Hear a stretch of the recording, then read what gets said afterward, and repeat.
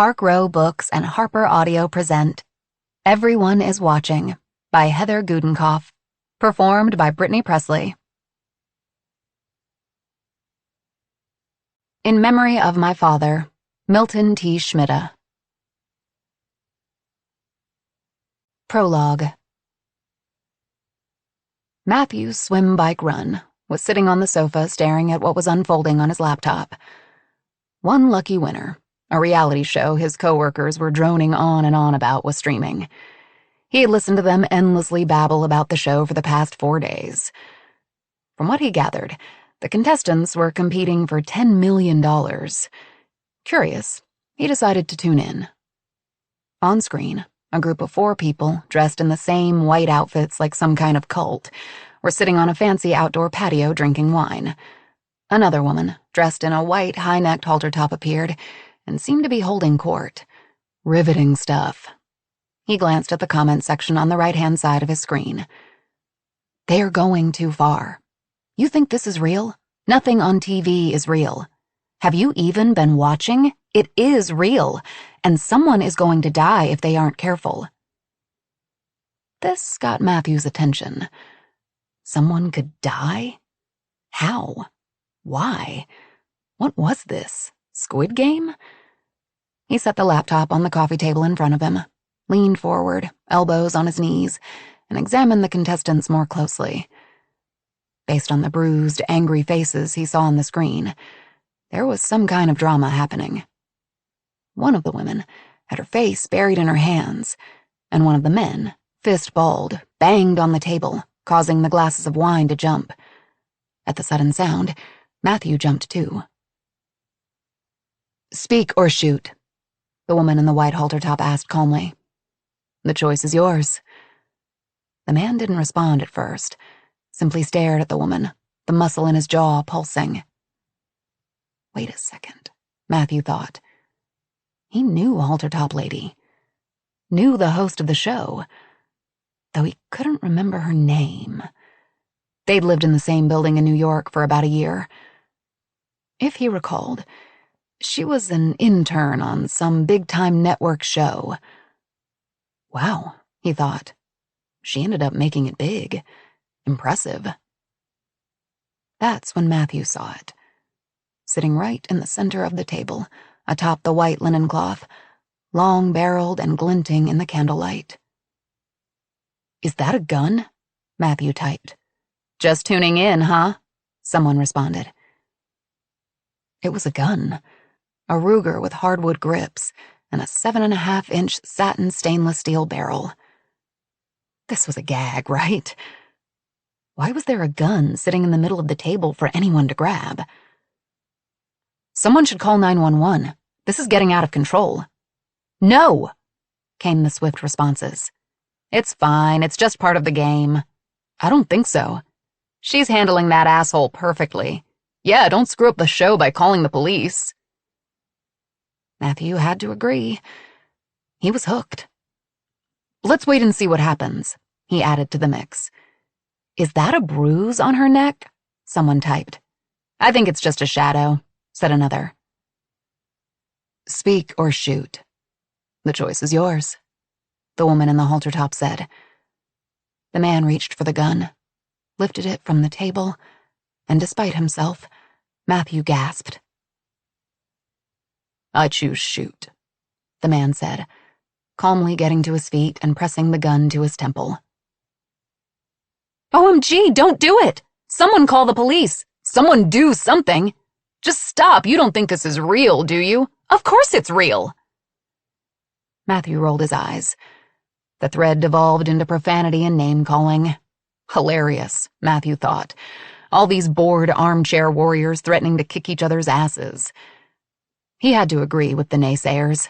Everyone knew there was nothing real about reality television. He took a closer look at the man holding the gun against his head, and his eyes widened. Then he recognized him. What were the chances that he knew 2 people on the show? "Isn't that—" Matthew began typing, but stopped when the man on screen lowered the gun from his head and extended his arm. Matthew saw himself staring down the barrel of the gun through his laptop screen. The man was aiming the gun directly at him. 3 explosions in quick succession filled the air, and the live stream went black and silent. It was loaded. The gun was really loaded. Matthew covered his mouth with his hand, his heart knocking against his chest. It was quiet. Too quiet. Finally, comments began to appear. What happened? Did someone get shot? The live stream flickered and lit up. It showed the veranda, but this time from a different angle. All that could be seen was an upended chair lying on the stone floor. There was still no sound, no lady in the halter top. None of the other contestants could be seen. "What is that?" someone typed. "Oh, Jesus." Matthew stared, mouth agape, as a slow stream of red liquid crept across the white stone, collecting in a crimson puddle. "I think it's blood." Matthew agreed. It did look like blood. Once again, the live stream went dead. The man had shot someone. But whom? And why? Matthew felt sick. He wanted to close his laptop but couldn't tear his eyes away from the screen. Half hoping the live stream would return, half hoping it wouldn't. What the hell kind of game was one lucky winner? And why was it worth killing for?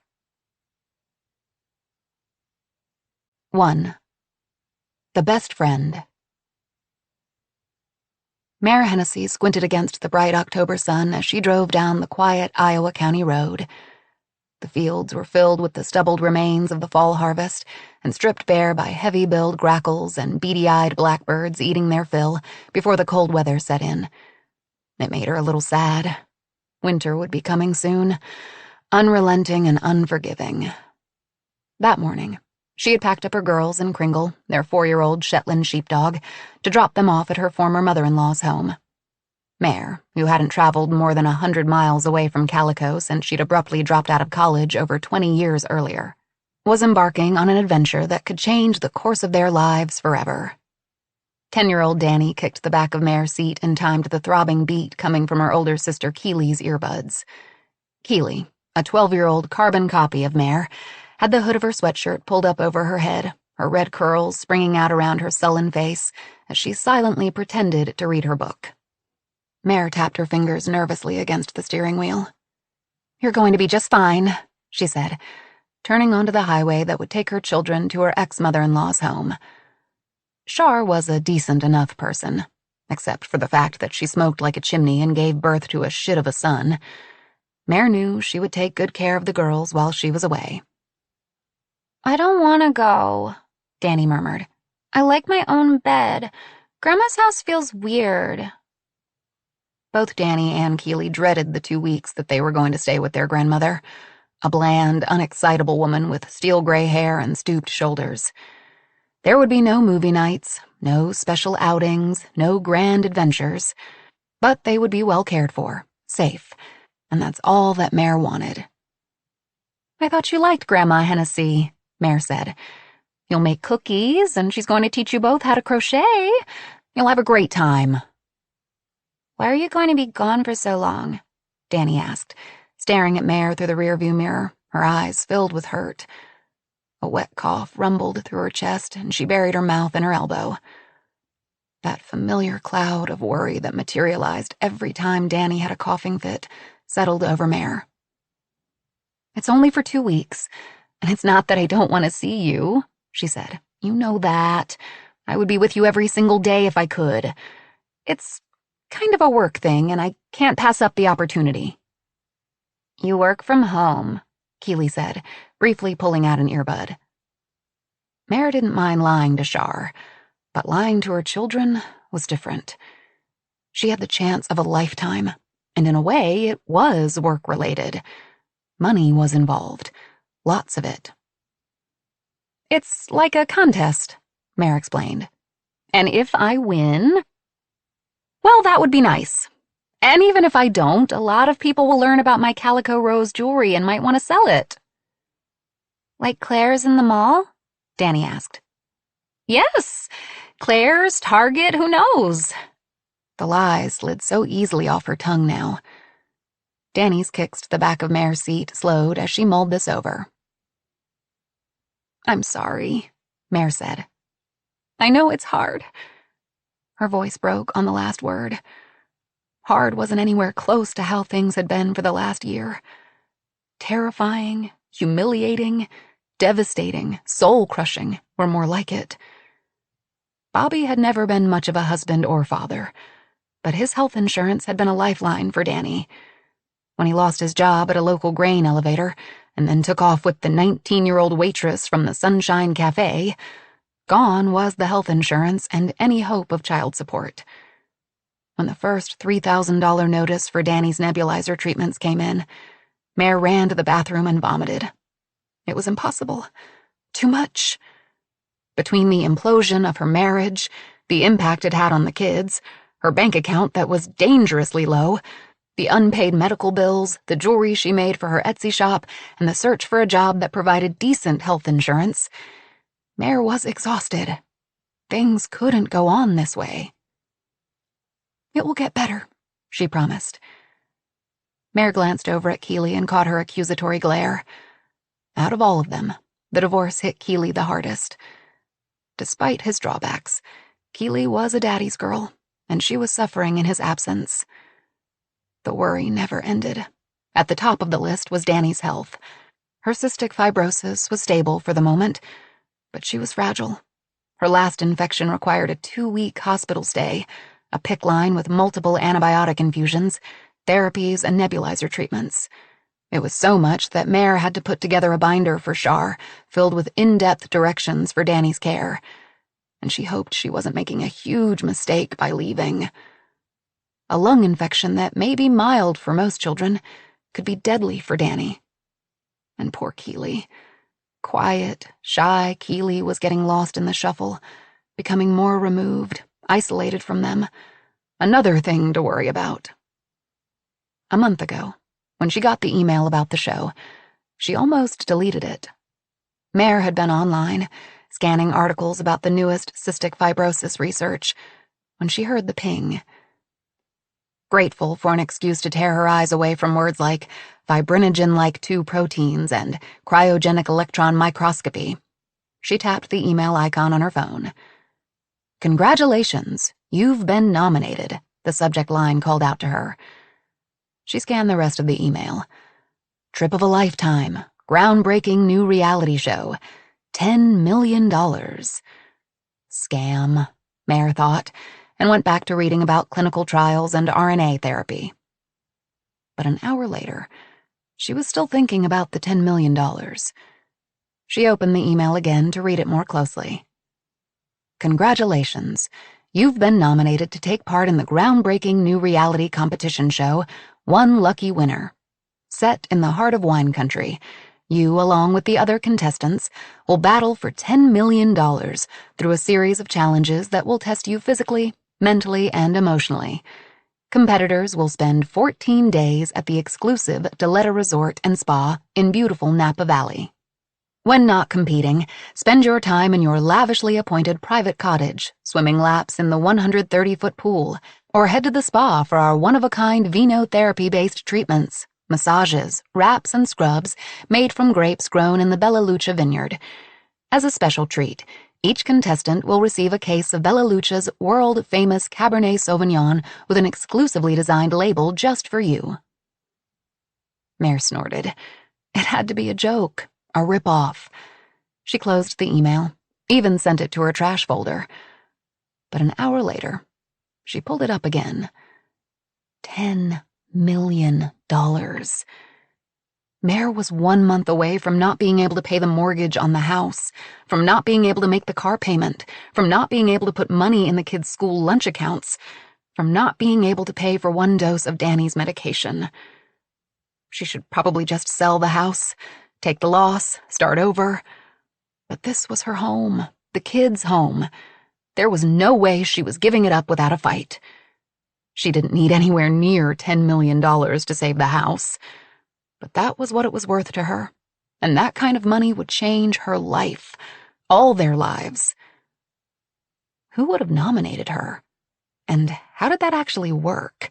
Hey, I know of someone who could use $10 million. The entire thing had to be fake.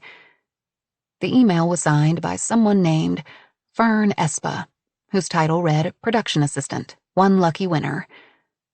Anyone could send an email. Mare trashed the message again. Then, over the next 3 days, the car started leaking oil, Kringle ate a sock and had to have emergency surgery, and Danny's hospital bill came in. Her credit cards were maxed out, and she'd given up on any help from her ex. Mare needed money fast. Burying her humiliation, she called her parents and asked for a loan. It wasn't nearly enough. Mare hung up and went to the garage, sitting in her leaky car so that the kids wouldn't hear her crying. Maybe this was the email she was waiting for, the sign she needed to finally take control of her life. Mare wasn't a fool, though. She did her due diligence. While sitting in the waiting room at the vet's office, she looked up One Lucky Winner and found a website and an IMDb entry, both short on details, but it clearly was a real show. She searched for the name Fern Espa and found a LinkedIn entry that looked legit, and the Deletta resort looked amazing. And now, under the guise of a work trip, here she was, dropping her kids off at her former mother-in-law's house for 2 weeks, hopping on a plane to Napa to take part in some Survivor-type reality show for the off chance she might win $10 million.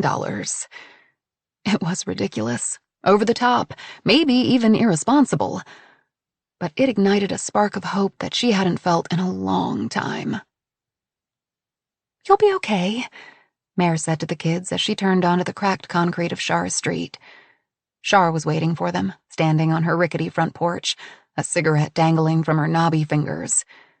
With hail-pocked, dirty white aluminum siding and a crabgrass-choked yard in need of mowing, the home her ex-husband grew up in was grim and depressing.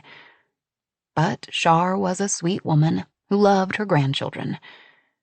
Mare scanned the street. Every house was in the same state of disarray and neglect.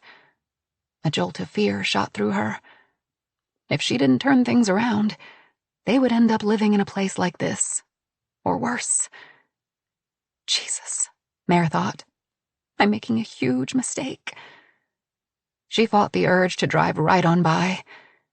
Instead, she gave the girls her bravest smile. It's okay. We're all going to be okay. $10 million would make everything okay. 2. The Assistant. Fern Espa leaned against the wrought iron railing and looked down at the great hall below. The gleaming white marble floors winked up at her. The scent of furniture polish and flowers filled the air. Every marble statue was in its place, every piece of furniture dusted, every window washed. Everything was perfect. Her boss expected nothing less. Well, almost everything was perfect. She tried not to look at the section of the great hall where towering scaffolding climbed to the cathedral-like ceiling. The hope was to have the repairs to the dome finished along with the restoration of the fresco. But despite her boss's ranting and raving, the planned restoration was nowhere near complete. Fern could have told her that there was no way a multi-million-dollar restoration could be completed in less than a year. But Catalina James could not be deterred. She screamed at contractors, threw more money at the problem, threatened litigation, all to no avail. But still, the estate was gorgeous. The contestants would barely notice the cracked ceilings or the faded frescoes. The incomplete, unrenovated rooms were behind locked doors. It wouldn't do to have any of their guests get hurt because of rotting floorboards or crumbling stone walls. And, of course, all the unsightly spots would be kept out of the camera's field of vision. The production crew moved efficiently through the space, checking cameras, microphones, and lighting. The director, Alfonso Solomon, was reading through his notes from Cat. He was a pro in the reality show business, having won an Emmy and a Golden Globe. "Fern!" Alfonso called out, peering out at her from behind his reading glasses. "Have you seen Kat? I have a few questions for her." "Have you tried texting her?" Fern asked. Kat was close by, but wanted to remain behind the scenes during production. It was one of Fern's many jobs to run interference. "Yes, texting and calling," Alfonso said impatiently. "Can you tell her I need to speak with her?" "Sure," Fern said breezily without slowing down. If given the chance, he would rattle off his list of demands and make sure Fern wrote down each and every one. She didn't have the time. Best if Kat talked to Alfonso herself. She moved to the kitchen. Good. The caterers were unpacking the food for the cocktail party. Everything was coming together. From a distance, she heard her name being called. Kat had expressly told Fern that she needed her close. This was a big day. The biggest. "Fern!" Kat shouted. She sounded slightly unhinged. Fern sighed. She still needed to make sure that the drivers were at the airport, ready to pick up the guests when their flights arrived, and find out why the host of the show hadn't yet shown up. Her cell phone buzzed. A text from Kat. "Where is the Ruby Knight's red lipstick? I need it!" Fern pushed back from the railing and felt a slight wobble of the iron. Fern would have to remind the guests not to lean against the railing and get it fixed as soon as possible. It wouldn't do to have someone fall 30 feet to the marble floor below. Her phone buzzed again. Fern didn't quite understand why Kat was leaving her live stream to the last minute. She could have pre-recorded it, but her followers were expecting her. For the last 4 years, each Monday and Thursday night, Kat went live on Instagram and waxed poetic on everything from the hottest fashions from Milan to the latest book or movie she consumed, all while she expertly applied her makeup. She hadn't missed one night, not even when her husband left her for good. Kat had soldiered on that evening, and Fern had been right along with her.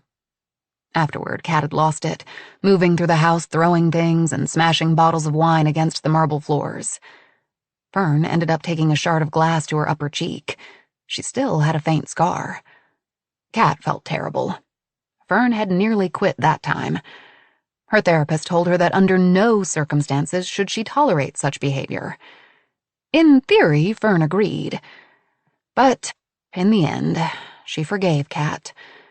Fern could understand the anger. Kat had lost her husband. 15 years of marriage thrown away. For what? Kat never said, but Fern wondered if it might have been another woman. Whatever it had been, Kat was devastated. But, as always, Fern was right there by her side, picking up the broken glass, pouring Kat a glass of bourbon, telling her that everything was going to be okay. Fern moved to the large room that Kat used as a video recording studio and stood in the doorway. She watched as her boss, dressed in ivory linen pants and a matching sleeveless t-shirt, was getting ready to do a promo for one lucky winner. A white, distressed end table was placed next to a king-size bed, covered in layers of down comforters, cashmere blankets, and piles of pillows, all in a crisp, snowy hue that hurt Fern's eyes if she looked at them too long. Today, in preparation for the live stream, she had set a vase of white hydrangeas, their heavy heads as delicate as cotton candy, on the bedside table. With effort, Fern wheeled the long marble-topped table across the white carpet to the spot marked with a duct-taped X. This is where Kat kept her laptop, microphone, and ring light. If she placed the front left wheels of the table on the X, the camera would catch the perfect angle of the bed, the table, and the flowers. There was no way Catalina was going to let millions of viewers into her actual bedroom. That was just too intrusive. But her lovelies, as Catalina called them, liked thinking they had a peek into her private, luxurious, beautiful world. The bed in this room had never been slept in, probably didn't even have sheets covering the mattresses. The spines of the books on the bedside table had never been cracked. The room also held a walk-in closet filled with her most expensive clothes, shoes, and accessories. Despite her sleek white blonde bob and her perfectly pressed wardrobe, Catalina James was not tidy. Her everyday closet was cluttered. The silk blouses hung askew, sweaters were wadded up on shelves, and her shoes heaped in mismatched jumbles on the floor. A weekly cleaning crew made sure that every other room in her home was camera-ready. Atop the marble table, Fern had neatly laid out all the items Kat would need to get ready for going live. Brushes, concealer, bronzer, blush, eyeliner, and a dizzying number of other beauty products. Confident that everything was good to go, Fern made her way down the steps. There was so much to do before the guests arrived. Catalina liked everything to be perfect. "Fern!" Catalina shrieked. "Where the fuck is my lipstick?" It was 5 minutes until showtime. "Here, let me look," Fern said, easing open one of the craft table drawers. Fern learned over the years that remaining calm rubbed off on Kat. She pulled out a handful of tube-shaped lipsticks from one of the drawers. Hot Red Mama, Red Door, Naughty Red, but no Ruby Nights Red. Fern scanned the floor. "Here," Fern said, bending down to retrieve the wayward tube. Kat snatched the lipstick from Fern's hand. "Is Philippa here yet?" Philippa was the supermodel host of One Lucky Winner. With her 6-foot lithe frame, long raven hair, and authentic Italian accent, Philippa was the beautiful face of the show. Fern shook her head. "Not yet. I've tried to call and text but haven't heard back. She's probably stuck in traffic." "Damn it," Kat said, sliding her phone into its stand and adjusting the lighting and reflectors. "We need her here now. How the fuck are we going to do the show without our host?" "She'll get here," Fern assured her boss. "She wouldn't pass up this opportunity unless—" Kat paused, letting the word hang. "Oh, God," Fern said. "Is she partying again? I thought she gave that up for good. She promised." In frustration, Kat slammed the drawer shut. "Let me think." Kat rubbed her forehead. "She'll probably come running in at the last minute," Fern said. "No." Kat shook her head. "Philippa had her chance. If she shows up at the gate, do not let her in." "Then who?" Fern asked. It would be nearly impossible to find someone to take Philippa's place on such short notice. "What about Nevaeh?" Kat asked. "She's in Paris doing that thing with Yamamoto," Fern explained. "Chance Leopold, then," Kat said. "We'll go with a male host." "Unfortunately, he's in rehab," Fern said, scrolling through her phone and searching for another idea. Kat dropped onto a chaise-longue, thought a moment, then shook her head. "There's no one. I won't have time to bring anyone up to speed. We're screwed!" Fern chewed on her lip, waiting. Finally, Kat returned her gaze to Fern. "It has to be you," she said reluctantly. "You know the show, the contestants. It's not ideal, but it is what it is. Don't screw it up," she said before standing up and positioning herself in front of the camera. Fern couldn't speak, couldn't believe she had heard Kat correctly. She wanted her, Fern, to be the host. "Jesus, Fern," Kat said. "If you embarrass me, I swear to God—" "I won't, I promise," Fern said, praying that it was true. "I'll text Alfonso with the change," Kat said. "You'll still be able to handle all your usual duties, right?"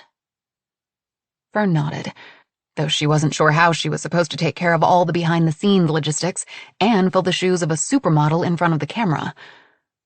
But she had to. This was her chance. "And make sure you clear the set of all non-essential crew before the contestants arrive," Kat said, sliding a headband over her forehead to pull her platinum hair away from her face.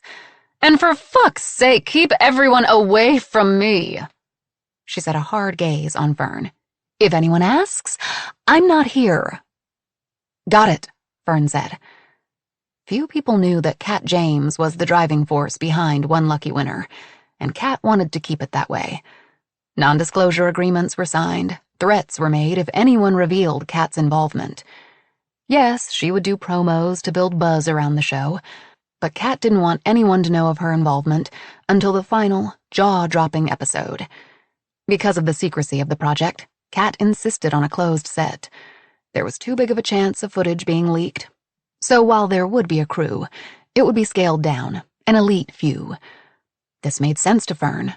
One Lucky Winner was entirely unique, and the first game show of its kind to offer such a huge purse. $10 million. It was staggering. And with the over-the-top challenges, people would be talking about them for years. They would be talking about her. Finally. Kat sighed, examining her face on the screen. This was the part of the tutorial that Fern knew Kat hated the most, when people saw her stripped of makeup. Her pale skin, skimpy lashes, the purple shadows beneath her eyes, the tiny lines that marched along her lip line, the deeper ones that clotheslined her forehead, all on display for the world to see. But this is what her audience wanted, to see the magnificent transformation from plain to pretty, from boring to bombshell. It cost Kat for others to see her at her most vulnerable, but it's what attracted her huge audience. Fern thought her boss was beautiful with or without makeup.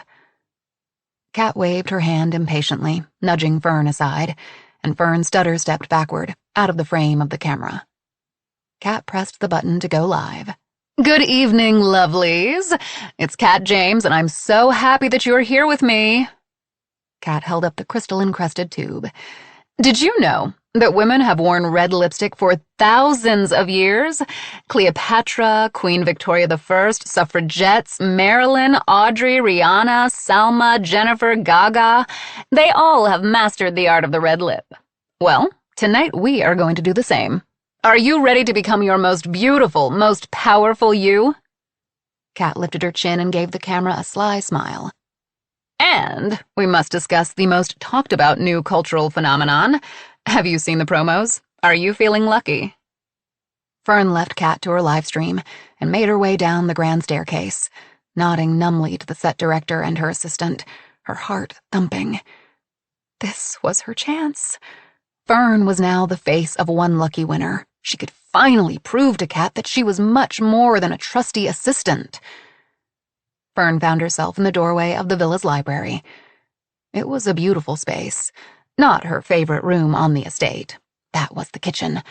But with its dark wood, floor-to-ceiling bookshelves, and hushed, old-world aura, it was in the top 5. The room smelled like a mixture of lemon cleaner, a heady scent of wine, and red roses. Fern tucked her thick black hair behind her ears and checked the slim silver watch on her wrist. It was nearing 9 o'clock. The contestants would be arriving soon. All their months of hard work, her hard work behind the scenes, was paying off. One lucky winner was finally becoming a reality. But now, this could be the project that could shoot Fern to the stratosphere, professionally speaking. For the last 6 months, Fern had worked meticulously on all the details. She had been the one who liaised with the contestants, answering their questions, making their travel arrangements, making them feel like the stars of the show that they would soon be. She worked with the tech company who installed hundreds of cameras throughout the property, directed the landscapers, the maid service, the carpenters and contractors, miraculously managing to bring the vision for one lucky winner to life.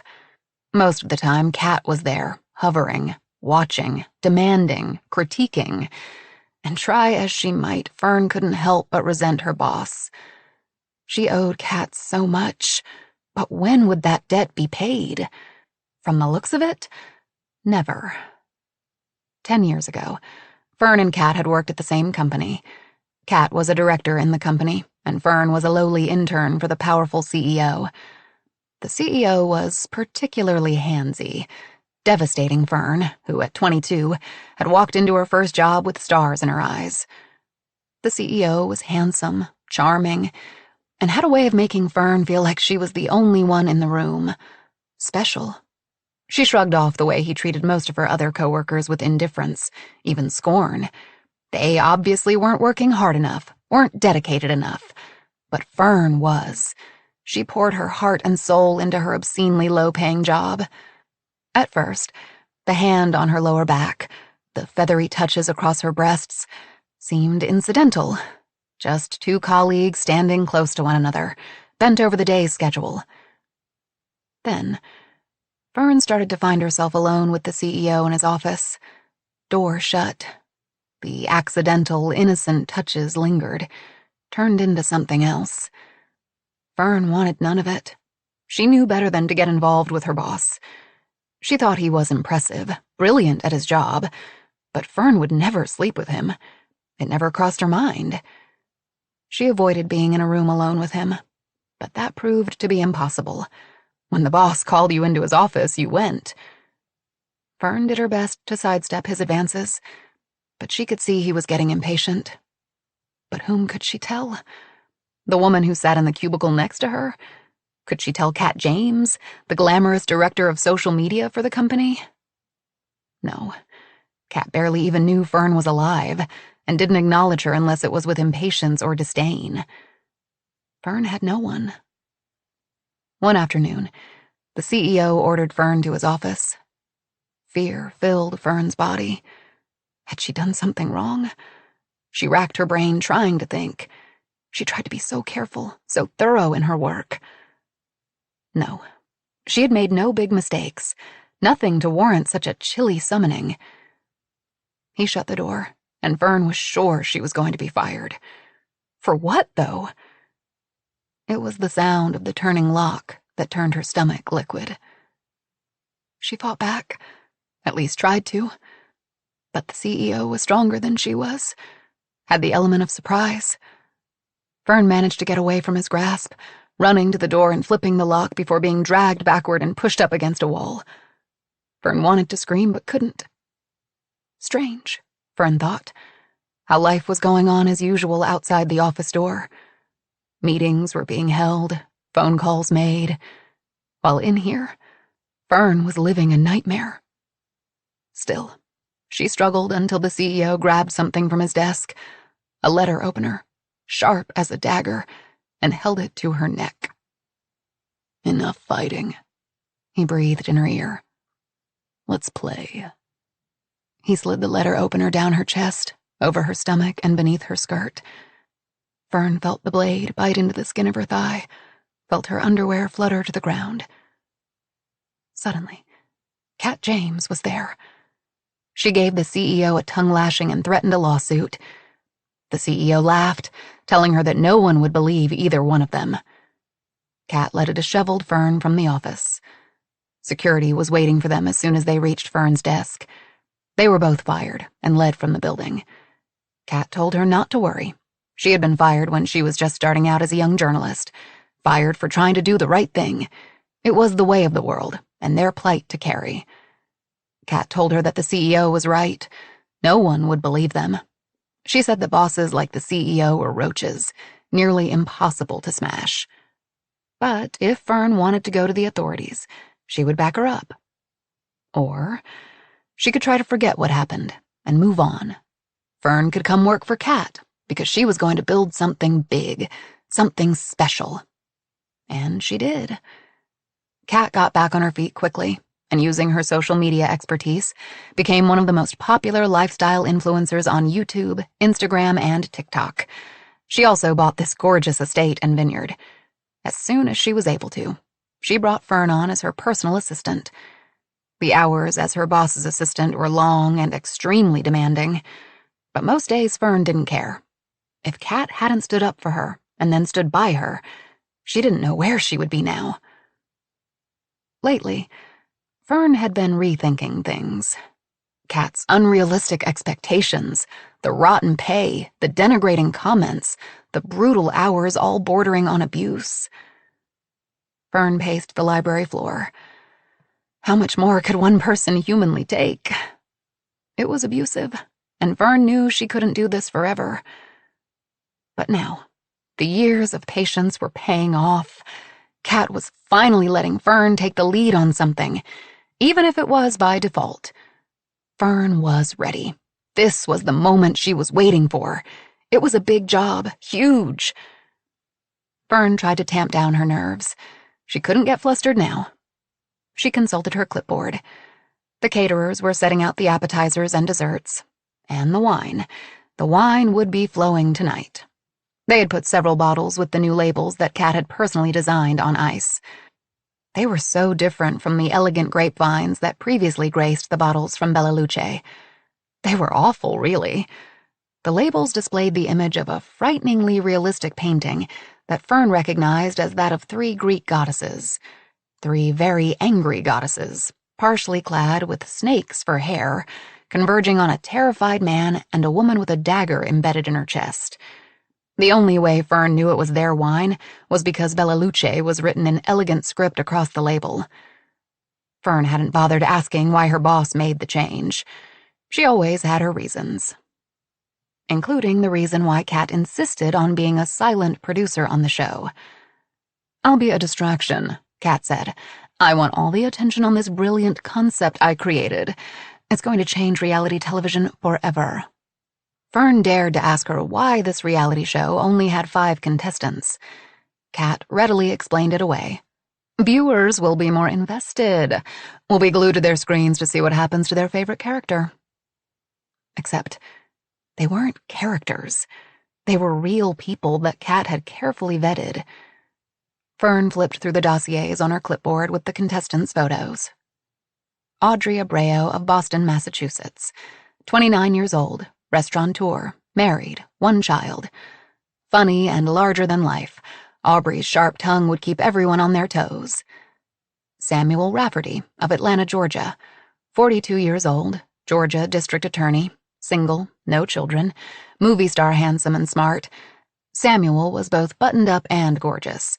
If anything, the viewers would tune in just to see his 6-pack abs. Richard Crowley of Dripping Springs, Texas.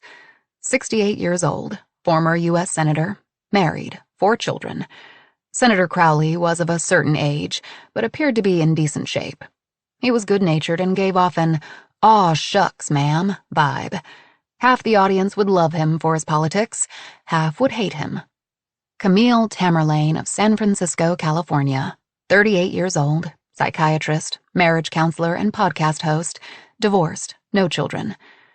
Camille was no more than a wisp of a thing, but could command a room. At once analytical and empathetic, Camille would bring the mind games to one lucky winner. Mayor Hennessy of Calico, Iowa, 40 years old, artist, divorced, 2 children. Mayor brought the mom factor to the show. She was relatable, and with an ill child, would definitely bring emotion to the show. She also looked like the human incarnation of a Disney princess, with a mane of curly red hair, pale skin, and a smattering of freckles across her nose. Yes, quite the mix. Each file contained the most compelling stories, even contained a few bones scattered about. Talk about must-see TV. Her phone buzzed, alerting Fern to the fact that someone was at the gate. She took a deep breath. It was time to meet the contestants. 3. The Best Friend. When Mare landed in San Francisco, she spotted the driver who was going to take her to the hotel and spa. She had gotten a little thrill when she saw him standing at the baggage claim in his black suit and chauffeur's cap, holding a small sign that said Hennessy in block lettering. She enjoyed the feeling of eyes on her as she warmly greeted the driver. She felt like someone important, someone special. But once the driver, a hulking man with hooded, close-set eyes, took her bag and gruffly told her to follow him, Mare's excitement was replaced with unease. Once in the SUV, she tried to shake away her worry and enjoy the scenery. They crossed the Golden Gate Bridge, the sparkling water of the bay below, and Mare was struck at just how beautiful it was. But the moment was fleeting. Something didn't feel right. She dug through her bag in search of her cell phone. Not seeing it, she used her flashlight keychain to shine a light into the depths of her purse, found it, and checked in with Danny and Keeley. They said all was well, but Mare was sure that she heard a wheeze in Danny's voice, and her worry doubled. The landscape flew by. Windswept flatlands, rolling hills, golden vineyards shedding their summer green. But Mare couldn't enjoy it. She fought the urge to call the girls again. If only she could tell them about the show, that she could win millions of dollars. They would understand then, would be excited. But the rules of the game were explicit. Mare could not tell anyone the real reason she was going away, or she would be disqualified. Once the game started, it would be different. They'd see her on screen, see her competing, and would be so proud of her. Or mortified. Soon the sun started easing its way down just as a thick fog rolled in, enveloping the car in a velvety cloud. The road in front of them disappeared, but the driver didn't slow down. He blindly wound around curves in the mist-covered road. Mare clutched the seat in front of her. "This doesn't seem right," she said. "I think you were supposed to turn back there." Alarm fluttered in her stomach. She was in the middle of nowhere with a strange man, in a place she wasn't familiar with. She'd probably end up dead, or kidnapped, or drinking a White Claw at a Motel 6 next to the interstate. This trip was too good to be true. "Just going where I'm told," the driver said shortly, making a sharp left turn. "The estate is just a few miles down the road." "But you're supposed to take me to the hotel," Mare said. Her hand inched over to the door handle, and she checked her cell phone, relieved to see there was still service. Ahead, a gate flanked by a tall stone wall materialized. The fog curled itself around the wrought iron bars, making it impossible to see what came next. She tried to quash the little voice that urged her to tell the driver to turn around. Instead, Mare stayed silent as the driver came to a stop next to the gate intercom system, rolled down his window, and pushed the call button. "Good evening," came a woman's voice. "Welcome to Bella Luce." "Yes," the driver said, tilting the paper in his hand, trying to make the best use of the weak light from the lanterns perched atop the stone wall. "I've got a Mayor Hennessy here," he said gruffly. "Welcome. Please drive forward," the voice said, and the iron gates creaked open. The driver glided slowly through the gates. The long, winding drive was flanked by dozens of towering cork oaks with stout trunks and twisted limbs that loomed gracefully above them. Mare stared hard through the front windshield in hopes of seeing what was to come. She didn't have to wait long. Lights, softened by the dense fog, revealed the outline of what looked like a small village. "What is this?" Mare asked. "It looks like something out of a movie." The driver ignored her, keeping his eyes on the stone driveway in front of him. "Oh, wow," Mare said, surprised to see that what she thought were several separate stone buildings was actually one residence with varying red-tiled roof lines and, remarkably, a bell tower. One section of the estate appeared to be in ruins, with exposed beams surrounded by piles of ragged stone. Wide-mouthed, winged gargoyles peered suspiciously down at them as the driver came to a slow stop in front of the massive home. It was a gorgeous estate, but also foreboding, aloof and cold like an ancient Tuscan fortress built to keep enemies and lowly serfs at a distance. More than 24 stone steps, flanked by a terraced lawn, led up to a set of grand wooden doors set into an arched entry. On either side of the doors were 2 black lanterns, casting a ghostly light that spilled to the stone floor. Mare looked out the window again, and unease puddled in her chest. She looked down at her pilled cardigan and cargo pants. She wasn't dressed for any kind of meet and greet, and had actually been looking forward to one night of rest before the competition began. Room service in her hotel room and watching Love It or List It. She wanted to check on the kids one more time. The driver stepped from the car and opened Mare's door, the interior light popping on. "You aren't really just going to leave me here, are you?" Mare asked. The driver gave her a Cheshire cat grin, his teeth flashing bright in the dark. "Why? You looking for some company?" Before she could react, he grasped her hand. His skin was cold and clammy, his fingers caressing her palm. Mare tried to shake her hand free, and the driver laughed meanly before releasing his grip. Mare stood frozen. "Listen, lady," he said. "Just tell me. What do you want to do? Stay? Go? I don't care, but I need to get back to the airport." Mare didn't want to walk up to this strange house, but more than that, she didn't want to get back into the car with the driver. He tapped his watch. She could either enter this gorgeous estate and win $10 million, or get back into the car with the creepy driver. "I'll stay," Mare said, scrambling from the car. She looked up at the spectacle in front of her. Never in her life had she seen such a home. A curtain in one of the upper windows shifted, and Mare saw someone step back into the shadows. She began the walk up the steep stairway to the house, her luggage bumping against each stone step. She hitched her purse over her shoulder and glanced nervously back at the driver, who was already turning to leave. Through the hazy glow that lit her ascent, Mare could see that the front yard was overgrown, with a variety of gray and silver ground cover. She caught a whiff of something honey-like, trying to break through the pungent scent of rosemary. Somewhere nearby, she heard the soft gurgle of a fountain. At the top of the steps, Mare paused, released the grip on her luggage, and stared up at the large house. She imagined it was beautiful in the daylight, but right now, it was downright imposing, rising out of the shadows like some medieval villa. On either side of the arched doorway were several open-air windows. No glass, no screens. She peered through one of the openings. What Mare thought was the front door was really the entrance to a courtyard. Mare searched for a doorbell but couldn't find one. Feeling foolish, Mare pulled open the heavy wooden doors and stepped inside the courtyard. She was beneath the bell tower now. Who lived in a home with a bell tower? She followed the row of lanterns where dusty, winged moths threw themselves at the filaments and moved down the colonnade with its arched columns, her footsteps tapping sharply on the stone pavers. At the end of the path was another set of heavy wooden double doors, again reminding Mare of a stronghold. She wondered, with a flash of anxiety, if the doors were meant to keep people out or in. She thought of Keeley and Danny and fumbled in her purse for her phone. She would call them just one more time.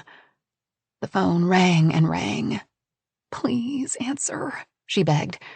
Finally, she heard Char's rough voice on the other side of the line. "Hello?" she rasped. "Char, it's me. I know it's late, but can I talk to Danny again?" Mare asked apologetically. "I'm just worried about her." "I understand," Char said, "but she's doing just fine." In the background came the sharp bark of coughing. Mare tensed. She would know that cough anywhere. "Danny's coughing. Why didn't you call?" "I've got it covered, Mare," Char said softly. "She's fine." "You nebulized her? Took her temperature, used the vest?" Mare asked. The vest was the high-frequency chest wall oscillation vest that Danny wore to vibrate loose the mucus in her lungs. Yes, and yes, Char said. "What she really needs right now is rest. I'll call you if anything changes, I promise." More coughing, an endless stream of wheezing, gasping. Was it a go-to-the-hospital cough? Mare couldn't tell. She needed to see Danny, feel her forehead, lay her hand against her chest. In front of Mare, the door began to open. "I have to go," Mare said in a rush. "But call me if she gets any worse, please." "I will," Char said gently. "But we'll be fine. I promise." Then she was gone. Mare had no choice but to trust her. Trust Char with her daughters, with Danny's life. Mare blinked back tears as a young woman appeared in the doorway. She was dressed in a sheer blouse, high-waisted, wide-leg pants, and Converse sneakers, all in black. Her shoulder-length black hair was sleek and made edgy by severely cropped bangs. She wore no makeup, nor did she need to. She was naturally stunning, with full lips and dark eyes behind chunky black-framed glasses. A small, V-shaped scar was etched into one sharp cheekbone. "Hello," the woman said in her low, husky voice. "Welcome to Bella Luce. Ms. Hennessy, correct?" "Yes," Mare said, trying to peer behind the woman and into an atrium. Inside was a fountain with a life-size statue of a beautiful woman holding a mask of a man with wild eyes and a twisted grimace. From the open cavern of the mask's mouth, water gushed. Mare was overcome with a current of dread, and she had to force herself to look away from the statue. "I'm Fern Espa. We spoke on the phone. Welcome." The woman offered a hand, and Mare took it. Fern's grip was strong, but slick with sweat. She was nervous, Mare thought. Glad she wasn't the only one. "I'm the host of the show, and that is Mel Pomini," Fern said, nodding at the fountain just beyond the window. "One of the 9 muses. We call her Mel. Please come in." "I'm sorry," Mare said, shaking her head. "I'm just a little confused. I was expecting to be taken to the resort. I'm not sure where I am or why." "Our cocktail party is an extra treat for the contestants," Fern said, fiddling with an earpiece tucked in her ear. We thought it would be nice for you to meet your fellow players before the competition begins. Now please, come in." Hesitantly, Mare stepped through the front door onto terracotta set in a fishbone pattern. Her mind was still spinning. Wasn't Fern the production assistant whom she had been corresponding with, and now she was introducing herself as the host of the show? "Imported from Italy," Fern said, mistaking Mare's quizzical expression as interest in the flooring. "Please excuse some of the mess. The owner is doing some restoration. The estate was built in the late 1800s, and much of the home's bones come from the Lombardo region." Mare nodded. The entryway was dimly lit from above by a crystal and iron chandelier hanging from a domed ceiling. On the right hung a full-length mirror in a gilded frame, where Mare caught her reflection. With her unruly red hair, oversized cardigan, wrinkled cargo pants, and shearling-lined moccasins, Mare looked as rumpled as she felt. Her shoulders sagged. She wasn't prepared for this. Next to the mirror was a side table that held a crystal vase filled with a graceful mix of blush pink roses, hydrangeas, and lisianthuses. On the opposite side was a round marble base with a sculpture of a woman holding a lyre. "Calliope, another muse," Fern explained. "Now, I'm afraid this is the awkward moment when I have to ask you for your cell phone," Fern said, biting her lip. Mare narrowed her eyes. "My phone? Why?" "It's for security reasons," Fern said, pointing to a lockbox sitting atop a waist-high pillar. "Security?" Mare repeated. "For the show," Fern explained. "You cannot begin to know how many people would like to get a sneak peek into what's going on here. There could be spies anywhere. Part of the intrigue of the game is all the secrecy we have around it. Everyone on set has to relinquish their phones for the duration. It's in the contract." Mare remembered seeing something about phones and confidentiality in the contract, but figured that just meant that the players couldn't share pictures or videos. "But what if I need to contact my children?" Mare asked, panic threatening to take over. She hadn't gone a day without talking to her kids. "My daughter has a chronic health condition," Mare said. "I need to be able to check in with her and be reached if there's an emergency." "I'm sorry," Fern said, frowning, "but it's in the rules. I'm sure you understand that if key details are revealed, it would be devastating for the show. We can't risk that. But I promise if we get an emergency call, I'll let you know." What if Danny's cough got worse? What if she was suffocating in her own mucus right now? Regret surged through Mare. Why was she doing this? What was worth being away from her children for 2 weeks? $10 million, she reminded herself. Her phone was the only remaining thread that connected her to Keeley and Danny, but she reluctantly handed it to Fern, who dropped it through the box's narrow slot. Mare tried to push the girls from her thoughts. She needed to focus, put all her energy into winning the money. Fern briskly led Mare through a great hall with more stone flooring and another curved ceiling. Against one wall was towering scaffolding. Mare craned her neck to get a better look at the burgundy leaves, baroque curls, and vines that adorned the dome. "How big is this place?" Mare asked, her voice echoing against the walls as they passed through the church-like space, with its stiff, ornate furniture and the exotic scent of orchids. Fern didn't miss a stride as she ticked off the list on her fingers. 7 bedrooms, a music room, eat-in kitchen, atrium, small chapel, dining room, formal living room, we call it the White Room, a sunroom that serves as a more casual gathering area, theater room, indoor pool, outdoor infinity pool, and, of course, a wine cellar. "And someone lives here?"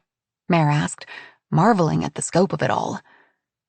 Fern paused in front of a door inlaid with intricate carvings of flora and fauna. "Yes," she said, "though the owner wishes to remain anonymous at this point. And here is the library." Fern twisted the knob of a door and pushed it open to reveal floor-to-ceiling shelves made with foreboding, dark walnut and filled with leather-bound books. The coffered ceiling matched the wooden shelves. Half the books could only be reached by a tall library ladder on wheels. And there were more flowers. In this room, the vases were filled with hundreds of ruffled, wine-colored buttercups, so dark they almost looked black in the dim room. Mare's eyes landed on a stranger who stared back at her. He stood next to the ladder, wineglass in hand. He looked vaguely familiar. Perhaps in his 70s. He wore khaki pants and a red golf shirt, with a full head of sandy hair and a ruddy, lined face that once must have been handsome or boy next door cute. Maybe a former football player gone to seed. He lifted his glass toward her and smiled broadly. "Would you like something to drink?" Fern asked. Mare pulled her eyes from the man. "Whatever's open is fine with me," Mare said. "How about a Pinot? The grapes are grown right here," Fern explained. Mare nodded. Fern moved to a table lined with wine bottles, selecting one and pouring a glass, while Mare regarded a second table filled with platters of food. Though she was starving, the man hadn't filled his plate. She covertly studied his face. Where did she know him from? "Will the others be arriving soon?" Mare asked. "How many of us will there be?" "5 in all," Fern said, handing Mare a glass of pale liquid. Mare was surprised. She had assumed there would be at least a dozen contestants. That seemed to be the average number of players in all the reality shows she had binged over the past month. She nodded over Mare's shoulder. "We are just waiting on 2 more," she said, looking at her watch. "And they should be here any moment." 2 more? Didn't she mean 3? She scanned the large room, and her eyes fell on a tall man, well over 6 feet, with a close-cropped head of hair and a silver-flecked black goatee. His dark eyes settled on Mare, and she nearly spilled her wine. How was this possible? It wasn't. There was no way. It had been 20 years, but she knew this man, knew him well. Mare's heart stopped and then started again, skittering raggedly. The last time they saw one another, they vowed never to see, write, email, or speak to one another again. It was too chancy, too much of a risk. And until this moment, they had kept that promise. They stared at one another, and the years slipped away. A cold, starry night, a partially frozen lake, the crunch of metal, his strong arms holding her tight. Then they were running for their lives. 4. The Confidant. Pulling her Prada suitcase behind her, Camille Tamerlane followed Fern Espa across the glistening marbled hallways of the villa, still not quite believing she could be a mere 2 weeks away from $10 million. The email she hadn't realized she had been waiting for had come a month earlier. Normally, she would have deleted the message without even reading it. But the subject line snagged her attention. "Are you ready for the adventure of a lifetime?" Why not? She clicked on the email. A reality show, Napa Valley, $10 million. She laughed out loud. Yeah, right, she thought, but didn't stop reading. The name of the show was One Lucky Winner, and apparently she'd been nominated by someone to be a contestant, someone who described her as a woman who has dedicated her life to helping others become their best selves. A jolt of self-satisfaction coursed through her. She was San Francisco's premier psychiatrist and hosted a #1 podcast called Your Best Life with Camille. Her schedule was packed, and her array of clients included a congressperson, a former child star, a world-renowned cello player, and a professional baseball player.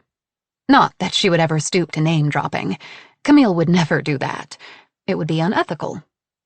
She wondered who had made the nomination, and flipped through all the possibilities.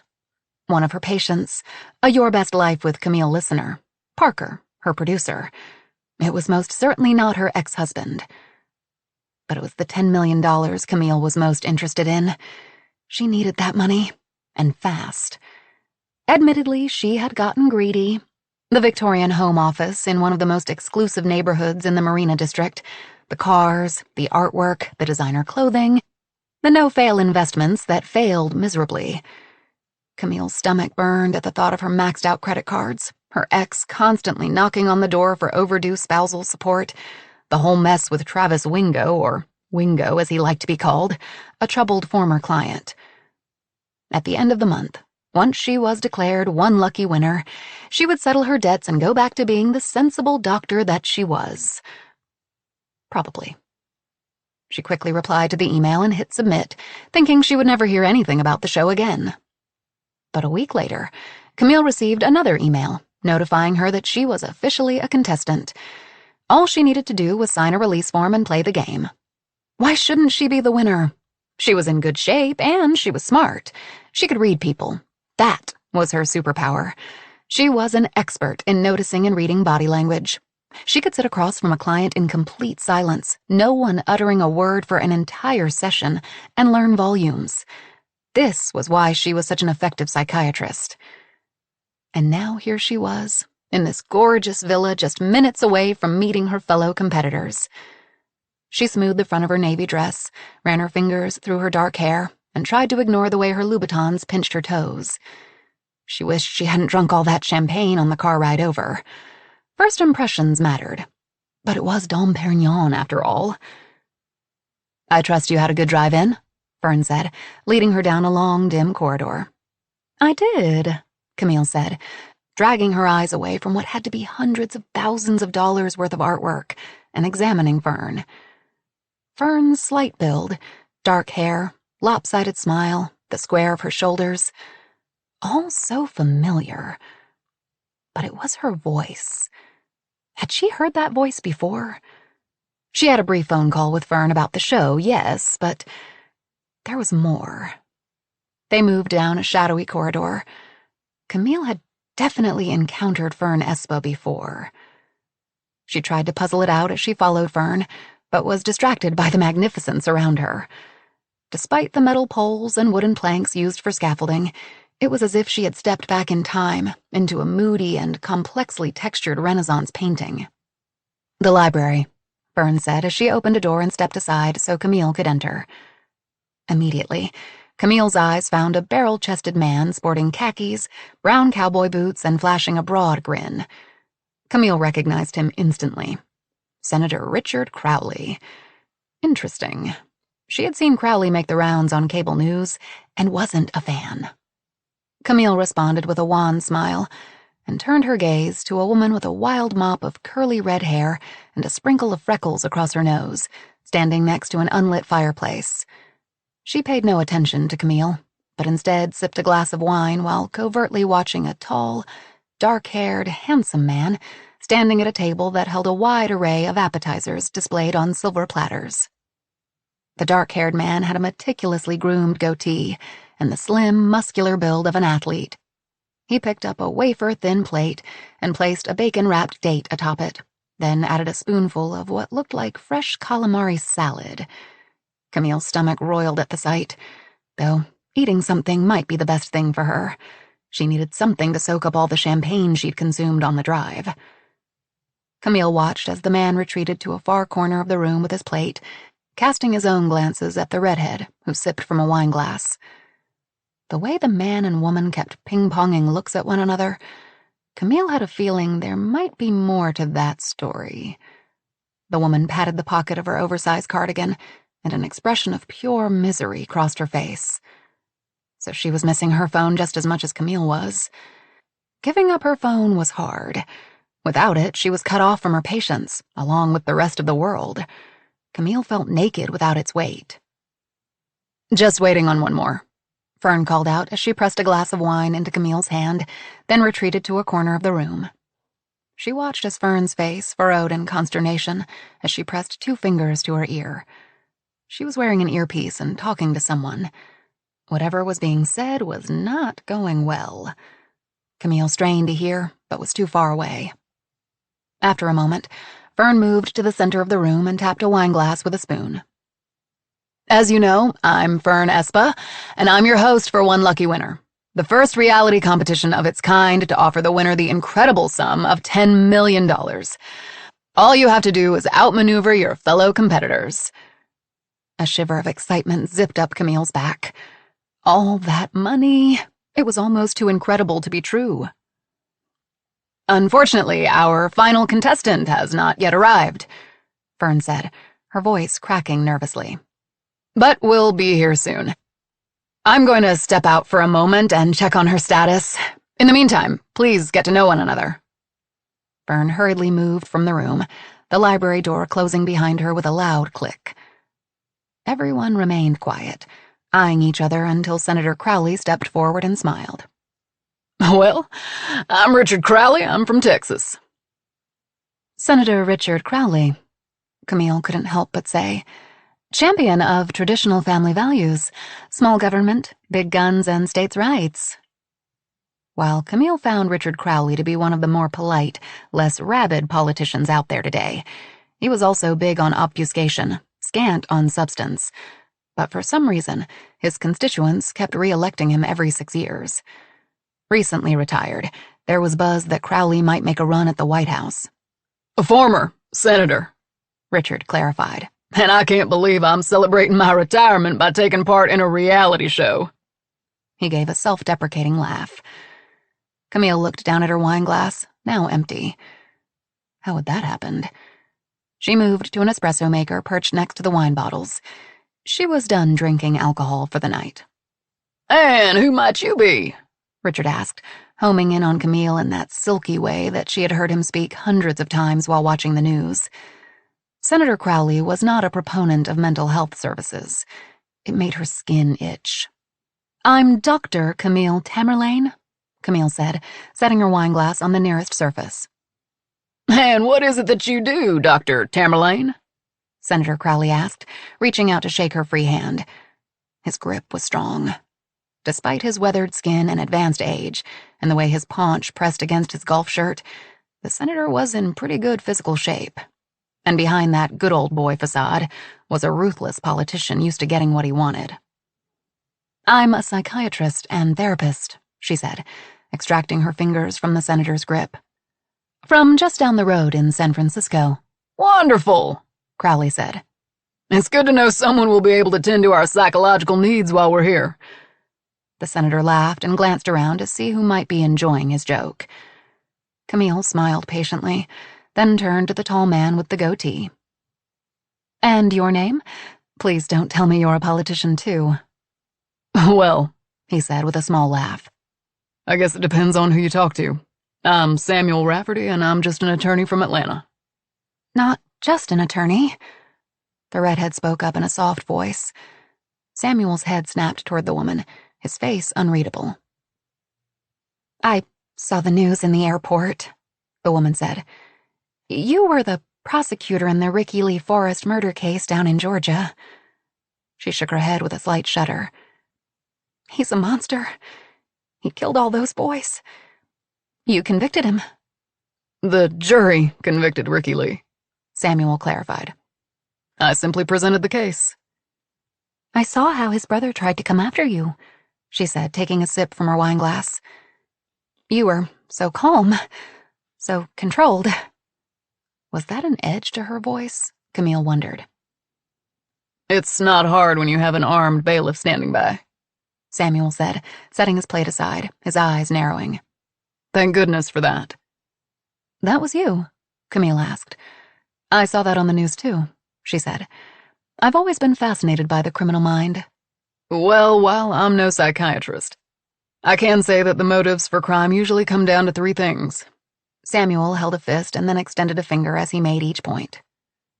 Vengeance, greed, and jealousy. What about fear?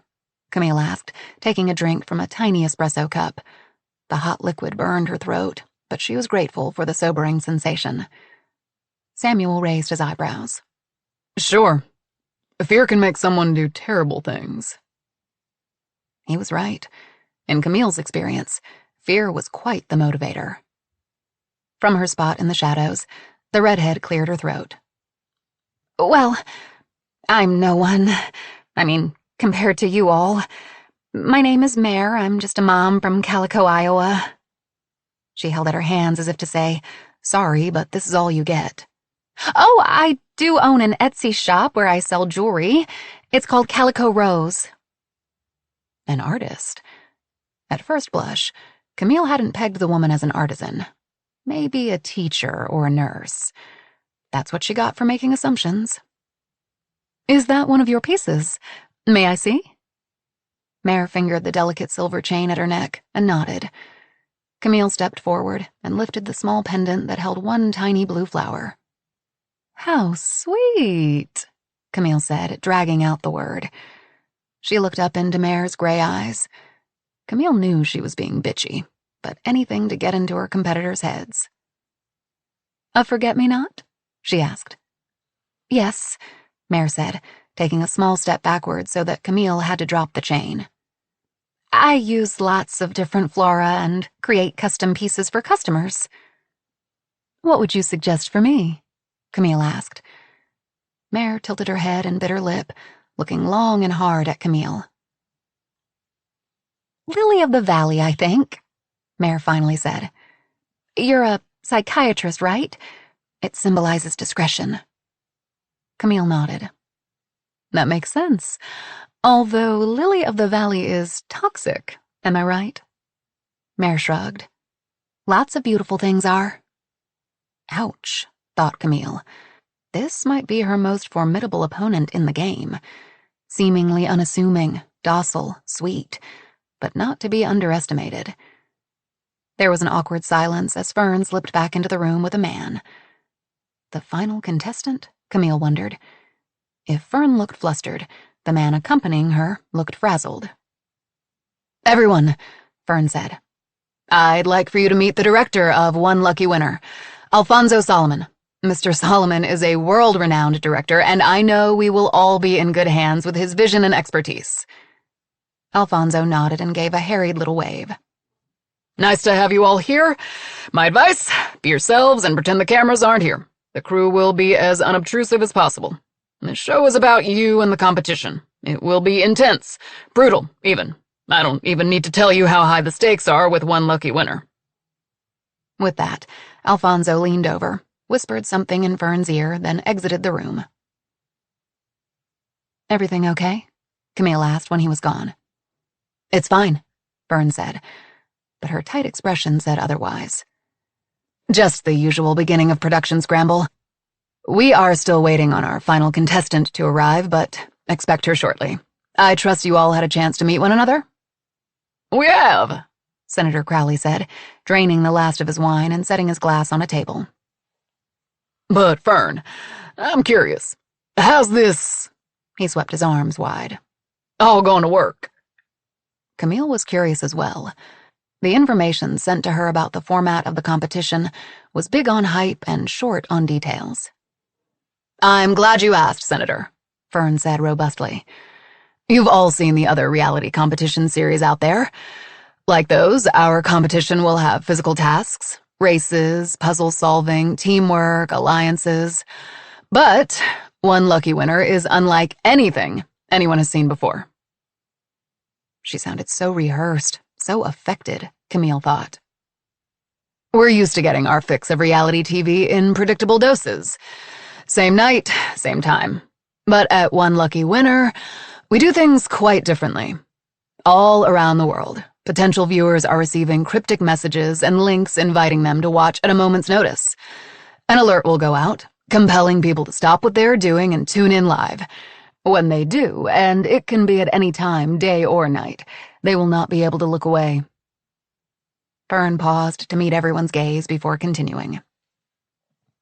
Throughout our time together, you will complete several challenges that will push you to the edge.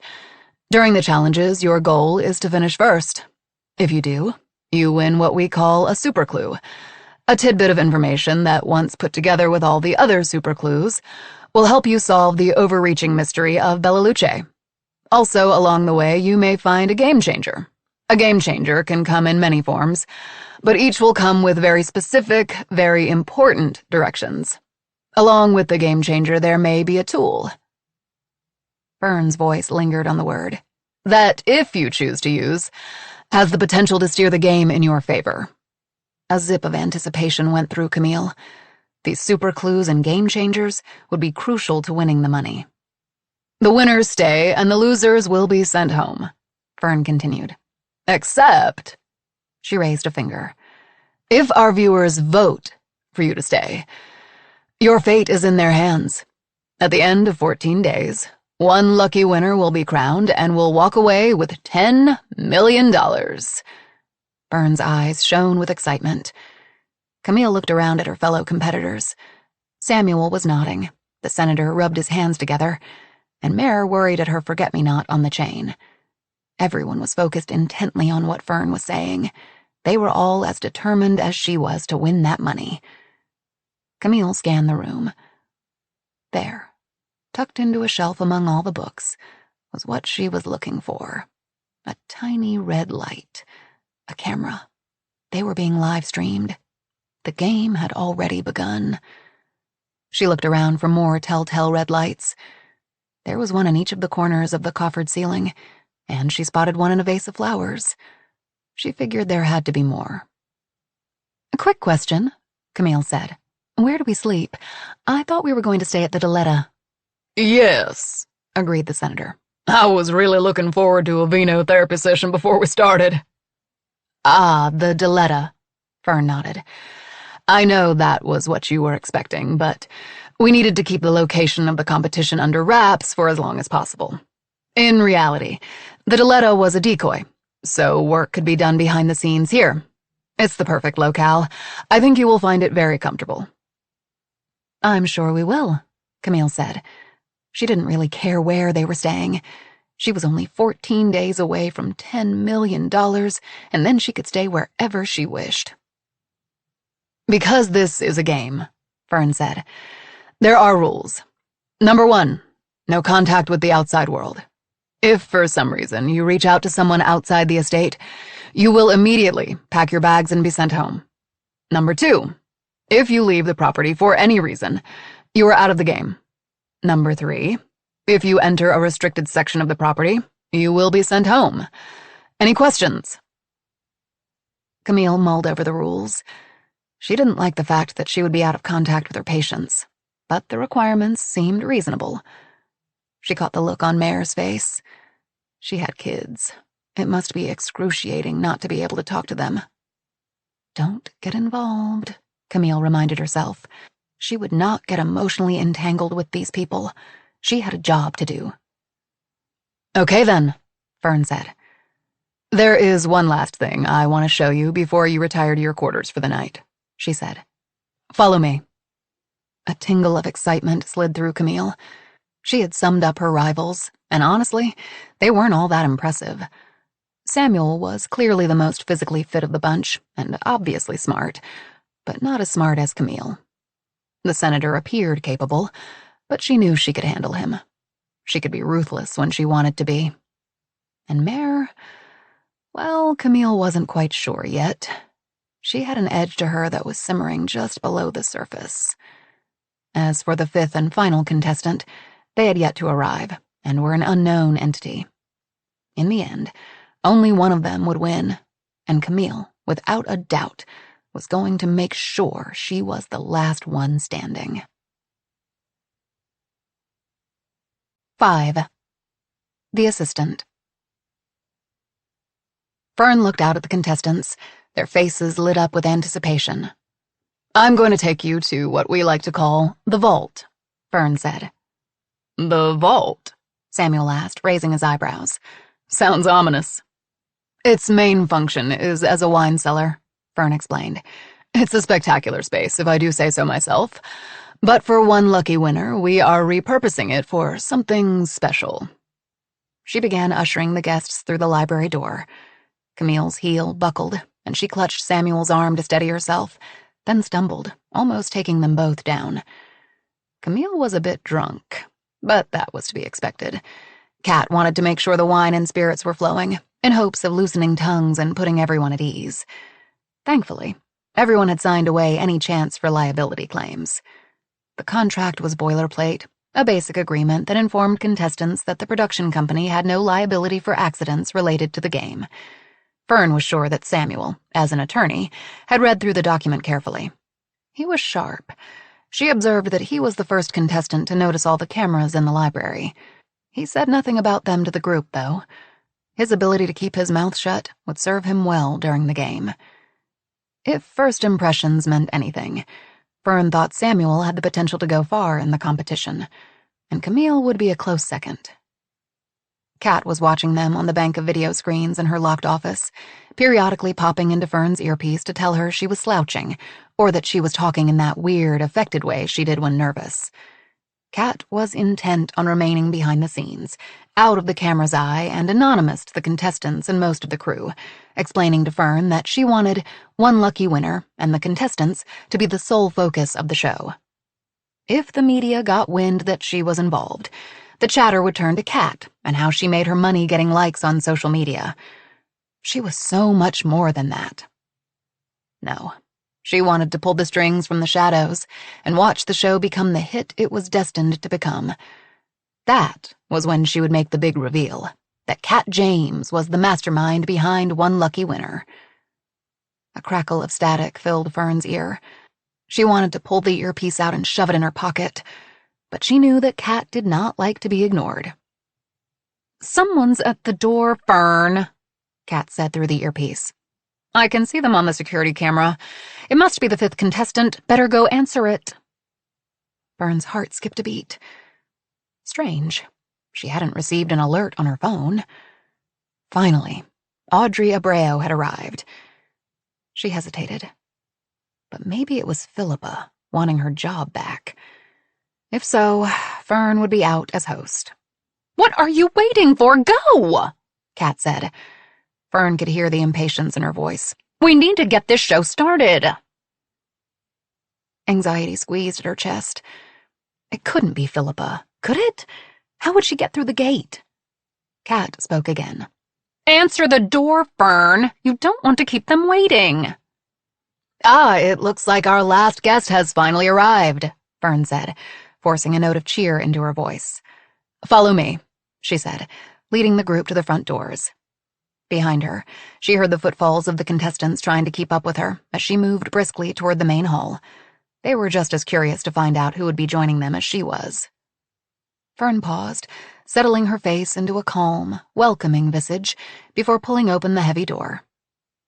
"Welcome to Bella Luce and one lucky winner," Fern said, blinded for a moment by the light from the lantern hanging above the door. All she could see was the silhouette of a man looming above her. A man? It was supposed to be Audrey Abreu or Philippa. Perhaps it was a driver with the luggage. But then, the smell hit her. A familiar cologne. Sandalwood and limes and lilies. Fern felt her throat click, and a stab of nausea coursed through her. "Hello," the man said. "Am I in the right place?" It was his voice. The same tone, the same timbre. Fern grabbed onto the doorframe to steady herself. The man stepped from the shadows. "I have to say," he began, "creepy Italian villa was not on my bingo card." Fern couldn't speak. Her eyes were locked on his feet. He had always favored Gucci horsebit loafers, and that hadn't changed, though these were scuffed at the toe. And that smell. His smell. "I'm here for one lucky winner," the man said. "If I'm in the wrong place, tell me now because my driver is leaving." Fern wanted to run, but she was aware of the cameras on her, tucked into corners and hiding within flower arrangements. Kat was surely watching right now on one of the dozen screens in her office. Had she brought him here? Was it a joke? Some kind of sick test? She could almost feel his manicured fingers pressed against her throat, his hot breath in her ear, and she shuddered. Fern forced her gaze upward. He was just as she remembered him. Shaggy blonde hair, pale blue eyes behind trendy tortoiseshell glasses. He was older than when she last saw him, 10 years older to be exact, and would probably still be considered handsome to most, though his forehead was clearly smoothed by Botox. "Are you okay?" the man asked. Did he recognize her? She saw no glint of familiarity in his eyes, only concern. She wanted to scream, to slam the door in his face. "What's going on?" Kat asked through her earpiece. Fern bit her cheek so hard she drew blood. What in God's name was he doing here? "Welcome," Fern managed to say, surprised at the strength in her voice. "Please, come in." Fern held the door open, and the man breezed in, pulling his oversized luggage behind him. "Nice place," he said, glancing around the great hall appreciatively. If you don't mind, Fern interrupted. May I see your confirmation email?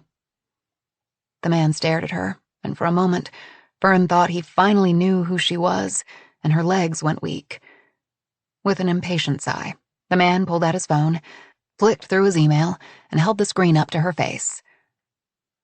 There it was, the official email that she sent to all the contestants who made the cut. But Fern had never sent this email. Not to Ned Bennett. Excuse me for just a moment, Fern said, fighting the bile that climbed up her throat. I'll be right back. It was all Fern could do not to break into a run, but she forced herself to take even, regular steps down the corridor until she came to a scarred wooden door. She looked back down the long hallway to see the 5 guests staring back at her. With shaking hands, Fern pulled the master key from her pocket, an old-fashioned skeleton key they used for the doors not updated with the new security system.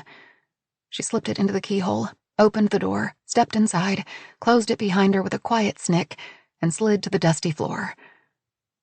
The room was once Kat's ex-husband's home office, but after the divorce, Kat took a sledgehammer to it.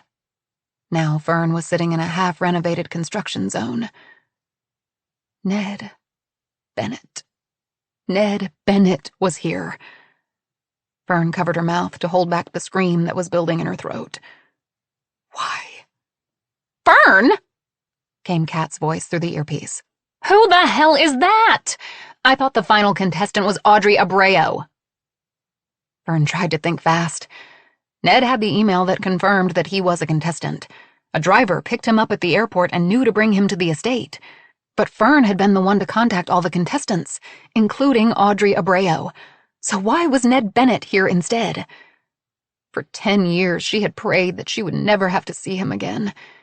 It had to have been Kat who invited him. But why?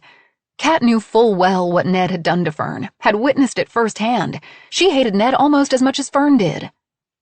Fern! Kat screeched in her ear. Who is the new contestant? Fern cleared her throat. It's Ned Bennett. You invited Ned Bennett to my show? Kat asked in disbelief. What the hell? What happened to Audrey? I don't know, but it wasn't me, Fern said in a rush. I thought it was you. There was silence on the other end. Kat? Fern prompted. When Kat finally spoke, her voice was shot through with steel. What gives you the right to fuck with me, Fern? After everything I've done for you, are you really trying to destroy everything that I've built, everything I've worked for? Tears filled Fern's eyes. No, I swear it wasn't me. I wouldn't. What should we do? We? Kat asked sharply. We aren't going to do anything. As usual, I'm going to have to fix everything. First of all, did Ned recognize you? I don't think so, Fern said, wiping her eyes. She had to keep it together. As much as Kat liked to claim one lucky winner as her own, it was Fern's show too. Yes, Kat had the money, the contacts, the beautiful home, but it was Fern who had done all the work. He doesn't know who I am. He doesn't remember me. Figures. Kat gave a derisive laugh. Bastard. Okay, get back out there and proceed as if everything is fine. Get through the rest of the night and I'll come up with something. Kat, Fern said, I swear I didn't invite Ned. I hate him. He ruined my life. Who then? Kat snapped. Because it sure as hell wasn't me. I gave you the final list of names and you were the one who contacted them, who made all the arrangements. Fern had no response. Kat was right. There was no fathomable reason for Kat to invite Ned to be on the show. Fern ran through other possibilities. One of the dozens of contractors who worked to set up the show? No, they wouldn't have access to Fern's email account. Fedco and Trevor, who were their behind-the-scenes IT guys, they had set up all the cameras, set up the app that streamed the video to Fern's phone, and the bank of monitors in Kat's office. The director, Alfonso Solomon? But that made no sense either. Someone from Kat's past. Maybe her ex-husband? Now get your ass back out there and act like Ned Bennett is the fucking star of the show, Kat hissed. I'll deal with you later. Kat disappeared from her ear, and Fern was met with blessed silence. Getting unsteadily to her feet, Fern brushed sawdust from her clothing and blinked away the last of her tears.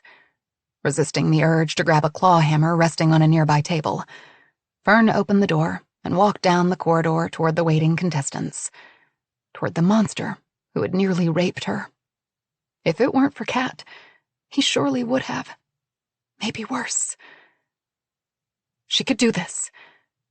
She had to. 6. The Best Friend. Mare watched as Fern returned. Her eyes were overly bright, and her nose was red. Wherever Fern had gone off to, she was still flustered.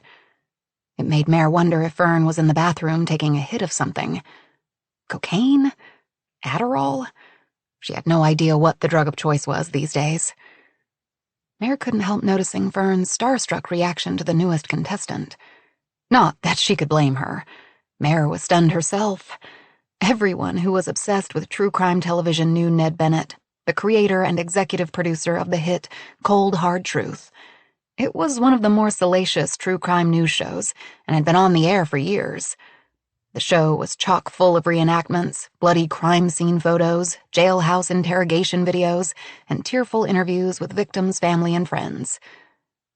Ned dropped his iPhone into the lockbox and scanned the Great Hall appreciatively. He was dressed in jeans and a leather jacket that probably cost more than her entire wardrobe. Loved your show, the senator said, clapping Ned on his back and offering his hand. Please tell me you have something new for us soon. I've got a few things in the works, Ned said, shaking the senator's hand. I hope to share more soon. Mare dared a glance at Samuel, who stood off to the side, eyes narrowed. How could it be a coincidence that Samuel showed up here? It was impossible, wasn't it? Every nerve beneath her skin shimmered with fear.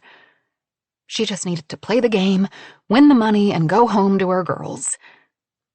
But still, she needed to find the right moment to pull Samuel aside so they could get their story straight. Mare watched as Camille greeted and chatted effortlessly with Ned Bennett. Mare had hoped she would find an ally in another female participant. But no. She had heard the subtle condescension in Camille's voice when she asked Mare about her jewelry line. Camille was sly, but Mare had known women like this her entire life. She could handle her. Mare was getting impatient. She really didn't care about getting to know her competitors. She just wanted to play the game. She wanted to win. Ned turned his attention to Samuel. You're that lawyer who just about got attacked in the courtroom in Atlanta. They're playing that clip over and over online. Fuck you! Fuck you! Ned said in mock fierceness, mimicking the convicted man's younger brother. Wild, Ned said with a little laugh. Man, that would have played great on Cold Hard Truth. And you, Ned said, pointing at Fern. You look familiar to me. Have we met? Fern looked startled for a moment, and then quickly recovered. I'm afraid not, Fern said brusquely. Now come along this way, Fern said, looking at her watch. It's getting late. Follow me, I really want you all to see this. Mare fell in line behind the others as Fern led them down a long, dim corridor, lined with antiquated oil paintings of dour-faced men and buxom women. Fern flicked on a light, and it was with relief that Mare stepped into a brightly lit, state-of-the-art kitchen with a commercial refrigerator, a multi-unit range, and a dizzying array of appliances. The modern kitchen clashed with the old-world Tuscan vibe of the rest of the house. Fern moved to the far end of the room, pressed her hands against a wall, and a panel popped open. This way, Fern said, stepping aside and revealing a dark passage. You want us to go down there? Camille frowned. Where does it lead? What Italian villa would be complete without a wine cellar? Fern asked with forced cheerfulness. She reached into the chasm and a dull light appeared. Please, this way. Hesitantly, Mare stepped forward. Just down that way, Fern directed. Don't worry, I'll be right behind you. Mare stepped through the passageway, and immediately the temperature dropped. With one hand, she pulled her cardigan close, and with the other, she pressed her fingers against the rough and damp wall. She peered down, but whatever was at the bottom of the steps was lost in the dark. She heard the echo of water dripping, a lonely, hollow sound. Watch your step, Fern warned. Mare felt the air collapse in her lungs. There was no banister to hold on to, and the steps were steeply pitched and so narrow that she had to turn nearly sideways to navigate them. She slowly picked her way down, and at the halfway point, she stumbled. From behind, she felt a steadying hand, and without turning around, knew it was Samuel. Mare hated that he still had that effect on her. Back in college, he hadn't even been her boyfriend, could never have been her boyfriend. But that didn't stop her from melting from his touch. Samuel had been her roommate's boyfriend. They were inseparable, practically engaged, but try as she might, Mare couldn't stop herself from fantasizing about what it would be like to have his hands wrapped around her waist, his lips pressed against her neck. Mare shook away the memories and stepped away from him. Once safely at the bottom of the steps, Mare turned and shot Samuel a dirty look. He wasn't going to screw this up for her. What happened occurred a lifetime ago. Mare was a different person now. And most importantly, she was a mother, and everything she did, every move she made was for her children. Fern took her place at the front of the group and took them through a narrow stone passageway dimly lit by a series of bronze sconces. All the lighting was imported from Italy, and actually once held real candles. They have been restored and retrofitted, Fern explained. Something skittered across Mare's foot, and she bit back a cry. She refused to get spooked by a rodent and let the others see any fear. One more door, Fern said, yanking on the round pull handle of an arched wooden door. Please go in. I'll get the light, she said. Mare hesitated, then stepped over the threshold into a wall of darkness, her arms stretched out in front of her blindly. A light appeared, and Mare found that they were in another corridor with one iron door. I want to show you where the most expensive wines are kept. Follow me, Fern invited, and making a wide berth around Ned Bennett, she punched a series of numbers into her phone. A green light appeared on the keypad affixed to the door, and it popped open with a pneumatic hiss. The special collection includes a 1787 Chateau Lafite and a 1907 Heidsieck that survived a World War I torpedo attack by a German submarine. Is this the vault? Mare asked. Well, this is where we keep the most expensive wines locked away, Fern said as she pulled open the door. But it's not what we are going to use as the vault for the show. I'll show you that in just a moment. Everyone gathered into a tight knot to peer inside. The light behind them was barely bright enough to puncture the dark, windowless space. Come in, Fern invited, and the others stepped inside one by one. With the poor lighting, it was impossible to tell just how big the room was, but the dark seemed endless. Mare could hear the sound of a fan whirring. She looked up. An air vent with an elaborately scrolled iron cover puffed cool air across her skin. The stone walls were pitted and the floor slanted. Mare pulled her cardigan more tightly around her, imagining what might be crouched against the dusty corners. Fern used her cell phone to scan the rest of the space. It was larger than Mare first thought. There were shelves of wine, pallets of water, and jumbo-sized containers of snack mixes against one wall, and behind a metal cage were more shelves of wine. In a far corner sat a box filled with a jumble of odds and ends. The room is obviously part of the original home, and the conditions are perfect for wine storage, Fern said. But we won't be using this room during the show. We are set up through here. Let me show you. Fern ushered them from the wine cellar, and leaving it open, led the group down the hallway and through another door. Mare heard Camille gasp. In the center of the domed ceiling was a 24-arm Venetian chandelier with hand-blown, chocolate-colored glass. Its light cast snake-like shadows across the floor. "That's a $60,000 chandelier," Mare heard Camille whisper. Mare didn't know where to look first. Most of the room was lined with mahogany shelves holding hundreds of jewel-colored wine bottles. Mounted into a recessed wall was a black and white painting of the skull of an antlered animal surrounded by a thorny nest. Its eyes were empty hollows. Behind a full bar hung a large, gilded mirror marred by a spidery crack. Mare looked into the mirror, and her distorted reflection stared back. The mirror is original to the home, Fern explained. Over 100 years old. Impressive, Camille said. Mare watched as Camille moved languidly through the space, her fingers skimming the wine bottles. She was so self-assured, so comfortable, something that Mare rarely felt herself. So this is a fully operational winery? Camille asked. It is, Fern said, reaching for a bottle of wine. This Merlot is produced here, and can be found in a number of the Valley's most popular restaurants and boutiques. You must try it. She began pouring the wine into 5 long-stemmed glasses lined up atop the bar. Ned Bennett sidled up next to Fern and reached for a glass. He stood so close that his chest grazed Fern's back. Nice, he said in a low, gravelly voice. Fern startled and the bottle slipped from her fingers. It crashed to the stone floor, sending a shower of glass and red wine into the air and across Ned's and Fern's shoes. Fern cried out as everyone jumped back to avoid the splash. Mare looked around for something to help sop up the mess. No, please leave it, Fern said, taking in the small puddle of wine with dismay and looking as if she might cry. I'll get it later. Let's move down here. The group shifted to the far end of the bar, and with a shaky voice, Fern asked, Now, who would like to sample the Merlot? Both Samuel and Camille declined, but Ned accepted. Mare? Fern asked hopefully. Mare accepted the delicate glass. She took a sip and murmured her approval, though honestly, all wine tasted the same to her.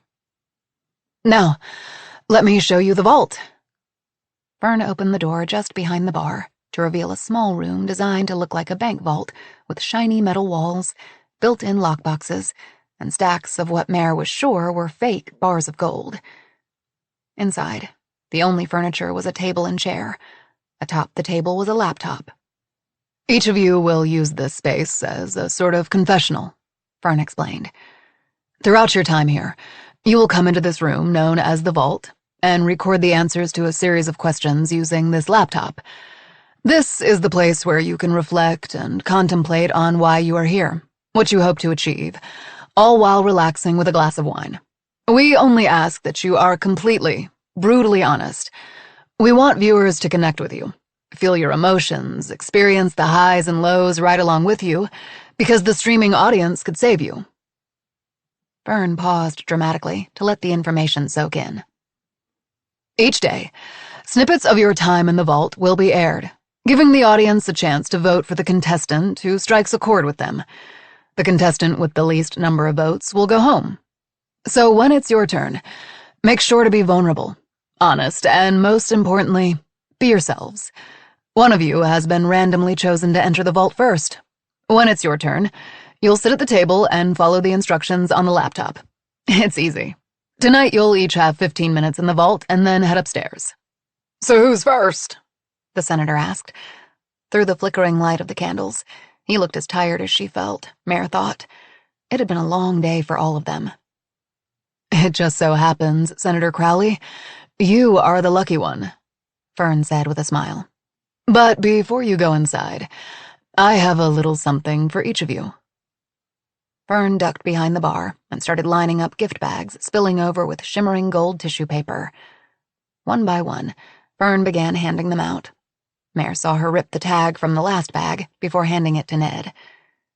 Mare waited an awkward beat until the others began plucking out the tissue paper and peering inside. Then she looked inside her own. It held a bottle of wine and other odds and ends. This is lovely, Camille said, setting her bag aside.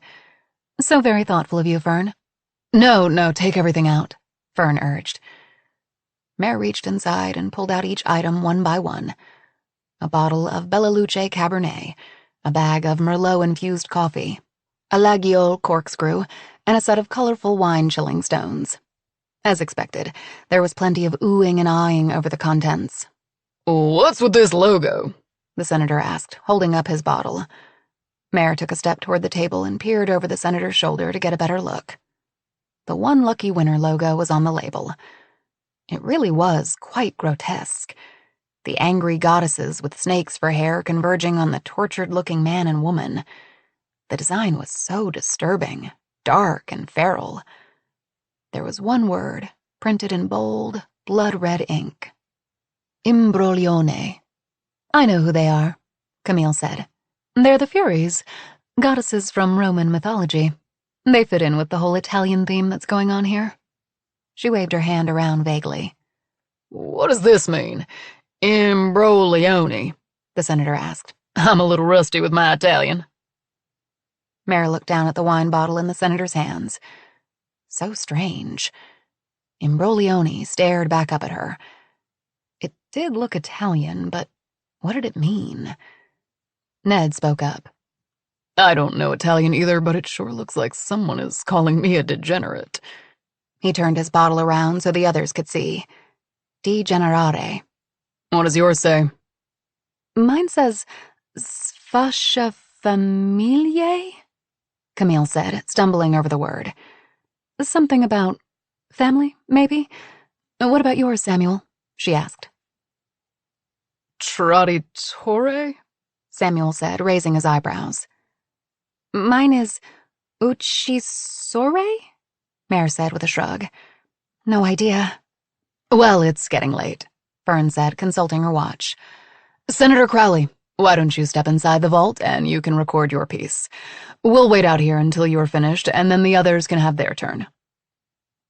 Fern waited until everyone had stepped away from the door, and the senator had taken a seat in front of the computer before gently shutting the vault's door. Wait, Mare said, worry knotting her brow. Is he locked in? Can he get out? Yes, don't worry, Fern assured her. He can get out at any time. Has anyone else noticed that there is, no one here? Ned asked. I mean, when do we meet the rest of the crew? Mare had been wondering the same thing. Most of you already met our director, Alfonso. He's waiting for you upstairs with the camera crew ready to film an introduction to the show. Since it's not one of the challenges, it won't be aired live, but will be used in the opening credits as a way to present each of you to the audience, Fern explained. Mare looked down at her pilled leggings. This was not how she wanted the world to see her for the first time. And remember, you can expect to be filmed all day, every day, but there are 2 places where you are assured privacy. Your sleeping quarters and the bathrooms. There will be no cameras in those spots. But everywhere else, at all times, expect a camera. Expect someone to be watching. Viewers can tune in 24/7, whenever they'd like at oneluckywinner.com. Mare shifted uncomfortably and scanned the ceiling in search of more telltale red lights. So, people can see us right now? She thought of her kids and what they would think if they stumbled on the website. Mare had thought the show would be taped, that she would have time to explain to Keely and Danny about the competition. Not just yet, Fern said. But once the first challenge begins, we'll air the opening sequence, and then the entire world will be watching live from there on out. Except in the bedrooms and bathrooms, right? Camille asked. Mare wanted to be assured of this too. Yes, but try not to think about the cameras, Fern advised. Before you know it, you'll forget all about them. It will be like they aren't even there. Now please, drink your wine, relax, and then I'll take you up to your room. Fern got the senator settled into the vault, while Mare took a seat at one of the high-top tables and busied herself with looking at the contents of her gift bag in hopes that no one would sit next to her. It seemed to work, because everyone gave her a wide berth. She was worried about Danny. Would Shar read the thick binder of instructions that she left with her and know what to do? And now Samuel dropped from out of nowhere like a bomb. She pulled her wine bottle with the curious label from the bag and stared down at the pale-skinned Furies with a reckoning in their eyes. Uccisore. Mare rolled the word over her tongue. What did it mean? If she won the $10 million... No, she thought, when she won the $10 million, she would take the girls to Italy. They could go to Umbria, C.S. Lewis's inspiration for Narnia, or to a mask-making workshop in Venice. Danny would get better. Keely would weather the storm that was middle school, and they would go to Italy. She would tell her story to the viewers of One Lucky Winner, make them understand why they should save her, keep her on the show, how she needed to win for her girls, needed that money so that Danny could live to see her next birthday and beyond. She would be an open book, bare her soul, tell them everything. Well, Almost everything. There was one thing that no one in the world knew. No one, except for Samuel Rafferty. That was a secret she would take to her grave.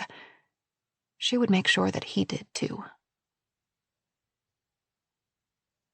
7. The Assistant. After each contestant had their chance to record their vault segments, and Alfonso recorded them for the show's intro, Fern had finally gotten them off to bed. They weren't happy about having to share one large room, but they were so tired that most of them didn't put up too much of a fuss. Except for Ned.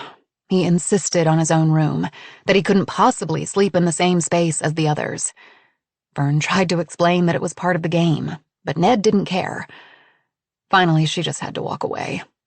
Being in the same room as Ned made her stomach roil, and the entire time she was dealing with his constant questions and demands, Kat was barking in her earpiece, berating her. "I've got it covered," Fern kept saying as she rushed down the cellar steps, finally ripping the earpiece from her head in frustration. She hated being down here alone. Despite the renovations that Kat and her ex-husband had done to the space, to Fern it was still cold, dark, and claustrophobic. At the bottom of the stairs, she regarded the carnage of broken glass and splattered red wine. In her defense, Fern had been shocked by Ned Bennett's sudden appearance, and when he brushed up against her, she was thrust back 10 years to that traumatic encounter in a New York high-rise and corner office with a view of Central Park. Fern could tell that the contestants sensed her unease around Ned. How could they not? Camille, in psychiatrist mode, had even pulled her aside to ask if she was okay. Fern assured her that she was. She grabbed a towel and a garbage can from behind the bar. What a mess, Fern thought, eyeing the puddle of red wine and trail of broken glass that fanned out across the floor. With tears of exhaustion, she bent down and began picking up the shards of glass. She still couldn't wrap her head around the fact that she and Ned Bennett were under the same roof. But who had invited him here? Was it someone who had a grudge against her? And why? Every move Fern made was dictated by Kat, and everyone in their orbit knew that. Fern had spent the last 10 years dedicated to Kat, and as irritated and frustrated as her boss could be with her, Fern knew that Kat wouldn't jeopardize the show by bringing in Ned. But if the vendetta wasn't against Fern, then it had to be against Kat. God knew she had made her share of enemies over the years. She was a smart, shrewd businesswoman who crushed rivals left and right without a second thought. But why bring Ned Bennett to one lucky winner? He was sleazy, scary, unpredictable. Fern lowered herself to her knees, the stone floor biting into her skin. She mopped at the red liquid, knowing that each droplet was wasted money. Fern glanced up at the security camera poised above the bar. Kat was probably watching her right now, pissed that she had taken out her earpiece. Kat would take this out of her paycheck for sure. Above, she heard the echo of footsteps and closed her eyes. Kat was coming. This was the last thing she needed. It was bad enough being screamed at through an earpiece, but getting screamed at in person was an entirely different shade of humiliation. She stood and tossed the sodden rag aside into the small sink behind the bar. The footsteps grew louder. She would just have to do what she always did when Kat was upset with her. Look contrite, apologize, and work even harder. Hosting One Lucky Winner was Fern's big chance, maybe her last one, to make a name for herself. "Jesus Christ!" Kat said, as she clattered down the final few steps into the bar area. She was still dressed in her white silk outfit, but had added a white cardigan. "That was a $500 bottle of wine!" she said, hands on her hips. "I'm sorry," Fern began, but Kat wasn't done. "You can't even hold on to a fucking wine bottle, and you expect me to believe you're capable of hosting the show?"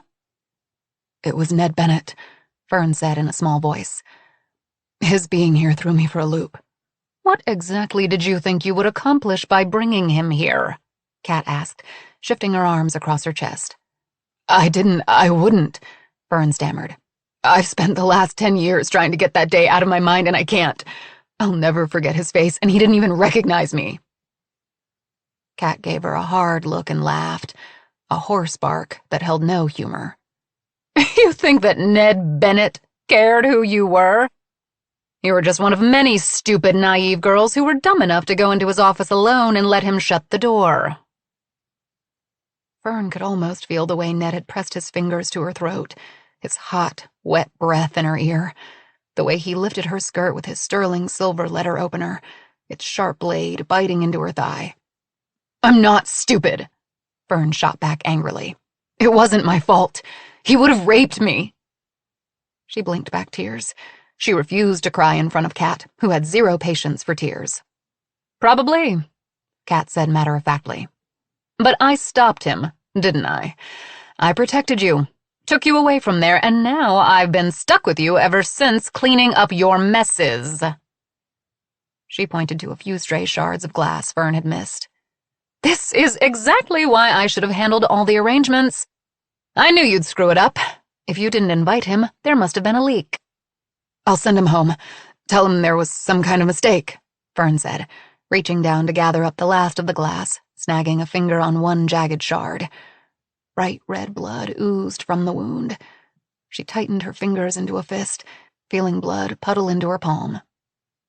That's the last thing we should do, Kat said sharply. You know Ned.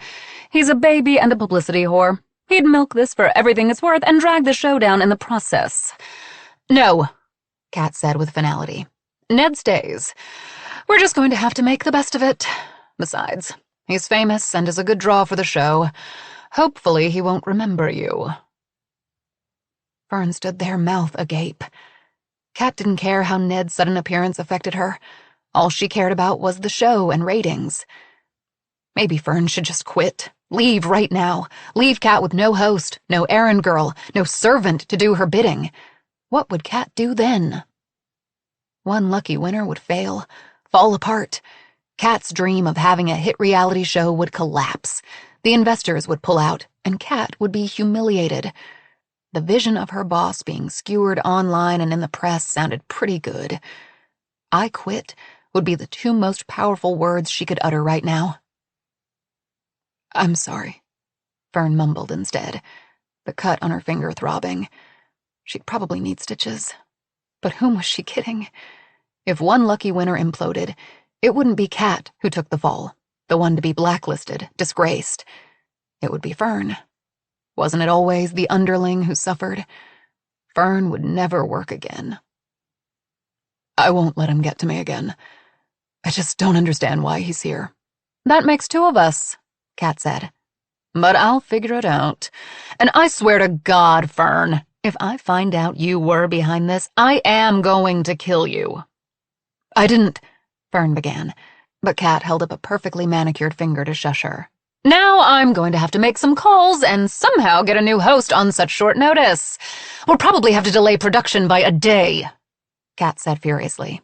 No, Fern said, the word catching roughly. I can do it. I promise. That's the thing, Fern, Kat said, moving to brush past her. I don't think you can. Wait, Fern said, snagging Kat's arm. Give me a chance. I'll prove it to you, just one chance. Kat tried to shake off Fern's grasp, but Fern held tight. Kat's eyes flashed angrily as she stared Fern down. Sheepishly, Fern released Kat's arm, leaving blood behind from the cut on her finger. I'm sorry, she whispered. Kat looked down at her ruined sweater with disdain, then shrugged out of it, tossing it atop the bar. Kat stepped past her, and with Fern close behind, hurried into the corridor. And you left the wine cellar door open, really? Kat asked aloud, stepping into the cellar. Fern followed her inside, desperate to explain. Above them, a skittering sound came from the ceiling vent. Squirrels or mice? Fern shivered. Despite its cache of expensive wine, it was nothing but a dim, damp cave.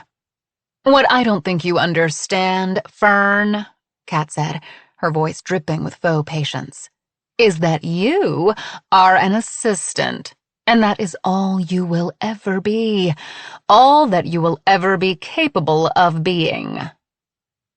Fern's breath lodged in her throat. How could someone be so dismissive, so cruel? Fern had been grateful to Kat for walking into Ned's office that day, for derailing whatever was going to happen next. But hadn't Fern paid her back the best way she could? She worked upward of 12 hours a day, 7 days a week. She didn't date, didn't have friends. Her entire world was Kat. No, things couldn't end this way. Slowly, Fern moved from the cellar, leaving Kat behind and pausing just outside the door to look at her mentor. Fern had always hoped that one day she would prove her worth to Kat, that maybe, just maybe, she would see her as a colleague, maybe even a partner. That obviously was never going to happen. I can't believe I spent so much time, so many years trying to make you into something, Kat said, looking Fern up and down. Better than this. What a fucking waste of space, she finished dismissively. So there it was. Kat couldn't have made how she truly felt about Fern clearer. She was nothing but a hopeless disappointment, something to be cast aside like garbage. A cold anger formed a fist in her chest. It wasn't right, the way that Kat treated her. It needed to stop, now. You're wrong, Fern said, her voice tremulous. I'm the one who spent hours calling contractors and the caterers. I'm the one who made all the travel arrangements for the contestants and the crew. Her voice gathered strength. I made sure that every single detail was perfect, and I did it all for you, all to make you happy. Kat crossed her arms across her chest and looked at Fern expectantly. Are you finished? She asked. A soft sound of disbelief slipped from Fern's mouth. Kat hadn't listened to a word she said. She never had. Fern's hard work, her loyalty meant nothing to Kat. 10 years she had worked herself to the bone for this woman, and for what? No more. Fern was done. Fern gave the heavy wine cellar door a shove and watched with satisfaction as she saw Kat's face shift from irritation to disbelief. Hey! Kat cried, dropping the bottle of wine she held and lunged for the door. It was too late. The door slammed with a metallic clang, trapping Kat inside. Fern pressed her ear against the cold steel. All was quiet, except the sound of her own heavy breathing. The wine cellar was secure. It had been built solidly with thick stone walls and the armored door to protect Kat's precious wine, thick enough to absorb even the loudest cries. Fern slowly backed away from the door, not believing what she had just done. In a panic, Fern thought of Kat's phone. Her eyes landed on the bar and saw Kat's cardigan smeared with the blood. She snatched up the sweater and with relief felt its heaviness. She slid her hand into the pocket, and there it was, the phone, Kat's only lifeline to the outside world. Except, Fern remembered, the security cameras. The camera into the wine cellar was different from the one set up for one lucky winner. Because Kat didn't want millions of strangers knowing about her expensive wines. Only Fern and Kat had access to see inside. Unless someone could hack the system, no one else would know that Kat was locked up. Using Kat's phone, Fern scrolled to the video security app and toggled to the cellar's camera. There was Kat, pounding on the door. God damn it, Fern! Kat cried. Let me out of here now! Fern hesitated. If she unlocked the door and let Kat out now, maybe this would all blow over. But no. Fern wasn't done yet. She still had so much to prove to Kat. Fern turned off the camera, ending Kat's stream of expletives, then scurried up the stone steps. The old wine cellar was solid, made of stone, soundproof. There was no way the contestants would be able to hear Kat through the stone walls or the iron door. The game could go on. She wouldn't leave Kat in there for long, she told herself. Just long enough to prove that she could handle the show, handle the contestants, handle Ned Bennett. Kat would forgive Fern for this transgression. She had to. Either that, or Kat would kill her. 8. The Senator. The Vault. So, I'm Richard Crowley, husband, father, veteran, former senator from Texas. And why am I here on One Lucky Winner? The short answer is $10 million. I mean, who doesn't want $10 million? That's big bucks for anyone. My 60s may be just about in my rearview mirror, but I'm strong, smart, and like to win. I've spent the last 50 years of my life in public service, serving my community, my church, my constituents, my country, and most importantly, my family. My family is everything to me. Without them, I'd just be a poor kid from Central Texas. I married my wife, Genevieve, when we were both just 18. We'd been together since we were 12, 13 years old. The second I saw her, I was done for. I knew I was going to spend the rest of my life with that girl. We'll be married 50 years next month, so I'd say we're well on our way. We have 4 amazing boys who now all have families of their own, and let me tell you, there's nothing better than being a grandpa. I hope I've instilled in my sons the importance of family, because I've done everything possible to be a good husband and father. What am I going to do with the money? First of all, I'm going to buy Genevieve the biggest damn diamond ring I can find. She never got a proper one the first time around. Of course, Jen said it didn't matter, but it's always bothered me. So this time, I'm doing it right. A big, shiny diamond in one of those fancy blue boxes. As for the rest of the money, I don't need it. I have everything I could ever need back home, so I'm donating what's left over to charities that support our veterans. As some of the audience knows, I come from a long line of soldiers who've served their country. My grandfather, my father, my brothers, and I all served in the military. We all came home, but my brother Robert returned with significant injuries, both psychological and physical. He never fully recovered. If I win the $10 million, every bit of it will go to organizations that provide health care, education, employment, and even homes to our veterans. It's the least I can do. First, I have to outlast the competition. My biggest threat? Hard to say so early in the game.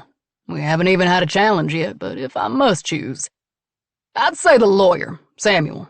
I think he's going to be the one to watch. He's in pretty good shape and obviously smart. But what he doesn't have is my experience, my ability to connect with people, to listen, to lead. Those skills will serve me well. The weakest link, in my opinion, is the psychiatrist, but I've underestimated the wrong person before. We'll just have to see how things play out. It's an honor to be here, and I'm going to give it my all. Auntie Ellen, 31. Yes to taking care of our vets. You've got my vote. Fries, pies, and blue skies. Ew, he's the worst. JJ stands Martha. Agreed, and any politician who says they can't afford their wife a diamond ring is lying, and probably lying about a whole lot more. Flying monkey. Yes, because looking after the women and men who protect our country is such a bad idea. Confused face emoji. Patriot Games 95. Senator Crowley is a true American. Don't worry, we've got your back. 9. The Confidant. The cherubs on the fresco above Camille's bed were staring down at her. It was unsettling. She turned off her bedside lamp, flipped over on the bed, and buried her head beneath her pillow to try to block out the senator's snoring. Surely the estate had enough bedrooms for each of them, so why were they sharing? It had to be for the drama. 5 strangers vying for $10 million in one overly heated space would be sure to cause tempers to flare.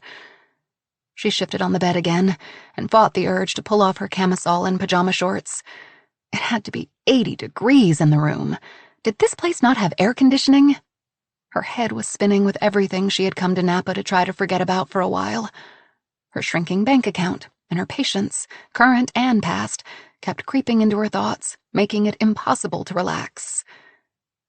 Steady your breathing, Camille told herself, just like she told her clients when they were in the middle of a panic attack. In and out, in and out. Her body was slick with sweat. Was hot air coming out of the goddamn vents? She had to bring her A-game tomorrow. She wanted everyone to see the calm, professional doctor that she had worked so hard to become. And she wanted that $10 million. In and out, in and out. Her body relaxed, her breathing slowed, and soon she was at the precipice between wakefulness and blessed sleep. Suddenly, a high-pitched wailing hit her ears, and she was violently yanked back to the present. Scrambling from the bed, Camille tripped, her legs tangled in the sheets. She hit the floor with a thud. An alarm? Was there a fire? The room was pitch black and she was unfamiliar with her surroundings. She didn't know which way to turn. Terror clawed at her throat. Fern had led them up several staircases and through circuitous corridors to get them to their bedroom, and Camille was sure she wouldn't know how to find her way out. She couldn't think with the shrieking of the alarm pounding painfully in her ears. She felt around for the bedside lamp, and when her fingers found it, nothing happened. The power was out. She heard the others calling out, desperate fragments between the alarm's wails, but couldn't understand what they were saying. She blindly moved along the plaster wall. Where was the damn door? Someone bumped into her and then moved past. Camille sniffed the air. Was that smoke she smelled? Her entire body was slick with sweat. Was that why it was so hot in their room? Could there be a fire just on the other side of the door? There was a thunderous pounding and shouts of, "Get out! Get out! Hurry!" It must be a fire. She tried to move toward the sound of the pounding, but the shrill cry of the alarm muddled everything. Ahead of her, there was a crack in the dark. Not much, just a shift in the shadows. "This way!" came a cry. Someone had found the door. Camille continued to feel her way along the wall, expecting to notice a rise in temperature, but it remained cool to the touch. Finally, her fingers felt air. She was at the exit. With relief, she stepped into the black hallway before slamming into what felt like a brick wall. The senator. The siren-like screeching continued, adding to Camille's confusion. Stunned, she stumbled and someone from behind steadied her. "I got you," came a loud voice. It was Samuel. "Are you okay?" Camille nodded, at once grateful and resentful of the strong hands at her hips. "Fine," she said. "This way," came a woman's voice, and Camille turned to see a small prick of light puncturing the dark. Camille followed the light along with the other 3 shadowy figures beside her. "Careful!" the woman shouted, and through the dim point of light, Camille saw Mare. "We're at the steps!" "Do we have everyone?" came another man's voice. "Shout out your names!" One by one they called out. Mare, Camille, Richard, Samuel, Ned. "What about Fern?" Camille asked. "We have to get out," came the senator's voice, recognizable by his Texan accent. "Let's get you all out and I'll come back for anyone left behind. Now let's go," he ordered. Camille used both hands to hold onto the banister and carefully made her way down the stairs, led by Mare's light. They gave up talking. Trying to hear over the caterwaul of the alarm only slowed them down. As they descended the staircase, Camille felt the air cool. They were away from danger now. They just needed to get outside. Camille had no idea where they were within the massive house. She could only trust Mare and the little dot of light she held up like a beacon in front of them. She didn't like the feeling, having to rely on anyone else, though she preached to her patients how important it was to be able to trust in others. "Here!" Mare shouted. "I found it!" After an agonizing moment, a door finally swung open, and the group tripped outside, breathing heavily. A pale, full moon lit the sky. With the door to the estate closed behind them, the relentless squawk of the fire alarm had dulled. It appeared they were at the back of the building, tucked beneath a portico. Camille collapsed onto a stone bench and lowered her head to her knees, trying to catch her breath. "Did anyone smell smoke?" the senator asked. "No smoke, but the room was an inferno," Samuel said, wiping sweat from his forehead. He was dressed in shorts and a t-shirt, reminding Camille that she was barely clothed, but she was too shaken up to care. "Yeah, that was scary," Ned agreed. "I wonder where the fire started." Ned, like Camille, was barefoot. He wore boxers and was bare-chested, his pale skin glowing beneath the incandescent moon. "Let's go around this way," Mare suggested. She wore the same outfit she had on earlier that evening, and had the wherewithal to slip on a pair of shoes. "Hopefully Fern is around here somewhere," Mare continued. "We need to call 911. "Wow, would you look at that?" the senator said, and they all turned. "Is that a pond?" Samuel asked. "It looks more like a lake," Mare answered. Just off in the distance, tucked at the bottom of the property, was a body of water, the light from the moon dancing on its smooth surface. This estate truly had everything, Camille thought. "Hello," came a voice, pulling Camille's attention from the shimmering lake. A light popped on. It was Fern, holding a lantern, standing in the shadow of a canopy of cork trees next to the house. "Come this way." She waved them toward her. "What happened?" Camille asked. Was there a fire? Everyone began talking at once, asking questions. Is the fire department coming? Mare asked. Fern held up her hands. Everyone is safe. Let's head this way. Fern gestured behind her, though it was too dark to see through the trees. Follow me. Why was Fern so calm? If the house was on fire, wouldn't she be frantic?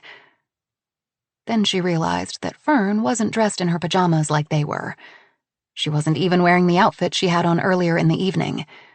She wore a floor-length gray satin tuxedo dress with a deep neckline, and her hair was swept up in a knot. This was not what one wore when running from a fire.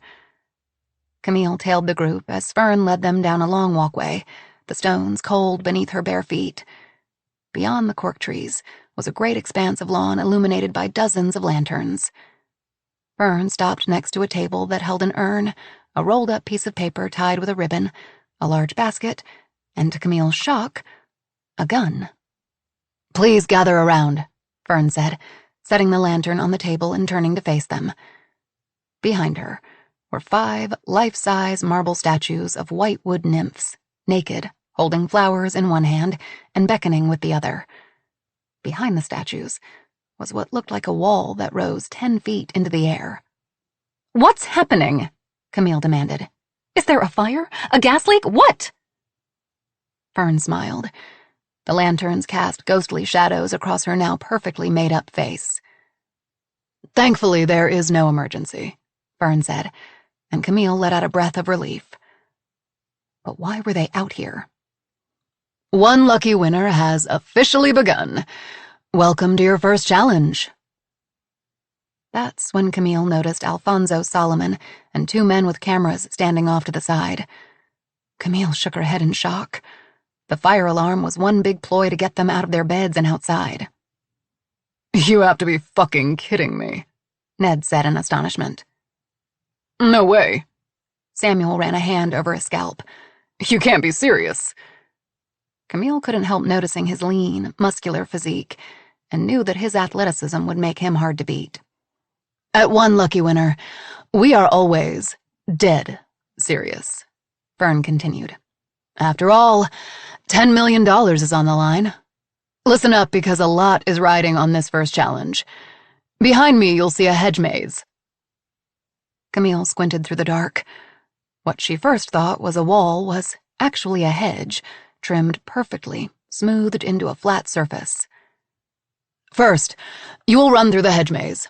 There are several entrances, one behind each statue, but there is only one way out.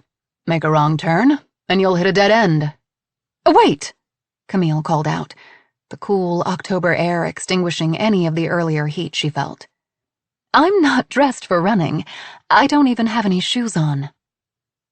Fern lifted her shoulders and then let them drop as if to say, oh well. One thing you must learn very quickly in this competition is that you must be prepared for anything at any time. Tonight is no exception. Now, would you like to hear what you are playing for? A murmur of assent rose from the group. Even Camille found herself nodding and saying yes, though she felt anything but ready, not one bit. The person who makes it through the maze first will win a super clue. Fern bent over and picked up a blue lapis urn. Inside this urn is a clue that will be crucial in cracking a puzzle that can only be solved by winning challenges, connecting with your competitors, and putting all the pieces together. Camille was good at puzzles. She could solve the New York Times crossword puzzle in record time. She just needed to get the urn before anyone else. First, we need to mic you up. Fern held up a tiny black microphone. We don't want our viewers to miss one exciting moment. An intern appeared from the shadows and began clipping the small mic to each of them. These are top-of-the-line, wireless, and waterproof, she announced. Keep them on at all times during the challenges. Fern held up a finger. But that's not all. Throughout the maze, keep your eyes open for any object that might be a game changer. They can impact the entire trajectory of the competition. Camille shivered, goosebumps erupting across her bare skin. She was suddenly self-conscious. Her camisole plunged down in the front, and her silk pajama shorts did nothing to ward off the chill. Beside her, Mare shrugged out of her cardigan and held it out to Camille without a word. Camille hesitated, suspicious of the selfless gesture, but then nodded her thanks and slipped it on. Camille looked around at the group. Everyone was already in game mode, their faces intent, muscles poised to act. She tried to do the same. "Oh, wait," she called out. "What are the rules?" Fern, once again, gave an inscrutable smile. "The rules are, there are no rules. Just get through the maze, gather any game changers you find, and the first one out wins the super clue. Oh, and one more thing. Since $10 million is on the line, you might find that these will come in handy." Fern reached behind the table and pulled out a stack of what at first glance looked like flashlights. "These renegade tasers can help you get an edge over your competitors. Someone reaching for the same game changer, a little zap will stop them in their tracks." "Did you say taser?" Samuel interrupted. "You're giving us tasers?" he asked in disbelief. "So we can just shoot each other with them?" Camille asked skeptically. "That sounds dangerous." "No worries," Fern said, holding up one of the devices with a flourish. "They are set at the lowest shock level and are completely safe. But remember, you only get one chance from a distance of up to 15 feet. Use your shot wisely." Camille looked around at the others. They all looked as ill at ease as she felt. "Any other questions?" Fern asked. Camille looked around, expecting someone to balk at the idea of using a weapon to ward off a competitor. But no one spoke. "Okay then," Fern said, handing everyone a taser and giving them a brief tutorial on how to use them. Camille tested the weight of it in her hand. It was the size of a cell phone, and much lighter than she thought it would be. Maybe half a pound. Camille stole a glance at the others. Mare was staring down at the weapon uncomfortably, while the senator already had his clipped to his pajama bottoms. Ned pointed his taser into the darkness, squinting as if keying in on unseen prey. "Are you sure this is safe?" Samuel asked, turning the taser over in his hand, careful not to touch the trigger. "Perfectly safe," Fern said. "The shock is minimal, and will just slow you down. There's nothing to worry about." She lifted the gun from the table next to her. A starter's pistol, Camille thought, to start the race. Camille looked over at Samuel, and they exchanged glances. He looked as reticent as she felt. "Okay then," Fern said. "Are you ready to get started?" Camille wasn't ready, but the others had already taken a runner's stance, feet staggered, knees bent. "On your marks," Fern called out, raising the starter's pistol. "Get set, go!" A crack filled the air, and Camille ran into the black mouth of the maze. 10. The Best Friend. Mare skirted past one of the marble maidens and into the maze. Once inside, complete darkness descended, the 10-foot walls blocking any moonlight. With hesitant steps, Mare moved forward, taser in hand, fearful of crashing into a prickly wall of evergreen. All she could hear was the rasp of her own breath and the buzz of mosquitoes overhead. The sweet, woodsy smell of yew was overpowering. 30 feet in, Mare hit a fork. She could turn left, right, or continue straight. She veered left and immediately hit a dead end. Backtracking, Mare stumbled and snagged her cheek on a craggy branch, drawing blood. This was all so unbelievable. Yesterday morning, she was kissing her children goodbye and dropping them off at her ex-mother-in-law's house, and now she was running blindly through a hedge maze holding a taser in her hand. She needed to move faster, but it was impossible. It was too dark. Mare knew she had an advantage in what she was wearing. When the fire alarm sounded, Mare leaped from the bed, tried to turn on a light with no luck. She slipped into her shoes, grabbing her cardigan to put on over her t-shirt. As an afterthought, she fumbled for her purse in search of her keychain that did double duty as a flashlight. It ended up being their only glimmer of light as they clambered for safety. Mare kicked herself for giving her sweater to Camille, but she felt sorry for the poor woman dressed only in a slinky camisole and matching shorts. If she had to do it again, she would have kept the cardigan. She had shown weakness, a very bad idea. She needed every advantage to ensure winning the $10 million. It wouldn't happen again. Mare made turn after turn, ticking off the number of right turns on her right hand and the number of left turns on her left. But still, she felt hopelessly lost. "Damn it," she muttered when she encountered another dead end. This wasn't working. How could she find her way when she couldn't see anything? Then, she remembered what she had stashed in her back pocket. What had Fern said? There were no rules. Just get through the maze first, and to do this, Mare needed to be able to see. Mare fumbled in her pocket for the keychain light. She swapped the taser for the keychain, pressed the on button, and a weak light glowed around her. Not much, but enough to be able to move more quickly through the maze. And if she could outrun the other players, she wouldn't have to tase anyone.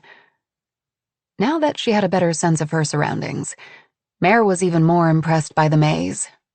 The U-walls were dense and impossible to see through. The pathways were narrow with hairpin turns. A wave of claustrophobia crashed into her. What if she couldn't find her way out? She'd lose. There'd be no money. She would be crushed beneath her debt. She wouldn't be able to keep the house. Danny wouldn't get the medicine she needed. The thought was enough to spur her into action. Mare held the light in front of her like a talisman and pushed forward.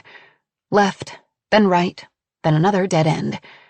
She backtracked and took a left, and the narrow path opened into a wide octagon with a stone bench resting in the center.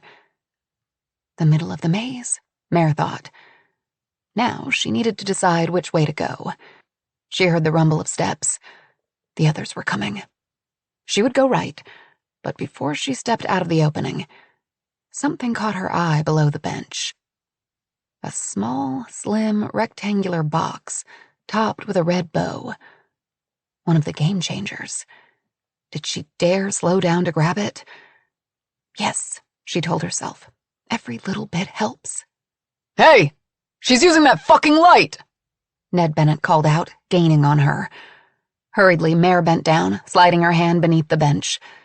Suddenly, she was knocked off her feet from behind, her chin cracking on the top of the bench. What the hell? Mare thought, tasting blood. It was Ned Bennett, his hand closing around the clue.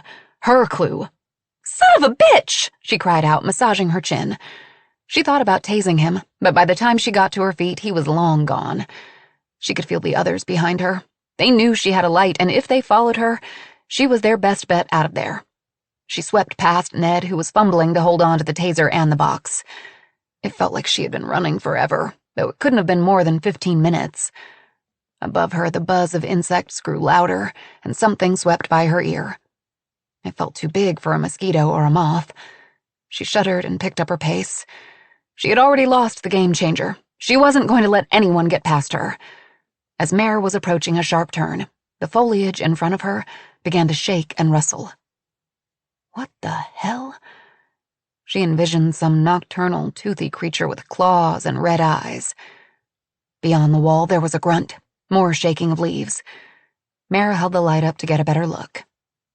3 rows over, the head and torso of a man appeared above her at the top of the hedge. It was Samuel, struggling to pull himself up. With one great heave, he launched himself atop the hedge and lay there for a moment, breathing heavily. Samuel, the bastard, had climbed the hedge to get a better vantage point, to see where the exit was. No rules, Mare thought. She watched as he slowly pushed himself up onto his knees and surveyed the area around him, grimacing at the bite of branches against his bare knees. "What's he doing?" came Ned's voice from behind her. "Hey, that's not fair!" What was he doing? Was Samuel planning on walking atop the hedges to find the exit? No, there was no way the boxwoods would hold him. But Mare couldn't waste time worrying about Samuel. She just had to keep moving. In front and above her, Mare watched as Samuel lowered himself over the side of the hedge and dropped to the path below. He was now 2 rows ahead. Had he seen the way through the maze from his perch atop the hedge? Damn it, Mare said. Of all people, Samuel figured it out. He found the exit. She might lose this game, but she sure as hell wasn't going to lose to Samuel Rafferty.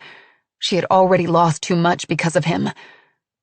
In all fairness, he probably thought the same thing about her. Again, Samuel's head appeared atop the boxwoods. He was climbing over another row. Through the gloom, more shadows dipped and rose. Drones. There were drones overhead capturing their every movement on camera. Mare wanted with all her might to grab the branches of the hedge and shake it so hard that Samuel would lose his balance and crash to the ground. The renewed anger she felt toward him surprised her. She thought she had put it all behind her. Not forgotten. She could never forget. But hidden away. Now, flashes from that night years before were all she could see. The mangled car, the splattered blood, the black sky with a million stars, the frozen lake, a smooth plate of glass in front of them. Was the path just to her left, the one that Samuel was now on, the way out? Mare considered climbing over the hedge and joining Samuel on that route. But no. Something made her choose this one. Mare made a left and then a right. "Give it up, Mare," Samuel called from over the hedge. "You've got a dead end coming up. You can't win." "Over my dead body," Mare shot back. She took another right. Mare knew he was lying. There was no dead end up ahead. Instead, there was light. A beautiful, warm light illuminating an opening in the maze where Fern stood next to a table with the lapis-colored urn. From somewhere within the depths of the maze came a loud cry. Someone had been tased. From her left, Samuel suddenly appeared at her side. Mare started sprinting, but Samuel pulled ahead. He had the lead, but Mare knew it wouldn't last long. She wanted this more, needed it more. Behind her, she could hear the footfalls of the other contestants. They wanted it too. Mare willed her legs to move faster, her arms to pump harder. She was almost there, but so was Samuel. She dug into her pocket for the taser. She hadn't wanted to use it, but there was no other way. She had never used a taser before, never shot any kind of weapon. But this could be her only chance. Mare couldn't miss. She stopped running, raised the taser with shaking hands, and aimed for Samuel's legs. She didn't want to hurt him, just slow him down. Holding her breath, Mare squeezed the trigger. Thread-like leads shot from the taser along with a shower of confetti. The leads did not strike Samuel in the legs, but instead, with a crackle of electricity, they hit him squarely between the shoulder blades. Mare watched in disbelief as Samuel briefly froze, his muscles contracting. He let out an anguished cry, dropped to the ground, and began writhing in the dirt. She thought it was just supposed to give him a little zap, give her a chance to get past him. What had she done? This was much more than a little jolt. Mare felt a shove from behind and fell to her knees. Looking up, she saw the senator running toward the exit. How did he get past the others? Startled into action, Mare staggered to her feet and started running. The senator had a few yards on her, but Mare was younger, stronger, faster. She tried not to look down at Samuel as she skirted past him. He was still contorting on the ground, and Mare pushed down a pang of regret. She hadn't wanted to hurt anyone, but this is what they signed up for, right? The senator was just a few feet from the exit. With a guttural cry, Mare launched herself through the maze's exit and reached for the urn, her fingers grazing its smooth surface. She scooped it up, holding it against her midsection, protecting it like a running back protects a football before tumbling to the ground. Next to her, the senator hit the dirt with a thud, his hands also reaching for the urn, but she held tight. There was no way she was going to let it go. It was hers. She won. Mare lay on the ground for several moments, trying to catch her breath, keeping her arms tight around the urn. She was vaguely aware of the senator getting slowly to his feet. Every inch of Mare's body screamed in pain. Her lungs burned, her leg muscles were spasming, and she wondered if she cracked a rib when she landed on the ground atop the urn. Above her came Fern's voice. "Ladies and gentlemen, that is how you become one lucky winner. Congratulations, Mare. How are you feeling?" Wincing, Mare got to her feet, still clutching the urn close, just in case someone tried to wrest it away from her. "Good. I feel good," she managed to say between gasps. What did you think when Samuel climbed on top of the hedgerow? Did you think it was all over for you? Fern asked. Mare glanced to the right to find a camera in her face. She resisted the urge to shove it aside. 2 more camera operators hung back, aiming their lenses on the other contestants.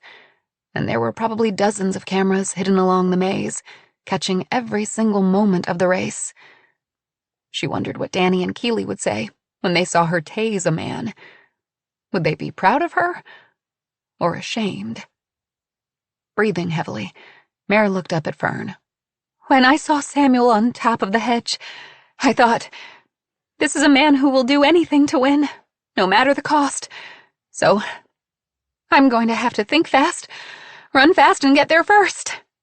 And you utilized the taser, Fern said. Did you have any reservations about that? Mare did have reservations. Samuel still had not come out of the maze, and she was afraid he could be really hurt. But she couldn't worry about that. Not now. No, I'm a mom with a mission, Mare said, standing upright, still breathing hard. And that is going to be tough to beat every single time. I did what I had to do. Well said, Fern said brightly. You'll want to crack open the urn and read the clue where prying eyes can't see. Unless you want to share your clue with one of the other players. Because one lucky winner isn't only about winning physical challenges. It is also about whether or not you create and maintain alliances. How does that saying go? Keep your enemies closer? Mare looked around at the crestfallen group around her. The senator was breathing as hard as she was, and Ned and Camille had finally emerged from the maze. Ned had a long gash along his cheek, and Camille looked small and frail, enveloped within Mare's cardigan. Samuel was still missing. Had she hurt him? Really hurt him? Mare turned and rushed back into the maze. There he was, lying on his stomach, his head buried beneath his arms. Samuel? She cried, dropping to her knees. Are you okay? Samuel lowered his arms and turned his face toward her. Jesus, Mare, he said weakly. The least you could have done was warn me. That hurt like a son of a bitch. Mare let out a breath of relief and sat back on her heels. She hadn't killed him. If I had known the taser was that powerful, I wouldn't have used it. With a groan, Samuel pushed himself up to a sitting position and sat next to her. He shook his head and gave Mare a half-smile. We both know that's a lie, he said. He was right. She still would have done it all over again. Need help getting up? She asked. Nah, Samuel said. Go on ahead. I'm just gonna get my sea legs back and then I'll come out. You sure? Mare asked, not feeling right about leaving him behind. Yeah, I'm sure, he said testily. Just tell everyone I need a few minutes. Mare got to her feet and started toward the maze's exit.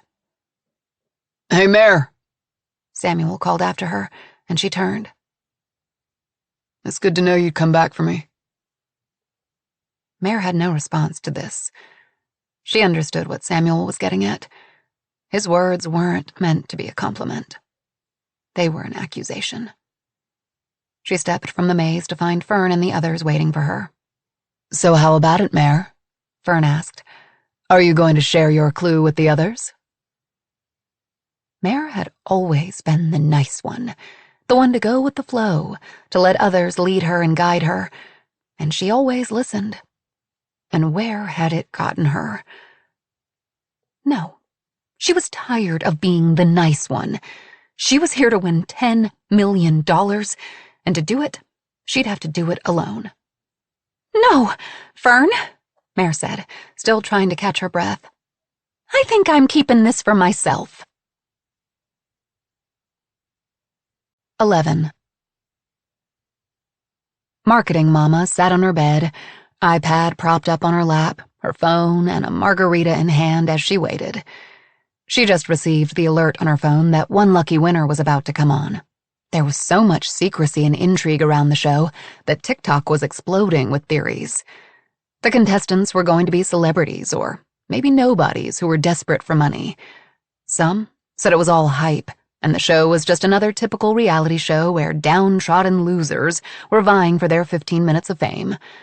No one really knew, and if they said they did, they were lying. Marketing Mama was dying to find out if the show lived up to all the buzz.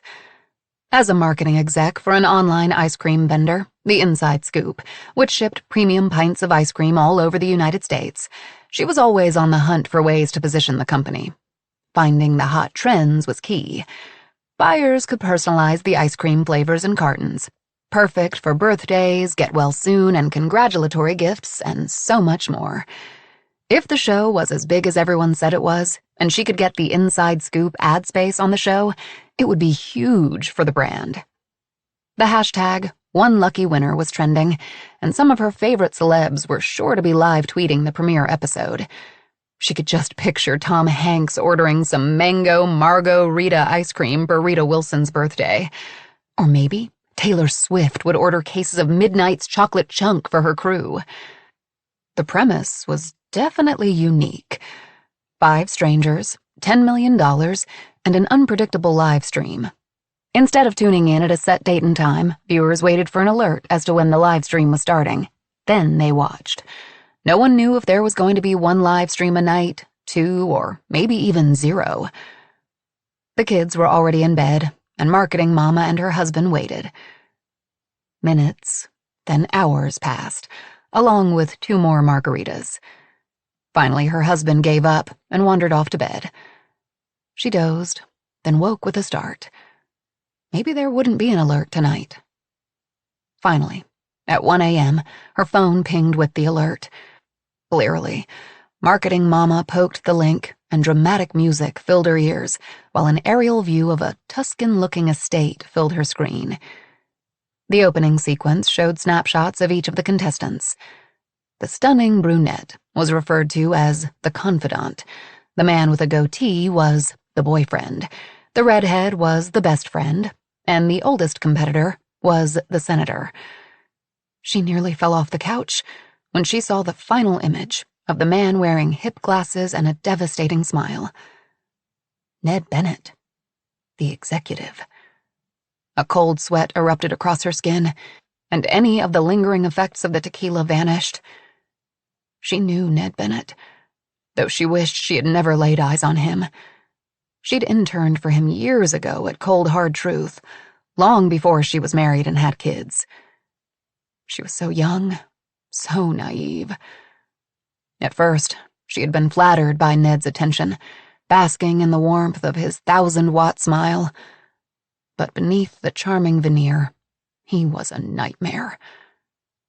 One day, she had walked into Ned's office, and 30 minutes later she had stumbled out, disheveled and in shock.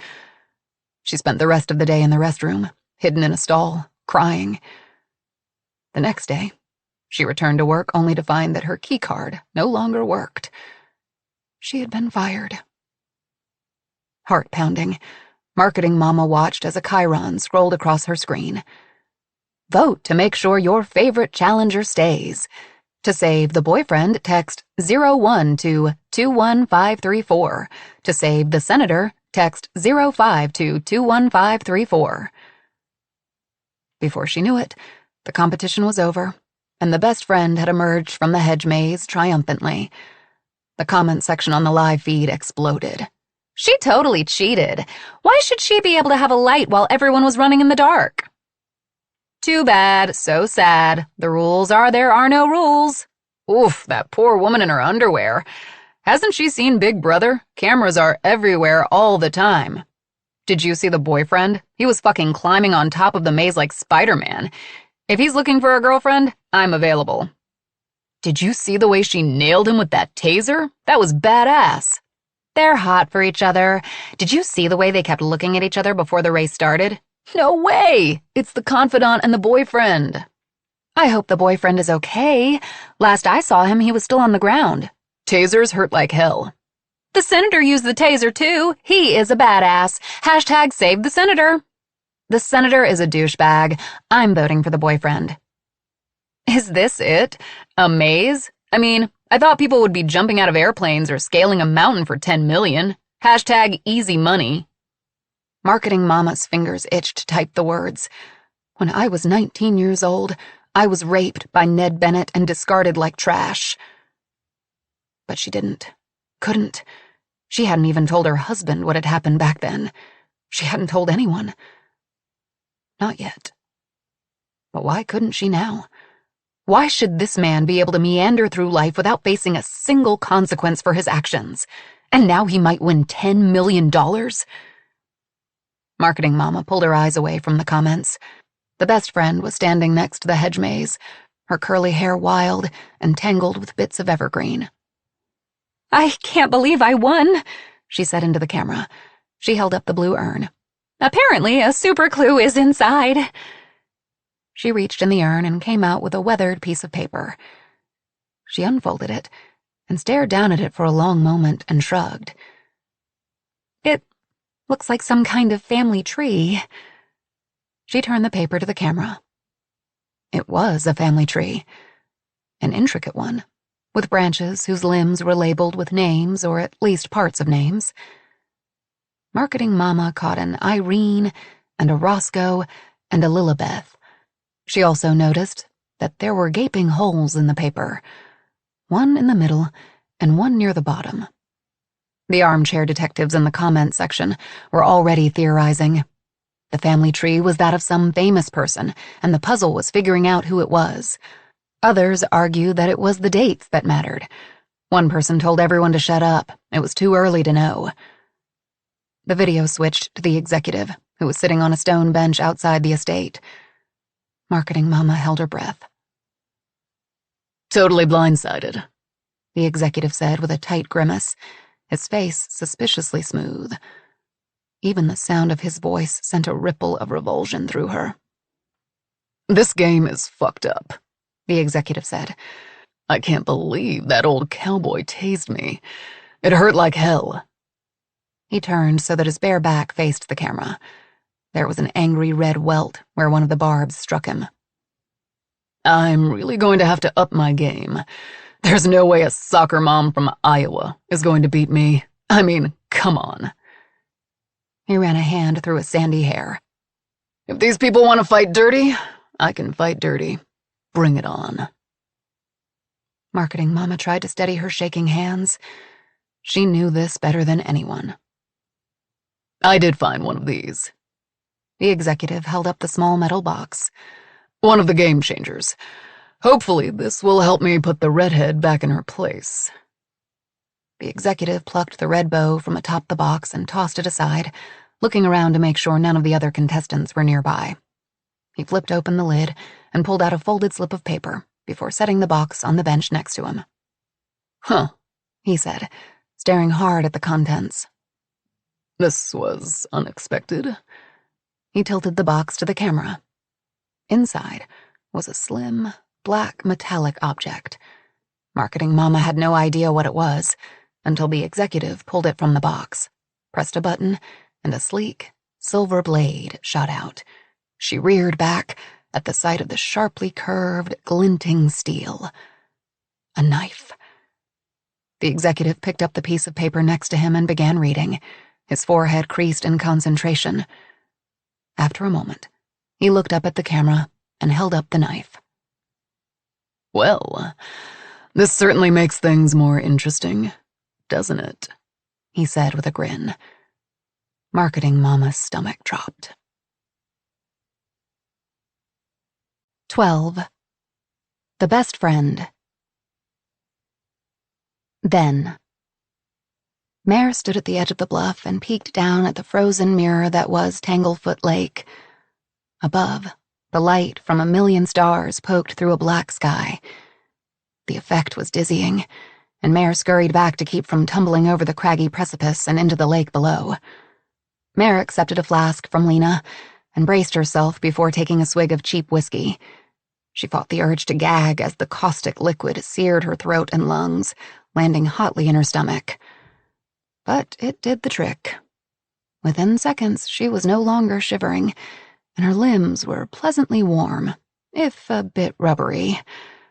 That was fine with Mare. She didn't want to be here anyway. She preferred to be back in her dorm room, working on her newest painting.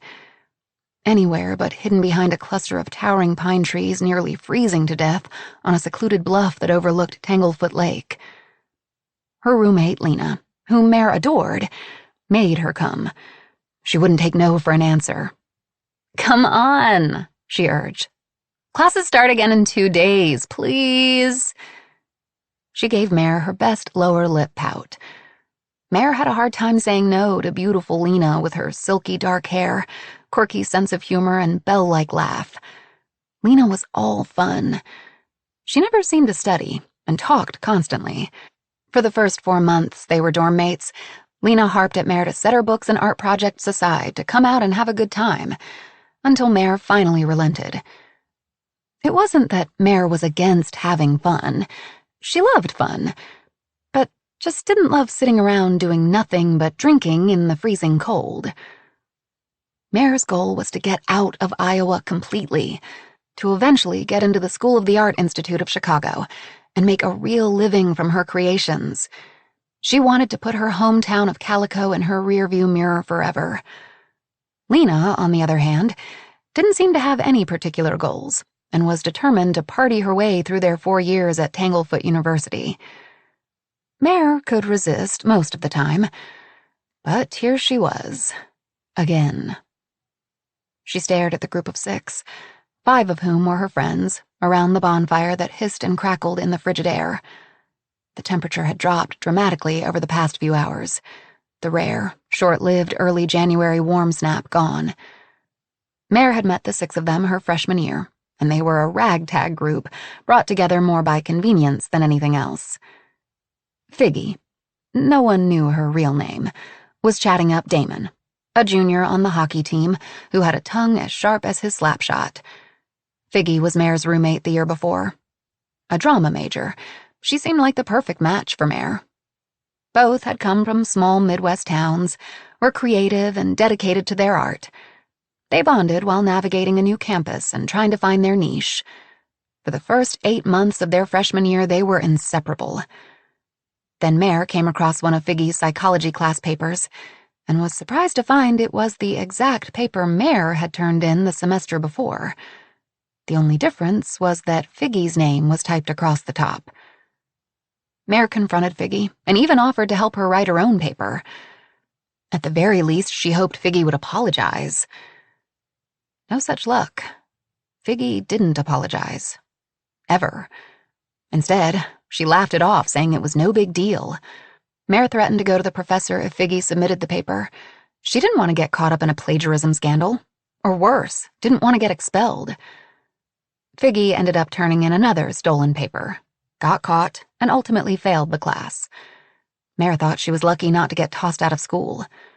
Figgy accused Mare of turning her in. Not true. But suddenly, a nasty rumor that Mare was sleeping with a married professor made the rounds. More than one person told Mare that Figgy was the source. Mare packed up and crashed on Lena's couch for the remainder of the semester. "I'm sorry," Lena whispered in her ear. "I didn't know she was going to be here. Damon brought her." Mare shrugged, as if Figgy's presence didn't bother her in the least.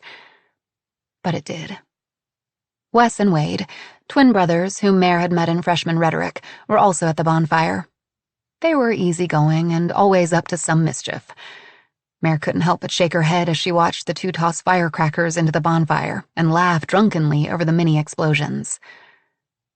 Then there was Samuel, a political science major whom Mare had met through Lena. He was smart, tall, and handsome. He was also presently dating Lena, so Mare knew he was off limits. She couldn't help but envy her best friend a little bit. In addition to being cute and off-the-charts smart, Samuel was genuinely nice. "Jesus, Mare," Damon said, using a stick to bat around a pine cone like a hockey puck. "Could you look more miserable?" "Not miserable," Mare said lightly. "Just cold. It's freezing." "And is that paint in your hair?" Figgy asked, squinting to get a better look. Reflexively, Mare's mittened fingers flew to her hair, most of which was stuffed beneath a stocking cap. Damon laughed. She wasn't going to let Figgy get to her tonight. And why was Damon even with her? He knew what she was like. He knew what Figgy had done to her.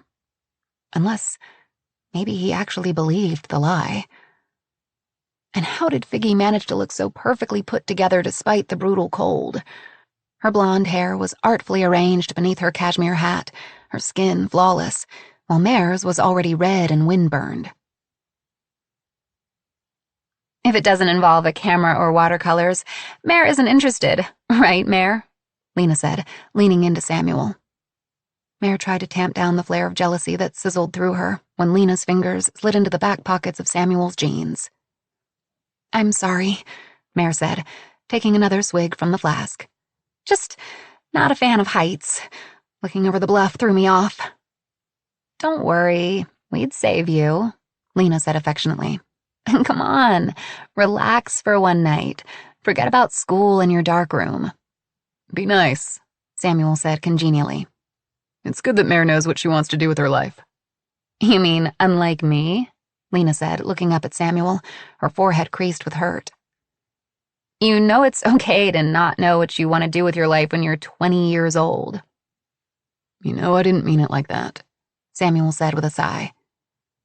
Why did you even invite her if she's just going to sit there like a sad sack? Damon asked, smacking the pine cone toward the fire, but hitting Mare in the chest instead. It didn't hurt, but she was starting to get pissed. What had Figgy been telling him about Mare? Because if it weren't for me, Lena said, Mare wouldn't come out of the dark room. And she's my best friend, aren't you, Mare? Yeah, so was I for a while, Figgy said. I'd watch out if I were you, Lena. Mare likes her boyfriends already spoken for. Figgy cast a knowing look at Samuel. You know that isn't what happened, Mare said sharply. She didn't want to rehash ancient history with Figgy, but she was getting tired of just sitting back and taking her abuse. She moved away from the group, her head swimming from the alcohol, and promptly slipped on an icy spot, landing dangerously close to the bluff's drop-off. Careful, Mare, Figgy called out. We'd hate to see you go over the side. Face burning, Mare got to her feet just in time to see Damon and the twins exchange mischievous glances, and before she knew it, they were upon her. The twins grabbed her legs while Damon grabbed her arms and carried her to the edge of the bluff. Mare screamed in protest, trying to wiggle free. They held tight, their fingers digging into her wrists and ankles. In unison, they swung her like a pendulum back and forth. Below her, Mare could see the hard-packed snow atop the bluff shift to the lake, a sharp drop 200 feet below. What if they lost their grip on her? Fear formed a hard lump in her throat, and Mare could no longer make a sound. Heave-ho! Figgy cried, and Mare could hear Lena's unmistakable laugh in the background. Even Lena had turned on her to join in on the fun. Hey, stop it, Samuel said, snagging Mare by the waist and stopping the momentum. Damon and the twins dropped her unceremoniously to the hard ground below, and the air was forced from her lungs, leaving her momentarily stunned. Stop being assholes, Samuel said, helping Mare to her feet. You okay? He asked. Tears stung Mare's eyes, but she nodded. Was she being that bad? She wasn't being particularly chatty, but it wasn't like she was trying to sabotage the night. She was here, wasn't she? No, it was Figgy. If Figgy wasn't here, no one would be acting this way. I'm fine, Mare said, picking up the flask that had fallen from her pocket. I'm going for a walk.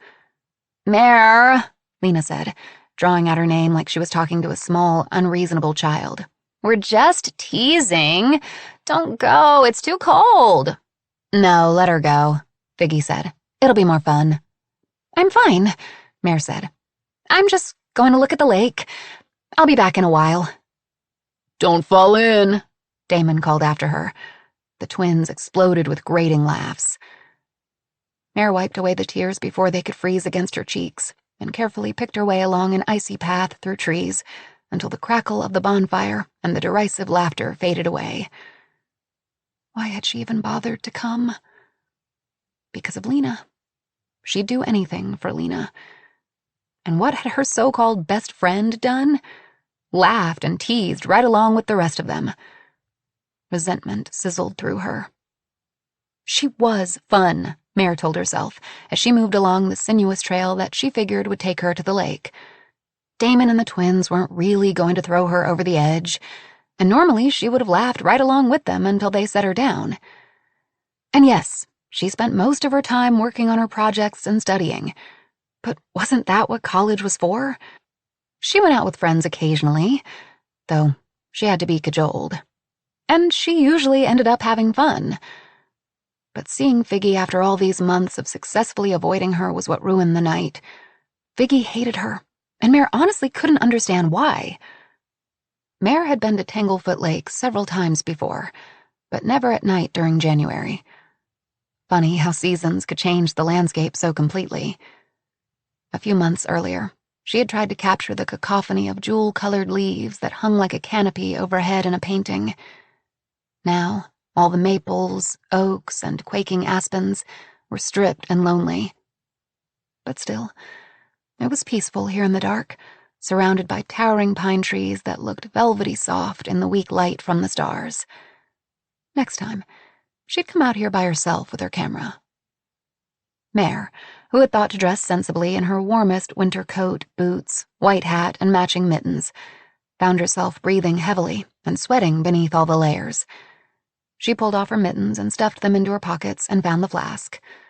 She took another long drink. The trail should have opened up to the lake by now.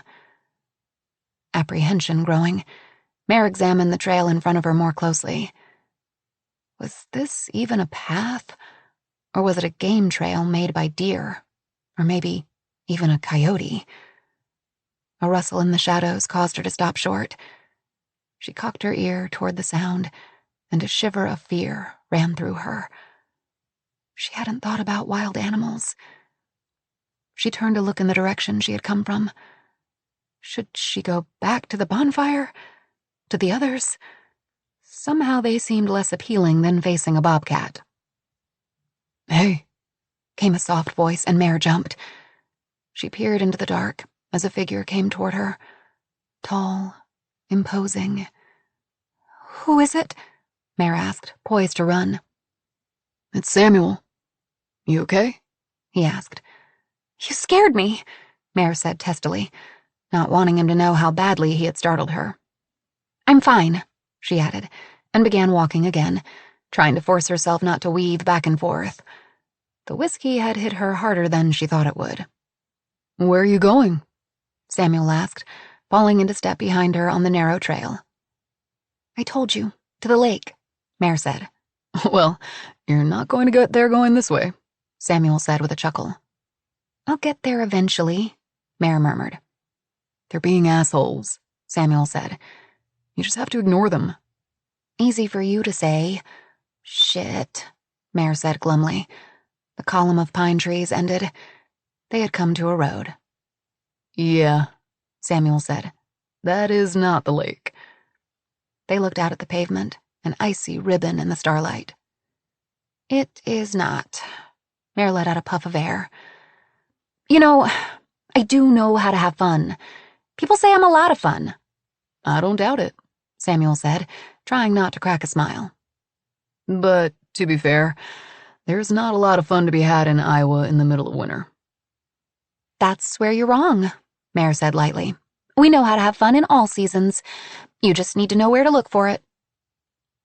"Well, it isn't back there," Samuel said, hooking a thumb toward the bluff.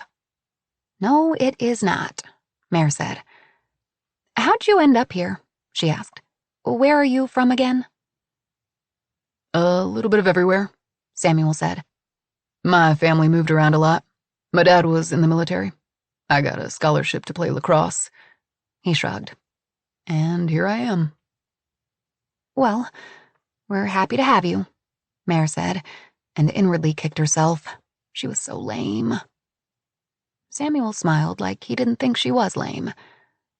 "And I was joking earlier. I do like it here. Everyone is really nice." Mare gave him a skeptical look. "There are a few exceptions, I guess," he added. They both laughed.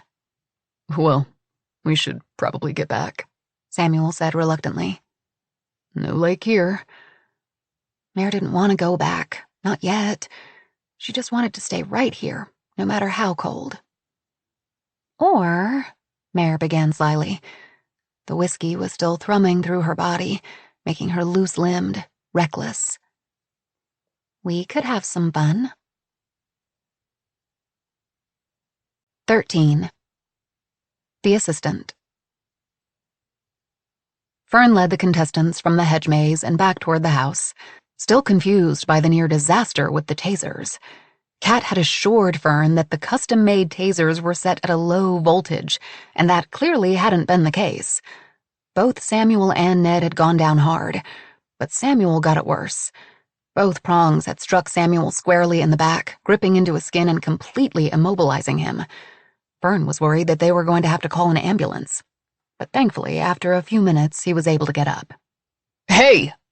came an angry voice from behind. Samuel. Fern kept walking, pretending she hadn't heard him. She understood his confusion, his frustration, but she had no answers.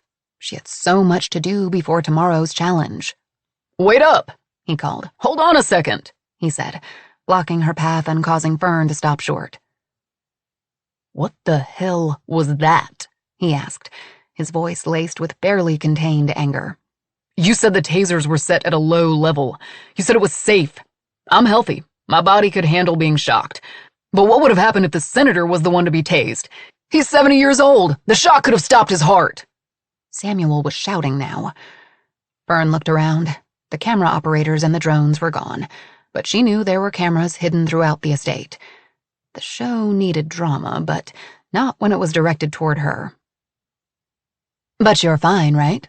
Fern asked, steadying her voice. "Ned is fine, and so is the senator. Everyone is fine. The tasers were completely safe." Samuel didn't move, not appeased. "Come on," Fern said. "It's after 2. Why don't we get back to the house so everyone can get some sleep?" "Does this look like they were safe?" Samuel asked, turning his back to her and pulling up his shirt. Fern winced at the welts. Never admit you're wrong. That's what Kat always said. Fern gave Samuel a sympathetic smile. "Would you like some ice? Some Tylenol? And it's your turn to go into the vault." "I'm not going into the vault," Samuel said with a disgusted snort. "I'm going to bed." He shot a murderous glare at Fern and limped away. Fern couldn't really blame him, and wondered if the settings on the tasers were an oversight, or if it was a manufacturing error. Or maybe they were purposely sabotaged. It made Fern wonder what other surprises one lucky winner had for them all. The trek to the villa and up the grand staircase was made in stony silence. Fern waited until the bedroom door shut before rushing down the steps toward the beating heart of the estate. Fern made her way through the great room, past the white room and the theater room. Using her keycard, Fern let herself into Kat's office. During the day, it was spacious, light and airy, with large windows and white marble floors. Now it was dark and shadow-filled, and much too quiet. Fern hurriedly found the light switch. Her boss's desk was situated in the center of the room. It was a work of art in and of itself, with white marble hewn into a modern triangle that defied gravity. Atop it was a laptop and a landline telephone. Fern looked in the corners of the room for the telltale red light of a camera. There were none. Fern knew that Kat didn't have cameras in her office. Too many private conversations went on in here. But still, she was paranoid. Fern had special permission to enter Kat's office, but now she felt like a criminal. She was a criminal. Fern pulled out the buttery-soft Italian leather desk chair and gingerly sat down. This was what it would be like to have an office of her own, not relegated to a small desk in the corridor. Someday, she told herself. She had held it together all night, but just barely. The reality of what she had done came crashing over her like a wave. She had hijacked one lucky winner by locking her boss in the wine cellar. Would she be warm enough? The temperature of the wine cellar was consistent in order to keep the wine at the ideal temperature, so it wouldn't go below 55 degrees. That was cold. Could people get hypothermia at 55 degrees? She didn't know. Her chest constricted, and she couldn't catch her breath. Kat was going to kill her, if she managed to make it out of the cellar alive. Fern lowered her head between her knees, trying to keep from hyperventilating. She was going to get fired and then hauled off to prison. Unless, Fern thought, one lucky winner was a runaway success. She righted herself and pulled out her phone. Her stomach flipped with excitement. Close to 1 million people had watched the first episode on YouTube. She flipped to X, then Instagram, then TikTok. #OneLuckyWinner was the top trending hashtag on all 3 platforms. Remarkable, since the show hadn't started until the middle of the night. She prayed that the numbers would keep growing. No matter how successful the show was, Fern was pretty sure her life was over. Fern gave a rueful laugh. The past 10 years she had been Kat's prisoner. Not in the literal sense, but a prisoner nonetheless. How many days had Fern gone without eating or drinking because Kat had to have something done right then and there? How many sleepless nights had she spent hunting down Kat's latest obsessions, such as the macarons she'd had the last time she was in Paris but couldn't remember the name of the patisserie, or the exclusive trinket fall makeup line that was impossible to get? One wall of the office consisted of glass windows that looked out on the lake, now black as ink in the pre-dawn dark. Another wall held a bank of 12 screens. Each monitored a different location on the estate. The library, the corridors, kitchen, the courtyard, grand hallway, the pool, the atrium, and the wine cellar. Fern could sit in here and keep an eye on all aspects of the game. She also had the same access to the video cameras from her phone, as well as the power to turn them off if need be. It wasn't lost upon Fern that the challenges were streamed live, and that anything could happen, but Kat made it clear to shut the feed down if it was completely unavoidable, which Fern took to mean never. She flipped on the monitor that showed the inside of the wine cellar. Kat was pacing, hands clenched, face twisted in anger. Fern turned on the intercom. "Kat," she began tentatively. Kat froze, her back to the camera. "The show is a hit. We already have 1 million views. And you should see how many commercial spots we've sold. It's going really well." Kat slowly turned, her eyes pinned on the camera's lens. Even though Fern knew that Kat couldn't really see her, she felt as if she were looking directly into her eyes. The blood curdled in her veins. Kat dragged an old wooden box right below the camera. She climbed atop it and stared into the lens.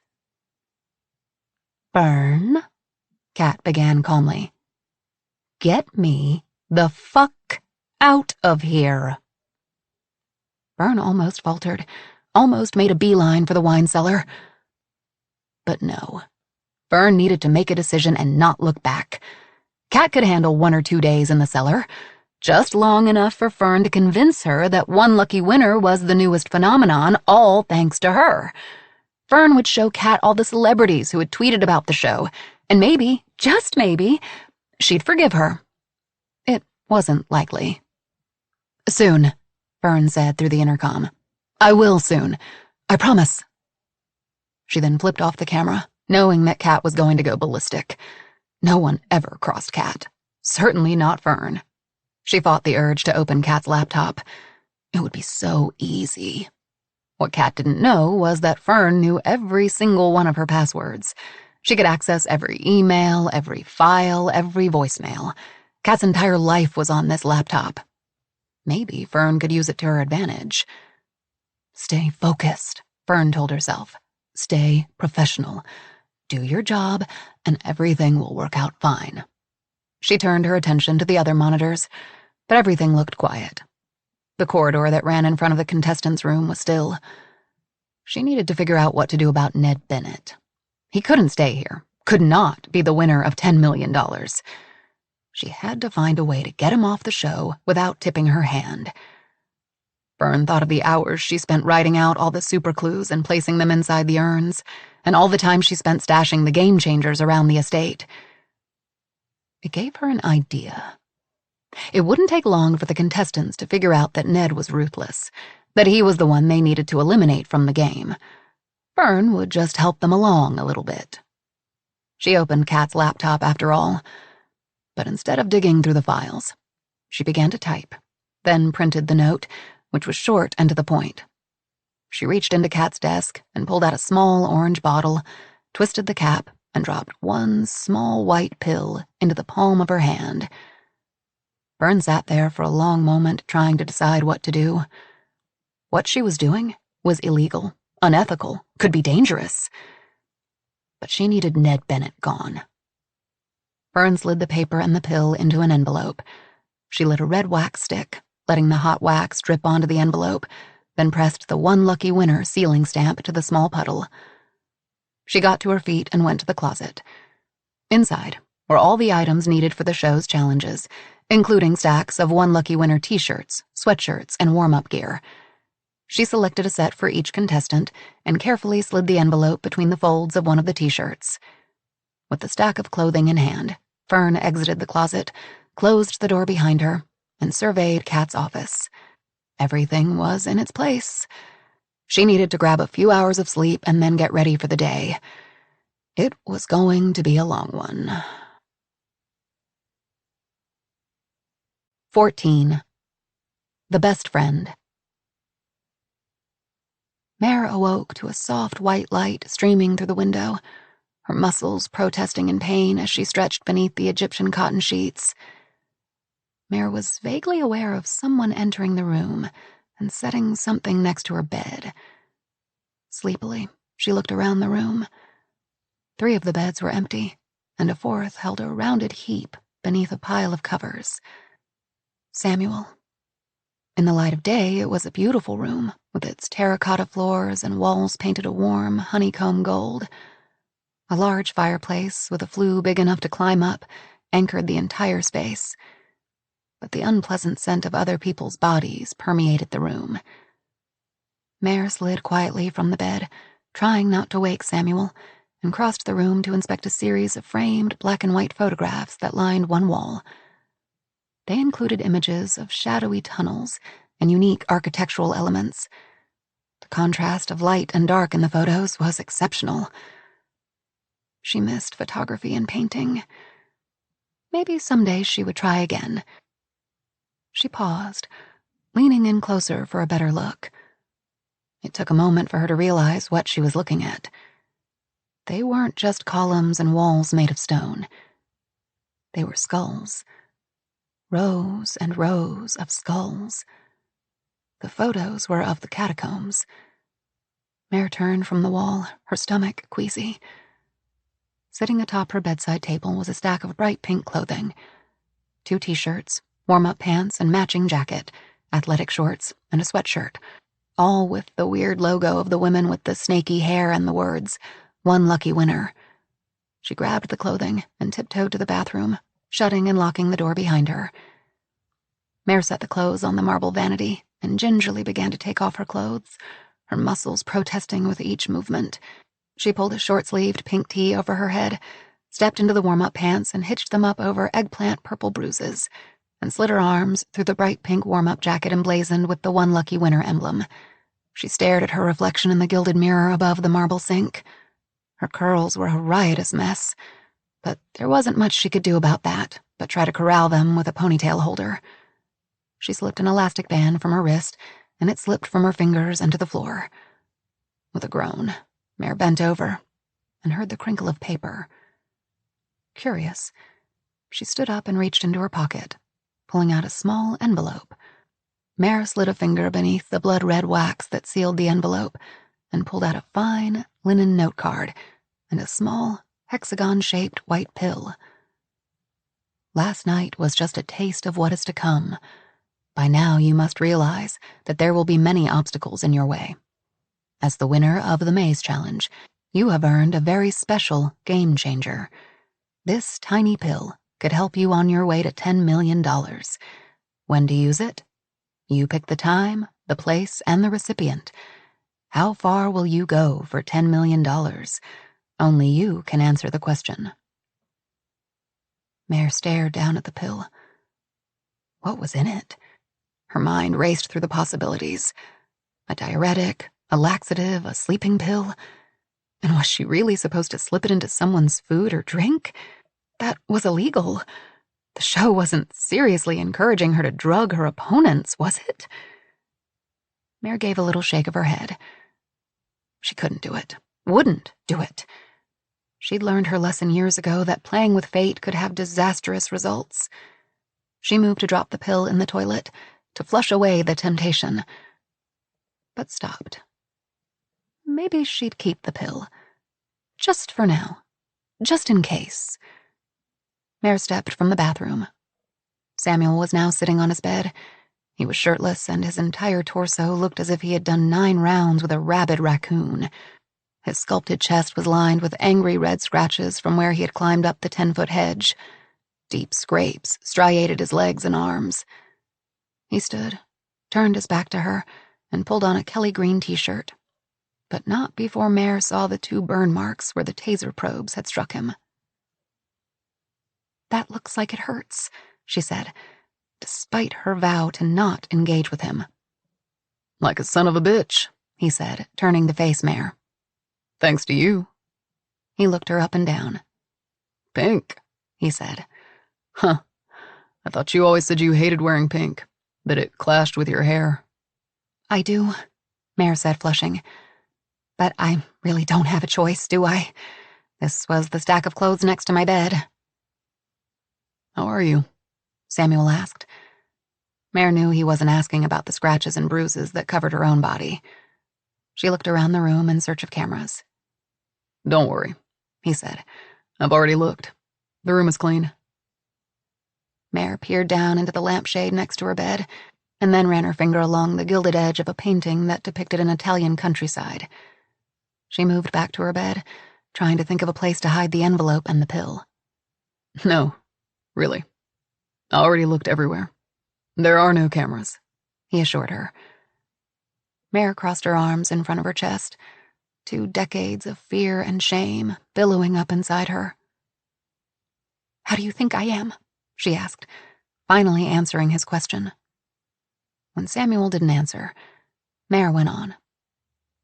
"You, on the other hand, look like you've done just fine. A college degree, a big-shot prosecutor. I bet you have a nice home, a decent salary.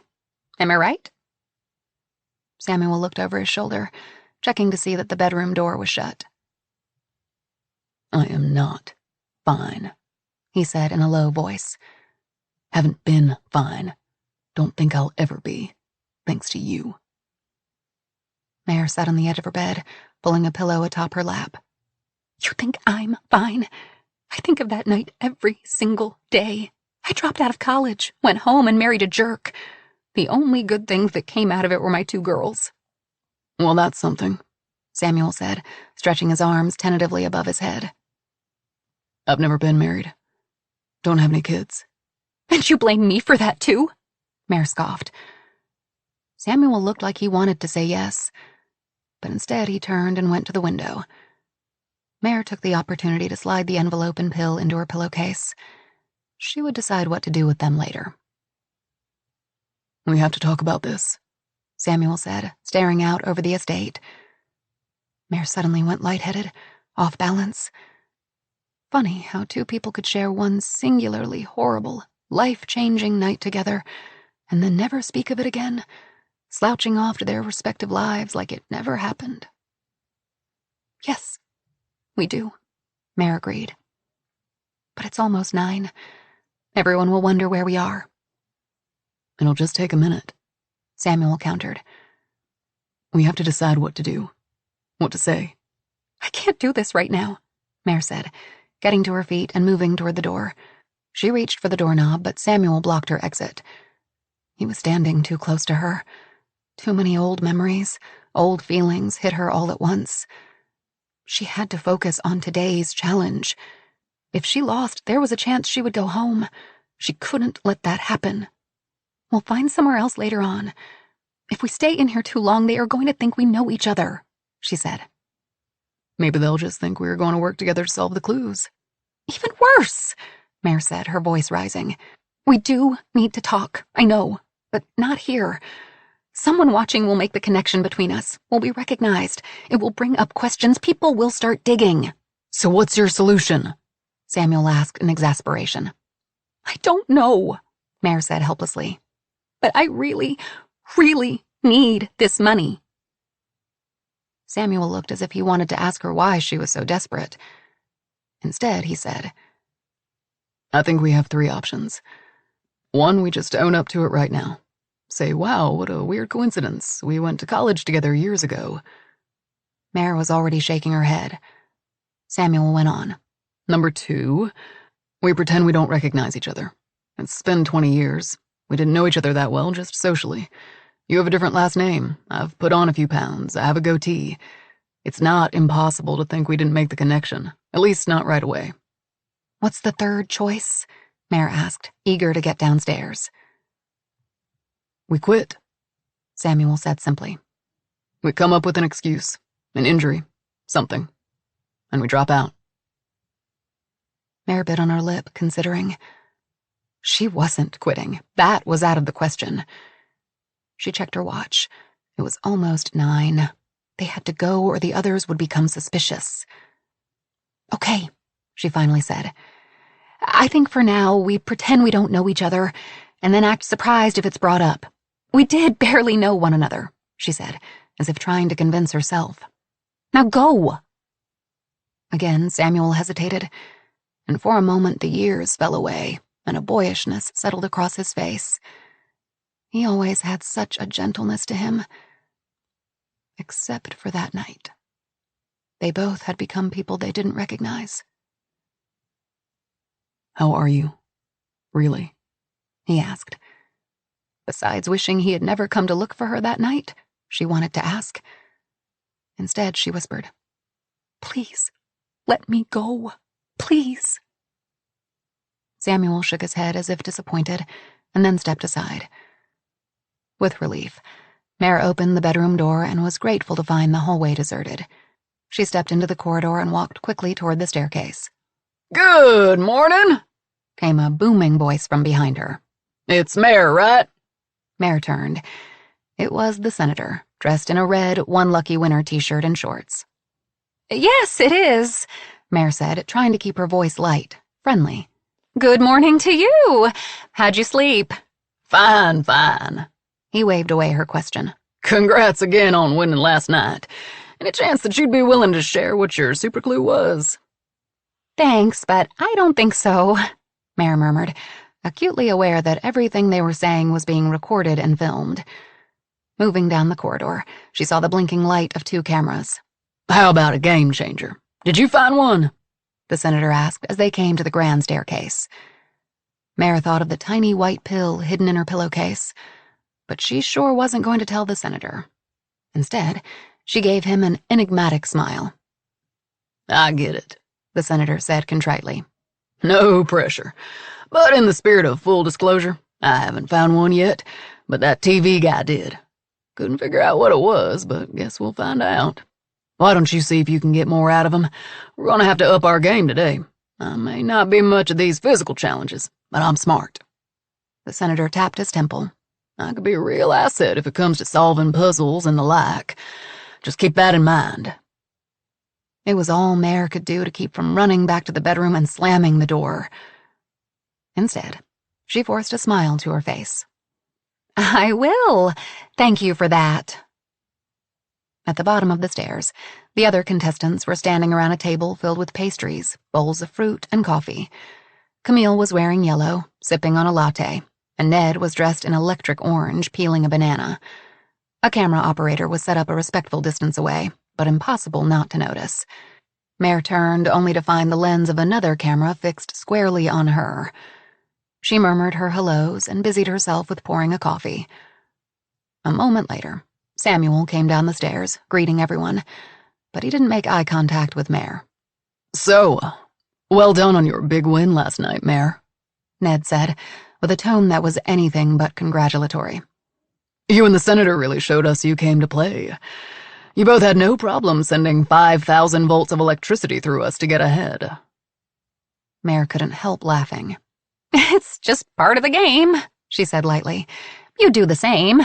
And you kind of did when you knocked me over to get to the game changer first. So, maybe you're up for a little exchange of information? Ned raised his eyebrows. A little tit for tat, he asked, his smile turning wolfish.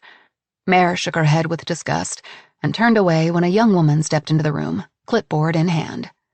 "Good morning, everyone," the woman said. "I'm Caitlin, Alfonso's intern. I see you found your official One Lucky Winner gear. You all look fabulous. Let's get you mic'd up. Fern and Alfonso are waiting for you outside." The intern led them through the courtyard, and the cameras followed them as they moved. The sky was pearly white and hazy. Next to Mare, Camille shivered, though the morning was pleasant. In the daylight, the magnificence and scope of the estate was on full display. In front of them was the long driveway flanked by bowing cork trees with crooked limbs that eventually led to the iron gates where they gained entrance the night before. The estate sat on a hill, and in the valley below were acres and acres of lush green vineyards that disappeared into a morning mist that hadn't yet lifted. To the right was the path that led to the hedge maze. "It's just down this way," the intern said, and the group followed her down the front steps and toward a cobblestone path that curved around the estate and to the south. This path was lined with camellia trees that bloomed in white and then gave way to towering sycamores. "What do you think the next challenge will be?" Camille asked, finally breaking the silence. "Hopefully it won't include tasers or a hedge maze," Ned quipped, and there were chuckles. Mare didn't want to engage. She didn't want to get to know these people, didn't want to think of them as people. She kept her head down, eyes focused on the path in front of her. The cobblestone continued to wind and meander. Mare began to wonder if they took the wrong path. She was getting antsy. What would happen if they were late to the challenge? Would they still be able to participate? Would they be penalized? Disqualified? "Look," Ned said. "I think we're getting close." "This is where I leave you," the intern said with a smile. "Fern is waiting for you right through there. Good luck today." Then she was gone. Mare heard the gurgle of a fountain, and up ahead, the path opened to a wide stretch of land that once must have been covered in grapevines, but had been transformed into something entirely different. Ned gave a low whistle and then said, "Welcome to hell, ladies and gentlemen. Shall we see what the devil lady has in store for us today?" "Jesus," Mare breathed, taking it all in. If she thought the maze challenge was grueling, the one laid out in front of her looked downright deadly. "Your days are numbered, Red," Ned whispered in Mare's ear, sending a shiver of revulsion down her back. Ned Bennett was nothing to her. None of these people were, not even Samuel, especially Samuel. No, Mare wasn't going anywhere anytime soon. She had 2 little girls who were depending on her, and she wasn't leaving here empty-handed. Ned Bennett obviously didn't know her. He didn't know Mare's determination or desperation. She straightened her shoulders and walked away from him without a word. Mare would do whatever it took to win. Lie, cheat, steal. After all, she'd done worse things before. 15. The Confidant. Then. Dr. Camille Tamerlane checked her watch. It was 4:10, and her last patient of the day, Chelsea Weatherly, was late. Camille was afraid this was going to happen. The red light on her phone flashed, and she waited for Geraldine, her receptionist, to answer it from her desk in the reception area. Camille moved to the window and peeked around the curtain. Across the street was Chelsea's estranged husband, Doug. He was why Chelsea hadn't shown up for her session. He was dressed in an expensive Italian suit and had his phone pressed against his ear. Camille glanced back at the flashing phone. That was probably him calling with more taunts, more demands to stop interfering in his marriage. Poor Chelsea. She had been trying to get the nerve up to leave Doug for over a year. With a sigh, Camille picked up the receiver. "Dr. Tamerlane's office," she said, bracing herself for another tirade. "Hello?" came a soft, tentative voice. Camille closed her eyes. This caller was just as problematic. "Wingo," Camille said, trying to keep her voice even and professional. "I told you not to contact me. You are not a client of mine. I don't know how to make myself clearer." "I'm sorry," Wingo said miserably. "I was hoping you could see me one more time for just a few minutes. I have the money now. I can pay." "Wingo," Camille said, her patience fraying. "It's not about the money. It's about your inappropriate behavior. It's about the flowers and the gifts. There was a tap on her office door, and Camille looked up. It was Geraldine, her receptionist. Please, he said. I promise. No, Wingo, I have to go now, Camille said and hung up. Everything okay? Geraldine asked worriedly. That was so like Geraldine to always want to look after Camille. With her tightly permed gray hair and colorful pantsuits, Geraldine was smart, efficient, and grandmotherly. A perfect combination for a receptionist.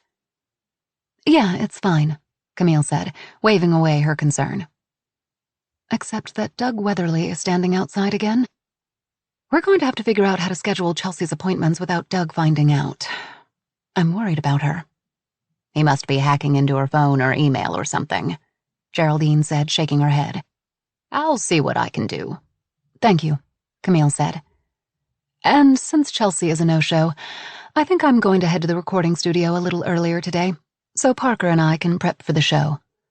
Before you go, a woman is in the waiting room.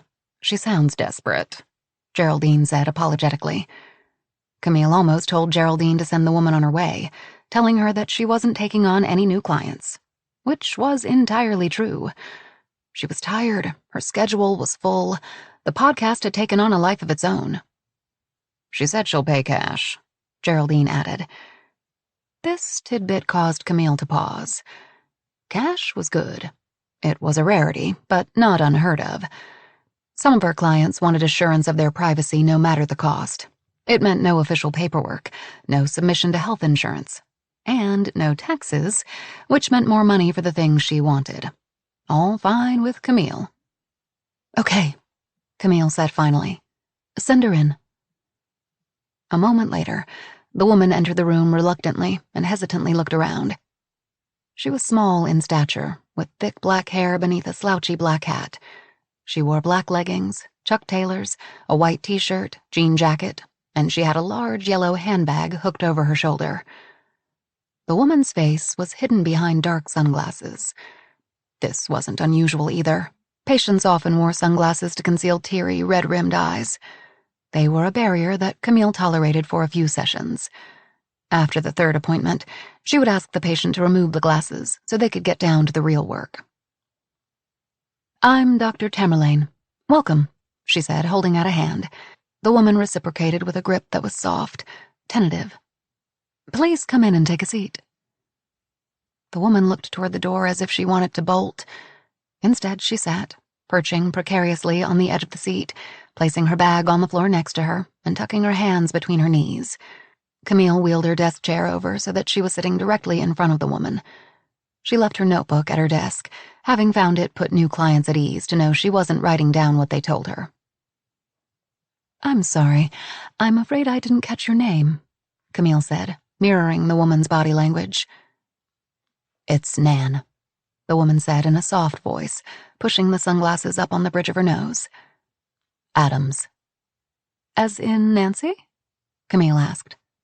No, just Nan, she answered, staring down at her Converse. It's a pleasure to meet you, Nan. Thank you for coming in today, Camille said warmly. I know it can be awkward meeting with a therapist for the first time. This first meeting will be a bit different than a regular session.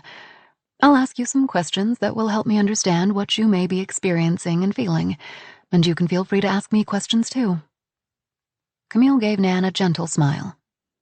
I'll share my initial thoughts and observations, and then we'll talk about a plan to help you feel better. What do you think? Nan let out a long, shuddery breath. Sounds good. Wonderful, Camille said, pushing her glasses atop her head. Let's start by talking about why you wanted to see me today. My receptionist said you felt it was quite urgent. Nan twisted a hammered silver ring on her index finger, but didn't speak. Camille let the silence hang there, not wanting to rush the woman. She didn't like not being able to see her face and look into her eyes, but she didn't want to spook Nan by asking her to take the sunglasses off just yet. How about this? Camille tried. Why don't you tell me what's on your mind right now? Right this instant. Nan chewed on her lower lip. You can't repeat what I say here, can you? It's all private? That's right. I will not repeat what you tell me here, Camille explained. However, if you reveal that you are going to commit a crime or are going to continue to commit a crime involving, say, a child or an elderly person, I'm required to alert authorities. But if you tell me about a past crime, I'm bound by secrecy. Nan shifted uneasily in her seat. I feel like I'm doing something wrong. That I'm being disloyal. You feel like by coming here you are breaking someone's trust? Camille asked. Nan nodded reluctantly. Camille leaned forward and lowered her elbows to her knees. Many of my clients feel that way when they first come to see me, but come to realize that talking things through doesn't mean they are being disloyal, but are simply trying to make sense of what they are feeling. Camille knew she needed to tread carefully. If she pushed Nan too hard, she would bolt. She was already looking toward the door. You are feeling conflicted, Camille said. Maybe if you told me a bit more about who you are worried about disappointing, I can better help you. It's my boss, Nan said, her voice thick with tears. I can't eat. I can't sleep, but if I complain... You are afraid you'll lose your job? Camille asked when Nan didn't finish her thought.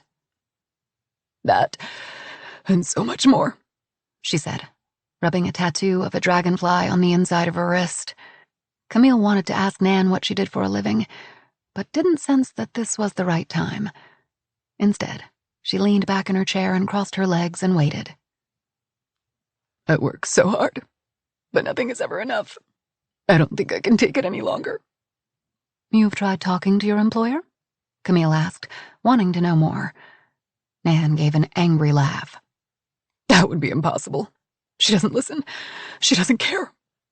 What about quitting? Camille asked. Is that an option? Nan considered this, again spinning the ring on her finger.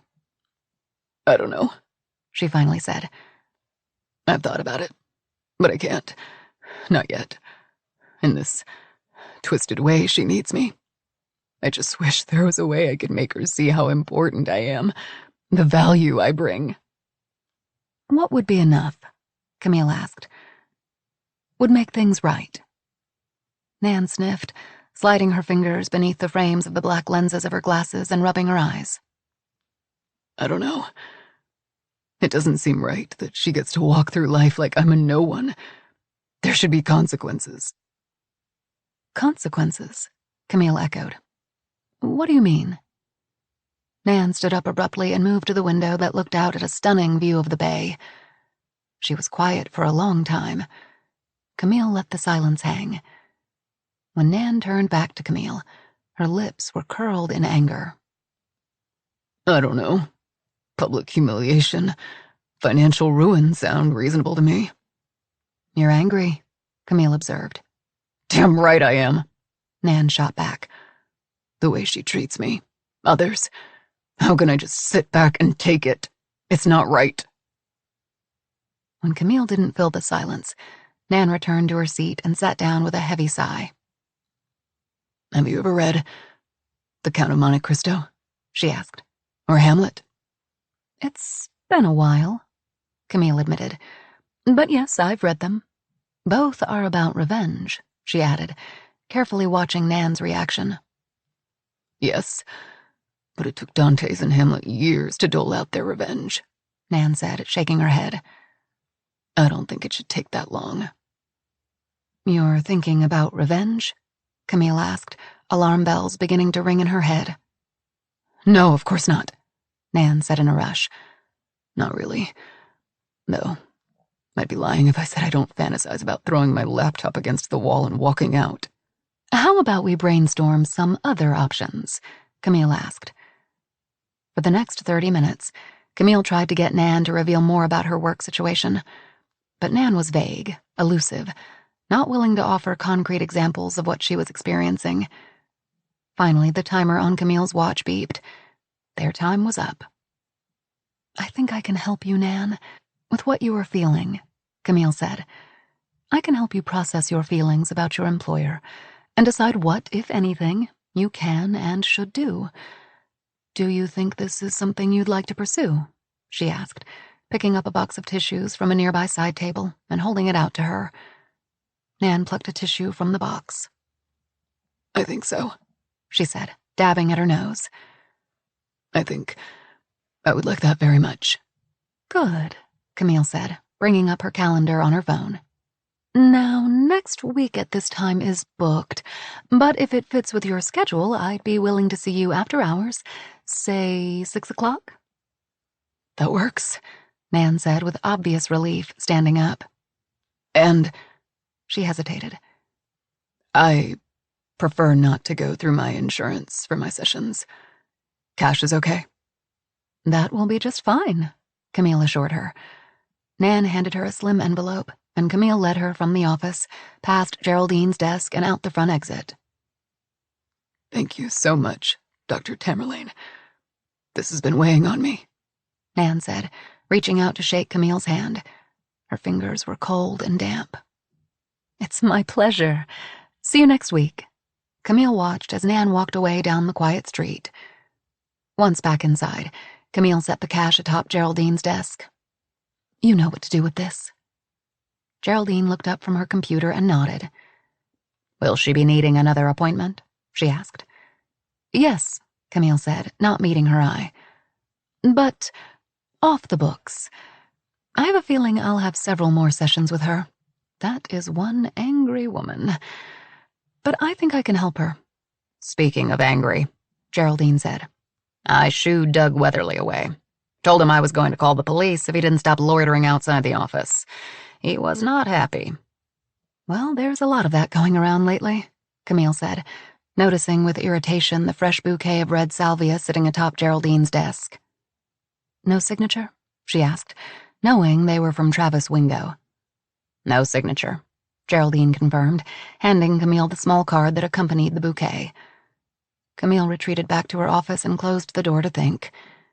She looked down at the card and the 2 words written there, forever mine. She needed to do something about Wingo. Things were getting out of hand. 16. The Confidant. Camille took in the sight in front of them, thinking she might be in a fever dream. It appeared as if Armageddon had come to Napa and someone had built some sort of twisted playground atop a raised field. A slight breeze was blowing, stirring up small dervishes of dusty clouds. Camille was so tired from the night before, and the caffeine jolt from her latte hadn't kicked in yet. After losing the race through the hedge maze, she lurched back to her room, stumbled to bed, and fell into the deepest sleep she'd ever encountered. If it hadn't been for the Iowa mom's penlight, or whatever she was holding, she would still be lost in the maze. It's an obstacle course, Samuel said. I've done these before. It's like a Tough Mudder. They're brutal. The tract of land was a sea of black dirt the size of 2 football fields. Above them, drones swept across the sky. Atop the field was a wall that rose 3 stories high, a mud pit, dozens of rubber tires, long steel beams, and in the distance, what looked like bullseye targets. Samuel was right. They were going to be running an obstacle course. Camille also spotted what looked like a guard lookout. The towering cylindrical column had the all-too-familiar One Lucky Winner logo painted across it and sat off to the side of the course, an ideal vantage point for aerial camera shots. Camille's eyes returned to the climbing wall, and her stomach dropped. She was in excellent shape, but might not be able to keep up with Samuel in the physical challenges. She had thought that after the hedge maze there were going to be puzzles and other competitions that didn't include being able to outrun her opponents. At least she had stumbled across one of the game changers at breakfast. Camille had been the first one to the Great Hall. Sitting amid the bagels, pastries, and fruit, tucked beneath the top linen napkin, was an envelope. Camille looked around to see if anyone was watching her, and seeing no one, she slipped the envelope into her pocket. Moving to a quiet corner of the room, Camille opened the envelope. Congratulations, you've discovered a crucial game changer. Memorize the 4 sentences below, and in the presence of the cameras, work each statement into conversation with your fellow competitors. Her stomach dropped in disappointment. She had been expecting some kind of earth-shattering advantage for the next challenge, but none of the statements made sense. Or rather, they didn't seem to mean anything. They were just simple, ordinary, everyday sentences. "Good morning, Luckies," Fern called out, pulling Camille away from her thoughts. "Please join me." In a single file line, with the senator in the lead, the group followed the cobblestone path and came to a stop at the bottom of the dais. Atop the raised platform, flanked by columns, Fern stood, wearing a beautiful white dress adorned with decorative crystal panels, a low-cut neckline, and a voluminous bubble skirt that fell just below her knees. Camille was impressed. The young woman had style and an impressive wardrobe budget. Her eyes fell to Fern's shoes, pristine, white tennis shoes. That was certainly a bold choice, Camille thought. But something itched at the back of her brain. She kept feeling like she'd met Fern somewhere before, somewhere outside of the game. Fern clasped her hands in front of her and smiled down on them. "Welcome to day 2 of your quest to become our one lucky winner. I trust you had a good night's sleep." Everyone nodded, including Camille, though she felt like she hadn't rested at all. Camille looked around, spotting Alfonso sitting in a director's chair off to the side of the course, legs crossed. For a director, he was certainly hands-off. Camille supposed that was the nature of reality TV. Roll the cameras and see what unfolded. "You won the super clue last night, Mare," Fern said. "Tell us, how important was it that you won that first challenge?" "It was extremely important. I was lucky," Mare said. "I happened to get to the clue first, but I know I'm going to have to give it my all to win the other challenges. I know I can do it." Before she could stop it, a bubble of laughter rose from Camille's chest. Mare sounded so innocent, but the way she made it through the maze last night made it clear that Mare was no Girl Scout. "And Camille," Fern turned her attention to Camille, and the laugh died on her lips. "What is your strategy going into today's competition?" "You know, Fern," Camille began, $10 million is on the line, so there is only one strategy: to win every single challenge moving forward, and that's what I intend to do." Camille was relieved to hear the confidence in her voice. She almost believed herself. "And I'm going to make sure I find the next game changer before anyone else." Fern nodded as if satisfied by the response. "Ah, yes, the elusive game changers. Would anyone like to share what they found?" Camille cut a glance to Ned. Everyone knew he had found one the night before. Uncharacteristically, Ned decided to stay quiet on the subject, simply giving them a closed-lip smile. Camille studied the others. Had someone else found one? Camille looked around and noticed Mare's uncomfortable body language, how she stared resolutely at the ground. Camille would have to keep an eye on her. "Well then," Fern said, "I'm sure those game changers will be revealed soon enough. Let's get down to the business at hand. As you can see, today's challenge is an obstacle course, but this is no ordinary course. There are little surprises scattered throughout." "What? Like tasers? Maybe shotguns this time?" Samuel whispered. Camille chuckled, but was wondering the same thing. She liked Samuel.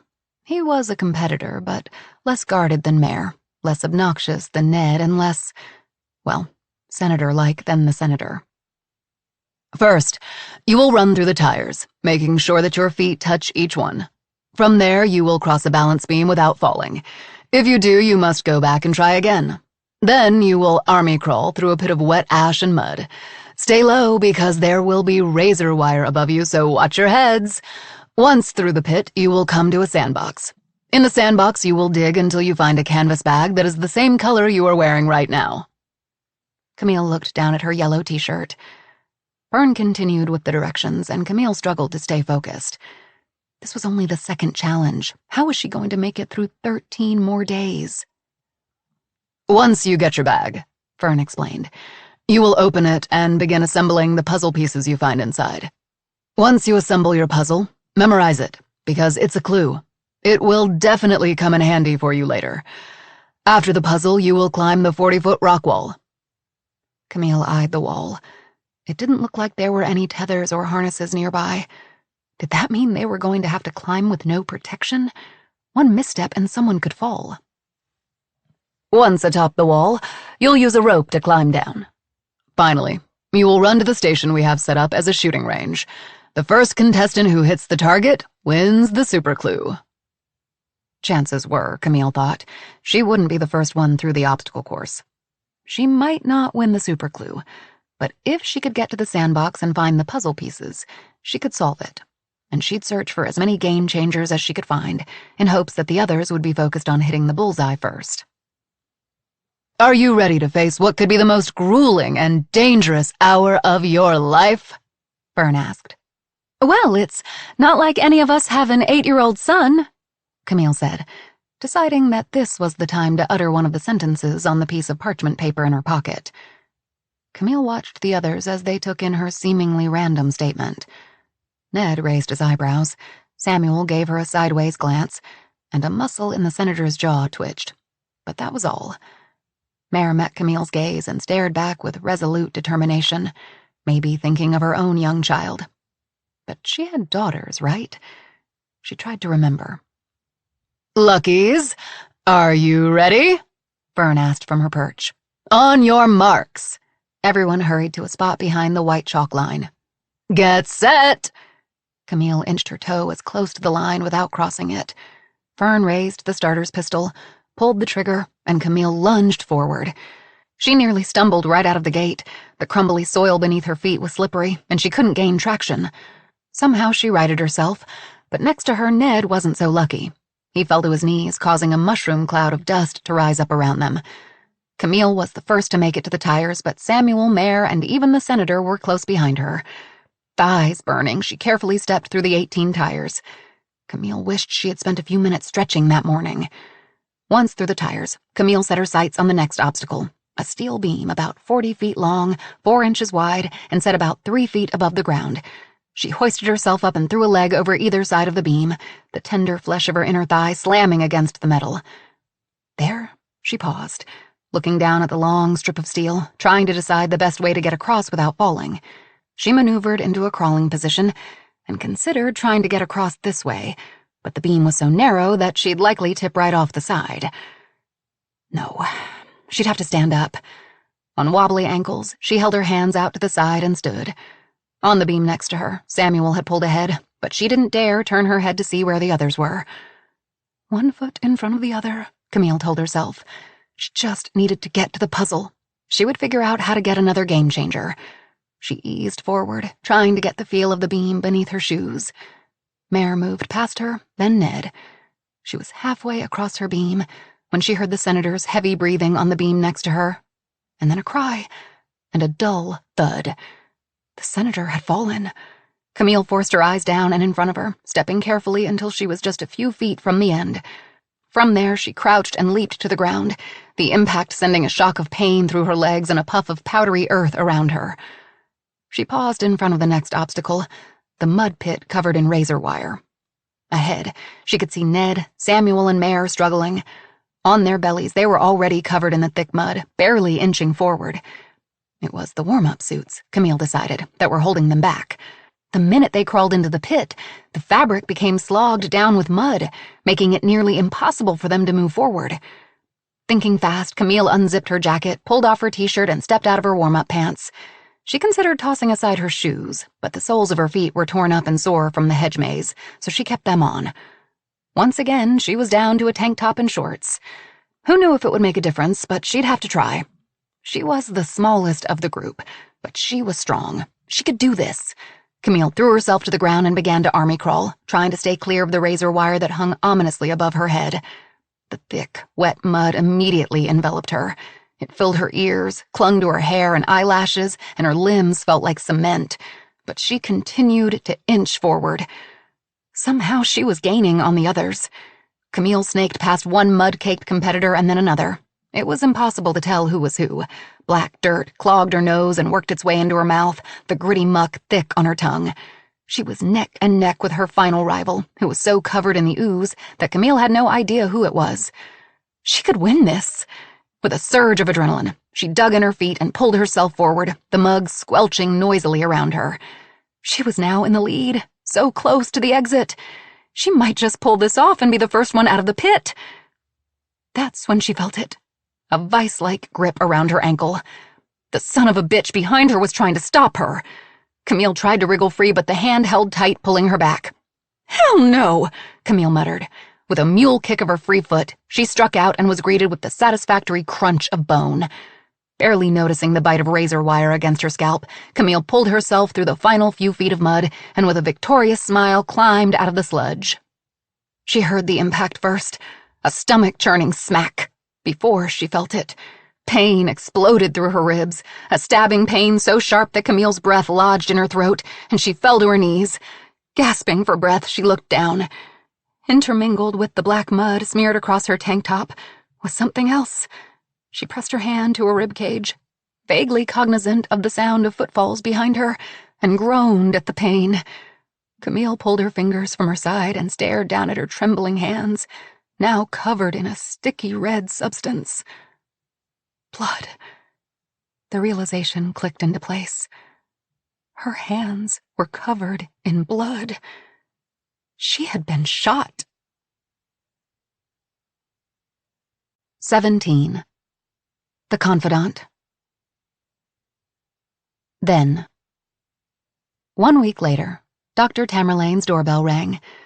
Though it was 6 o'clock and Geraldine was long gone, Camille was in her office preparing for the next installment of Your Best Life. She opened the door to find Nan wearing the same oversized sunglasses and a baggy sweatshirt. Instead of the slouchy hat, she wore a trucker's cap with John Deere embroidered across the front, the brim pulled low. "Hello," Camille said, inviting her in. "How have you been since we last met?" she asked, after Nan had taken a seat. "Okay. Fine," Nan responded. Again, Nan was perched on the edge of the seat cushion, her fingers gripping the chair's arms, the toes of her Converse shoes pressed into the carpet, her muscles rigid, as if ready to bolt. "You seem quite tense," Camille began.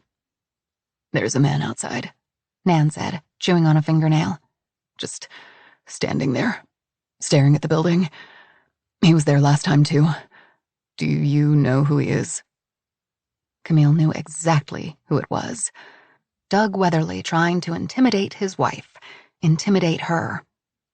But Chelsea didn't have an appointment today, and Camille was now meeting with her at a different location. He wasn't giving up.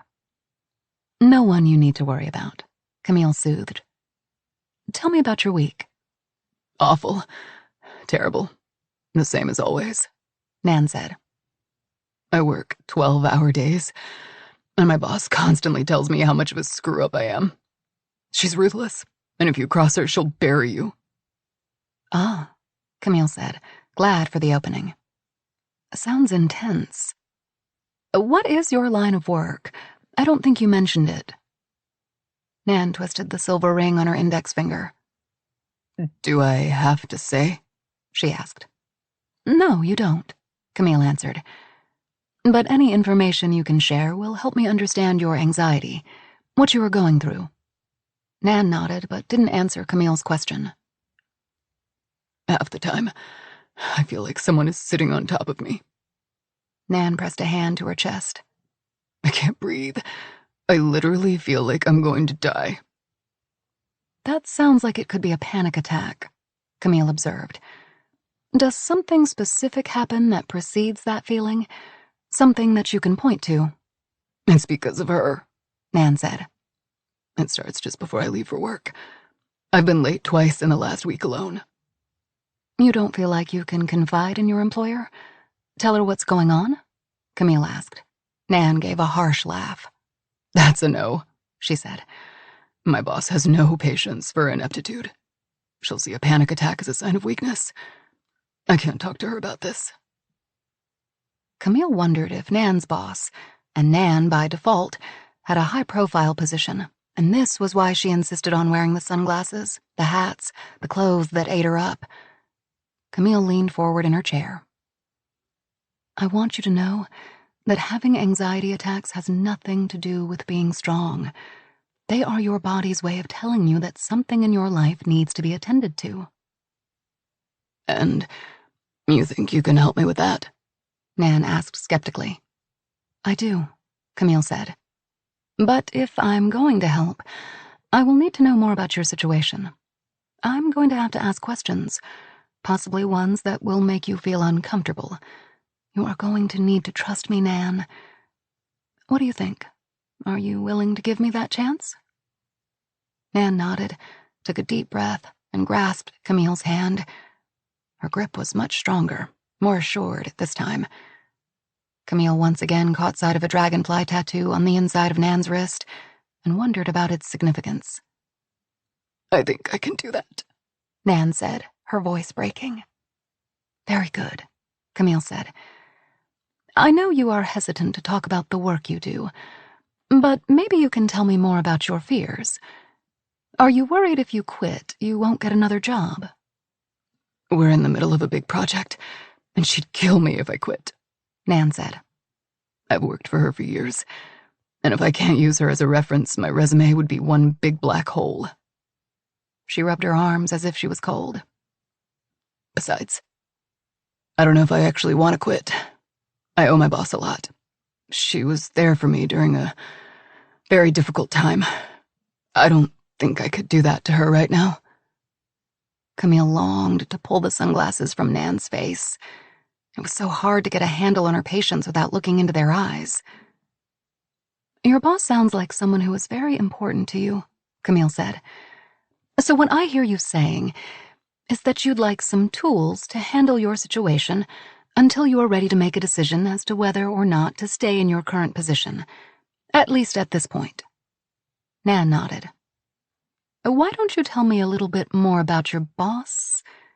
Camille held up a hand when Nan began to protest. "No specifics. I don't need to know who, when, or where. Just the basics.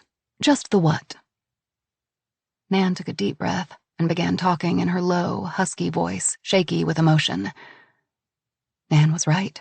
Her boss was a piece of work. Verbally, sometimes physically abusive. Camille studied Nan's face. Though she couldn't see Nan's eyes, she was obviously tortured.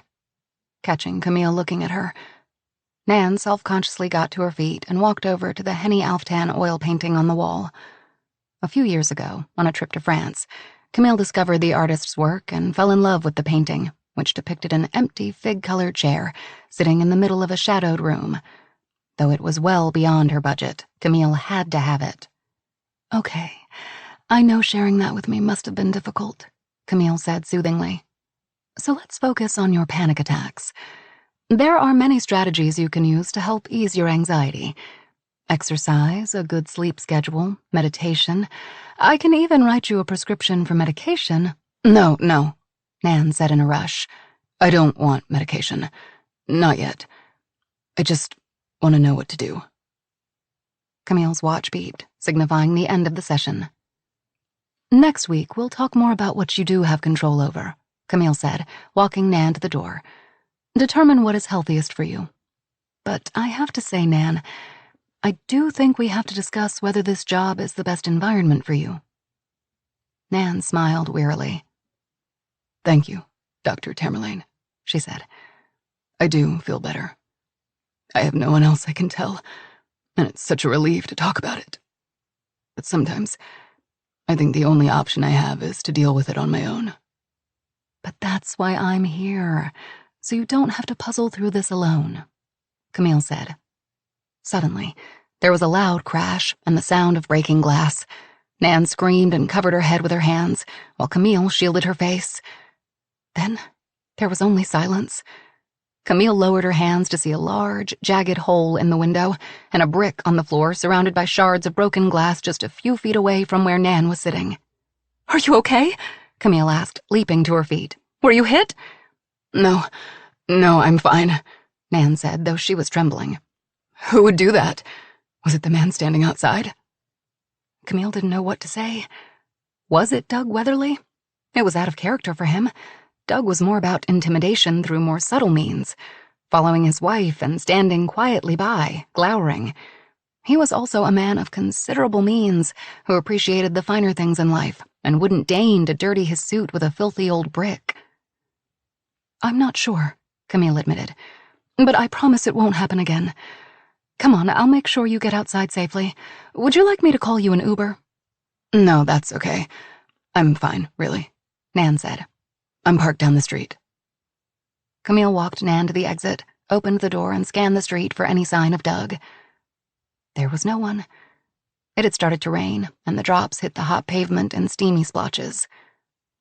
"It's getting dark," Camille said. "I can't let you walk to your car by yourself. Let me go with you." "No," Nan said sharply, then added more softly. "I said I'm fine." She stepped outside, then turned.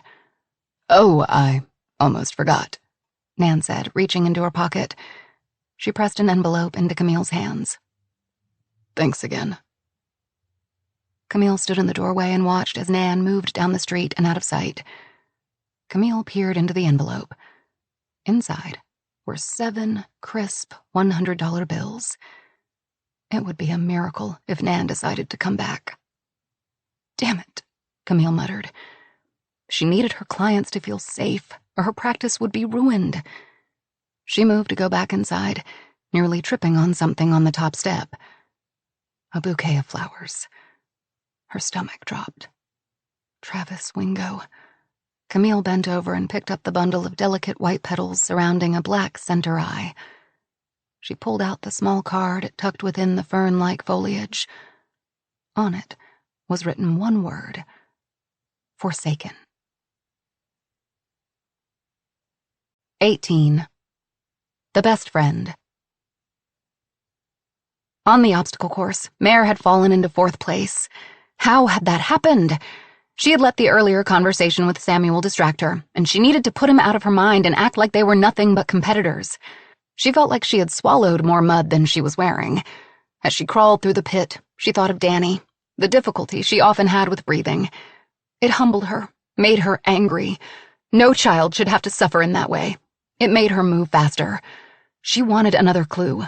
The family tree she won the day before made no sense, no matter how long she studied the parchment. And she wanted another game changer. The more she could find and the more challenges she could win early on, the more power she had. She would have currency to barter.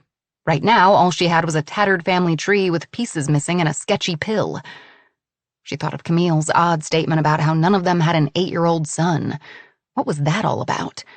She was falling farther behind Camille and Samuel. Think of the kids, she told herself. They needed to keep their home, to stay together. $10 million was an obscene amount of money. Mare would keep working. Or maybe she wouldn't. Managing Danny's healthcare was a full-time job. She wouldn't use the money for lavish vacations or fancy cars. She would only use what she needed to buy their house outright, to pay Danny's medical bills, to pay for the kids' education. She didn't care about the rest. The image of her children's hopeful faces pushed Mare forward. Mare reached the end of the mud pit just as the competitor in front of her staggered to his feet. It was Ned Bennett, recognizable by his orange warm-up outfit that peeked through the black dirt. He pinched the bridge of his nose with his thumb and forefinger and tilted his head back. His face was covered in blood mixed with slimy mud. "She kicked me in the face!" Ned gasped, spitting a wad of blood to the ground. She had to be the psychiatrist, Camille. Mare didn't stop to see if he needed help. She could catch Camille, and she could definitely beat her in the target shooting competition. She had grown up on a farm, after all. But just ahead of her was Camille on her knees. Her body was shaking so hard it was vibrating. "I think I've been shot!" Camille cried as Mare ran past. It took a second for Camille's words to register with Mare, but when they did, she stopped short and turned. Mare didn't see any blood, but Camille was covered from head to toe with mud, so it was hard to tell. Should she stop and help her, or was it just a trick? Behind Camille, Ned was closing in on them, and the senator wasn't far behind. It had to be a trick. Camille was just trying to slow her down. But still, Mare hesitated. Was she really the kind of person who would leave someone with grave injuries behind? No, the real question was she still that kind of person? It didn't matter. This was just a game. No one was getting shot. Mare shook her head, disgusted with herself, and was just about to turn and run toward the next obstacle when a loud bang filled the air and the senator dropped. Mare screamed. Someone was shooting at them.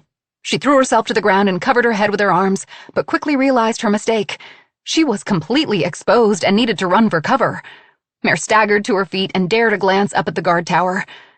There he was, a man holding a shotgun aimed directly at her. There was nowhere for her to go, nowhere to hide. Mare was frozen in place, her legs refusing to move. The ground erupted in front of her, and thick red blood splattered against her legs. Had she been shot? She felt no pain, was still on her feet. Mare bent down and tentatively touched her shin. The liquid was too thick to be blood. She brought her fingers to her nose. Paint. They were being shot with paintballs meant to scare and slow them down. Relief and irritation flooded through her as Camille dashed past. She had figured it out, too. Mare turned and ran toward the next obstacle, still expecting to be pelted in the back with a paint bullet. In front of her was a huge sandbox the size of a tennis court. She needed to find the pink bag filled with puzzle pieces. The key was to dig up your own bag without revealing the locations of the other bags. Camille didn't seem concerned about that, though. She was digging wildly, throwing sand over her shoulder in search of her yellow bag. Samuel was on his knees looking around the sandbox and trying to decide where to dig next, his chest heaving heavily. Mare chose the opposite side of the box to begin her hunt. She bent over, sank her hands into the soft sand, and then plowed forward as if pushing a wheelbarrow, trying to cover as much ground as possible in the shortest amount of time. Almost immediately, her fingers struck something. She dropped to her knees and yanked. Out came a Kelly green backpack. Samuel's. She covered the bag with sand the best she could, but didn't want to waste time. She continued searching for the pink bag. Across the sandbox came a sharp cry. Mare told herself not to look. She was moving more quickly now, and didn't want to stop. There was another shriek, and then a sob. "Keep going," Mare told herself. "Don't look." The heavy mud that encased her body was now being sloughed away by the sand. Again, her hands landed on something. Another bag. Mare shoved her fingers down deeper into the sand and caught a glimpse of bright pink. Her bag! She just needed to pull it free. A figure dashed by Mare, kicking sand into her mouth, her nose, her eyes. Camille had found her bag and was moving on to the next obstacle. Ignoring the gritty bite of sand in her eyes, Mare kept digging, pulling. Her bag was slowly loosening. There was another cry and a shout of, "What the fuck?" It was Samuel. What was happening? Mare hadn't heard any more gunshots. She almost had her bag free. That was all that mattered. Suddenly, a flash of hot white pain struck her hand, so intense that for a moment Mare couldn't breathe. When she snatched her hand back, she expected to see blood, but instead, the pad of her ring finger was red and beginning to swell. The burning pain was excruciating. What was it? A spider bite? A bee sting? It didn't matter. With one final heave, she pulled her pink bag from the sand at the same time that another sharp stabbing pain hit her ankle, then another at her calf. With a cry, Mare scrambled backward, still clutching the backpack. Emerging from the sand were a legion of crab-like creatures with a multitude of legs and snapping pincers, all coming toward her. It wasn't their clicking claws that terrified Mare. It was their curved tails with the needle-sharp barb. Scorpions! She felt the skitter of something climbing her leg and frantically tried slapping it away. Another sting pierced her wrist. The pain was disorientating. "Get up," a voice said in her ear. "They won't follow you. Get up and run." Samuel was standing above her. He had his green backpack looped around his shoulders and held out his hand. Mare wasn't going to accept help from anyone, especially not him. She was going to win the money, scorpions be damned. She gritted her teeth and stood up, rushing to the edge of the sandbox and stepping over its wooden frame. The pain had ingrained itself deep in her skin. All her nerve endings were screaming, but there was nothing she could do. From what she could tell, she'd been stung 3 times. Finger, wrist, ankle. She shook the heavy pink backpack, examining it for any remaining scorpions before sliding it onto her shoulders. She had to keep going. Mare resolutely ignored Samuel, who had fallen into step beside her, and she set her sights on the pink flag next to a table 20 yards away where she would assemble her puzzle. She limped to her spot, removed the backpack from her shoulders, and unzipped the pocket, expecting more scorpions to come crawling out. The pain in her hand and ankle weren't fading. If anything, it was burrowing in, getting hotter. Scorpions were poisonous, deadly even. Mare gritted her teeth. She wasn't dead yet. Ned, Samuel, and Camille were already at their tables assembling their puzzles. She dumped the puzzle pieces onto her table and began to flip them over to reveal the scattered image. The 25 puzzle pieces were thick, made of wood, and cut into irregular shapes. There were no corners, making Mare think that her puzzle was circular.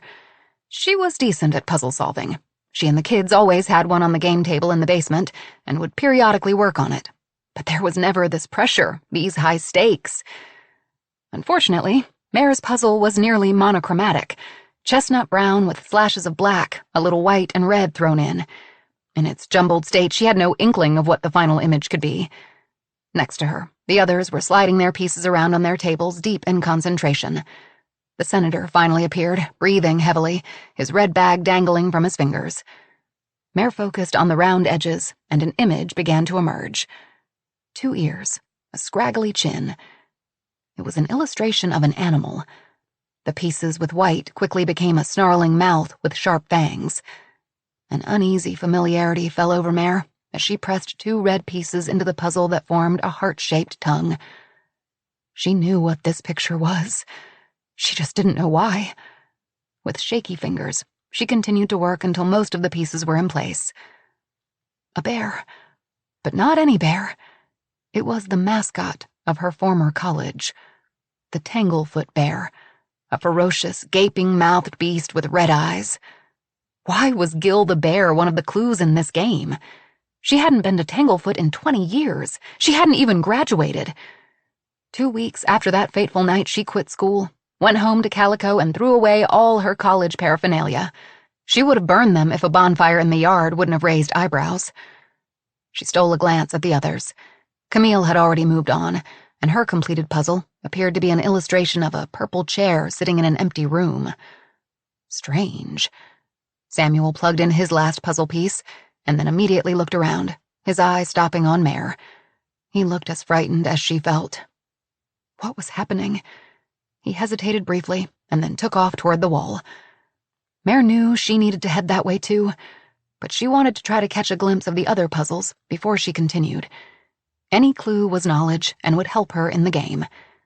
She paused at the senator's puzzle, which was still incomplete, but it looked to be a photo of a woman in an orange jumpsuit of some sort. A mugshot?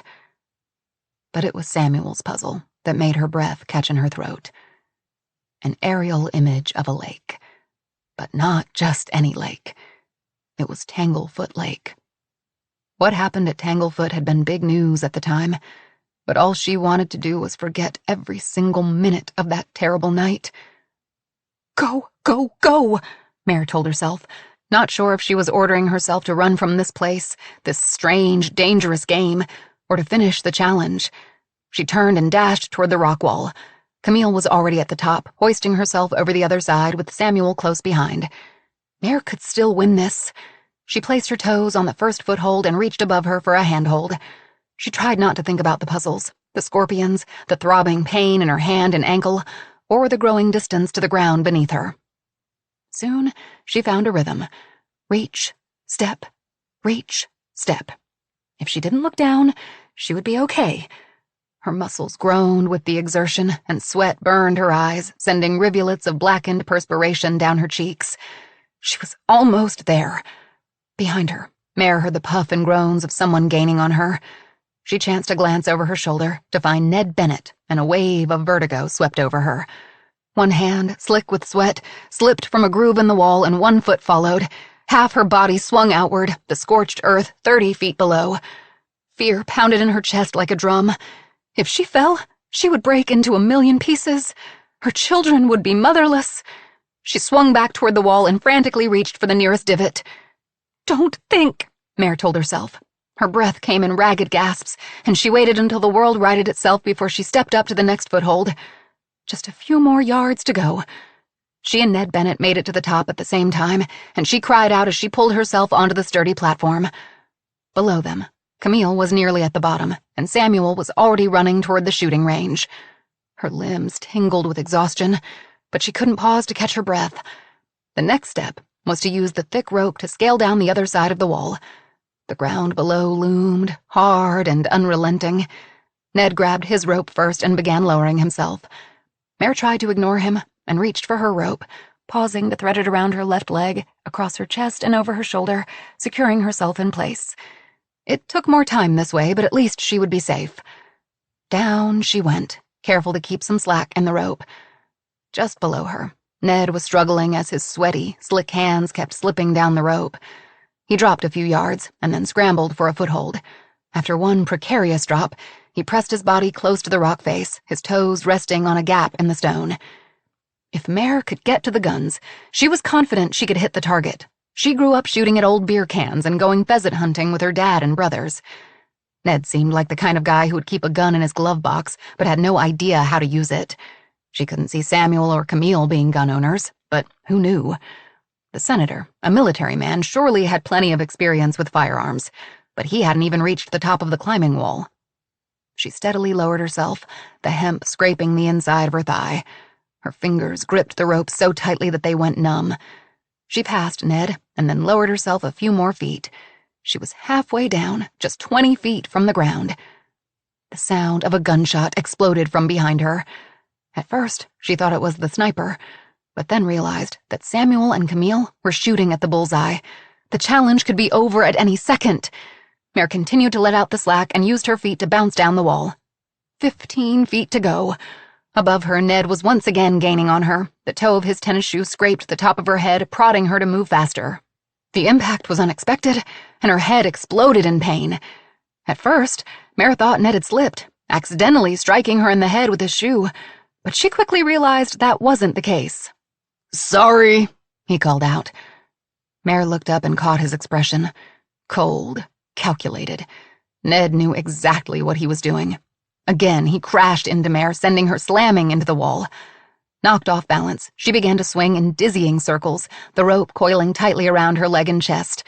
Mare gasped, trying to keep her hold on the rope. Once she stopped spinning, she looked up and she saw Ned gripping his rope with one hand and reaching into his pocket with the other. Out came a slim black object, and then suddenly out popped a blade. Ned had a knife, sharp and curved. For one ludicrous moment, she thought he was coming after her. She thought he might stab her. "What the hell?" Mare cried as she watched Ned begin to saw through her rope. "Hey, what are you doing?" She was stranded, hopelessly tangled so it was impossible to quickly scale the last stretch before Ned sliced through her rope. She squeezed her eyes shut and waited for the free fall. When it didn't come, she opened her eyes and looked up. Her rope was still intact, though barely. Ned hadn't completely sawed through the jute, but one wrong move and it would snap. Ned bounced past her, the knife still clutched in one hand. Where did the knife come from? And then it hit her. The knife must be a game changer. In the distance, there were more gunshots and then a whoop of celebration. Someone hit the target. Mare had lost. There would be no super clue. The earlier adrenaline she felt leached from her body, and the pain returned. Her hand and ankle pulsed hotly, and her muscles were cramping. Should she wait for help? No, Mare told herself. I'm going to finish this. Mare slowly spun herself in the opposite direction, unwinding the rope, realizing that with each movement the rope was fraying more and more. She was almost free. Suddenly, the rope went slack in her hands and she was falling, the earth coming at her with alarming speed. When she hit the ground, her shoulder detonated with white-hot pain, and the air left her lungs like a popped balloon. When Mare was able to open her eyes again, Samuel was standing above her. "I think you might have dislocated it," he said sympathetically. "What? So you're a doctor now, too?" Mare snapped. "Not a doctor. Just a guy who has dislocated his shoulder once or twice," Samuel said, rotating his own shoulder. "Want me to try to pop it back into place?" Tears were streaming down her face, and Mare wiped them away with her good hand. She looked at him dubiously. "You know how?" "Yeah," Samuel nodded. She wanted to trust him. She couldn't ask Fern for medical help or she'd be sent home. And if she didn't get her shoulder back into place, there was no way she could compete in the next challenge. "Lie down," Samuel said, and Mare eyed him suspiciously. "No, really," he urged. "Lie on your back." Gingerly, Mare lowered herself back to the ground. "Now relax," Samuel said, and she glared up at him.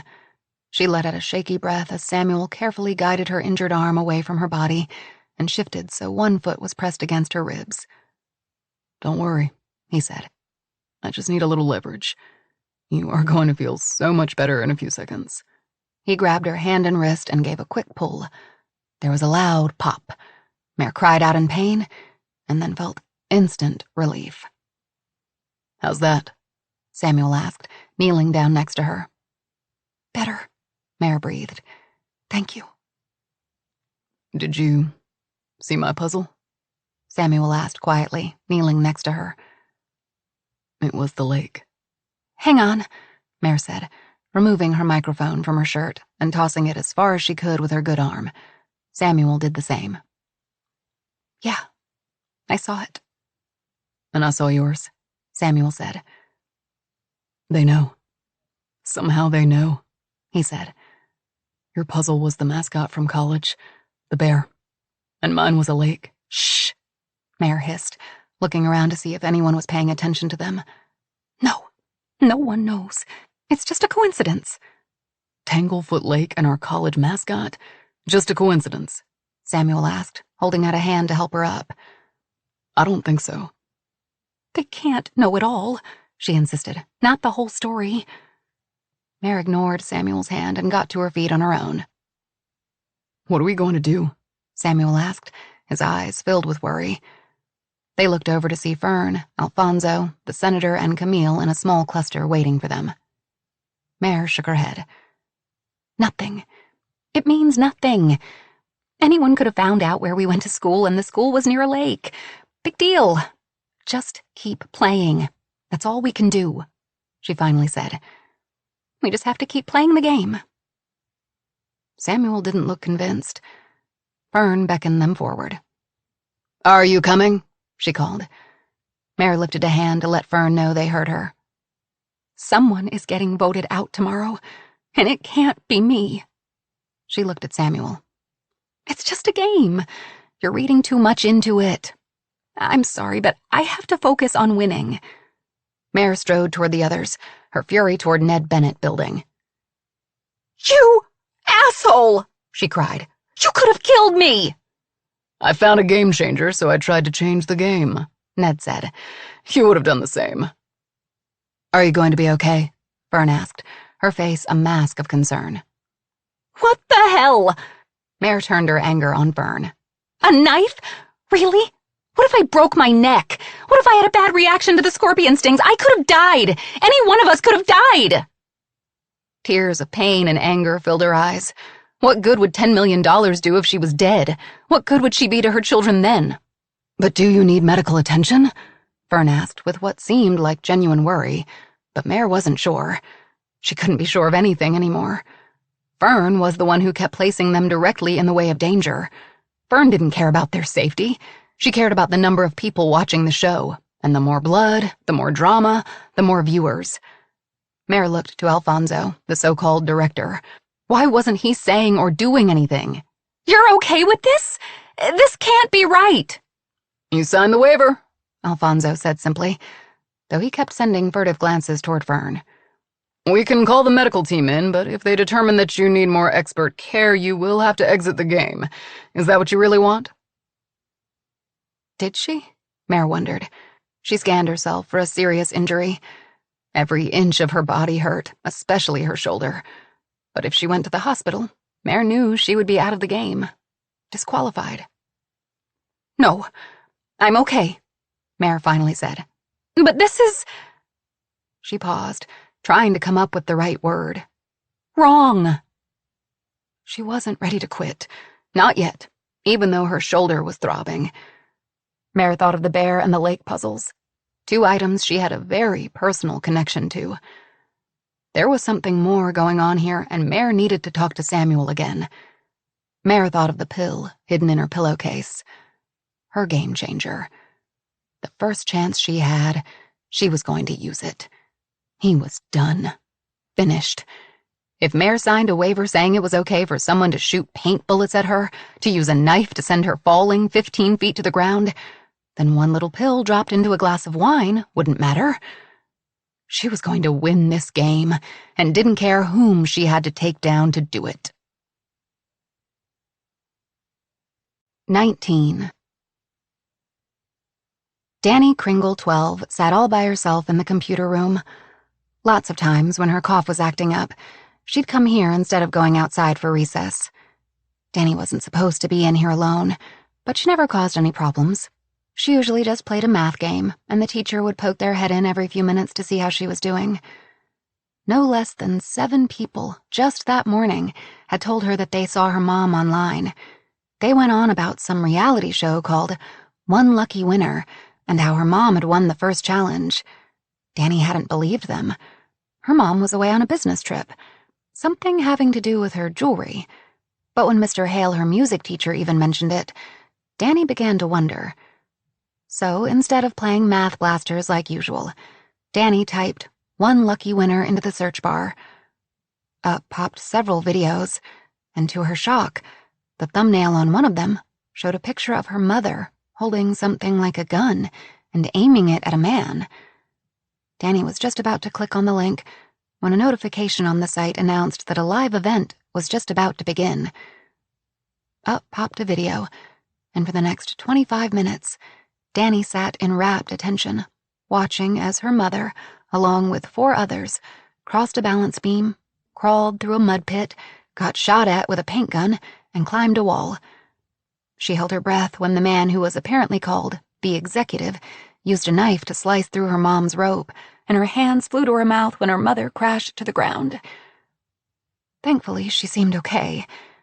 But she was pissed, and saying words that Danny would get in trouble for saying. Danny didn't know the last time her mother had been so angry. Except maybe when her dad left, and even then she was more sad than mad. Danny watched as the pretty lady called the Confidant pulled a piece of paper out of the blue pot she won. It didn't look like much of a prize. The lady didn't think so either, because when she opened the paper, she made a funny face and said, "Well, this makes no sense. It's a death certificate." That made Danny shiver. She didn't like to think about dying. Her eyes widened when she saw the number of people who were watching the video. Over 2 million and counting. This couldn't be real. Her mother had lied to them. Why? Her attention fell to the comments. PillowTalk_Morgan. I can't believe the Confidant won. I didn't think she was going to get up after she was shot. Enchanting Web. I can't believe the executive tried to kill the best friend. Summer Rip 5. He didn't try to kill her. He was just playing the game. I would have done the same thing. Perfect_Pros. I love the best friend. I hope she wins the 10 million. PillowTalk_Morgan. I wonder why the Confidant won a death certificate. Who do you think it's for? Go Kings 2024.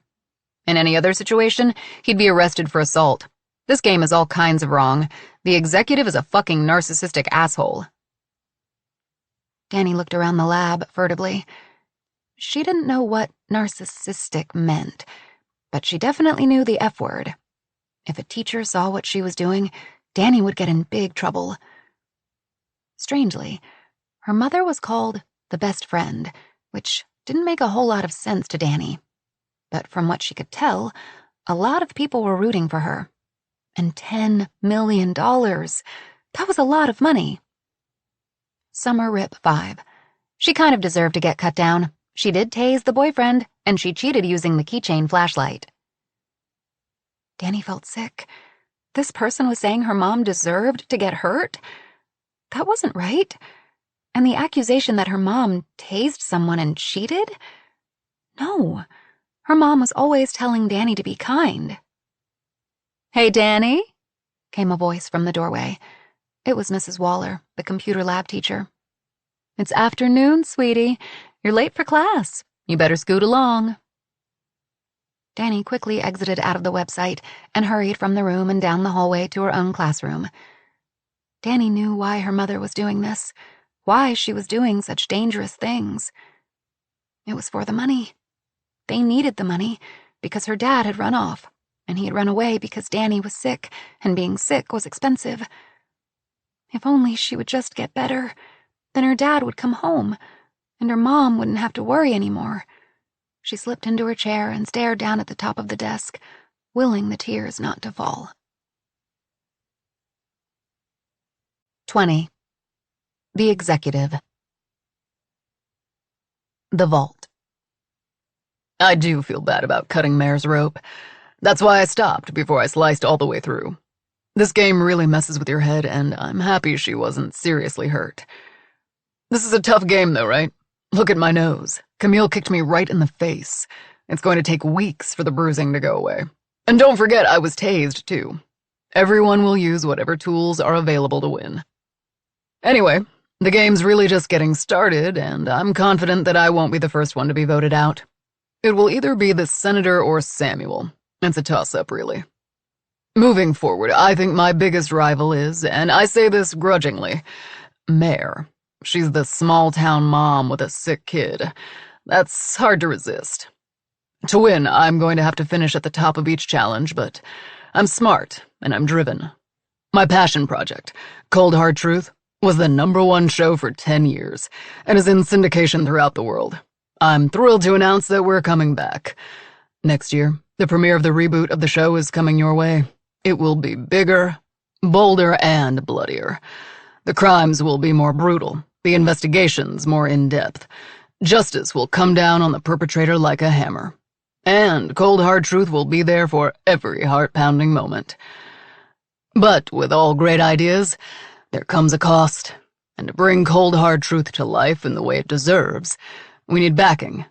The $10 million prize, once I win, will go directly toward creating our teams of investigators and private detectives, as well as resources to operate a 24-hour tip line and a reward fund. People always wonder why I'm so passionate about finding justice for families. Most don't know that when I was 5 years old, my father was murdered. I spent most of my childhood without a father. If it weren't for pictures, I wouldn't remember what he looked like. No one was ever arrested, and I think about that all the time. I may not be able to find justice for my family, but I can help families like mine. True Crime Pancake 23. Wow, I never knew that about his dad. Darwin Space Dragon 922. Have to play hard to win. He wants it more than anyone else. Classic Books and Coffee. I worked for that jerk years ago, and there wasn't an ass or a pussy he didn't grab. Lord Fucksalot 84. Proof? You sound like a disgruntled employee. Maybe he didn't grab your ass and you're feeling left out. SMH. Some people just can't appreciate hard-working men who get things done. Ava_Rain. Says the guy who gives himself a fake royal title and has to announce the frequency, you wish, of his sexual activity. 21. The Best Friend.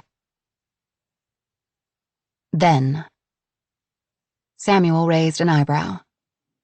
What kind of fun do you have in mind? Mare slapped him lightly on the arm with her mittened hand. I didn't mean that kind of fun, she laughed, but her stomach did a flip-flop. Why was she thinking about Samuel in this way? He was Lena's boyfriend. She needed to find her own guy. But still, why would he have come after her to see if she was okay if he wasn't a little bit interested? Uh-huh, Samuel said slyly, and she felt her face go hot in spite of the cold air. Come on, Mare said, stepping out into the icy road. Careful, Samuel said, snagging her elbow. Mare moved to the center where the yellow dotted line split the road in half. What are you doing? Samuel asked. You could get hit. Showing you how we had fun in Calico, Mare said, lowering herself to the pavement, the cold seeping through her jeans. Besides, it's dead out here. Like you said, we're in the middle of nowhere. Calico? Samuel asked, standing over her and looking anxiously from left to right. Where I grew up, Mare said, pulling on his pant leg. Now lay down or get out of the way. I want to look at the stars. This is stupid, Samuel said, but still he stretched out on the ground so that they were ear to ear but facing in the opposite direction. When does it start getting fun? Look at the sky, Mare said dreamily. It goes on forever. Yeah, but we can see the sky from over there.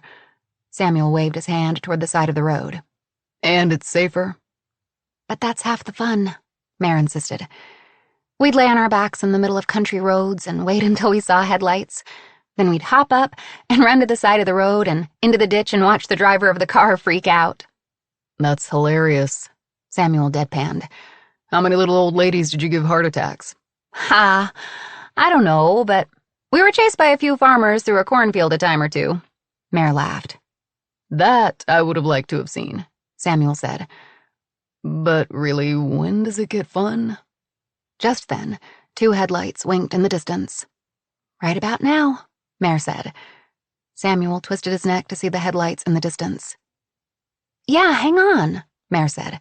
Wait until they see us. No way, Samuel protested, scrambling to his knees. They're still far enough away. Don't panic, Mare said, laughing and grabbing his wrist to hold him in place. Don't be stupid, Samuel said, but he was laughing too. Mare had forgotten the euphoria that 2 tons of metal careening toward her in the dark could bring. It was wrong, not normal, but it felt so good. Now? Samuel asked. Not yet, Mare said. The car was not slowing down. The driver hadn't seen them yet. A few more seconds. Samuel scrambled to his feet. Let's go, Mare, he urged, pulling her up by the arm. She planted her feet. The headlights were mesmerizing, 2 yellow eyes bearing down on them. She could hear the car's engine now, which was her cue that it was just about time. She couldn't believe the driver hadn't seen them yet. They must be distracted, on a cell phone or singing along with the radio. Mare waited until she could see the silhouette of the driver through the windshield. Now! Mare cried, clutching Samuel's hand as they dashed to the side of the road, the breeze from the passing car lifting her hair from her neck. That was crazy, Samuel said, bent over, hands on his knees and out of breath. It was amazing, Mare exclaimed in delight. See? I told you. Fun. Suddenly, the sound of screeching brakes and the smell of burnt rubber filled the air. The car fishtailed wildly from one side of the road to the other before careening over a snowdrift and smashing into the trunk of a sugar maple. The sound of grinding metal and breaking glass rang in Mare's ears. Then the air went deathly silent. The car's red taillights glowed accusingly as the engine continued to rumble, and smoke from the exhaust pipe curled lazily into the air. Oh my God, Mare said, covering her face with her hands.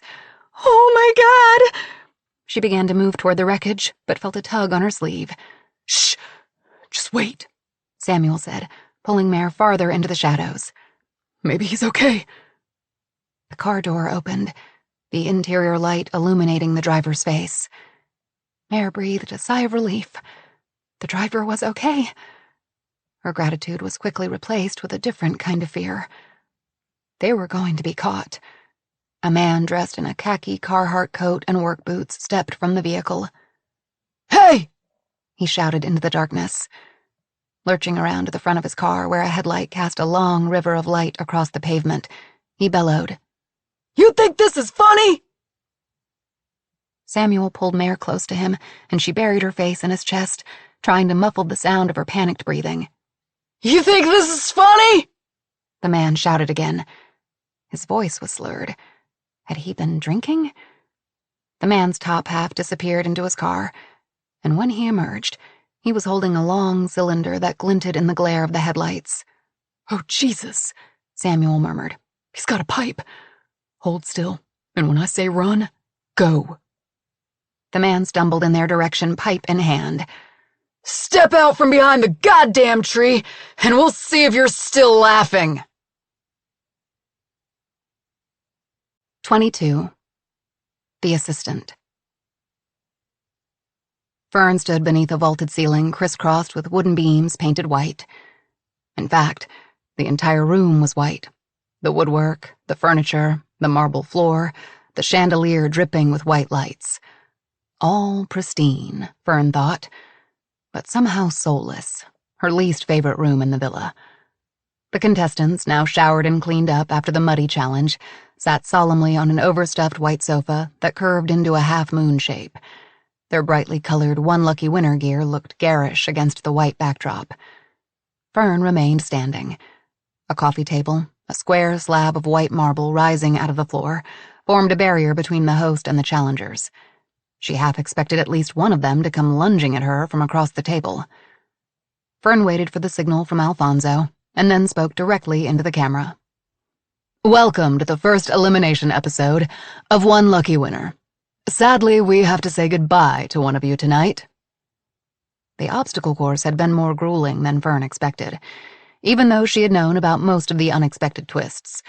She'd known about the snipers, the razor wire, and the scorpions. What she hadn't been aware of was Ned's game changer. Kat had neglected to inform her that deadly weapons would be in play. Kat had been insistent on handling this aspect of the game, and the idea that Ned Bennett was walking around the villa with a knife sent shivers down her spine. At least now Ned sported 2 black eyes, courtesy of a kick to the nose from Camille. But all the competitors had bumps and bruises. Mare cradled her arm close to her body, and the senator winced with the slightest movements. "Each of you have competed like warriors," Fern said. "But only 4 can move on." She turned. "Mare, you used your wits to be the first one through the hedge maze. And Camille, you made it through a brutal obstacle course before anyone else. You are therefore safe from elimination." Fern watched as both women's shoulders sagged with relief. "You both won a crucial superclue. Any ideas as to where your clue might be leading you?" Fern asked with an arched eyebrow. "At this point, I have no idea," Mare said. Fern noticed that Mare and Samuel sat as far away from each other on the sofa as possible, avoiding eye contact. She thought the two might have bonded after Samuel popped Mare's dislocated shoulder into place. "And you?" Fern set her gaze on Camille. "I have a few thoughts," Camille said coolly. "Care to share them?" Fern pressed. "I think I'll wait." "Fair enough. Now," Fern said, "the time has come to say goodbye." She pressed her lips into a thin line. "Samuel, Ned, and Senator Crowley, one of you will be leaving us tonight." A muscle twitched in Samuel's jaw, and the senator shifted nervously in his seat. "Over 1 million viewers tuned in live, and we are now up to 3 million views and growing. More than 1.5 million watchers voted," Fern said, looking at the camera. "And one of our contestants received over 1/3 of the total votes." After Ned sliced through Mare's rope, Fern was convinced that the viewers would not vote to save him. She certainly hoped that would be the case. She needed Ned to be gone. Fern unrolled the scroll. "Tonight's one unlucky winner of a one-way ticket home is—" Fern paused, unable to speak. "No," she thought. "There must be a mistake." Fern felt the heat of eyes upon her. The contestants, Alfonso, the crew, everyone was watching, waiting to see what would happen next. "The senator," Fern finally said. Samuel bent over, hands on his knees, letting out a rush of breath. Ned punched a celebratory fist into the air. "Thank you, Senator Crowley. You competed valiantly," Fern said, trying to keep it together. She had to spend at least another night in the villa with Ned. She felt sick, angry at how bloodthirsty the American public was to save someone like Ned. "Do you have any parting words before you pack your things and exit the villa?" The senator looked dazed as Ned slapped him heartily on the back. Camille leaned in with a side hug, but he gave her a little shove, creating distance between them. "Senator?" Fern asked tentatively, a note of concern in her voice. Senator Crowley slowly stood up and extended his hand to Fern. She took it, and her fingers completely disappeared within his grip. He squeezed so tightly that her fingers were turning white. Fern tried to pull away, but the senator held tight, and then drew her close to him, covering her lapel mic with one hand. "I know what you're up to, and you won't get away with it," he whispered into her ear. A flash of panic coursed through Fern. The senator knew. He knew that she had locked Kat in the wine cellar. But that was impossible. He couldn't have known. After a brief pause, she turned and spoke directly into the camera. "Thank you, everyone, for joining us tonight. Please tell your friends. If you can't join us live, you can watch every single thrilling moment on demand. Stay tuned, because you never know what's going to happen next on One Lucky Winner." Fern rubbed her sore fingers as the senator strode from the room. What did the senator mean by, "You won't get away with this"? It was understandable that he would be disappointed he was voted off the show, but Fern had nothing to do with that. She was the proverbial messenger. "Go, go!" Alfonso ordered, and the camera operators scurried after the senator. To Fern, he said, "I really need to talk to Kat. I'm getting a little concerned about liability here. I mean, where did that knife come from? That wasn't in my copy of the script. And why isn't Kat answering her texts? I thought she was supposed to be on site during production." Fern hadn't thought things through clearly when she locked Kat in the wine cellar. Of course the director of the show would expect to be in contact with the executive producer. The longer Kat was radio silent, the more questions there would be. "You know Kat," she said lightly. "She's probably analyzing all the data, corralling more sponsors. As soon as we touch base, I'll let her know you want to talk." Alfonso nodded his head in resignation, and Fern relaxed. "Okay, after we get the final shots of the senator leaving, we'll pack up for the night," he said. "But tell Kat it's important." Fern watched Alfonso exit and took a moment to catch her breath before heading to the Great Hall to see the senator on his way. She was shocked that Ned Bennett hadn't been the one eliminated. In fact, he had received most of the votes to stay, even beating out Samuel. Clearly, the audience was bloodthirsty and wanted to see backstabbing, sabotage, and broken bones. When Fern entered the Great Hall, the senator was already standing at the top of the steps, glowering down at her. He was an older man, but he was large and imposing. She tried not to shrink beneath his angry stare. "Senator," she said, keeping her voice strong, "are you ready to go? Your car is waiting out front." He gave a rueful shake of his head, but said nothing, only began moving down the stairs, his suitcase thumping heavily behind him on the marble steps. "May I help you with your bag?" Fern asked graciously when he reached the bottom, but the senator stared straight ahead, chin raised, the cameras pinned on his every move. Fern led the senator through the Great Hall to the main entrance. The senator seemed ripe with anger. Surely he couldn't be upset with Fern. If it were up to Fern, she would send Ned Bennett packing and keep Senator Crowley. The rules were the rules. The senator hadn't won any of the challenges, hadn't even come close, and he had been voted off by the viewers. Fern picked up her pace. "Your driver will take you directly to the airport. We thank you for joining us and wish that your stay with us could have been a longer one." "I think," he said in his gravelly baritone as he grabbed Fern's arm, forcing her to stop walking. "I think this is not over." The disgust and hate in the senator's eyes were unmistakable. Fern shrank beneath his stare. It wouldn't be good for the show if the very first contestant voted off assaulted the host. It would only prove to Kat that she couldn't handle the job. No, Senator Crowley was a practical man. She would reason with him. "I can see you're upset, sir," Fern said contritely. "But I think it's to your benefit if you leave the game with dignity." The senator gave a harsh bark of laughter. "Dignity? A game? Is that all this is to you?" He squeezed her arm more tightly. "You have no idea who you are dealing with." "Fern?" a voice called out, and they both turned to see Mare striding toward them. "I was wondering if I could have a word." She slipped from the senator's grip and forced a smile to her lips. "Absolutely," she said. "Let me get Senator Crowley on his way, and I'm all yours." Fern pushed through the courtyard doors and was relieved to see that the SUV that would take the senator away was idling in the drive. The senator, not waiting for Fern, began his descent down the stone steps. Shoulders hunched, he looked like a much older man than when he first arrived. Fern wanted to let him go without another word, but knew that she needed to remain composed. She followed him down the steps, wishing that the cameras would follow them. Instead, they stayed behind, getting a long shot of the senator's departure. At the bottom, Fern held out her hand. "Again, thank you. Best of luck to you." The senator's lip curled with disdain. He let her hand hang. "You don't understand that you most likely have ruined my life?" he asked, his face twisted in disbelief. "The picture of the woman in my puzzle was no accident. And what the doctor said just before the challenge, that was no accident either. Why wouldn't he just leave? Fern steeled her spine. Again, thank you for being here. Safe travels.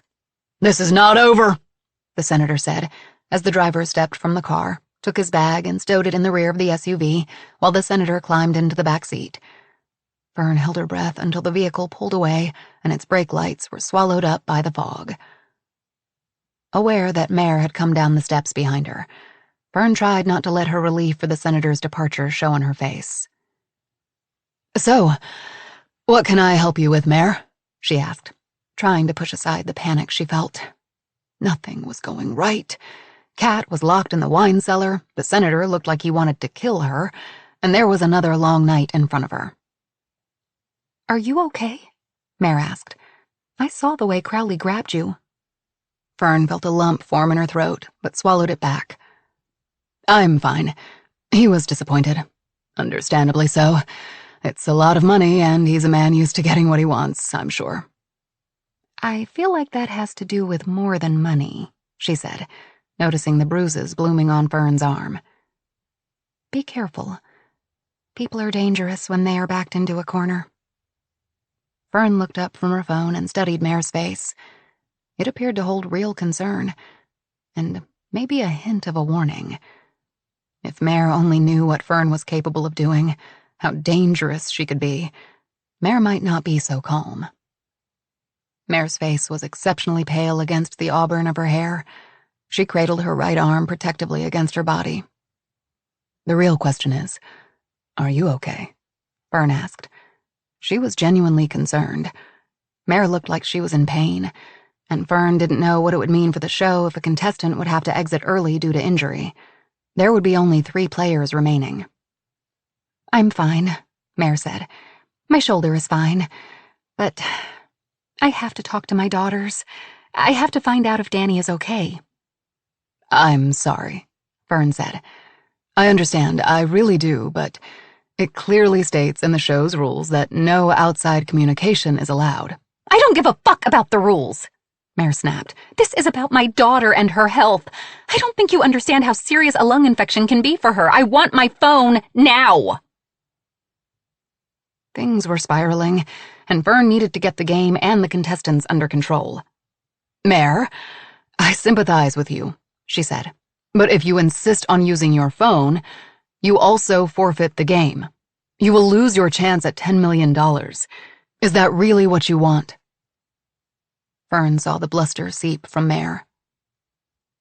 No, I don't want to leave. But I have to know that Danny is okay. Please, Fern, she begged. Help me. Fern could see how anguished Mare was. Maybe breaking one little rule wouldn't be a big deal.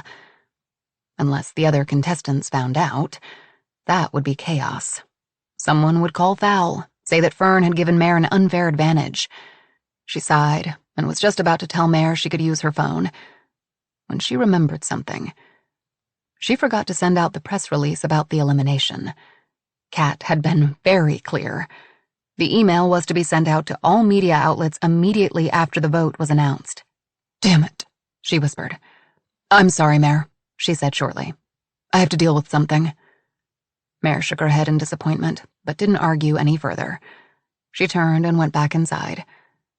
Fern watched the doors close behind her and then headed to the hedge maze. She crossed the manicured lawn, past the marble nymphs, and entered the maze. She didn't worry about getting lost. She was familiar with every twist and turn. She sat down on a stone bench, the coolness penetrating her dress. Kat's dress. Everything was catching up to her. She had thought she was so smart, so prepared. But she wasn't. The fresh air felt good against her skin, and Fern was glad to escape the villa for just a few minutes. She pulled out Kat's phone until she found the draft of the email that Kat had written in the event that the senator was voted off the show. The subject line read, "One lucky winner says goodbye to Senator Richard Crowley." The recipients included a wide array of media outlets: The New York Times, The Washington Post, People Magazine, Us Weekly, Deadline Hollywood, Vulture, and dozens of others. For immediate release, The One Lucky Winner family would like to extend its warmest thank you and gratitude to Senator Crowley for taking part in our groundbreaking new show. We wish him the best of luck in all his future endeavors. Fern hit send, hoping it wasn't too late to make the evening news cycle. Then there was a second email that Kat wanted her to send from an encrypted email address. The recipients were the same as the first email, and the message was brief, just one line. Please feel free to utilize the attached documents as you deem appropriate. Once again, Fern hit send, biting her lip as she tried to think of how to respond to Alfonso's 20 unanswered texts to Kat. Alfonso, enough already. Everything is fine. Let me handle any liability issues. Everyone signed waivers. Just worry about doing your job and let me do mine. Or do I need to find someone else to do it for you? There. That should keep Alfonso quiet for the time being. Fern needed to turn her attention to the next day's competition, the most challenging to date. But first, she wanted to check on Kat. She opened the security video app and clicked on the feed that would take her to the wine cellar. It was going on Kat's second day of captivity, and she sat on the large wooden box, knees pulled up to her chin, wrapped in a thermal pallet cover used to protect wine bottles from extreme temperatures during deliveries. On the floor were discarded water bottles and a nearly empty jar of snack mix. This had gotten completely out of hand. The bigger problem, though, Fern thought, was what Kat would do when Fern finally opened the cellar door to let her out. It was too late to claim locking her in was all a big misunderstanding. It was all such a blur now. Why had she been so impulsive? That was so unlike Fern. Would Kat call the police? If she was lucky, no. Kat wouldn't want the bad publicity. It would absolutely kill her if people found out that a lowly assistant managed to shove her in the wine cellar to hijack her show. Fern guessed she probably wouldn't go to jail, but she would definitely be fired. Year after year of grueling hours, crappy pay, grunt work, verbal lashings, all for nothing. But was being fired really a bad thing? She'd be out from beneath Kat's thumb. She could make her own way in the world, finally. Besides, Fern was now the face of One Lucky Winner. Kat couldn't take that away from her. And who had made the show into an overnight success? Not Kat. The more Fern thought about it, the more she believed that Kat had to be the one who brought Ned Bennett to the villa. For what? Ratings?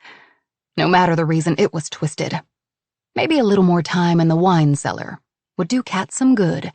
It would teach her that she can't play with people's lives for her own advancement or entertainment. But wasn't that what Fern was doing right now? Playing with people's lives? She didn't like the thought and quickly pushed it aside. Just one more night, Fern decided. Tomorrow evening, after the next challenge, she would release Kat, greeting her with a warm robe, a steaming cup of coffee, and her favorite meal from Le Toque, the Dungeness crab-puffed rice bowl and 2 Meyer lemon squares. She'd pretend that nothing happened, that it was all an unfortunate misunderstanding. Fern threw her head back and let out a long breath. What had she gotten herself into? Her phone buzzed, alerting Fern to a new text. It was probably Alfonso wanting to complain about Kat. Fern frowned at the screen. The text wasn't from Alfonso.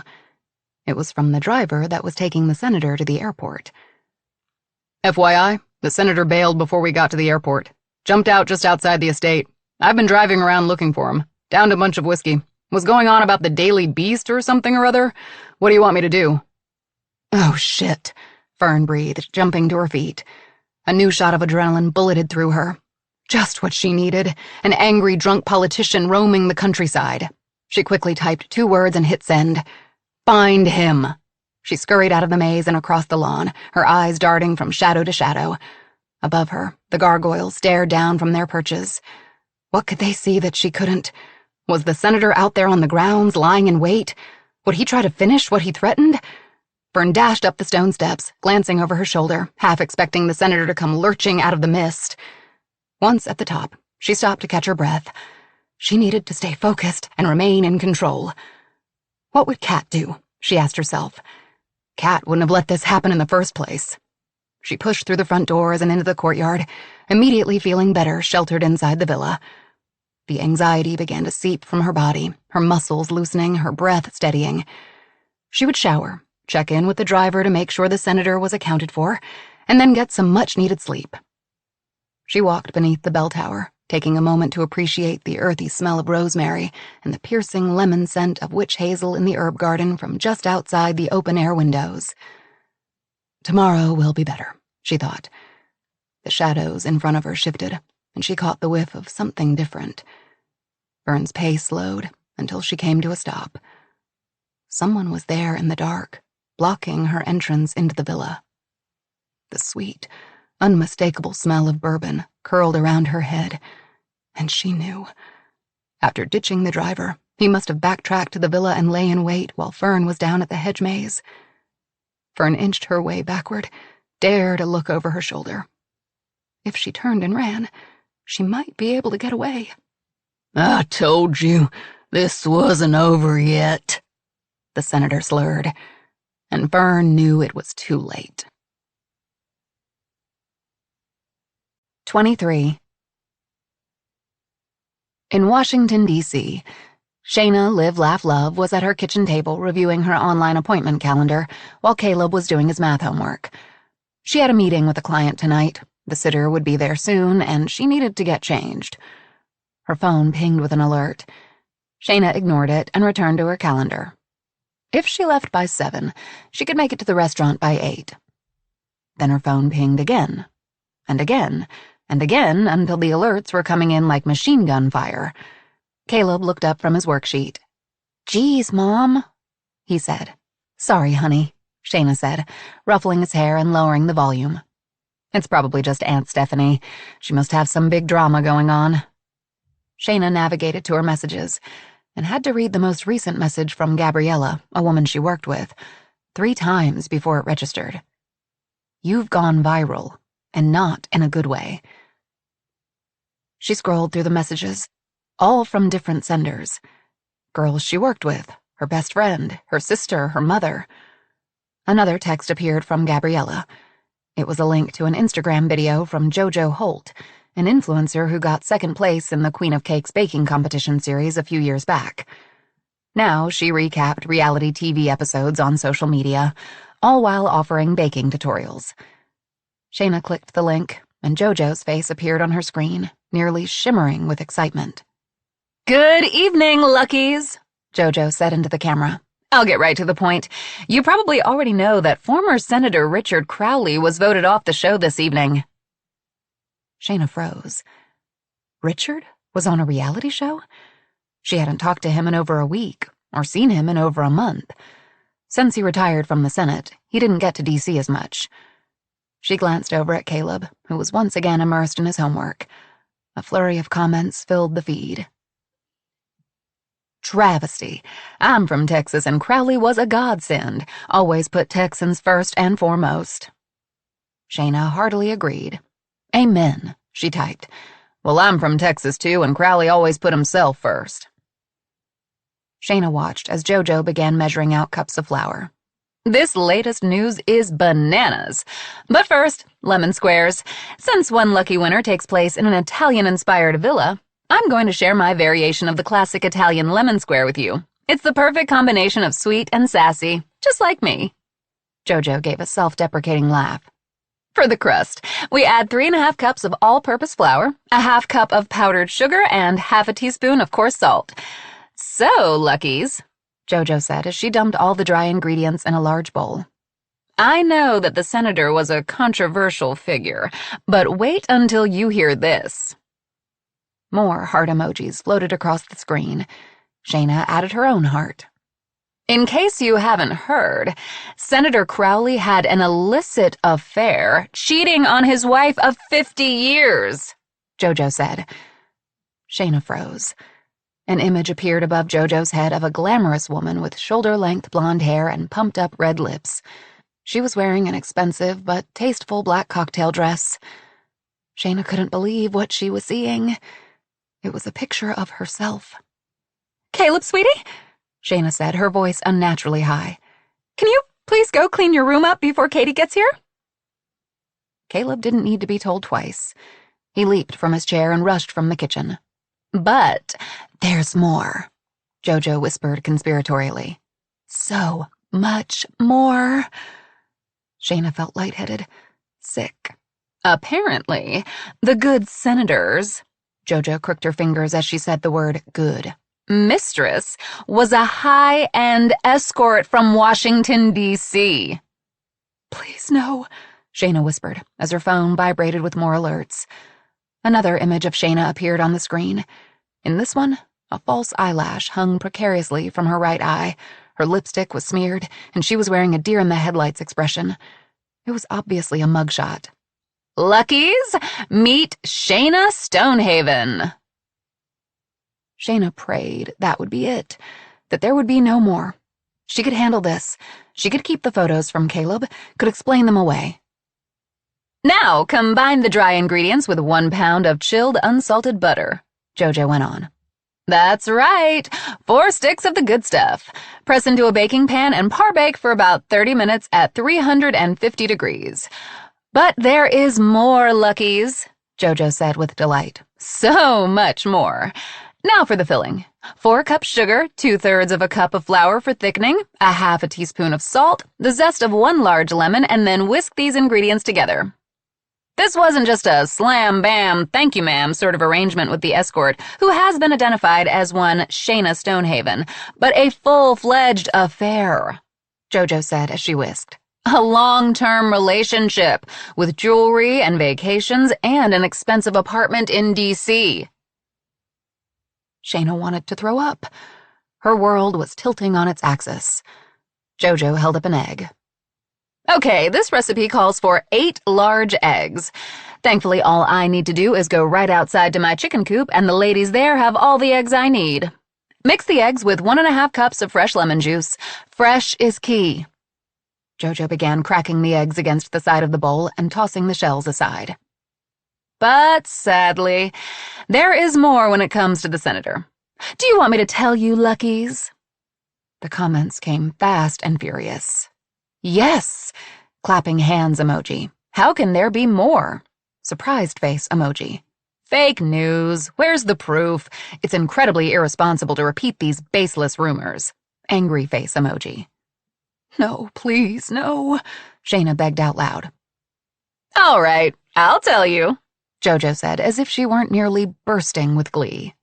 He paid for his side chick with campaign funds, Jojo said, widening her eyes and pressing her lips into a disappointed pout. Oh, shit, Shayna thought. Now, a little tip. It's really important that you don't add the eggs to the sugar and flour too soon. If you do, you can get what we call sugar burn. Sounds dirty, doesn't it? Jojo asked with a sly grin. Shayna wanted to smash Jojo's smug face.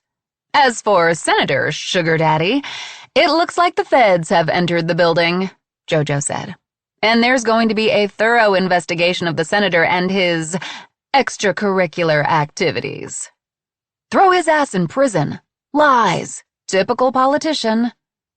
Now, as far as I can tell, Jojo said, there has been no comment from the senator's camp, but his poor wife and kids, right? There was a knock on the door. The sitter was here. Oh, and one last thing, Jojo added as she poured the lemony mixture atop the cooled crust. There's a kid, an 8-year-old that is the spitting image of the good senator. Shayna lowered her face into her hands.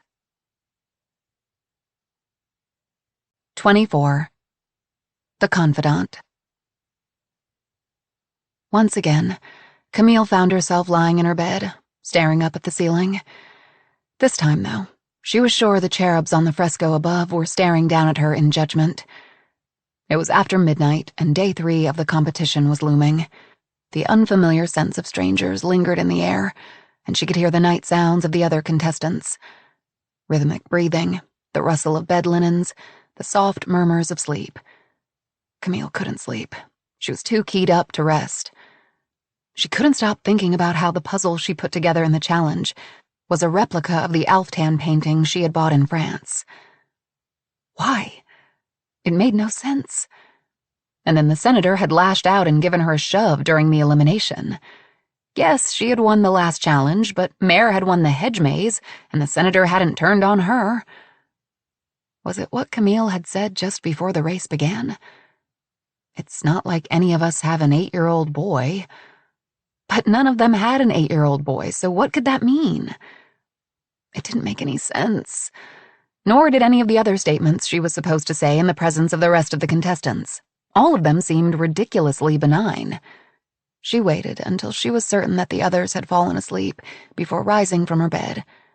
Every muscle in her body screamed in protest. The obstacle course had pushed her beyond her limits, but somehow she had solved her puzzle and won the super clue, which meant nothing to her. Painfully, she lowered herself to her knees, and her hand disappeared into the black abyss beneath the bed. Camille tried to quiet the thoughts of rodents and gnawing insects. Despite the lavishness of the estate, it was old and most likely attracted creatures that felt most at home in dark crevasses. Her fingers snagged on her suitcase and she pulled it out, quietly trying to unzip the front pocket. She reached inside for the folded sheets of paper. She pushed the bag back beneath the bed and moved to the door, wincing when it opened with a rusty creak. She slipped quickly from the room and came face to face with the long, dark corridor. Goosebumps erupted on her skin. The obstacle course had been brutal. The razor wire, the sniper, the scorpions. Her ribs still throbbed from being struck by the paintball, and her calf ached from the scorpion. Everything about the game seemed to be engineered to keep them off kilter, unbalanced. Granted, this made sense. The prize was $10 million after all, and the creators couldn't make it easy. Still, there seemed to be something twisted, malevolent even, about the entire game, and it wasn't exactly bringing out the best in them. Case in point, Ned Bennett. Ned had no qualms about slicing through their rope on a climbing wall. It was a miracle that Mare hadn't broken her arm, or worse. Though Mare was giving as good as she got. She hadn't hesitated to tase Samuel. Even the seemingly mild-mannered senator looked positively venomous when he learned he was the first to go. She thought of the 2 pieces of paper she had hidden in her pocket, the game changer and a super clue. She wanted to pull them out and examine them again, but it was too dark in the corridor to see. The super clue was a death certificate, with all the important parts blackened out. There was no name, no state, no cause of death listed. The only information that she could glean from the document was that the decedent was male and 32 years old. It could be anyone from anywhere, at any time in history. Camille had known a man who had died when he was 32. Or was he 33? She should have remembered this detail, but had destroyed every last bit of the paper trail connecting her to Travis Wingo. Last December 18th was their final unofficial session, the one where Wingo told her he had run out of money, and Camille had told him she couldn't meet with him any longer. Wingo hadn't taken it well. The following evening he was back, then again and again, night after night after night until he died. No one knew about her private therapy sessions with Wingo, nor did anyone know how he had gladly paid cash. No one knew why Wingo was really at her office the day after Christmas. Camille made sure of that. No, this wasn't Wingo's death certificate. It couldn't be. But it made her think of him. Camille followed the sinuous corridor past shut doors and shuttered windows, trying to push thoughts of Wingo aside. She made turn after turn until she was hopelessly lost. The estate was even larger than she thought. What kind of person lived here, she wondered. There were no personal photos or children's artwork, no indication that a family lived here. So who did? The corridor curved once more, and she was back at the grand staircase. She must have walked in a complete circle. Camille put one hand on the iron railing and felt it rock slightly beneath her fingers. Dangerous, she thought. A crash came from below, followed by a shout. Camille froze, waiting for more, but she was met with silence. Her heart skittered. Was it a cry of pain or surprise? She wasn't sure. From the direction of the bedroom, Camille heard tentative footsteps. What's going on? Mare whispered. I don't know, Camille said, trying to peer into the shadows below. I thought I heard someone yell. Mare leaned over the railing to get a better look, the wrought iron tilting with the movement, and Camille pulled her back. Careful there, the railing's loose. Thanks, Mare said. I heard yelling too. Do you think we should go down there? Shh, Camille ordered. Listen. Another far-off cry drifted up to them, again followed by a crash. With a start, Mare grabbed Camille's arm. Her eyes were wide, frightened. Camille chewed her lip as if deciding what to do. Ned? Samuel? Camille asked. Mare shook her head. I think they're still in the bedroom. What should we do? The quiet was what spurred Camille down the steps. She nearly lost her footing on the slick marble, but grabbed the iron railing before she fell. Behind her, Camille heard the clatter of footsteps. Mare was coming too. Whatever she was walking in on, she wouldn't be alone. Once at the bottom, Camille spun around, trying to decide which direction to go. That way, Mare said, pointing toward the courtyard. They rushed forward and Camille pushed through the front door. The fog had lifted, and the white glow of the moon spilled onto the courtyard floor, where the marble statue of Aphrodite had been knocked from its pillar. Its disembodied head came to a slow stop at Camille's feet. The senator had Fern pinned against the stone wall, his hands around her throat. Her eyes bulged as she searched wildly around the space, landing on Camille. Her fingers clawed desperately to loosen his grip, but he held fast. Camille couldn't move. It was as if her feet were lodged in cement. She must have emitted a sound because the senator looked over his shoulder, his eyes feverish, his face a mask of rage. Fern's face was turning blue, her arms dropping uselessly to her side as she began to lose consciousness. What are you doing? Stop! Mare yelled as the two women spurred into action. This time, the senator didn't even glance their way. If anything, his knuckles whitened as he pressed his fingers against Fern's throat. Let go! Camille cried, pulling at the senator's arm. He reeled back, striking Camille in the face, and she stumbled backward. Fern went limp and slid to the floor. The desperate gurgling sounds she had been making moments before stopped. Momentarily shocked by the senator's backhand, Camille watched as Mare shoved him to the ground and then grabbed one of Fern's arms and began dragging her to safety. What the hell? Came a man's bewildered voice. Camille glanced up. Samuel. But the senator wasn't done yet. He was back on his feet, and his eyes, glittering with rage, were still fixed on Fern. Stop him, Fern begged through clenched teeth. Hey, man, Samuel said, stepping between the senator and the women. Take it easy. Take it easy? The senator laughed. Take it easy. She ruined my life, he said, pointing a shaky finger at Fern, who was gasping for breath. Fucking bitch, he muttered, and once again lunged toward Fern. Whoa! Samuel cried, snagging the senator around the waist, and in one swift motion, bringing the older man down to the ground, one arm wrenched behind his back. Mare left Camille with Fern and added the full force of her weight against the senator's legs until he stopped struggling. The only sound was their collective heavy breathing. The rancid odor of sweat and liquor rolled off the senator. Camille, her cheek red from where the senator struck her, stood over them, a sharp shard of broken marble in her hand, ready to pounce if Crowley escaped. Why? Fern rasped, massaging her fingers against her neck, already beginning to wreath with bruises. She crawled away from Mare and staggered unsteadily to her feet, trying to smooth the wrinkles from her white dress and leaving red smears of blood behind. I don't understand. We need to call the police, Camille said, taking in Fern's bruises, her ripped dress. She sensed a new presence at her side and looked over to find that at some point Ned had joined them. No, Fern said, shaking her head from side to side. Don't do that, she said softly, leaning heavily against the stone wall, the moon glistening off a wound at her temple. But that doesn't make sense, Camille said in confusion. He tried to kill you. No, Fern said, swallowing painfully. The show. If the police come, it will be over. I will ruin you, the senator slurred. Fern, Camille said, going to the younger woman's side. He's unhinged. Look at yourself. Fern looked down at her fingers, nails ragged and bloodied from fighting the senator. She had lost one shoe in the struggle. No, Fern said, clearing her throat. I'll get the driver to come back. Please, just get him out of here. The senator lifted his chin from the floor and set his drunken gaze on Camille. You're part of this too. How did you find out? Who put you up to this? I don't know what you're talking about, Camille protested. I'm just playing the game.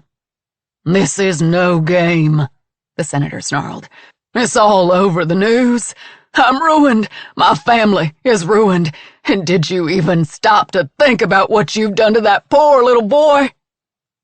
I don't know what he's saying, Camille insisted, looking to the others for support. He's drunk. I'm saying, the senator strained against the tight grips. You told the world that I have an 8-year-old son, a son that my wife doesn't know about, that my boys don't know about. Who was in the picture? Mare asked suddenly. I mean, in the puzzle you put together. The woman in the mugshot. Who is she? The senator didn't answer, just turned his head away from them and laid his cheek against the floor. That's when things clicked for Camille. That's the mother, isn't it? She asked. You have a son. That woman is the mother, and your wife has no idea either one of them exists. The senator lifted his head again, tears running down his cheek. We aren't playing this game, you know, he said. The game is playing us. One of you will be next. Fern stepped forward. He's not making sense. Let's get him up and out of here, now. Camille looked to the others. This is wrong, right? We need to call the police. But if Camille thought she was going to get help from Mare and Ned, she was wrong. They all looked away, refusing to make eye contact. Then she got it. They wanted the game to go on. They wanted the $10 million. Only Samuel looked as reticent as she felt. Unbelievable, she said, throwing up her hands in defeat. But if she was being honest with herself, Camille wanted the $10 million too. Fern bent down and picked up her cell phone that she must have dropped during the skirmish. Then, to Camille's surprise, Fern picked up another phone just a few feet away. Who needs 2 cell phones? Camille wondered, as Fern punched a few buttons and pressed one of the phones to her ear, wincing at the contact. Just wait, the senator said, bloody spittle dribbling from the corner of his mouth. She'll get you next, he called over his shoulder, as Samuel and Ned lifted the senator to his feet and began dragging him out of the courtyard. A plastic rectangular card lay on the ground, and Camille bent down to pick it up. It was a key card. It had a picture of Fern and her full name, Fernanda Espa. Come get him. Now, Fern said coldly into the phone, and make sure he doesn't come back. She knew she had heard that voice before. It was all coming together. The Converse tennis shoes, sunglasses, the hat, the context, all explained why she hadn't made the connection before. She thought of her former client. Fern, Fernanda, Nan. Fern was Nan, the woman who came into her office months ago, the woman who confided to Camille about a ruthless boss who would bury anyone who crossed her, the woman who then disappeared without a trace. Nan? Camille whispered. Fern covered the mouthpiece of her phone and narrowed her eyes at Camille. What did you say? Never mind, Camille said, stepping away from Fern, her heart slamming against her chest. She wanted to shake Nan, or Fern, or whatever her name was, and demand to know what the hell she was up to. What kind of dangerous game was she playing? And why had she dragged Camille into the middle of it all?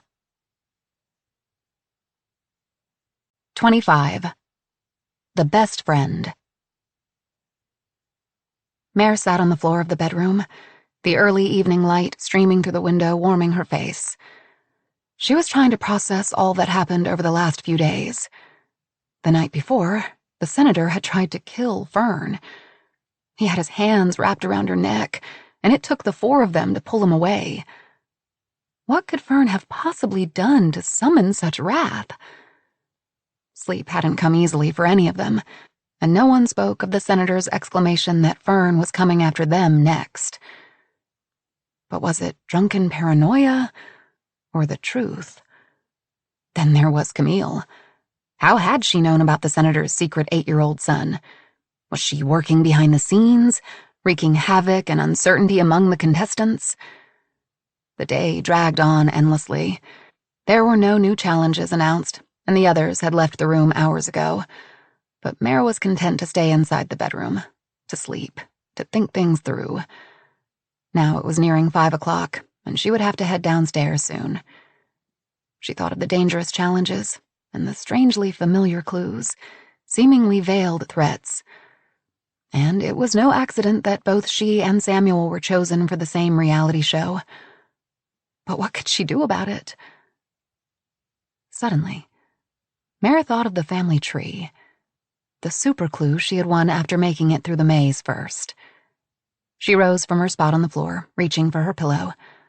Inside the pillowcase was the family tree and the envelope holding the game changer, that small white pill. Mare unfolded the family tree and scanned the branches. At first glance, there seemed to be no connection to the senator. No surnames were listed, and many of the first names were redacted. Mare turned her focus to the dates. One blacked-out entry listed a birth date that could very well have belonged to the senator. She ran her finger down the page. Branching out from that entry showed 4 male children, all born over 30 years ago, matching what Mare knew about the senator and his wife. Jutting out to the right was another branch, connecting the unknown patriarch to another woman, and from there, another single offspring, a boy named Caleb, born 8 years ago. So it was true. The senator had a secret son. She felt the heat of eyes upon her and looked up to find Camille standing in the doorway. She was dressed in her yellow One Lucky Winner gear and staring at Mare. "What?" Mare asked, unsettled. Everything about Camille was intimidating. Her intelligence, her beauty, her penetrating gaze, the way she dominated the obstacle course. "What?"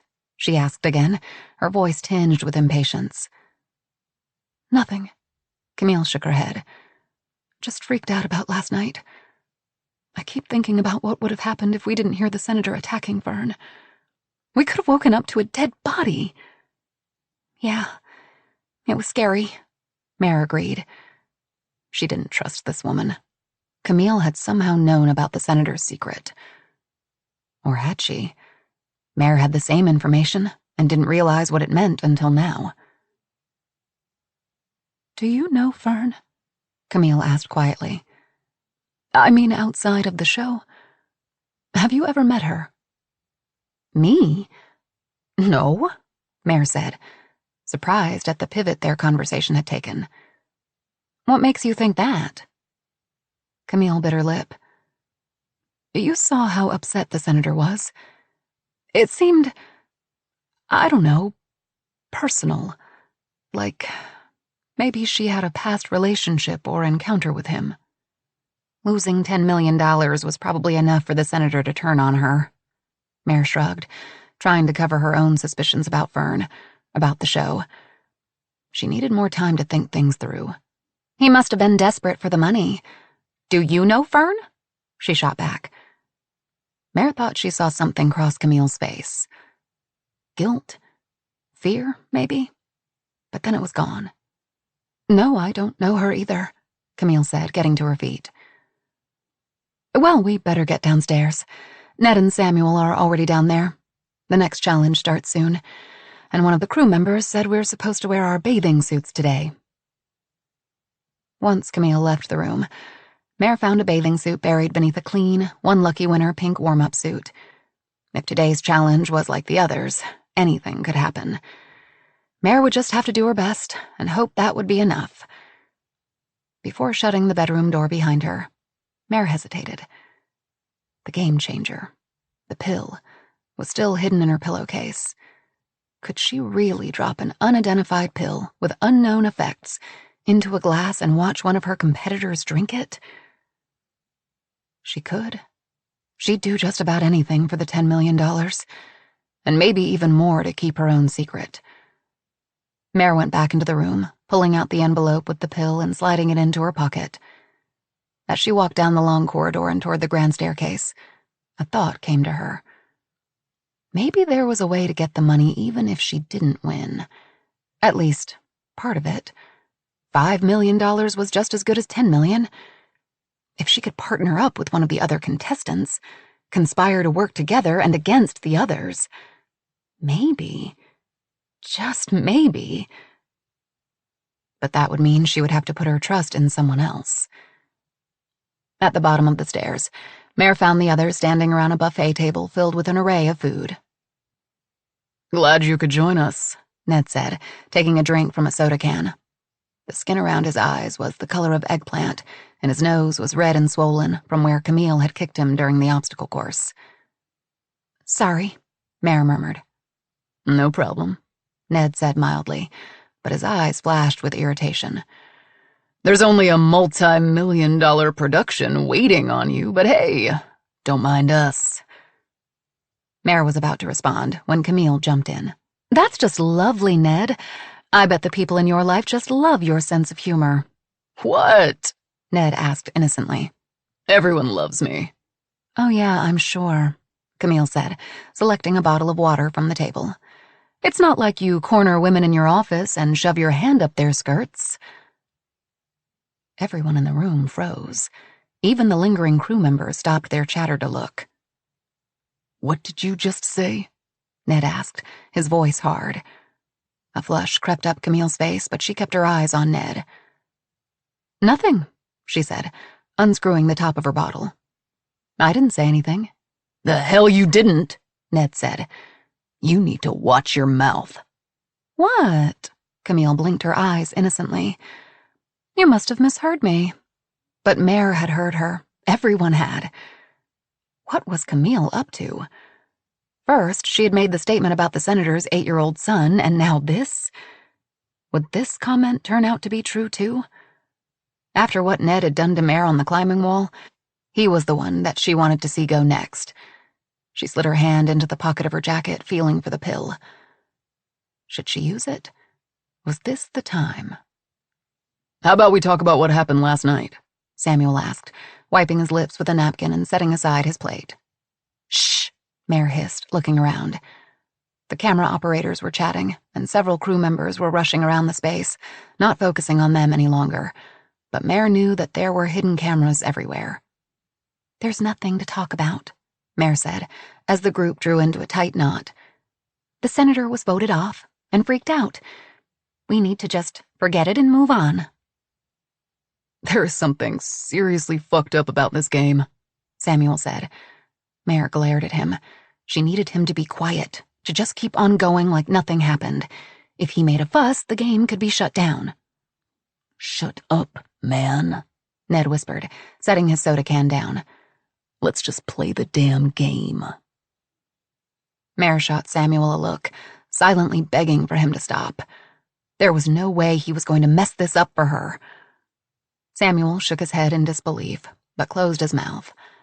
Mare eyed Ned's drink sitting on the table. Had she lost the chance to put the pill in the can? If she dropped it in now and he didn't take another sip, she will have wasted the opportunity. Mare palmed the pill and nonchalantly stepped in front of Ned at the buffet table, pretending to examine the spread of sandwiches, salads, and desserts. She reached for a turkey wrap with one hand, while slyly slipping the pill into Ned's soda can with the other.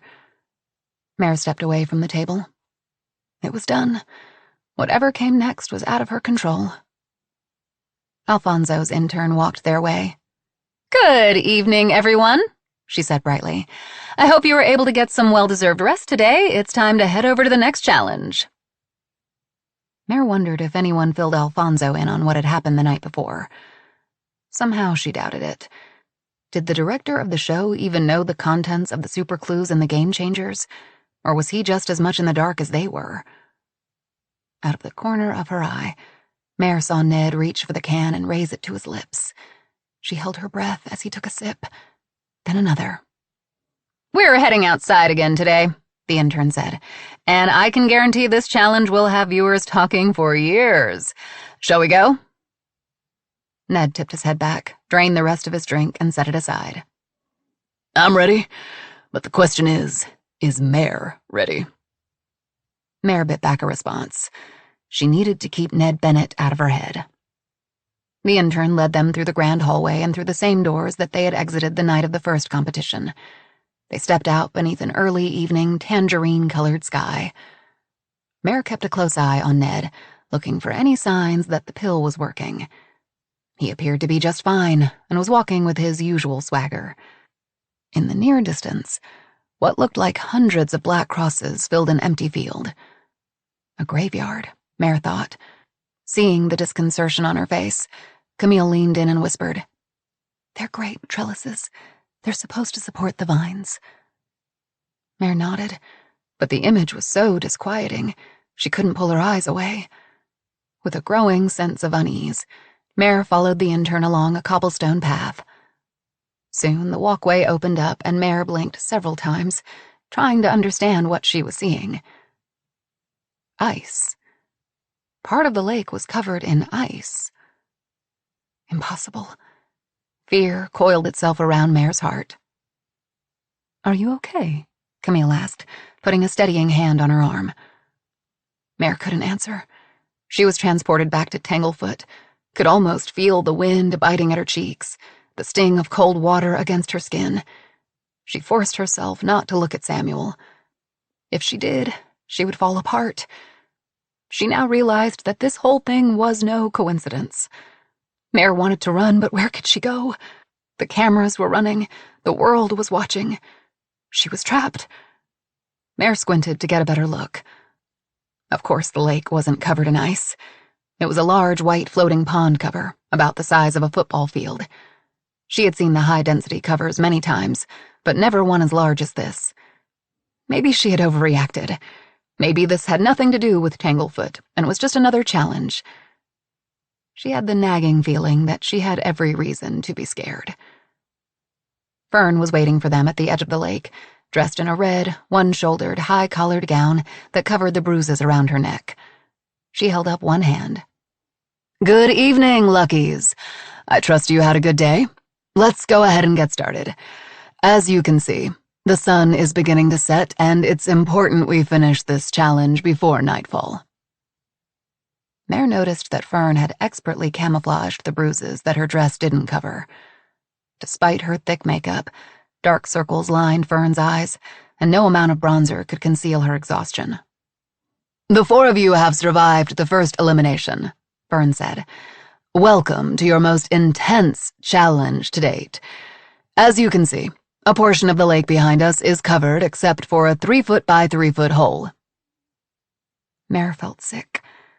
20 years later, and she could still feel the icy claws of the lake trying to drag her in. "We'll walk out to the opening in the lake, but don't worry, it's sturdy," Fern said, and she moved on to the pond cover. Mare took an experimental step, then another. The hard plastic didn't even wobble beneath her. In a single file line, the group walked about 50 yards out onto the lake. Fern led them toward a large white marble gazebo with a domed roof and columns made from sculptures of Roman goddesses. It was an incredible sight. The amount of work and money to create the set had to be staggering. One camera operator was waiting in the gazebo, and behind him was Alfonso studying his clipboard. Fern stepped up into the gazebo and faced the group. "Welcome to Day 3 of One Lucky Winner. We're calling this challenge the Polar Plunge. Right behind you is a large hole. This will be your portal in and out of the lake. You'll also see that a few feet beyond the hole are 4 flags, each corresponding to the color of your One Lucky Winner gear: pink, green, yellow, and orange. Your task is to dive into the hole and swim until you find a pouch." Fern held up a black cloth bag about the size of a fist. "How are we supposed to see those?" Ned asked incredulously. "It's going to be pitch black down there." Mare's head snapped to Ned. Had she heard a slur in his voice? Was the pill starting to work? "Don't worry," Fern assured him. "You can't miss them. When you find a pouch, Untie it from its mooring and swim back to the hole. Climb out, drop the pouch at your designated spot, and then go back in. The person who collects the most pouches wins the challenge and will win a super clue." "Got it," Ned said, and he swayed on his feet. The pill was working. Then a new terror surged through her. What if Ned passed out in the water? What if he drowned? She would be a killer. Again. Mare dreaded jumping into the lake, but she was more afraid of someone else getting the super clue. If the clue held incriminating information about her, she wanted to get to it first. Mare's shoulder ached, but she was a strong swimmer. She could do this. "It sounds dangerous," Camille observed. "Is the water warm enough for swimming?" "And there's only one way out," Samuel added gravely. He caught Mare's eye. So many clues pointed to Tanglefoot and that cold night so long ago. They both knew it. Would Samuel quit? Mare couldn't, no matter what. "You mean like someone could drown?" Camille asked, her eyes narrowing. "Certainly that's not the case," she insisted. "The choice of whether to participate or not is yours, Camille," Fern said. "As you know, with every challenge there is risk. Now, if you're all ready, we'll get started." "What precautions are being taken?" Camille pressed. "Are there lifeguards nearby? EMTs? Who's going to sweep in and save us if something goes wrong?" Mare wanted to clap a hand over Camille's mouth, even though she had the same fears. "Jesus, Camille," Ned said. "Do you want to play or not?" Fern gave Camille a sympathetic smile, but there was a glint of irritation in her eyes. "You are welcome to sit this one out, Camille, but that puts you at risk for being voted off the show. Only you can decide if $10 million is worth the risk." "Well, it's worth it to me," Ned said, unzipping his warm-up jacket and stepping out of his pants. "Let's do this!" "I don't like this," Camille whispered in Mare's ear. "Something is very wrong." Camille was right. This entire competition was twisted and masochistic. But Mare was in too deep. If there was even one sliver of a chance of winning the money, she had to take it. "So quit," Mare said shortly, kicking off her shoes and peeling off her warm-up suit until she was down to her bathing suit. She walked gingerly to the edge of the lake, the rocky shoreline sharp against the bottoms of her feet, and joined Ned. She was followed by Samuel and Camille. Off to the right was a black hole that stood out starkly against the white expanse. She tried to swallow back her terror. The entire setup was eerily similar to the way Tanglefoot Lake looked that night. Even Fern's crimson dress reminded Mare of the blood that had pooled at the edge of the broken ice. She peered down into the hole. The water was murky and still. How were they going to see where they were going? The thought of being trapped beneath the lake with no light made her pulse quicken. She wouldn't be able to go in there. There was no way. Suddenly, something in the chasm blinked back at her. Mare pulled back in surprise, but just as quickly realized it was a light. She stepped closer to the hole, bending down to get a better look. Soft glints in the water bobbed lazily. "There are 14 pouches. Each is marked by a light and connected to a rope that is tethered to the surface," Fern explained, and Mare felt a wave of relief come over her. They wouldn't have to go into the water completely blind. "And make sure you always know where you are in relation to the hole. It can be disorienting down there, and it's your only exit," Fern warned. "Any questions?" "What's in the pouches?" Camille asked. "Clues?" "Just bobbers, to keep them afloat," Fern said. "The super clue goes to the winner who collects the most pouches. Anything else?" No one spoke. Fern handed them each a pair of goggles, and Mare hurried to pull hers onto her face. "All right then," Fern said, lifting the starter's pistol. This was really happening, Mare thought. A crack filled the air, followed by the squawk of some startled birds. Samuel was the first one into the water, immediately disappearing beneath the surface. Mare lunged for the hole, but Ned was quicker. Now only Camille and Mare remained. Camille looked unsure, afraid. "Come on," Mare said. "We can't let the guys win." "Okay," Camille said, her voice shaky. She reached for Mare's hand. Together they leaped feet first into the hole. The shock of the cold water was like a million shards of glass piercing Mare's skin. She lost her grip on Camille's hand and immediately lost her equilibrium. For one awful moment, she had no idea which way was up or down. Then she saw it, the tiny spark of light, then another and another. The pouches were visible, connected to varying lengths of buoyed rope. Samuel and Ned already had a pouch and were swimming back toward the hole. That meant there were only 12 left. Camille swam past her with a thumbs up. She had gotten a pouch as well. Now there were 11. Something smooth and slippery brushed against her legs, and bits of debris floated past. Mare shuddered, reassuring herself that there was nothing down here that could hurt her. In that moment, Mare made a decision. It could backfire with catastrophic consequences. But right now, she was at her strongest. She swam past each of the remaining pouches one by one, counting them as she went. Fern never said that they had to come up for air between each pouch. 10, 11, 12, 13. At the 14th pouch, Mare stopped and began untying it from the rope it was tethered to.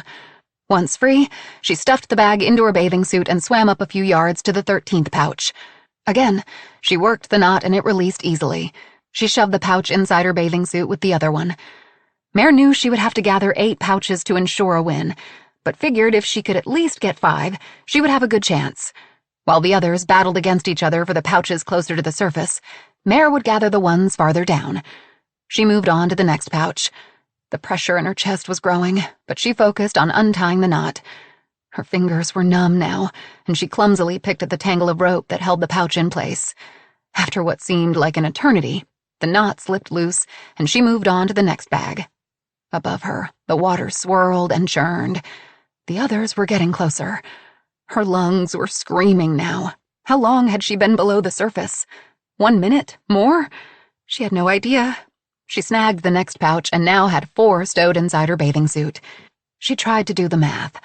If she had 4, and Samuel, Camille, and Ned each had 1, that would mean there were 7 more bags left. If she could get 2 more, she figured she would be okay. Her arms felt as if they were tied down by an anchor, and the muscles in her calves clenched painfully. She could do this. She had to. She moved upward to the next light, but suddenly it disappeared. No, she thought. She was so close. The light reappeared, and through the gloaming, she could see that someone else was closing in on the pouch too. It was all Mare could do to keep from gasping for air that she knew wouldn't be there. With all the strength she could muster, she kicked her legs and surged toward the light. Her hand snagged on the pouch, but it was knocked away. Ned. Her throat was burning and every bit of oxygen she had left in her lungs was gone. Again, she reached for the bag, and again, Ned blocked her, this time knocking the goggles from her face. She flailed, reaching out blindly, but miraculously she gained purchase on the bag, and it slipped from its tether. She had it! Mare began to swim toward the opening, but was pulled back by a tug on her ankle. She jerked her leg, but Ned held tight. If she didn't get away from him, she'd drown. Despair overtook her, and Mare began to flail. This was it. There was no way she was going to be able to outlast him. She had to get to the surface or she would die. Her children would be without a mother. They would only have Char to take care of them, or worse, their father. Ned dragged her down, but an unseen force grabbed her hair and was pulling her upward. Pain seared through her scalp. It was Samuel. Samuel was trying to free her from Ned's grip. Ned's fingernails scraped against her skin as he lost hold, and the pain in her scalp faded. She was free. Samuel swam downward past her, but all Mare could think about was getting to the surface. She kicked and tried to use her arms to thrust herself upward, but the water felt thick. Every kick and stroke was like moving through mud. Above her, Mare could see the ghostly hole in the pond cover. That meant she would be okay.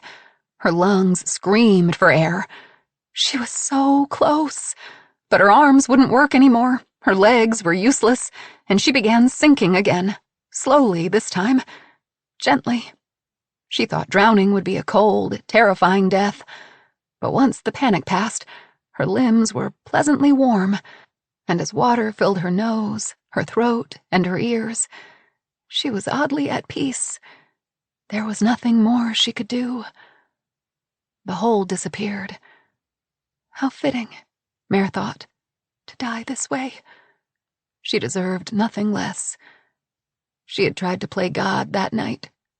She thought of her sweet daughters, and her tears joined the lake water. I'm sorry, she thought over and over. I tried to be better. Tried every day to be a good person, a good mom.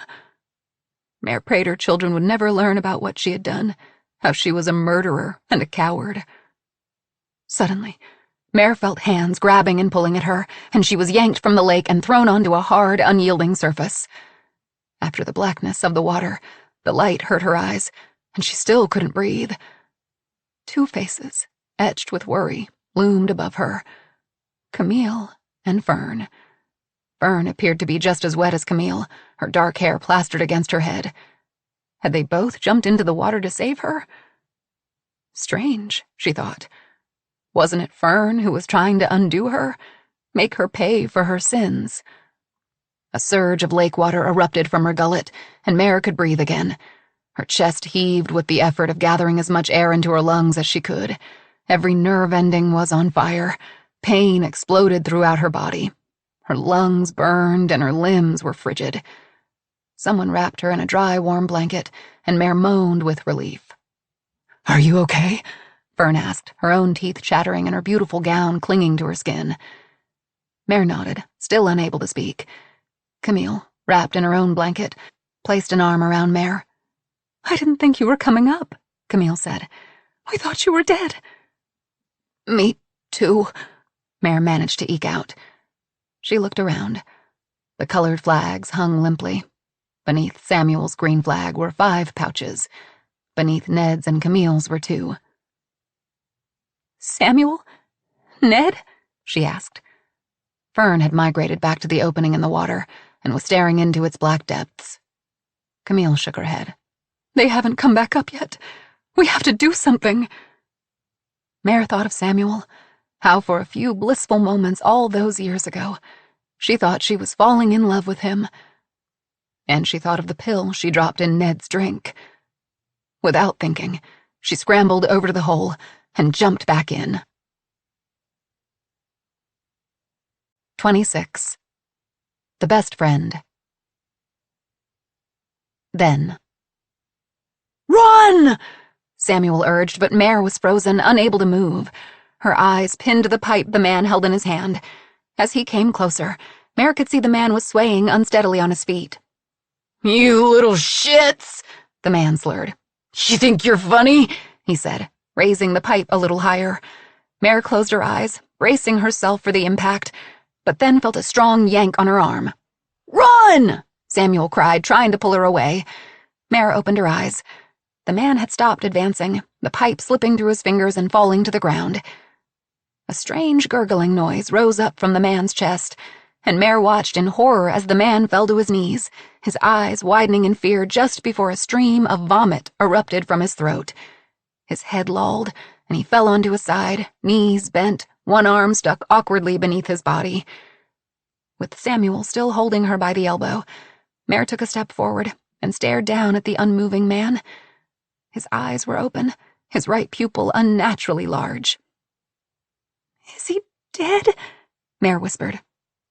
I don't know, Samuel answered, his voice cracking with emotion. We have to get help. The twins have a cell phone, Mare said, turning in the direction of the bluff. One of us should go. Samuel bent over and gave the man a tentative shake. Hey, man, he said. Get up. There was no response. Is he breathing? Mare asked. I don't know, Samuel snapped. I can't tell. Heart slamming into her chest, Mare pulled off her mittens and placed 2 fingers against the man's neck, nearly gagging at the stickiness of the vomit, at the rancid smell. I think he's dead, Mare whispered. We killed him. In the distance came the wink of approaching headlights. Someone was coming. We should flag them down. Get help. But Samuel was already shaking his head. No, he said sharply. We need to get out of here. People will ask questions. We can't let anyone know we did this. But it was an accident, Mare said. We didn't mean for this to happen. Samuel shook his head. Mare, we're not kids. You're what, 20? I'm 22? I'm trying to get into law school. We screwed up, and if we get arrested— Arrested? Mare's chin shot up. For what? I don't know, Mare, Samuel said, his voice rising. Criminal mischief, reckless endangerment, criminal injury, destruction of property, harassment. Do you want me to go on? She glanced down at the body at her feet. Samuel was right. They needed to go. Someone would see the wreckage, find the man. She looked back to Samuel, his dark eyes pleading with her. Mare nodded, and he grabbed her hand. They started running. Soon they were enveloped by rows and rows of slender river birch, each a ghostly white replica of the next. They ran until Mare couldn't take another step. Gasping for air, she leaned against a tree. I don't understand, Mare said breathlessly. How did he get hurt so badly? I don't know, Samuel said, bending over, hands on his knees, his breath ragged. Maybe he wasn't wearing a seatbelt. He was going really fast. Hit his head on the windshield. Jesus, I have no idea where we are. I'm really sorry, Mare said, the reality of what they had done settling over her. It was so stupid. I wasn't thinking. Yeah, well, it was stupid, but I did it too, Samuel said. He examined the ground. I don't think we left much in the way of footprints. It's too cold, the snow too hard-packed. Which way do you want to go? We can't go back that way. Mare waved a hand in the direction from which they came. Let's find the lake. Maybe we'll be able to see the smoke from the bonfire there. Samuel nodded. Okay, it looks like the ground starts sloping down that way. It makes sense that the lake would be in that direction. I think it's getting darker, Mare said, looking to the sky. The stars had dimmed, barely illuminating the path ahead. In silence, they began walking, glancing furtively over their shoulders. The only sound was their feet moving along the icy ground, and the uneven hitch of their breath as their heart rates slowly steadied. The trees up ahead seemed to be thinning out, replaced with scrubby brush. Mare prayed it was the lake. It was getting colder by the minute, and she dug into her pockets for her mittens. What are we going to tell everyone? Mare asked, slipping the mittens over her fingers, grateful for the warmth and even more grateful to cover up the blood that stained her skin. I know what we're not going to say, Samuel said, pushing aside a prickly shrub and stepping aside so Mare could move past. We're not going to tell them that we ran a guy off the road and he came after us with a metal pipe and died. Definitely not that. Let's just say we got turned around and forget this ever happened. You think Figgy will let it go at that? Mare asked, wanting to think about anything but the dead man. She hates that you're dating Lena, you know. Figgy? Samuel asked, genuine surprise on his face. Why should she care? You two used to go out, right? Mare asked. Oh, no, Samuel said, drawing out the words. That girl is all drama all the time. No, thank you. We hung out a few times, but that's it. Figgy may have wanted more, but I was definitely not interested. But she said you two hooked up, Mare said. Why would she lie? Why would I? Samuel said. Never happened, never will. He said this with such finality that Mare almost believed him. Finally, Samuel said with relief. Mare stepped out from behind Samuel. Stiff winds had swept away any lingering snow, and Tanglefoot Lake lay in front of them like a polished silver platter. Instead of feeling relief, Mare was again reminded of how very alone they were. Do you see the bonfire? Mare asked, scanning the horizon for smoke. There, Samuel said, pointing off to the west. White tendrils of smoke rose above the trees. I think if we just follow the shoreline, we can get back to them. It's not far. He began moving down the rocky incline, and then turned back, offering his hand to Mare. She took it, and together they picked their way down a staircase of slippery rocks until they reached the lip of the lake. You think it will hold us? Mare asked. The lake looked frozen, but just the day before the temperature had been well above 32 degrees. She didn't relish the thought of her foot breaking through thin ice and into the frigid water. It's like 0 degrees out. I'm sure we're fine, Samuel assured her, and they began walking. It was a slow journey. Chest-high, frozen bulrushes and canary grass snapped as they trudged along the frozen shoreline. Mare stuck close to Samuel, and though she knew no one was coming after them, every rustle and swish made her heart jump. Samuel, sensing her trepidation, reached for her mittened hand. "It's okay," he whispered. "We're close." Mare smiled up at him gratefully. Was it wrong to be holding Samuel's hand? They were just trying to steady one another, keep each other from stumbling.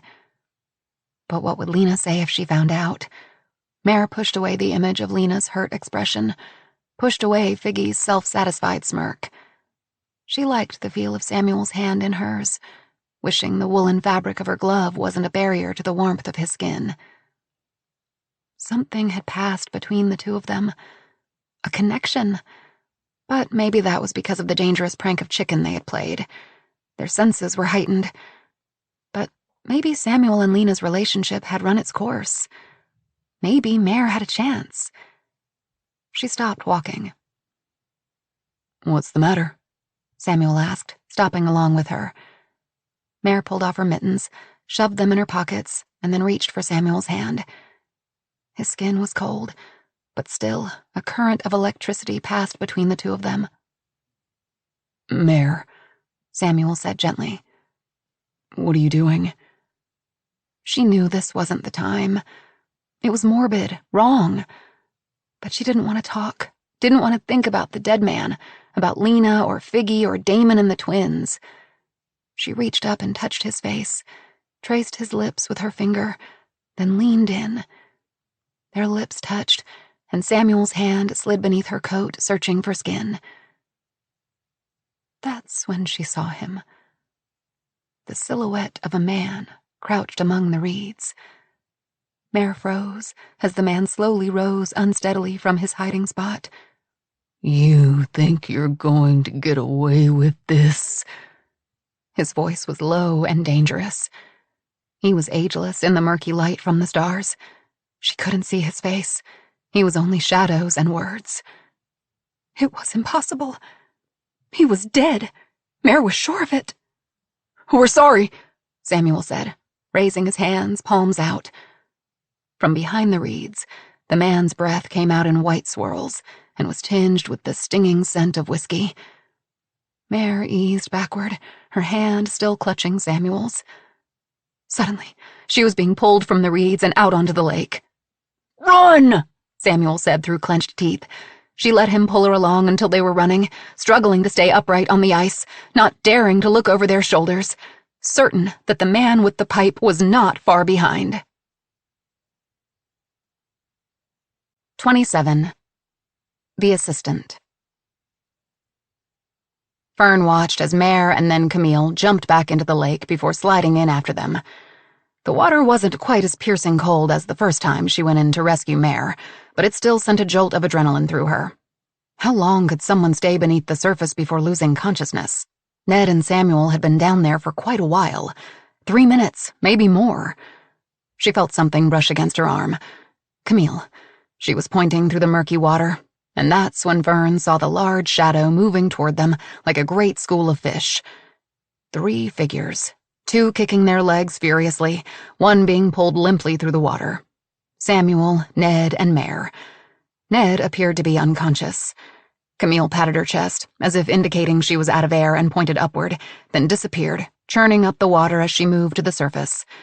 The others' progress was slowing, and Fern swam toward them, knowing that all of them could end up dead at the bottom of the lake if they didn't get out of there now.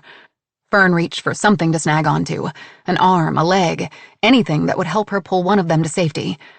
Her fingers found the hard muscle of Samuel's bicep. She waved Samuel and Mare off, and they released Ned into her arms, swimming upward to take a breath. Fern reached her arms around Ned's chest and began swimming toward the hole, using the rope that tethered the bags as a tow line. Upward they went, the surface shimmering above her.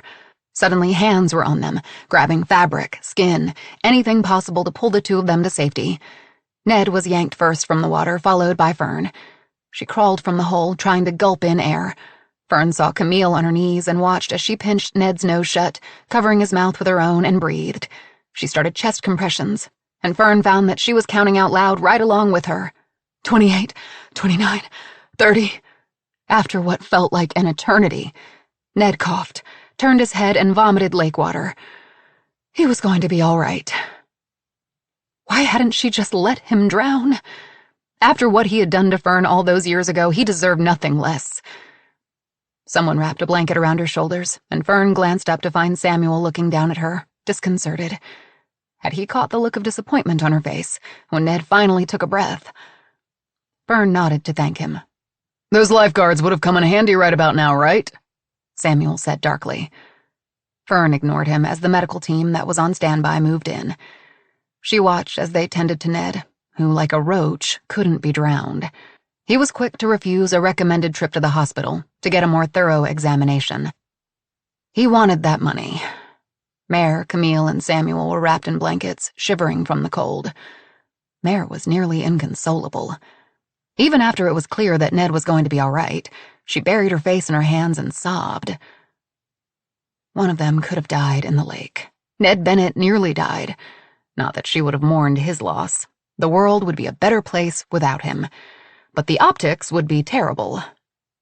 God, that sounded awful. She hated Ned Bennett, and rightly so, but she didn't wish anyone dead. Did she? Fern could hear Kat's voice in her head. I knew you would fuck this up, Fern. Jesus, you took a brilliant concept and ran it into the ground. Worthless. The thing was, Kat would be right. Fern had fucked everything up. She had this unbelievable, golden opportunity that landed right in her lap, and she destroyed it. In the short span of 3 days, Fern had locked her boss in the wine cellar, had hijacked a reality show, had nearly been killed by a former U.S. senator, and had watched 4 near drownings. She wanted to walk back to the lake, slip into its welcoming arms, and disappear. Now that would be must-see TV. The ratings would go through the roof. She wasn't sure how she had gotten here. Ambition? Greed? Probably both. But there was something more. There had to be. Fern hadn't been the one to plan the dangerous challenges, hadn't curated the strange clues, hadn't been the one to invite Ned Bennett. But it didn't matter.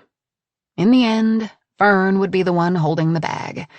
Her name would be the one people remembered, the one that would be the butt of 1,000 jokes. She could already see the memes. It was time, Fern thought. It was time to quit, to make a new plan. Time to tell the contestants to go home, to free Kat from the cellar, to face the consequences.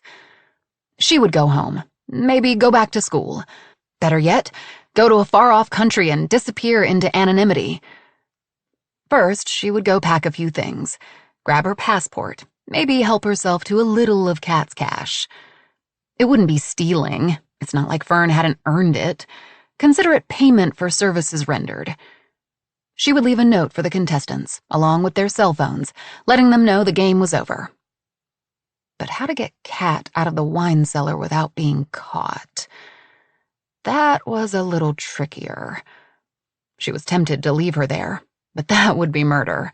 Fern was many things, but she wasn't a murderer. She could let Kat out and then leave the villa. Kat might even be too weak and tired to make much of a fuss. But knowing her boss, the moment she was free, she would raise holy hell and call the police, the FBI, and a SWAT team to come after Fern. Fern would have to get a message to someone to let Kat out after she had made her getaway. "Fern!" came a voice. Fern was pulled from her thoughts to find Samuel standing next to her. "This is unacceptable," he said, his face furrowed with frustration. "This is pure negligence." "It's for $10 million, she said mechanically. "You knew the competition was going to be challenging. You signed a waiver." "Nothing is worth this," Samuel said, throwing up his hands. "I quit." "But you won," Fern said. "You won the challenge. You got the super clue." She lifted a blue urn from its spot on the gazebo. "Here." Samuel shook his head, refusing to take the urn. "You won. You came in first place. Ned in last. Take the urn." Samuel reached inside the urn. "A letter opener?" Samuel asked in disbelief. "What the hell am I supposed to do with this?" He walked away, shaking his head. Still dripping wet, Fern led the way across the lake toward the shore. The sun was long gone, The navy sky was pricked with a million stars, the camera operator's drones buzzing above, taking in every single second of this shit show. They trudged forward, the walking wounded. Fern would get them to their room to take steaming showers and put on dry clothes. She would ensure that they got dinner and hot coffee. This game was seriously twisted, and she wanted no part of it any longer. She would get them to settle into their beds for the night, and when they woke up in the morning, Fern would be gone, and they would be free to go. Once at their bedroom door, Fern paused. "We were scheduled for one more challenge tonight, but in light of this evening's..." She struggled to find the right words. Disaster? Near-death experiences? Clusterfuck? "Events," she finally settled on. "I think we will postpone until tomorrow." "Hell no," came a soft voice. It was Mare. Her pale skin was now nearly translucent. "We've come this far, and I want to play." "I don't know," Camille said doubtfully. "I think maybe we all need to get a good night's sleep. Talk about this in the morning." "I agree with Camille," Samuel said, his eyes heavy with weariness. "Then you forfeit," Mare said, her voice rising. "You quit! I want this on camera. I want people to know that I want to keep going, that I'm not giving up." "Hold on now," Samuel said, raising his hands. "No one's quitting. We are just coming to a mutual agreement to pause things for the night, to regroup." "I agree," Camille said. "Ned, how about you?" "I nearly fucking drowned tonight," Ned said, "so a break would be welcome." "Then you quit," Mare said triumphantly, setting her gaze on Fern. "What does your trusty rule book say about not taking part in challenges?" she asked. Fern pressed her lips together. If a contestant refused to take part in one of the challenges, they essentially bowed out of the game. "Technically, she's right. We have to stay on schedule," Fern conceded. In reality, it didn't matter. She was leaving. Let them think the game was going to go on forever for all she cared. "So, what's it going to be?" Mare asked. "Are you in or out?" There was silence. Everyone cast looks at one another, trying to gauge each other's thoughts. "I guess I'm in, then," Ned said. "But Jesus, this game's going to kill me one way or another." Samuel nodded grimly. "This is a big mistake," Camille said ruefully. "Fine then," Fern said. "We play." She checked her watch, now frozen on 6:31 p.m. It had stopped when she was in the water. She glanced up at a clock on the corridor wall. It was nearing 8 o'clock. "We'll meet on the veranda at 9. The good thing, I guess, is that this challenge isn't as physical as the other ones. But just so you know, there will be a vote to send someone home tonight, too. And Mare, the intern is waiting for you in the vault. Head on down and she'll get you set up." Fern left the contestants staring after her. The first thing she needed to do was get herself warm. Well aware of the cameras watching, always watching, she kept her back straight and her chin up as she tried to move casually through the hallway to her quarters. Once safely inside her room, Fern stripped off Kat's red dress, now ruined, and tossed it to the floor.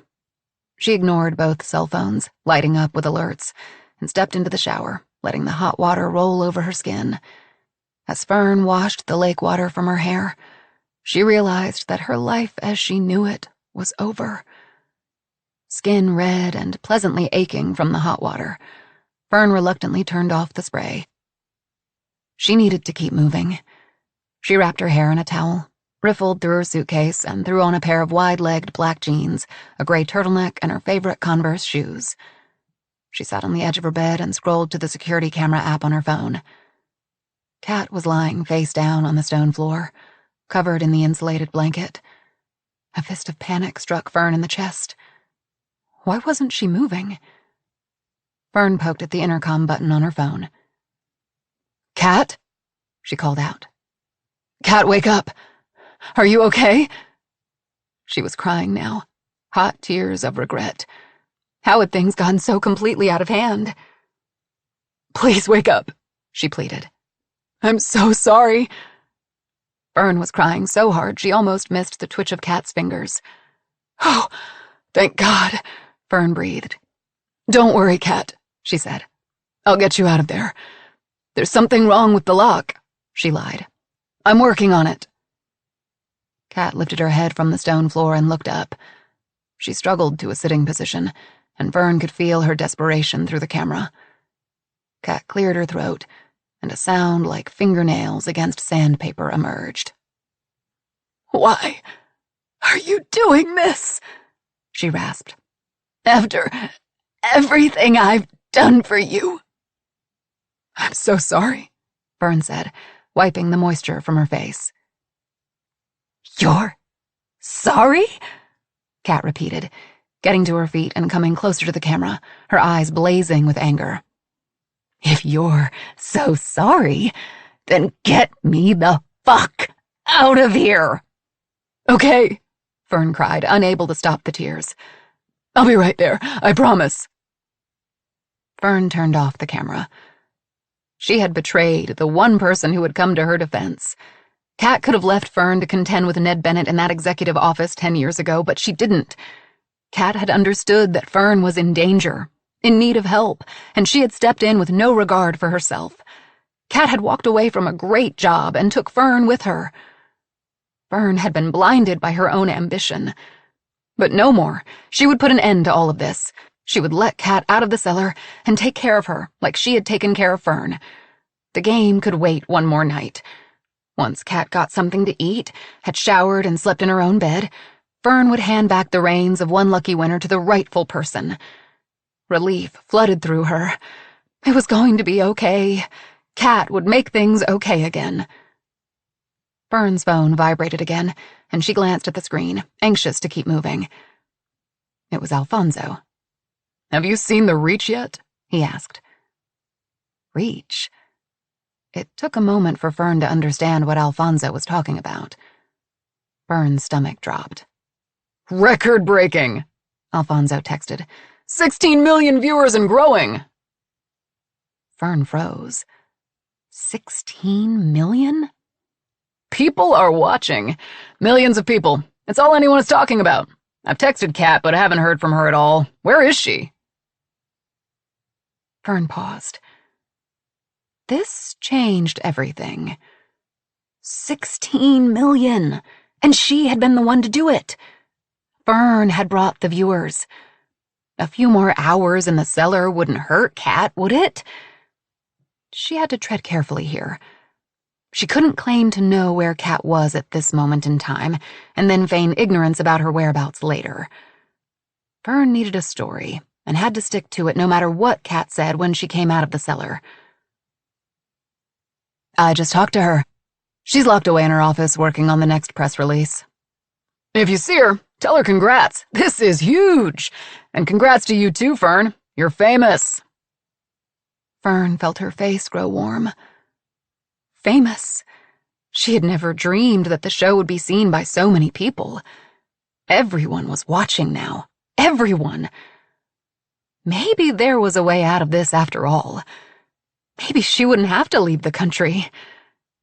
Thanks, she typed. We're going live with the next challenge at 9. 16 million viewers. Fern had to find something to wear. 28. The Best Friend. The Vault. Anyone would have jumped in the water to try to save someone, don't you think? Everyone but Ned, that is. He was the one trying to drown me. I don't think I did anything special. Was I scared? Yeah, I was scared. It was terrifying being underwater and not knowing if I was going to make it to the surface. All I could think about was my girls, and how I need to get back to them. But I have a job to do here first. What do I think of my competitors? Well, you already know how I feel about Ned. But after Camille jumped into the water to save me, it really made me think differently of her. At first, I thought Camille came across as very arrogant, but I don't think that's it now. She's self-assured and seems to have a good moral compass. I'm not going to say I like her, but I respect her. On Samuel Rafferty, I have no comment. Listen, I don't need $10 million, but I need money. I'm not going to buy a big house, fancy cars, or go on exotic vacations. The only thing I need are my daughters, Keely and Danny. My youngest, Danny, has cystic fibrosis. She's 10. Some days she is so sick that she can't get out of bed. I'm sorry, I don't mean to cry. I hate it when people cry on these things. But Danny should be going to school and playing outside with her friends. Instead, she spends weeks in the hospital, taking plates full of medication. And some days she has to fight for every single breath she takes.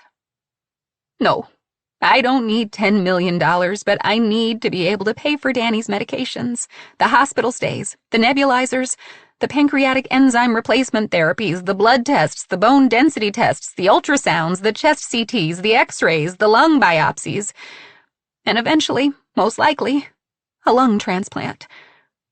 Keely needs her sister, and I need my daughter. So please, I'm begging you, keep me here as long as possible. For my family, one lucky winner is life and death. Chapter and verse 1990. I'm crying. Someone give her all the money. This underscore is underscore not underscore a underscore drill. She should set up a GoFundMe and be home with her kids. Why is she even here? Chapter and verse 1990. I can think of 10 million reasons. Frankie underscore G. Color me skeptical. Forget the best friend. The executive is the real deal. Chapter and verse 1990. I'm skeptical of anyone who starts a sentence with color me. Caitlin CBB. Did anyone else notice that the executive looked a little off? He was weaving all over the place. Sister Power. You can also make a donation to the Cystic Fibrosis Foundation at https://www.cff.org. Together we can find a cure. Iowa born and bred. I know the best friend and the boyfriend. I mean, I know who they are, but never met them. We went to the same college a long time ago, LOL. If I remember correctly, something really bad happened on Tanglefoot Lake. Someone died or almost died. I'm not sure of the details. Eventually, the best friend and boyfriend just kind of disappeared from campus. It was weird. Figgy Pudding 13. Oh, I was there that night. I know what happened. 29. The Confidant. Camille sat on her bed, hands wrapped around a steaming mug of coffee. Dressed head to toe in white, one lucky winter gear. She was still shivering from the disaster in the lake. Also dressed in white, Ned, Samuel, and Mare sat with their cups of coffee, waiting for 9 o'clock and the next challenge. If only she could have convinced them to hold off until tomorrow for the next challenge. Maybe she'd be able to puzzle through what was actually happening here. But there was no convincing Mare or Ned. Despite nearly being killed, they were intent on moving forward. The more Camille thought about it, the more she was sure that the 5 of them were brought here for a reason beyond battling it out for $10 million. How could they not understand this? Fern was the key. The senator had played the game, lost, left the estate, and came back prepared to kill her, claiming that Fern had leaked a very damning piece of information about him. Did that mean Fern had dirt on all of them?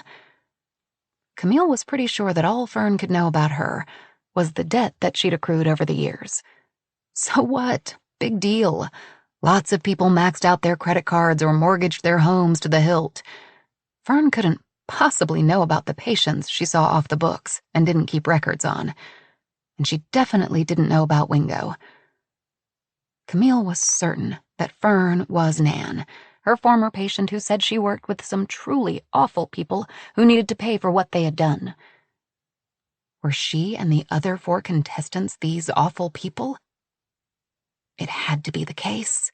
Fern, posing as Nan, would have seen the Alftan painting in her office.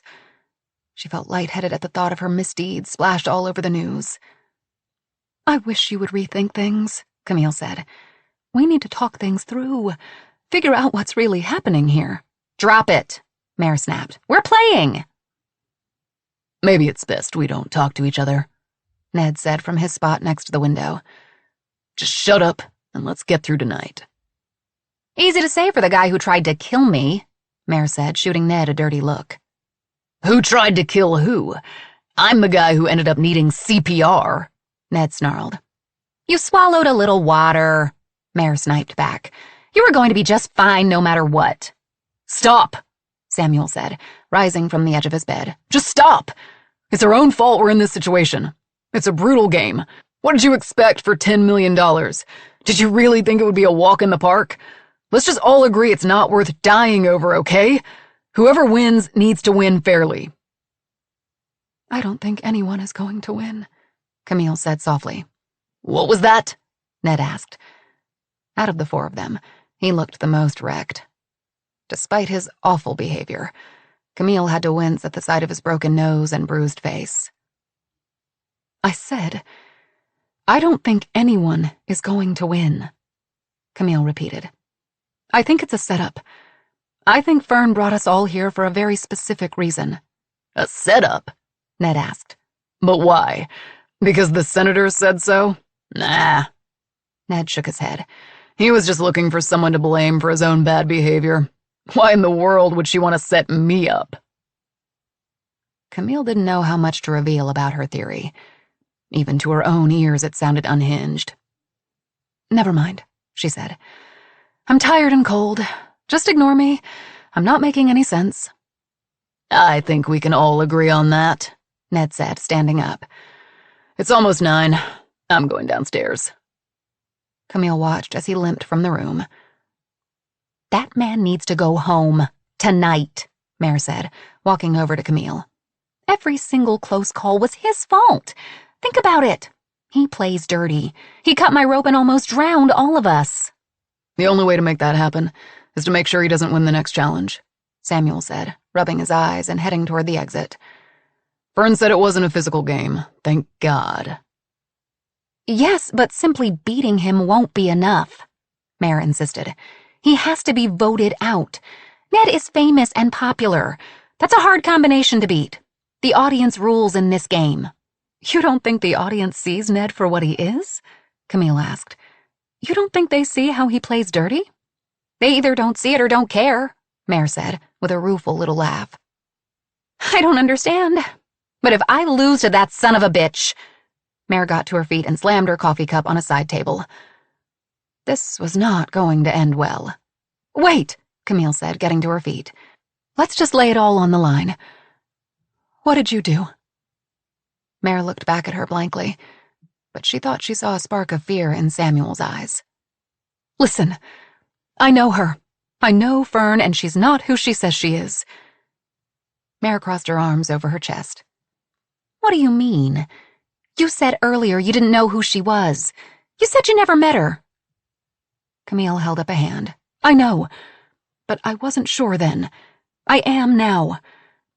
She was one of my patients. A patient? Samuel stared at her in disbelief. None of this is making sense. A woman came to my office wearing a baseball cap and big sunglasses. She said her name was Nan, but I think it was Fern. I saw Fern's ID. Her full name is Fernanda. You're saying she wore a disguise? Mare gave a chuckle of disbelief. Like in some stupid movie? Come on, Camille. I may not be a doctor, but I'm not an idiot. She turned to Samuel. Do you see what she's doing? She's trying to fuck with us. She's screwing with our heads so she can win the money. I want to hear what she says, Samuel said. Camille saw the hard look Mare gave him, a warning. I want to hear, he repeated more forcefully and sat back down. Fine, Mare finally said, throwing up her hands in defeat. Tell us about Nan. Camille knew this could be her last chance to make them see, make them understand. About 9 months ago, out of the blue, a woman came to see me at my practice. She said her name was Nan and that she was struggling with her boss. Mare rolled her eyes, but Camille kept going. Think about it. Why haven't we met Fern's boss? Why don't we have any idea who the person behind the show is? You're losing me, Samuel said. Fern, said that her boss was ruthless, would do anything to get back at people who wronged her. Look at what happened to the senator. And you think she created this reality show to get back at us? Samuel rubbed his forehead. I'm sorry, that. He shook his head. Makes no sense, Mare finished. But Camille could tell she had hit a nerve. Who would want revenge against all of us? I know, Camille said, hearing how ridiculous it sounded said out loud. But I'm sure it's her. I think I recognize her tattoo. Camille pointed to the inside of her wrist. A dragonfly. I didn't see a tattoo, Samuel said. Camille, come on. She covers it up with makeup for the show, I think. Camille was losing them. I know it's hard to believe, but think about it. Think about the puzzles. Did yours relate specifically to you, to a certain time or event in your life? Samuel's face turned stony, and Mare shook her head impatiently. My puzzle was of a painting in my office, Camille confessed. How would anyone know that unless they've been there?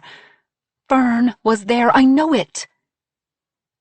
When neither of them responded, Camille knew she had one more try. She thought of her game changer.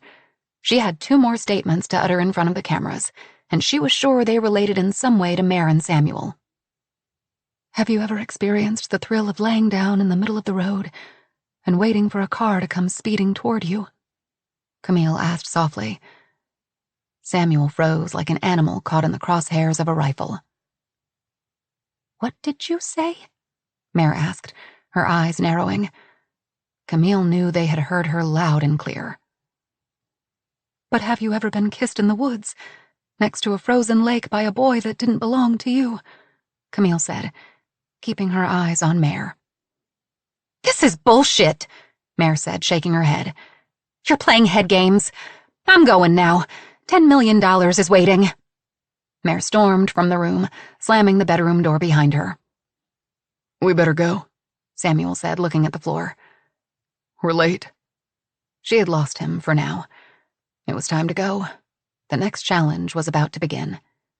Okay, Camille said. Let's just agree to do whatever we can to make sure that Ned Bennett goes home next. Then we can regroup, talk more, and try to figure out exactly what's happening. And Samuel. She grabbed his hand. I don't really want to know what you did. I don't care. I just want to get out of here in one piece. He shook her off. That's easy then, Samuel said, his eyes boring into hers. Because I didn't do anything. Fear dragged a cold finger down her back, and Camille nodded and let him pass by her. She lagged behind Samuel as they moved down the stairs, where an intern was waiting for them. She led them through the atrium with its gurgling fountain. The marble goddess smiled down benignly on her as dark water poured out of the mouth of the mask she was holding. It's this way, the intern said, holding a wrought iron door open for them. Camille stepped over the threshold and nearly gasped at the beauty of the veranda. It was like transporting into old-world Italy. It was a more intimate space, unlike the other rooms in the villa. Smaller, warmer. Dozens of candles of various heights sat on the sills of the open-air windows. The walls were made of stone, and Camille looked up to see a pergola with massive wooden beams laced with grapevines. The vines, interlaced with twinkling lights and heavy with black grapes, hung so low that Camille could reach up and grab a handful. Alfonso stood in a corner of the room and gave Camille and Samuel a distracted nod as they passed. Fern will be here momentarily, and then we'll get started. No cameras tonight, Camille asked, noting that there were no camera operators in sight. Alfonso gave her a knowing smile. There are always cameras. Camille searched for the telltale evidence of cameras, but saw none. But she knew they were there. She just couldn't see them. A harvest moon splashed through the leaves and puddled on the blue stone floor. A round table with 5 high-backed chairs sat in the center of the room. Atop the table, crystal wine glasses glittered in the candlelight. Rows and rows of wine and liquor bottles sat behind a bar cut from the same stone as the walls. Soft classical music played from a hidden speaker, and the spicy scent of California fuchsia filled the night air. Ned paced across the bluestone, and Mare sat on a cracked windowsill, looking out at the black lake. Camille fought the urge to run. Despite the soothing music and the ambient lighting, tension crackled in the air. There was still time. She could forfeit, and Fern would call a car for her, and she could be home in her own bed within a few hours. But Camille had to admit she was equal parts terrified and curious as to what the night would bring. The only sound was the gentle lapping of the lake's water kissing the shoreline, and Ned's footfalls on the stone. After a few minutes, Fern made her entrance dressed in a white silk jumpsuit with a cross-halter neckline that covered the bruises around her neck. "Camille, you sit right here next to me," Fern said, pulling out a chair for her. A pit grew in her stomach. Fern was planning on putting on a show tonight. Camille walked over and stood next to Fern. Fern's eyes shone brightly in the candlelight, giving off an almost feverish glint. It was as if the terrifying events at the lake never happened. She glanced at Fern's arm. Once again, the tattoo was gone. "Samuel and Mare, sit there and there," Fern directed. "And Ned, you're over there." She's taking back some of the control that she lost during the lake challenge, Camille thought. Fern wanted everyone to know who was in charge, who was the master of the game. "And Alfonso, I think we are all set now. You can go." "He's leaving?" Samuel asked. "Why?" "It's in the script," Fern said simply. Camille watched, stomach twisting, as Alfonso and his intern went inside, leaving them all alone with Fern. Fern took a seat, and Camille settled into the remaining empty chair. "Our uniforms," Camille said. "We're all in white. Why?" "Why not?" Fern countered. "Something different for a different kind of challenge." "I was thinking maybe it had more significance," Camille said. "Everything on One Lucky Winner has been so methodically planned out. I thought it meant something more." Fern tilted her head, and a thoughtful furrow between her eyes appeared. "Such as?" she prodded. "Such as, perhaps we're all wearing the same white uniform because we're meant to think that we're now on the same team." She smiled. "Or, Doctor, a white jacket is just a white jacket." Camille nodded as if acquiescing the point and eased herself into her chair. "I took the liberty of pouring you each a glass of Cabernet Sauvignon. It's our best wine, and it only comes out for the most special of occasions."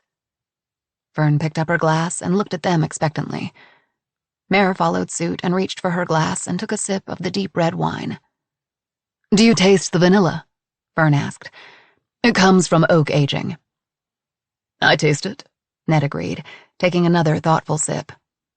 "And hints of black cherry and green pepper." "Yes!" Fern cried in delight. "So fun to have another wine connoisseur in our company." Camille and Samuel exchanged a look. How could Mare and Ned not feel the tension in the room?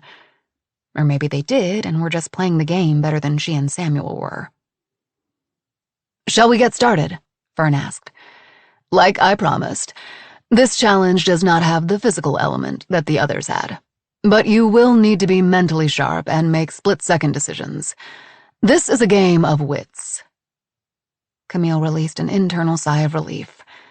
Every single muscle in her body hurt from the last two challenges. There was no way she could run, swim, or climb anything. "This game is called Spin, Speak, Shoot," Fern said, then paused. "Shoot?" Samuel asked. "Shoot what?" This was Camille's immediate question as well. Fern gave an enigmatic smile, and Camille was surer than ever that Fern was the woman who called herself Nan, the woman who said that her boss was obsessed with retribution. Camille watched as Fern reached beneath the table and pulled out an object and set it in the center of the table. A gun. A long-barreled, sleek revolver. This wasn't a taser, or even a shotgun used to strike a paper target like in the earlier challenges. This was a weapon that was meant to kill. Don't look so scared, Fern said teasingly. Obviously, it's not loaded. To prove her point, Fern lifted the gun, barrel pointed straight up, and pulled the trigger. Camille flinched, but the only sound was an anemic click, like a tongue clucking the roof of the mouth. See, Fern said, setting the gun back down. Empty. So what's the game? Ned asked. You've heard of spin the bottle, right? Fern asked. I'm not kissing anyone, Mare said flatly. I bet you would for $10 million, Ned said. You wish, Mare shot back. Not really, Ned said offhandedly. Camille wished they would just shut up. No kissing, Fern said. But it's called spin, speak, shoot for a reason. But instead of spinning a bottle, you spin the gun, and wherever the barrel ends up pointing, that is who must answer a question. Fern once again reached below the table and pulled out 4 decks of cards. Each deck was a different color. Pink, green, yellow, and orange. If the barrel of the gun stops in front of you, I'll draw a card from your pile, and then you will answer the question written on the back. Sounds easy enough, Samuel said. What's the catch? Excellent question, Fern said. A question may pop up that you don't want to answer. That's perfectly acceptable. But if you choose not to respond, that's when you must pick up the gun and put it to your head and pull the trigger. The room became thick with stunned silence. That's sick, Camille said, finally speaking. Fern kept her face passive, businesslike. Obviously, it's symbolic. But if you refuse to answer 3 questions, you lose. You are out of the competition and at risk for being voted off the show. What kind of questions? Camille asked, noticing the way Mare kept looking across the table at Samuel. Well, why don't we find out? Fern said, giving the revolver a spin. Shall we begin? Camille watched as the gun whirled, a black and silver pinwheel. It spun past her again and again. She didn't want to be the first one to answer a question, and willed it to pass her by. There was nowhere to go, nowhere to run.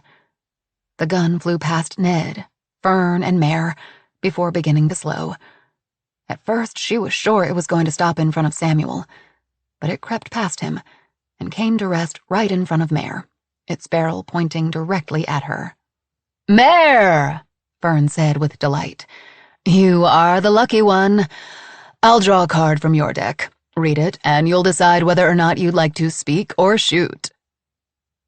Camille watched as Mare nervously dug her fingers into her thighs, her face tight with anticipation. Fern pulled a card from the top of her deck and read it silently.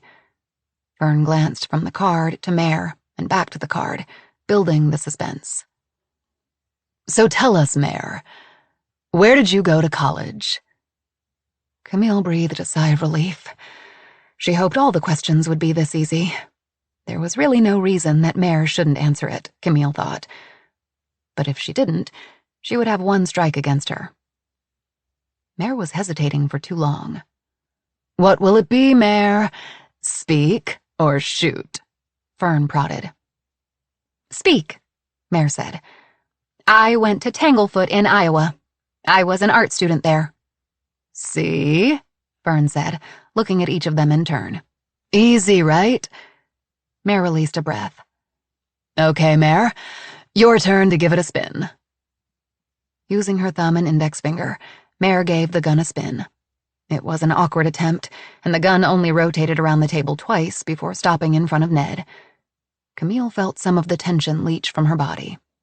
Ned, Fern said, pulling a card from the orange deck of cards. Your question. Have you ever committed a crime? She asked tightly. What will you do? Speak or shoot? Camille noticed the way Fern seemed to stiffen in every interaction she had with Ned. Camille couldn't blame her. She had the same reaction. Ned was boorish and arrogant. Ned chuckled. A crime? I mean, I've gotten my fair share of parking tickets, but beyond that, no. I can honestly say I've never committed a crime. Fern stared at Ned for a time, her head cocked to the side, as if inviting him to say more. And that is my final answer, Fern, Ned said deadpan. My turn to spin? Without waiting for Fern's response, he twirled the gun with gusto. It seemed to take forever to slow and come to a stop, and when it did, it returned to its last resting spot in front of Ned. Oh, hey, he said. I get to spin again, right? He asked. I'm afraid not, Fern said. Wherever the barrel points, that's the person in the hot seat. You get another question. Okay, Ned said, looking around with a nervous laugh. Let me have it. Camille eyed her deck of cards. What kinds of questions were in store for her? Questions about her past, her debt, her patients? Wingo? If Fern read a card asking about one of her patients, she would have to choose the shoot option. Maybe, Camille thought, she should just bow out now, purposely tank in hopes of being the next one voted off the show. Then at least she would be free of this strange, torturous game. Camille noticed the slight tremble in Fern's fingers as she slid the top card from the orange deck. Why was she so nervous? Camille felt sick at the possibility of what might come next. Fern paused before speaking, her dark eyes darting from Ned to the card and back again. Have you ever had an employee sign an NDA before? Fern asked. Ned's eyes narrowed. An NDA, he repeated. Yes, Fern said with mock patience. A non-disclosure agreement. I know what it is, Ned retorted lightly. I'm just not sure why it's relevant. Is that a pass? Fern asked with an arched eyebrow. Ned stared long and hard at Fern, his eyes flashing with anger.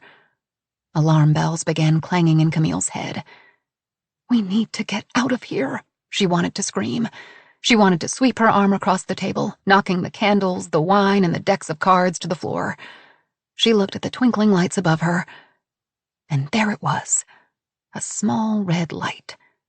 The cameras, the damn cameras were everywhere. Finally, Ned spoke. Of course, my employees signed NDAs. It's standard practice in the entertainment field. We couldn't have employees giving away crucial information about Cold Hard Truth and its episodes before they aired. Ned shrugged. I imagine my NDAs were very similar to the one all of us had to sign to be on One Lucky Winner. Fair enough, Fern said, breaking eye contact with Ned. He smirked and gave the gun a spin. Instead of watching the gun twirl, Camille observed the others. Samuel, Mare, and Fern were watching the gun rotate, while Ned was studying Fern. Camille saw the moment his face transformed from irritation to sick realization. It was clear to Camille that Ned suddenly recognized Fern. Did he know her as Nan, like she did, or as someone else? Camille had a sinking feeling that she knew what Ned's crime was. Degenerare. Degenerate. Today, NDAs seemed to be synonymous with sexual misconduct in the workplace. Had Ned done something to Fern? Suddenly, all eyes shifted toward Camille. She glanced down to find the gun pointing at her. Cold sweat gathered at her temples, and her empty stomach roiled. Which of her secrets would be teased out by the cards? Because for as much as Camille tried to believe that she was here as a spectator, a witness of some sort, she did have her share of secrets that she'd rather keep undiscovered. Fern flipped a yellow card and looked up at Camille, a sly smile on her face. So, Dr. Tamerlane, have you ever lost a patient? Camille's heart seized. Fern had done her homework. She had to give her that. No one knew about Wingo, or at least Camille thought no one knew. He wasn't really her patient, not on paper anyway. How could she answer the question? That was key. Play dumb?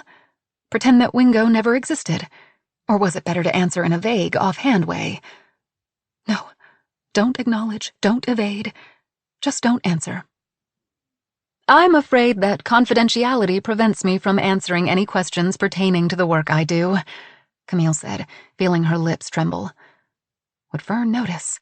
Would the people who were watching notice? So you refuse to speak? Fern asked. That's right, Camille said, pushing professional confidence into her voice. I will not answer any questions regarding my practice. Then shoot it is, Fern said, picking up the gun and offering it to Camille. Camille stared down at the weapon and found that she couldn't lift her hands. How could something so relatively small look so ominous, so heavy? There are no bullets, she reminded herself. The chamber is empty. Take the gun, Camille, Fern urged softly. Camille reached for the revolver. It was even heavier than she thought it would be. A cold, dull weight in her hands. She looked to Fern for help. What was she supposed to do next? Just put the barrel to your head and pull the trigger, Fern said. Despite the confident set of Fern's jaw, Camille could see in Fern's troubled eyes that this didn't sit well with her either. But still, she pressed. Don't worry, it's not loaded. Remember, this is just a game. This is sick, Samuel said, pushing his chair away from the table. You don't have to do this, Camille. We can all just refuse. What is she going to do then? Do we all lose? The truth was, Camille had lost patience. All doctors did. Just maybe not in the way she lost Travis Wingo. A bullet for a bullet. No, Camille said resolutely. It's okay. I'll do it. Best to get it over with. She lifted the gun and found that she needed both hands to support its heft. With quaking hands, she guided the barrel to her temple, the steel burning cold against her skin. Jesus, she heard Mare breathe. It's not loaded, Camille told herself. Her finger found the trigger. It's not loaded. Closing her eyes, Camille pulled the trigger. 30. The Confidant. Then. Icy rain pecked at Dr. Tamerlane's bedroom window. She looked up from the patient file she was reading to glance outside. The night sky held the threat of snow. Unusual, but not unheard of in San Francisco. The faint scent of smoke tickled her nose. It was hard to believe that the wildfires could still be burning in this weather, but Camille knew the smell could travel for miles and miles. She set the file on the pillow next to her, knowing that bringing work home, even if her office was just down the stairs, was a bad idea. Camille had promised herself that she would take a few days off. But the holidays were difficult for many, especially for some of her clients. So here she was, thinking about Chelsea Weatherly. She had finally decided to leave her husband, and remarkably, Doug appeared to have accepted her decision and was leaving Chelsea alone. However, he was still showing up wherever Camille happened to be, popping up outside her office and home, the grocery store, the gym. He never said a word, just made sure Camille saw him. Doug Weatherly was letting her know that he blamed Camille for the death of his marriage. And since the night the rock went through her office window, there had been several more acts of vandalism and more bouquets of flowers. Camille knew the flowers were coming from Wingo, but the property destruction was another matter. It wasn't like Wingo to be destructive. That fit more with Doug's more mercurial personality. Camille didn't know. Camille reached for the cup of tea on her bedside table. It had grown cold while she was reading. Reluctantly, she slipped from her warm bed and moved through the dark hallway, mug in hand, to the top of the steps that led downstairs to her kitchen. The smell of smoke was stronger out here. Had she inadvertently left a window open? Earlier in the day, it had been warmer, mild even, until the rain and sleet muscled its way in. Camille's 3-level Marina District home was too big for one person, and much more than she could realistically afford. But she loved every nook and cranny. And once she had seen the office with its private entrance, it had to be hers. Gripping her mug in one hand and the banister in the other, she carefully made her way down the creaky hardwood steps that led to the pitch-black front living room. At the bottom, she shivered. The temperature was markedly lower down here, cementing the thought that she left a window open. Maybe two. She felt around for the lamp on the antique rosewood table where she set her mail each day and fumbled beneath the shade and finally found the switch. When she turned the small knob, no light appeared. She tried again. Still nothing. Had the power gone out? No. She could still see the faint glow from her bedroom light on the upstairs landing. She set her mug down on the table and moved blindly through the room toward another lamp. Again, she floundered for the switch, and no light appeared. Weird. Camille felt around for the bulb, thinking a quick twist would tighten the connection, and instead found an empty hole. The light bulb was gone. Confusion gave way to fear, and Camille froze in place. She hadn't been the one to remove the bulb, so then who did? She had used that lamp just the night before. Geraldine hadn't been in the office since just before Christmas, so it couldn't have been her. What if the person was still in the house? Her phone. She needed her phone. It was upstairs on her bedside table, charging. She could run upstairs and grab it, call 911. Or there was her office phone. It was a landline. It was closer, and she could call for help. Or should she just get out of the house? Camille was frozen with indecision. Camille heard a soft click. Then another, and another. She couldn't place the sound, not until a small yellow flame appeared in the dark and was then extinguished. It appeared once again, then disappeared. A lighter. Someone was sitting on her sofa, flicking a lighter. I know you don't allow smoking in your office. A voice came from out of the dark. It was Wingo, the man who was her client but wasn't her client. One of the several who paid cash so as to leave no paper trail. Mutually beneficial, she had always told herself. Cash meant no paper trail, but it also meant she didn't have to claim the income and didn't pay taxes. It worked great until Camille understood that Wingo didn't want help. Never wanted help. He had become obsessed with her while listening to her show, and now wanted only Camille. "Wingo," Camille said once she caught her breath. "We talked about this. I asked you not to come here anymore." He was a confused, lonely man who had come to rely too heavily on Camille. "I told you you need to find another therapist. I gave you some names." Wingo flicked the lighter again. This time the flame stayed, illuminating his broad, pale face. I know, he said, but I really think we were getting somewhere. I was feeling better. I know I shouldn't have come inside, but the window was open.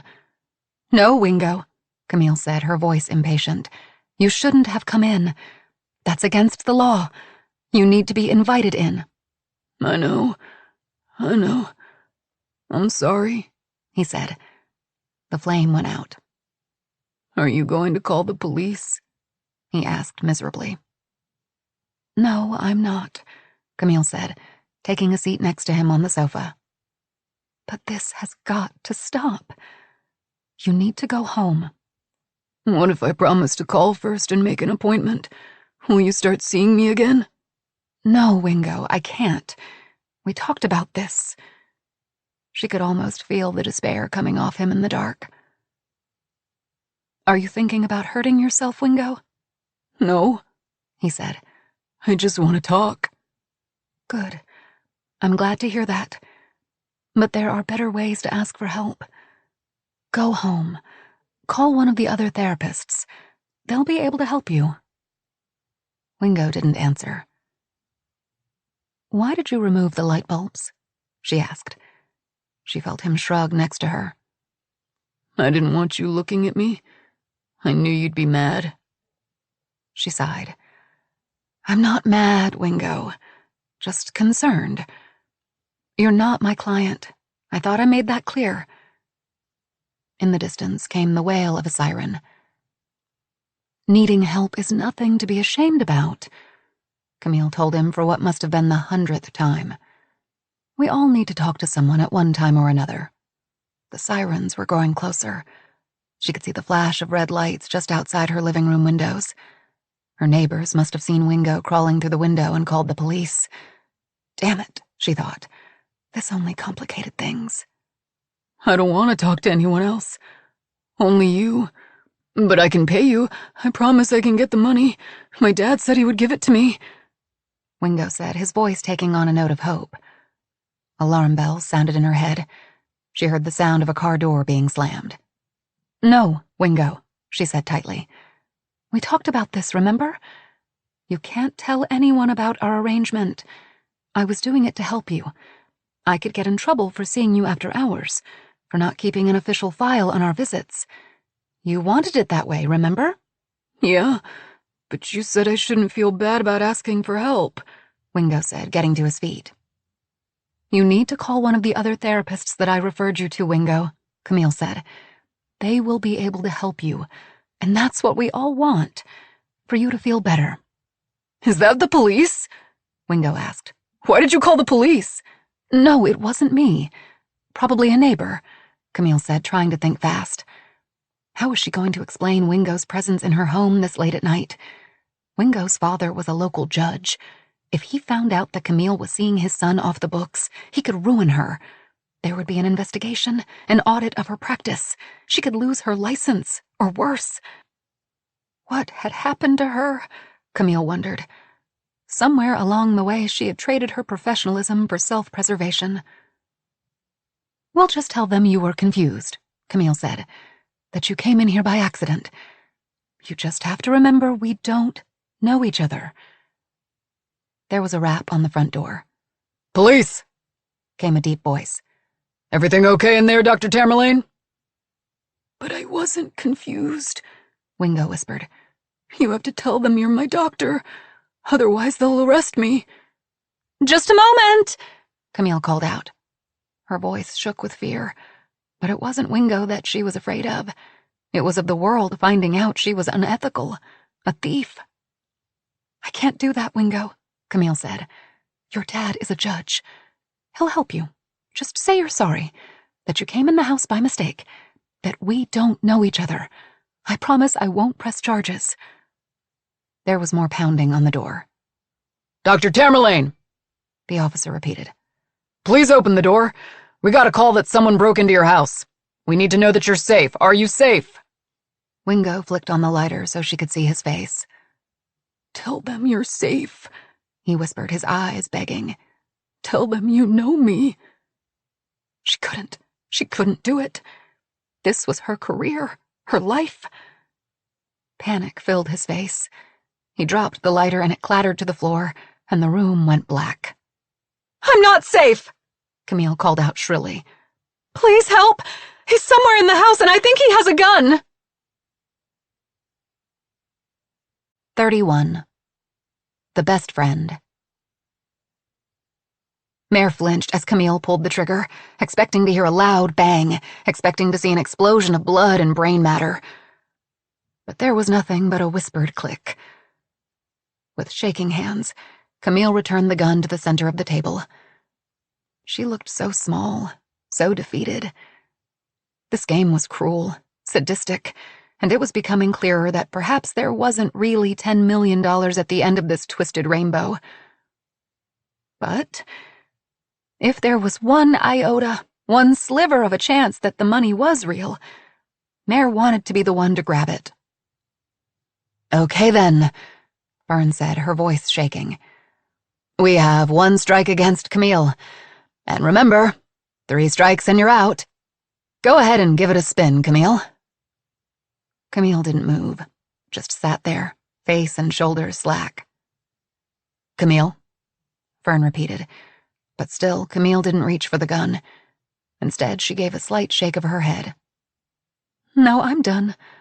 I'm not playing, Camille said, her eyes shining with tears. This is psychological torture, and I want no part of it. This development was good for Mare. It meant there was one less barrier to the money. But she thought of the way that Camille came to her rescue at the lake and felt a twinge of guilt. No, it was Ned who was the one who was supposed to go home next. Spin the gun, Camille, Mare found herself saying. They want us to panic, to break us down. It makes for better television. Don't quit. What the hell? Ned scoffed. Don't encourage her. If she wants to quit, let her quit. Shut up, Ned, Mare said, keeping her eyes on Camille. It's okay, she said softly, wanting to reach across the table for Camille's hand. Remember, it's just a game. Camille held Mare's gaze. Tears brimmed in her eyes, and Mare could see that Camille had secrets of her own, secrets that she couldn't reveal. They had that in common, at least. Mare looked at Samuel. He had aged in the 3 days they had been at the villa. His eyes had taken on a haunted, hunted look, and his skin was sallow and tight in the candlelight. After 2 decades of keeping their secret, if the right question was asked, he might be the one to break. She willed him to look at her, but he was transfixed on the gun. Finally, Camille reached for the pistol and gave it a half-hearted spin. 1 rotation, 2, 3, and on the 4th, it came to a wobbly stop in front of Ned again. No fucking way, Ned said in disbelief. Is there a magnet under there? He bent down to look beneath the table, and when he popped back up, he rolled his eyes. He still hasn't gotten it yet, Mare thought. He still didn't realize that someone was coming for them. For him. Hit me, Ned said, slapping the tabletop as if he were at a blackjack table in Vegas. Fern reached for the top card on Ned's deck, but he reached out and laid his hand atop hers. A spasm of revulsion spread across Fern's face, and Mare could feel the anger radiate off her as she jerked her hand away. Camille was right. This game was personal, at least to Fern. But not to Mare. She was positive that she had never met Fern before walking onto the estate the other day. Revenge by reality show? It was too ludicrous to believe. Can I pick from the deck? Ned asked, just to mix things up. Fine, Fern said rigidly. But no peeking. Ned made a show of fanning the remaining cards in his deck across the table, then turning his head away, eyes closed as he chose a card. He held it up in triumph and handed it to Fern with a flourish. Fern took the card gingerly from Ned's hands. She wobbled in her seat, and for a moment, Mare thought she might slip from her chair. Using one hand, Fern steadied herself and began reading. Have you ever been... Fern began. Have you ever been... She tried again, but faltered.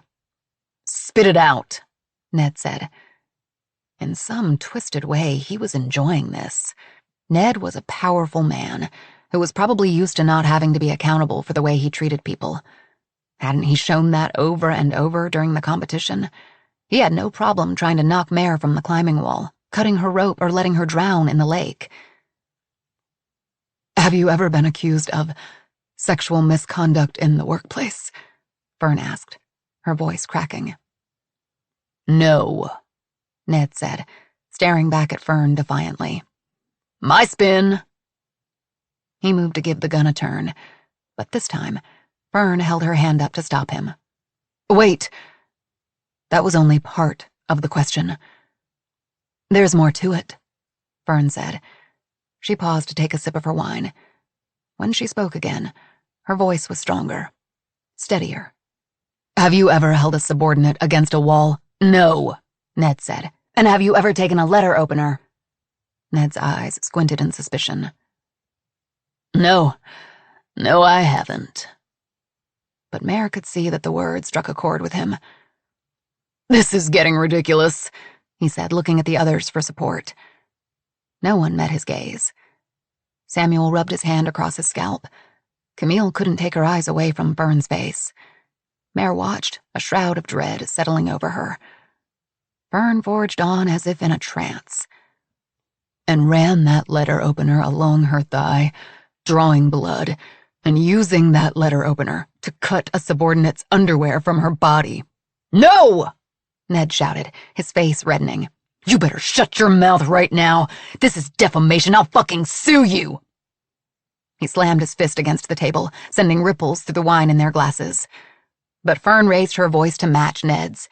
And using that letter opener, cut the subordinate's underwear from her body even though she was crying, begging you to stop. Mare wasn't sure she had heard Fern correctly. A letter opener? She felt sick. No, I did not, Ned said, folding his arms across his chest. That never happened.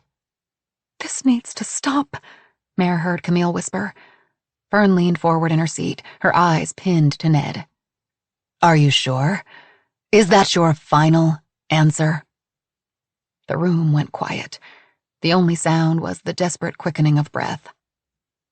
What are you doing? Samuel asked, finally breaking the silence and getting to his feet. This isn't funny. Samuel was right. Camille was right. This had gone too far. Fern, stop it, please, Mare begged. Fern ignored them all. Ned, speak or shoot. The choice is yours. Ned lifted his chin, defiance flashing in his eyes, as he calmly reached for the revolver and pointed it at Fern. Everyone gasped. That's not funny, Mare said. Put it down! Don't worry. It's not loaded, right, Fern? Ned asked. It's just a game. Fern crossed her arms over her chest. Speak or shoot, she asked again. A dare. I choose shoot, Ned said, getting to his feet and pressing the barrel to his temple. Maybe here, he said with a twisted smile. Or how about here? He slid the gun down the side of his face and beneath his chin. Stop! Mare cried. Just stop! But if I had my way, he said, pointing it once again toward Fern. I'd choose here. He pulled the trigger, and Mare expected the soft click of an empty chamber. Instead, the gun exploded, and a bullet ripped past her ear and a hailstorm of glass rained down. The gun cracked again and again. Eyes squeezed tightly shut, Mare dropped to the floor, arms covering her head, ears ringing. She felt the vibration of bodies landing next to her and warm liquid seeping into the fabric of her clothes. Had she been shot? She couldn't tell. Every nerve ending was on fire, and her heart was beating so hard it threatened to burst from her chest. Mare dared to open her eyes and found herself lying in a puddle of red. She felt the scream slide raggedly from her throat, but couldn't hear it, couldn't hear anything over the ringing in her ears. She turned her head to find Samuel lying next to her on the cold tile floor, his eyes closed, blood oozing from a gash at his temple. She reached out to touch his face. It was here. The day had come. They were finally going to pay for what they had done, just like she knew they would one day. 32. The Assistant. Fern cowered on the floor, barely registering the broken glass, the shattered wine bottles, the smell of gunpowder in the air. The gun was loaded. How was the gun loaded? She had checked it herself just before the competition began 4 days ago. By the terror on Ned's face, he was just as shocked as she was. His mouth was moving frantically, but the gunshot blasts had left her ears ringing. She couldn't decipher what he was saying. Ned threw the revolver to the floor and fell to his knees. Fern was vaguely aware of the others also dropping to the floor. Had they been shot? Why couldn't she move? Her limbs were numb, heavy. Had a bullet hit her spine? She rubbed her legs, willing the feeling to return in them. No bullet wounds. Ned was still on his knees, his face contorted in anguish. Fern didn't care. She hated him for what he had done to her, hated the scars that he left behind. She needed to see if a bullet had struck one of the others and call for an ambulance, but she couldn't seem to stand up, and she was so cold she couldn't stop shivering. She must be in shock. Fern watched as Camille pushed herself up from the floor and crawled over to Mare and Samuel, helping them both sit up, her hands running over their bodies as she checked for bullet wounds. Camille pressed a white linen napkin to a cut at Samuel's temple. They were sitting in a puddle of red wine that at first glance Fern thought was blood. She should go get help, but she couldn't move. Who loaded the gun? Kat? One of the dozens of crew members and contractors who had been in and out of the estate? But why? It made no sense. Fern? Came a distorted voice. Fern? Camille's face floated into her line of vision. Are you okay? Are you hit? I'm fine, Fern said, the tingling feeling leaching from her limbs. Is Samuel okay? No one was shot, but you're bleeding. Camille nodded toward Fern's arms. Fern looked down to find her arms covered in small cuts. The broken glass. She must have landed on it when she dived for cover. Small bits were embedded beneath her skin. She pulled a jagged fragment from her palm and tossed it aside. She would need tweezers to get the rest out. What the fuck was that? Ned snarled. Why the fuck would you give us a loaded gun? Fern jumped at the venom in his voice. I swear I didn't know, Fern said. I don't know what's happening. Yeah, right, Ned said, getting to his feet and shoving a chair aside so that it clattered against a wall. Fern shifted, keeping the table between them. I could have killed someone. I'm not up to anything, I swear, Fern cried. Why would I give you a loaded gun? You could have killed me. You almost killed me. We were supposed to point the gun at ourselves, Samuel said accusingly. It was a miracle that Ned didn't shoot himself. Why are you doing this? Why are we here? Oh, God. The cameras. This entire fiasco was being streamed live to millions of phones, TVs, tablets, and computers. The viewers must have seen the gun go off. She swiveled her head in search of the cameras. The one placed among the wine bottles was now somewhere among the shattered glass. The one above their heads was shot clean away. It looked as if half of the veranda was destroyed. Fern felt her cell phone vibrating, an incessant buzz that itched against her hip. Kat. But no, Kat was still in the cellar. It was over now.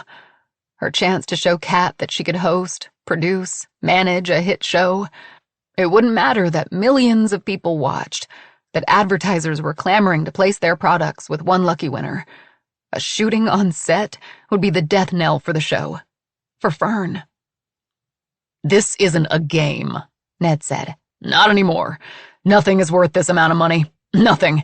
I'm done. I don't care. I'm finished. He turned and stormed back into the house. Fern's phone continued to vibrate.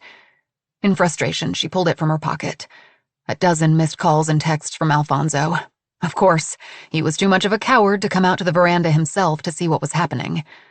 She had to think fast. We're fine, she typed. Prop malfunction. Are the cameras still on? Alfonso immediately responded. No, we shut them down. Social media is freaking out. You have to let them know. When do you want us to flip the cameras back on? She couldn't concentrate, couldn't think. Camille, Mare, and Samuel were staring at her accusingly. Ned was nowhere to be found. Thank God everyone was okay. But everything Fern had worked for was destroyed, ruined. She would never work again. She would be sued, arrested. She needed to get out of here, get in her car and drive. She had fucked everything up. The game was over, wasn't it? Another text appeared. What do you want us to do? She looked at her watch. How long would it take for her to figure things out? 1 hour. That's all she needed. Go live in 60 minutes, she texted, and Alfonso sent a thumbs-up emoji. Are you going to tell us what's going on? Camille asked, her face hot with anger. I honestly have no idea, Fern said, pressing the pads of her fingers to her eyelids. How did you not know the gun was loaded? Mare asked, as she dabbed a napkin against Samuel's cut. This game has been fucked up since the start. I'm out, Samuel said, peeling the cloth away from his head. The gash was long, but not deep, and had finally stopped bleeding. It's not worth getting killed. I quit. He stalked from the patio and into the house with Mare at his heels. At the last minute, Mare stopped and turned. Whatever you think you know, you're wrong. There's no proof. Nothing. We've led good lives. We're good people. At least Samuel and I are. Mare pointed a finger at Fern, tears streaming down her face. And for what? Ratings? You're not doing this just to us, to me. You're doing this to my daughters. Fern was covered with broken glass and wine. Her head ached. She rubbed her forehead, wishing they would all just go away. She needed to think. But Mare and Camille just stood there, waiting for her to speak. Did you really think I wouldn't recognize you? Camille asked. That I wouldn't finally put 2 and 2 together? I don't care what these people have done. I want no part of your revenge plot. Revenge, Fern repeated, getting unsteadily to her feet. You're just going to stand there and deny walking into my office 9 months ago and giving me some bullshit story about your name being Nan? Fern held up her hands. I have no idea what you are talking about, she said, trying to sidestep Camille and go back inside the house. But Camille blocked her path. Fern needed to get the hell out of here and to the airport. Come on, Fernanda. I know it was you behind the sunglasses, Camille said in exasperation. Same hair, same voice, same mannerisms, same shoes. She looked down at Fern's white Converse. You came into my office and rambled on and on about terrible people and how they needed to pay for their crimes. I know you're Nan. Stop it, Fern cried. I never, ever came to your office. I've never met any of you before, Fern faltered. She was lying.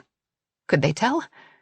She had met Ned before, but he hadn't even recognized her, had he? He had no idea who she was. Was she that insignificant, that forgettable? Camille grabbed Fern's arm, flipping it over so that the inside of her wrist was exposed. Fern tried to pull away, but Camille held tight. Where's it at? Where's your tattoo? Camille rubbed roughly at Fern's skin, trying to wipe away the makeup that hid the ink. Let go, Fern said, pushing against Camille with her free hand. Camille dropped her arm but stood her ground. Fern needed to calm everyone down and somehow get through the next hour. I have no idea what you are talking about. I haven't met any of you before the other day. I don't know why the gun was loaded. She bent down and retrieved the revolver from where Ned had dropped it. Fern remembered hearing 3 shots. Were there more bullets in the chamber? Mare held out her hand. Let me check, she said. Fern hesitated, not wanting to relinquish the gun to someone who was so angry. Give me the gun, Fern, Mare said. I'll make sure it's not loaded. We don't want it to go off again. Fern allowed Mare to take the gun and watched as she opened the chamber, looked inside. It's empty, Mare said, setting the revolver on the table. Good, Fern said. Now, if you'll excuse me, I have to send out a press release, letting everyone know that a prop malfunctioned and that everyone is okay. Mare and Camille exchanged looks. Is there even $10 million? Camille asked.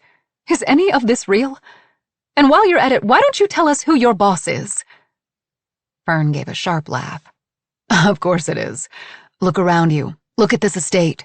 Look at the obstacle course, the hedge maze. Does it look fake to you? It's real.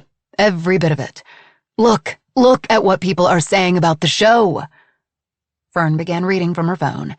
This is the real deal. Best show I've ever seen. I can't get enough. Amazing. Can't wait to see who wins. Fern looked up, trying to force an air of confidence into her voice. We are up to more than 20 million viewers now, and it's growing.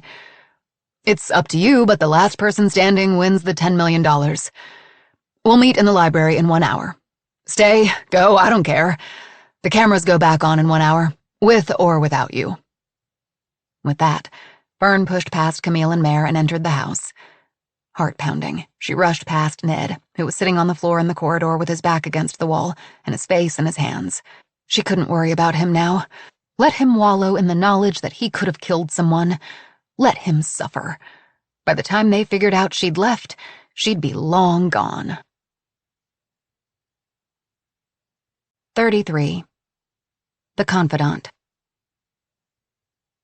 The vault. I don't even know what to say.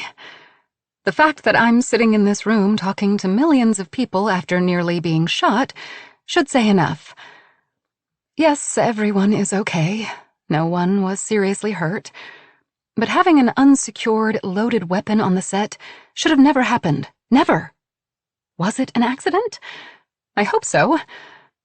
Nevertheless, this is a cruel game. It's twisted and sick and dangerous. I don't know if we'll ever find out who is really behind the show, but whoever it is, brava, you did it. You managed to bring your own Roman Colosseum to life. And we're just your unwitting gladiators, turning on each other for personal, private enjoyment. And everyone out there watching right now, those of you sitting at home reveling in every second of the drama unfolding in front of you, Don't forget this is real. We are real people. And someone could have died tonight. Someone could still die. So what happens next? I don't know. And honestly, I don't really care. If I win the money, great.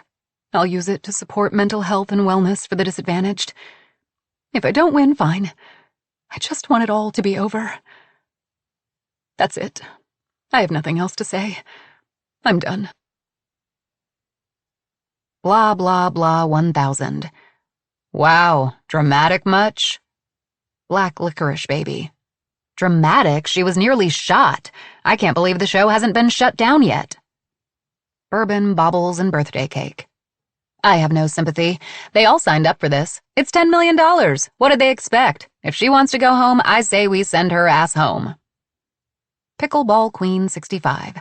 I love Dr. Camille. Her podcast is amazing. She's smart, funny, and she really cares about people. All you haters need to go listen to her show right now. You'll change your mind. Easy breezy leezy. Anyone notice how all these people say a portion of the winnings will go to their cause? That could mean $10 for mental health and $9,999,990 for the doctor's pockets for all we know. The only person who really told us exactly what the money is going toward is the best friend, for her daughter's care. I hope she wins. She seems the most genuine, the most real out of all of them. Black Licorice Baby. Cynical much? San Fran Treat. She's full of shit. I know who this lady is. She acts like she is this caring doctor, but there is much more to her. My friend was a patient of hers, though she'll deny it, and she told me there was a client who was shot by the police at her office. The Confidant accused him of having a gun on him. He did not have a weapon. It was a tiny little pocket knife, and it was in his pocket when he was shot. Not dangerous. He was harmless and wouldn't hurt a fly. He was bringing her flowers for fuck's sake. Dog Mom 4. I heard about that on the news a while back. I'm sorry, but I don't see her as the villain here. He broke into her house. He had a weapon. It was sad, but the police were only protecting her. San Fran Treat. There is much more to this story, but no one will listen. Hashtag Justice for Wingo. 34. The Confidant. Do you believe me now? Camille asked, coming into the bedroom after her time in the vault. She had still been picking pieces of glass from her hair when some intern whisked her away to talk about her feelings. I don't want to believe it, Mare said softly from her spot by the window. Why us? I've never met Fern before. I don't understand why she's doing this. Does it matter? Samuel snapped, zipping up his carry-on bag. I just want to get my phone and get out of here. You know it's not going to end when we leave the estate, Camille said, dropping the shards of glass into a wastebasket. Fern thinks she has dirt on us.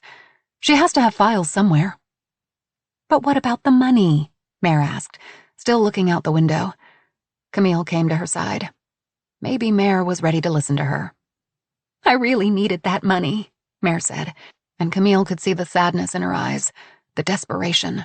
Jesus, Mare, Samuel said. Can't you see this is bigger than $10 million? Fern is after us. At the very least, she wants us ruined. She's been trying to kill us or get us to kill each other since we got here. So no, Mare, I hate to tell you this, I don't think you're getting any money. Mare rounded on Samuel. You think I wanted to win for myself? My daughter is sick, and if she doesn't get the best treatment, the best doctor, she could die. Mare was crying now, and Camille felt the burn of shame rising on her cheeks. Camille had wanted the money for purely selfish reasons, to pay for cars, homes, and to cover her out-of-control spending, to help bury any hint of professional impropriety. But here was a woman who only wanted one thing, to save her daughter. There are resources for that, Camille said. Organizations. I'll help you sort through it when we get out of here. Why would you do that? Mare asked. You think we're awful people. You said it yourself. We all have our secrets, Camille said. We saw the clues. When Mare and Samuel didn't say anything, she threw her hands up in frustration.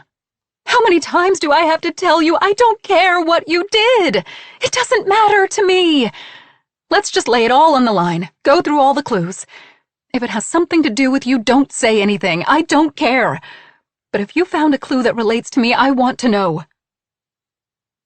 They wouldn't meet her gaze. Camille shook her head. Fine, I'll go. The super clue I won after the obstacle course was a death certificate with the name and location crossed out. When Mare's head snapped up, Camille hesitated. How much should she share with these two, knowing they were being so closed-mouthed about their own clues? Did you get any other information from the certificate? Samuel asked. Just that the deceased was male and 32 years old, Camille said. Mare and Samuel exchanged a look. Interesting, Camille thought. Mare, during the shooting game, Fern asked you where you went to college. That had to mean something, am I right? Camille looked for some sort of confirmation, but got none. So, because of the questions Fern was asking Ned, he's a predator, Samuel said. It wasn't a question. They knew it was true. When I won the lake challenge, my super clue was a letter opener, he finally offered. It made no sense until Fern asked Ned about it. Then there are the wine bottles with the odd labels, Camille said, lifting Ned's now empty bottle from the trash can. Ned says degenerare. When we first saw it, we all thought degenerate, right? That fits. Mine says sfascia familiae, Camille said, shaking her head. I don't know what that means. Samuel walked over to the bureau next to the senator's vacated bed. And the senator says imbroglione. He had an affair and a secret son. I don't know, maybe adulterer? Cheater? That makes sense, Camille agreed. And yours? Traditore, Samuel said, going to a suitcase and pulling out the bottle. It sounds like traitor to me, Camille said. Does that make any sense to you? It makes 0 sense, Samuel said with finality. How about you, Mare? Mare's forehead furrowed. Uccisore, she said impatiently. But who cares? They're just wine bottles. It doesn't prove anything. Listen, Camille said. I don't think people are all good or all bad. Whatever you've done, I don't want to know what it is, just like you don't want to know about me. It's better that way. What we need to do right now is figure out how to convince Fern not to take this any further. And how do you propose we do that? Samuel asked, sitting at the edge of his bed. She's in too deep. Think about it. Everything she's put into this, all the money and resources. What's she going to tell all the viewers? Sorry? A terrible, or maybe wonderful thought came to Camille. What if there is no show? What do you mean? Mare asked, dropping on the bed next to Samuel. I mean, what if there really is no show? What if it was just some weird piece of her revenge plan? Mare and Samuel sat in stunned silence.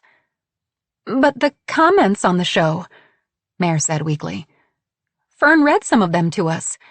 She said it was a hit, that millions of people were watching. Samuel rubbed his eyes and shook his head. So all this time, we've been playing for an audience of 1? Camille shrugged. Maybe. I don't know. Nothing about this makes any sense. But what I do know is if we want our personal business quiet, we need to get our hands on Fern's computer. Yeah, and how are we going to do that? Corner Fern and hold her captive until she hands it over? Samuel asked. I don't particularly want to add kidnapping to my list of chargeable crimes. Camille caught the look Mare sent Samuel. Soft, almost wistful. Yes, those two definitely had a history. I don't think it will have to come to that, Camille said. The cameras are down, right? If they were actually recording, yes, they are, Samuel said. Fern said for about an hour. We have about... He checked his watch. Another 30 minutes. Camille held up a thin, rectangular piece of plastic. It was Fern's keycard, with her photo and full name printed across it. Fernanda Espa. I think this will take us to where we need to go, Camille said. 35. the assistant. Once in her bedroom, Fern locked the door behind her and looked around frantically, not sure what to do first. She needed to clean her cuts, change from her blood-splattered clothes, and send out that press release explaining that the show was continuing. That had to come first. She opened Kat's phone and typed a cursory update. An unfortunate mishap occurred on the set of One Lucky Winner this evening. Blanks from a prop gun went off, startling everyone and causing one of the contestants to accidentally bump into a display of Bella Luce wine, sending bottles crashing to the ground. We look forward to continuing the game. Live coverage will resume shortly. Fern reread the message. It wasn't perfect, but it would have to do. She hit send. As for Kat, once she was well away from the house, she would call someone to unlock the wine cellar. If Kat went to the police and she was detained, she would feign ignorance. She would claim she had no idea that Kat accidentally got stuck in the cellar, that she only noticed it once she was at the airport and checked all the security cameras from her phone. Kat was notorious for hiding away in her office for long hours, and it was no secret that she wanted to stay behind the scenes during the production of One Lucky Winner, that she didn't want her involvement to be a distraction from the show. Then Fern needed to leave, to disappear. She would get in her car and head straight to the airport. Portugal sounded nice. Fern washed bits of dried blood from her skin, from where the shattered glass left tiny cuts. She changed and threw some clothes in her suitcase. It was time to go. She looked down at her bed where she had tossed Kat's phone. Money. She needed money. She picked up the phone and toggled to Kat's bank app. How much to transfer? Too much and Kat would notice. Too little and she'd only get as far as Chicago. She typed in $12,000. It wasn't enough and was too much all at once. She couldn't do it. It was stealing, and Fern may be a lot of things, but she wasn't a thief. Then there was Kat's phone. She couldn't leave it in her room, and she couldn't take it with her. She'd have to drop it off somewhere it wouldn't be easily found. Beneath a sofa, behind a shelf, maybe.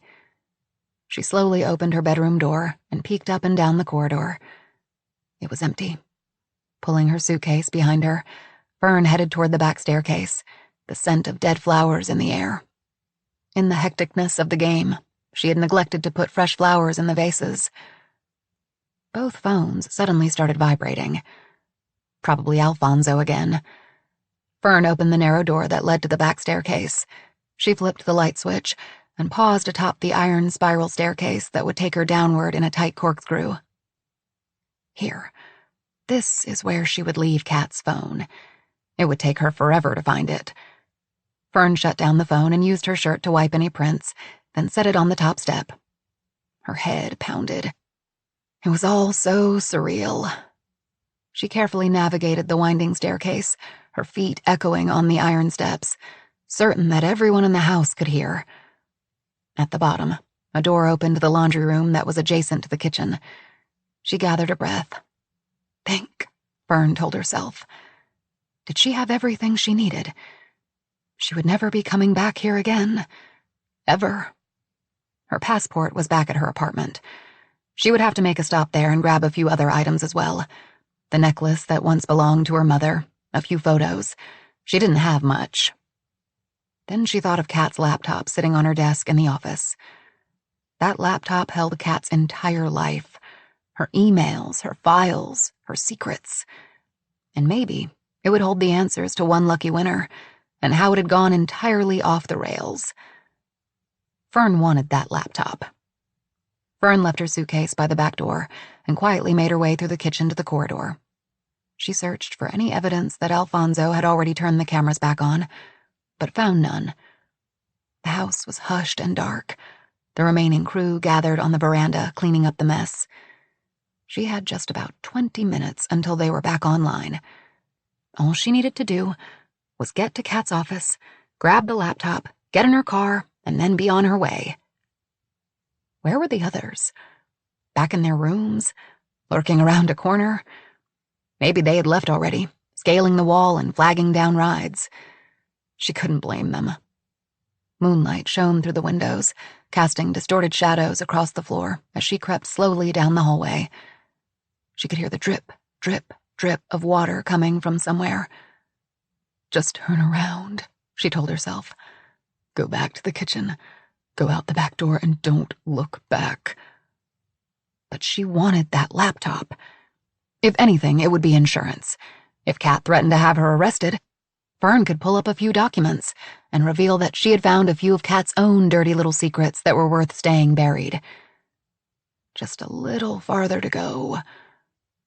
Up ahead was a corridor of closed doors, except for one.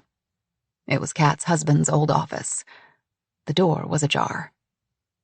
Hadn't she locked it? She must have forgotten. Another task she had neglected. At least there was nothing of real value in there. She patted her pocket. She didn't have the old skeleton key with her. With a gentle push, she shut the heavy door. Get it over with, Fern told herself. You're just wasting precious seconds. She forced herself to move down the hallway, ignoring the feeling that someone was in the shadows watching, waiting. Holding her breath, she hurried around the final corner until she was standing in front of Kat's office door. She shoved her hand into her pocket, fumbling around for her keycard. It wasn't there. Fern slid her bag from her shoulder and began digging through the contents. Her phone was still inside, her wallet that held some cash and some credit cards, chapstick, some loose change. But no keycard. Panic filled Fern's body. She must have dropped it. She needed that key. The laptop and its contents were her only leverage against Kat. Fern stopped worrying about making noise and rushed down the corridor, her footsteps a desperate beat against the floor. She stopped short when she once again came to the old office. The door was open again. She had closed it. She was sure she had. Her hand went to the knob to close the door, but she couldn't help peeking inside. The room was pitch black. Unable to stand the dark any longer, Fern pulled out her phone and enabled the flashlight. She swept the light across the room. Everything looked the same as it did the last time she was in here. A mess of sawdust, old paint cans, and abandoned tools. Only one thing was out of place. A large black iron grate that covered a floor vent had been removed and was leaning against a wall. Strange, Fern thought, wondering where the vent led to. Suddenly, the plastic sheeting that hung from the ceiling rustled, and a figure stepped into view. Fear, thick and oily, slid through her. She turned to run, but a hand closed around her wrist and pulled her more deeply into the room. Her phone tumbled across the floor, landing face up and extinguishing the beam of light. Fern opened her mouth to scream, but a hand clapped across her lips, muffling the cry. She couldn't see who grabbed her, but knew who it was. His smell, his touch, would be ones she would never forget. Ned Bennett.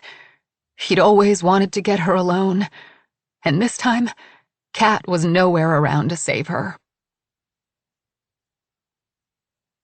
36. The Best Friend. You stole Fern's ID? Mare asked, eyeing the hard plastic card printed with Fern's full name and photo that Camille held tightly. Fernanda Espa. Camille was right about Fern's name. Could Fern really be this Nan she told them about? Which door does it open? Mare asked, reaching for the card. Camille pulled her hand away before Mare could grab the key. I saw Fern going in and out of a few locked rooms. I figure one of them is her bedroom, and the other might be an office. Her files or laptop have to be in one of them. If we get them, maybe we can reason with her. Mare bit her lip, considering. It was risky, dangerous. What if they were caught? What if they were wrong and blew any chance at getting the money? No, Samuel said firmly. No, I draw the line at breaking and entering. We can try talking to Fern or simply just leave, but I'm not breaking the law. Camille laughed, but there was no humor in it. Really, Samuel, after nearly getting your head shot off, you're worried about stealing a laptop? It's not just that, Samuel said, his voice rough with emotion. If I could go back and change things, I would.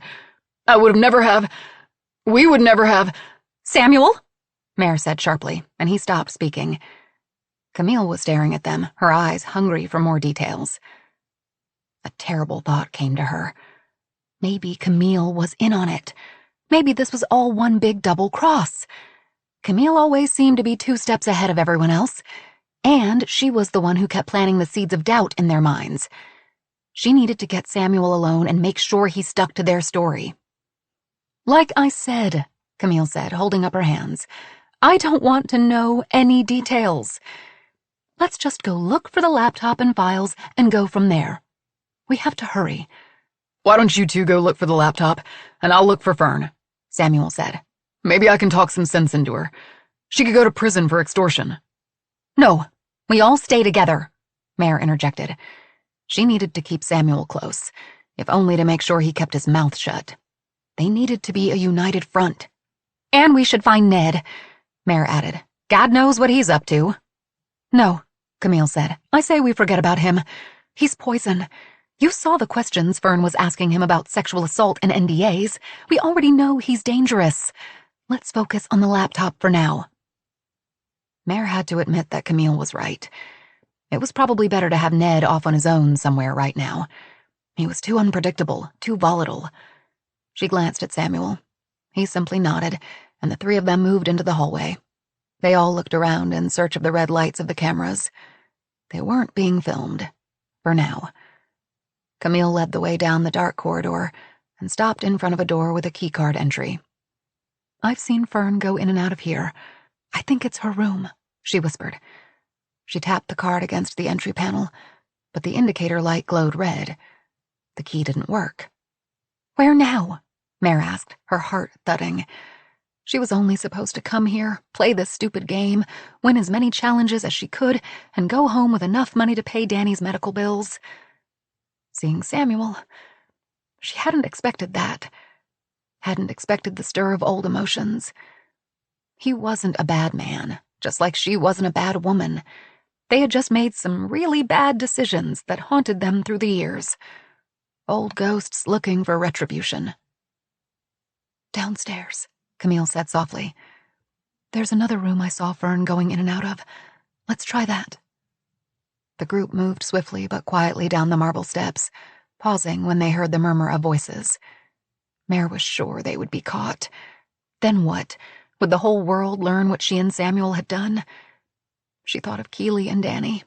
They would never look at her the same way again. So what if they lost the house? They could find somewhere else to live. Char would gladly open her home to them. She should have stayed home and found another way to get the money. Mare vowed to herself that if she got out of this mess, she would go back to Calico and find a different job, one with health benefits and a good retirement plan. She belonged home with her girls. Camille slowed her steps. "It's that one," she said. "Keep an eye out for anyone coming, and I'll go in and get the laptop." Samuel rubbed a hand over his goatee and nodded. He had finally given up the pretense. He wanted that laptop as much as the rest of them. Camille waved the card in front of the entry panel, and a green light popped on. "It worked," Camille said with relief. "If the laptop is in there, I'll grab it." "Wait," Mare said, snagging Camille's sleeve. "Give me the card." "Why?" Camille asked in confusion. "I'll be just a second." "We don't know what you're going to do once you're in there. Give me the key," Mare said more firmly. "Fine," Camille said, handing it over. "But I'll be right out." She opened the door and slipped inside the dark room. "What do you think?" Samuel asked. "What do I think?" Mare repeated angrily. "I think we've been screwed." "But by who? There's no way Fern was behind all of this, not by herself. She's barely holding it together as it is." "Then who?" Samuel asked. "Why?" Mare didn't know if she could trust Samuel, but what choice did she have? "It has to be someone the 5 of us all have in common. Someone who wants us to pay for what we've done." "So someone who was at the lake that night," Samuel said. "But no one saw us. We were nowhere near there when he was found. We were so careful."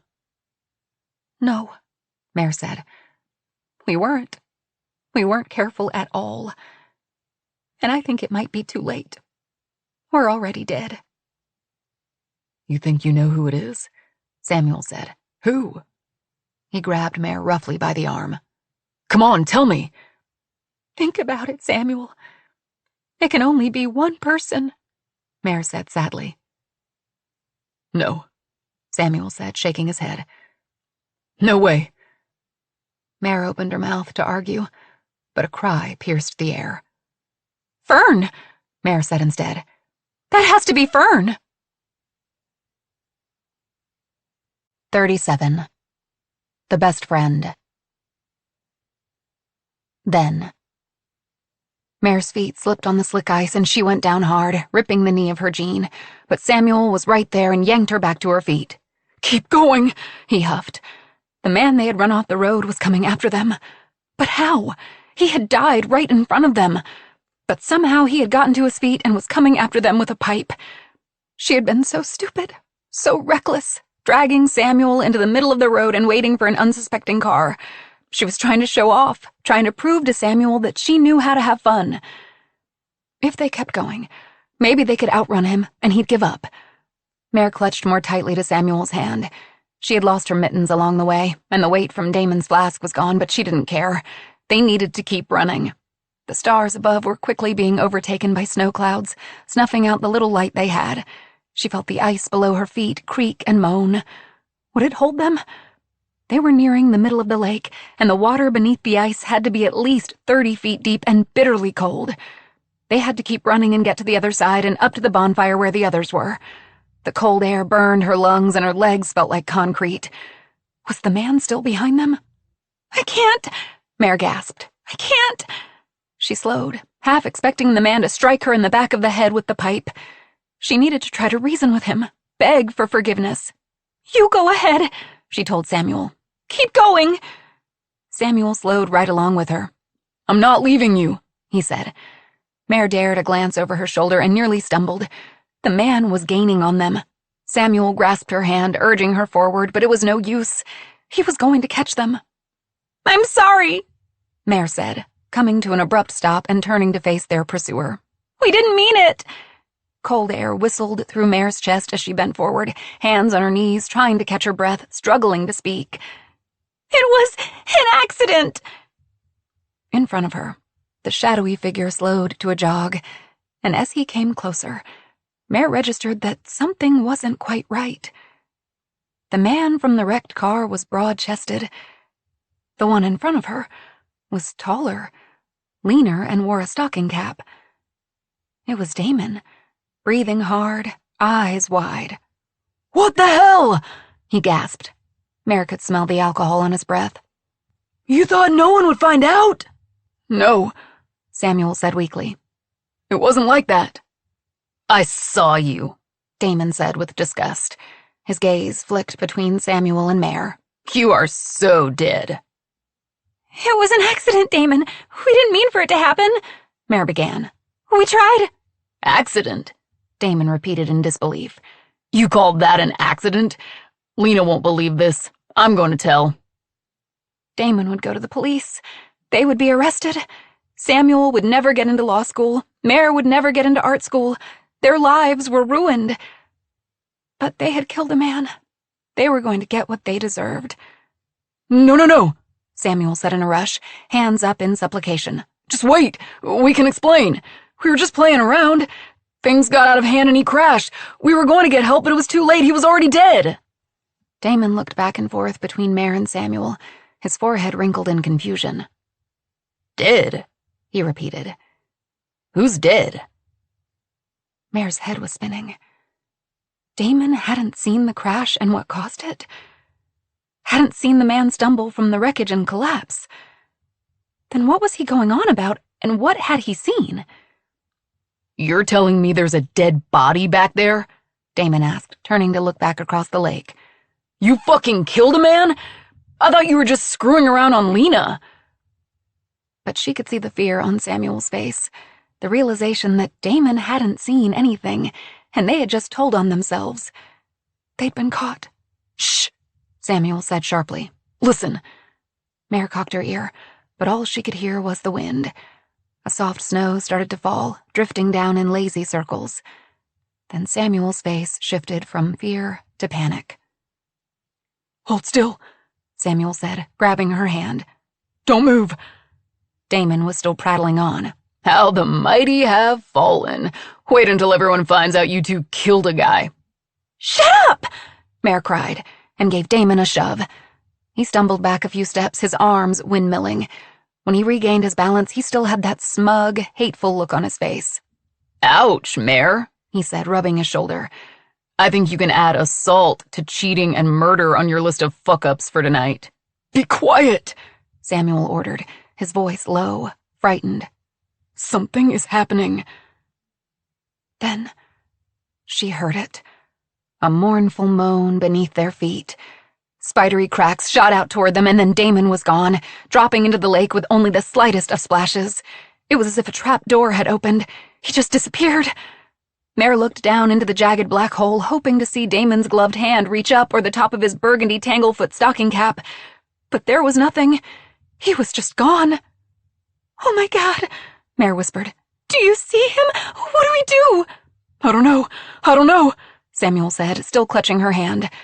A claw-like hand burst out of the water and clambered to grab onto the lip of the ice. Help me! Damon cried, his voice thick with cold as he went down again. Mare looked at Samuel, and her question hung heavily between them. No one would ever know about the crash, or what they had done behind Lena's back. If Damon died, their secret would die with him. Mare stared into the abyss until she couldn't stand it any longer. She couldn't do it. She plunged her arm into the black, watery hole, but Samuel pulled it back. She looked at him in surprise and disappointment. Samuel was willing to let another person die tonight. He wasn't the person she had hoped him to be. Wait, Samuel said. He'll just pull you in. When I lie down, just grab my feet. When she opened her mouth to question him, Samuel stopped her. Just trust me. We need to distribute our weight, he said, lying on his stomach and grasping one of Damon's flailing arms. I've got you, he told him. Hold still. Mare, grab my feet, but if I go under, get to shore. Mare moved behind Samuel, carefully lowering herself to the ice and wrapping her hands around his ankles, hooking her fingers into his bootlaces. Now pull, he shouted. Mare yanked with all her might. She had visions of Damon dragging them into the water, pulling them down to the rocky bottom. But to her surprise, the ice didn't break, and Damon was somehow with them atop the ice, panting and shivering. We need to get to shore, Samuel said. Mare knew he was right. The lake could collapse beneath them at any second. We need to crawl, spread out our body weight. He's going to need help. They army crawled slowly and methodically across the ice with Damon between the two of them, urging him forward. The snow began to fall harder, the wind growing in intensity. The cold penetrated Mare's jeans and her coat until her entire body was numb. They didn't speak. Each second felt like an eternity. But finally, they reached the bulrushes and collapsed. Thank you, Damon said through chattering teeth. You saved me. I could have died. Of course, Samuel said. We would never have left you behind. Mare was too relieved, too cold to answer. Instead, she wrapped her arms around Damon's shoulders. They sat there for a moment, catching their breath. I won't tell, Damon said through chattering teeth. I won't say anything about what you did, I promise. Mare and Samuel looked at one another. During the trek across the lake, Mare had resigned herself to the idea that she would lose everything. Her future was gone. About what? Mare asked to be sure. About the man who died. That you're cheating on Lena, Damon said. His lips had taken on a bluish tinge. That I saw you two together. I thought I was going to die. You could have let me die. I won't say anything about any of it, I promise. Thank you, Samuel said softly. Mare couldn't find words big enough to tell Damon how grateful, how relieved she was. I can't feel my feet, Damon said tearfully. In the distance, they heard voices. It was Figgy, Lena, and the twins running toward them. Mare struggled to her feet. Hurry! She cried out. He fell through the ice! We need to get him to the car and to the hospital! Wes and Wade peeled off their coats and wrapped them around Damon's shoulders. With Figgy's help, they began carrying him toward the car. Are you okay? Lena asked with concern. What happened? Damon fell through the ice, but we're fine. Samuel assured her. Mare nodded in agreement but was unable to meet her eyes. Go on ahead. Help him. We're coming. Lena bit her lip uncertainly. You sure? You're not hurt? When Samuel and Mare both shook their heads, Lena gave them both a tight squeeze. I don't know what I would have done if something happened to one of you. With that, Lena ran off toward the others. What do we do? Mare asked when Lena was out of earshot, her teeth chattering. Nothing, Samuel said. We never lay in the road, never saw the man crash into the tree. We never kissed, Mare added. Right, Samuel said after an excruciatingly long moment. Do you believe Damon? That he won't say anything? Mare asked. I don't know, Samuel admitted. But we saved his life. That's something. Yeah, Mare said. That's something. But what if the police start asking questions? If they ask why we were gone so long, what will we say we were doing? Walking, talking. We got lost and we didn't see anything. We got lost, Mare agreed. Samuel looked into her eyes, brushing the snowflakes from her eyelashes. She slipped her hand into his for just one brief moment. They fit perfectly. After this night, they would never speak, never see each other again. Mare would never feel his lips on hers, never feel his skin against hers. She might never know what happened to Samuel, where he would go, what he'd become. And out of all the terrible, horrifying things that had happened tonight, that was the worst. 38. The Assistant. Fern tried to twist from Ned's grip, and with her free hand felt around for something to use as a weapon, but she found nothing. It was too dark. She tried to scream, but Ned clapped a hand over her mouth. Shut up, he said through clenched teeth. I'm not going to hurt you. She didn't believe him. Why should she? Her abuser had her trapped in a dark room. I just want to talk to you away from the cameras, he said. Don't scream and I'll let you go. Promise, okay? Fern wanted to scream, kick, and fight. But what if no one heard her? Ned was an awful person, but she didn't think he would kill her. Not with people around. She nodded, and Ned slid his hand from her mouth and down her chin, coming to a rest at the nape of her neck. Fern felt her stomach roil. I know you, Ned said, his breath hot against her ear. You worked for me. It wasn't a question. Fern nodded, still afraid to speak. I fired you. That's why you're doing this? Fern didn't respond. Anger bubbled in her chest. He didn't remember who she was. To Ned Bennett, Fern was just one of many young women he assaulted. I think there may have been a misunderstanding between the two of us. In the past, I made some missteps. He paused. Some mistakes. But I've changed, I swear I have. What do you want from me? He asked, his voice begging, pleading. What can I do to make it right? Fern nearly laughed. But she needed to focus on getting out of this room, getting away from Ned. Time was ticking away. The cameras were going to come on soon. She was running out of time. Say you're sorry, Fern finally said. She knew that it wouldn't be enough, would never be enough, but the more quickly she could get out of here, the better. Apologize and leave. Then it will be over. Ned let out a breath. I'm sorry, he said. I'm truly sorry. And I've really changed. I've gotten professional help. That's why I've been out of the limelight for so long. I've been working on getting better. Fern wanted to call bullshit. He hadn't been working on himself. More likely he'd been dodging legal problems.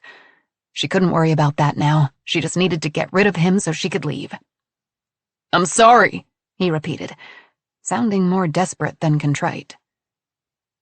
Okay, Fern said, though she wasn't moved by his emotion. I'll get your phone and you can go. Thank you, Ned said with relief. Thank you. Fern felt him step back, and she took the opportunity to reach for the doorknob, open the door, and step out into the corridor.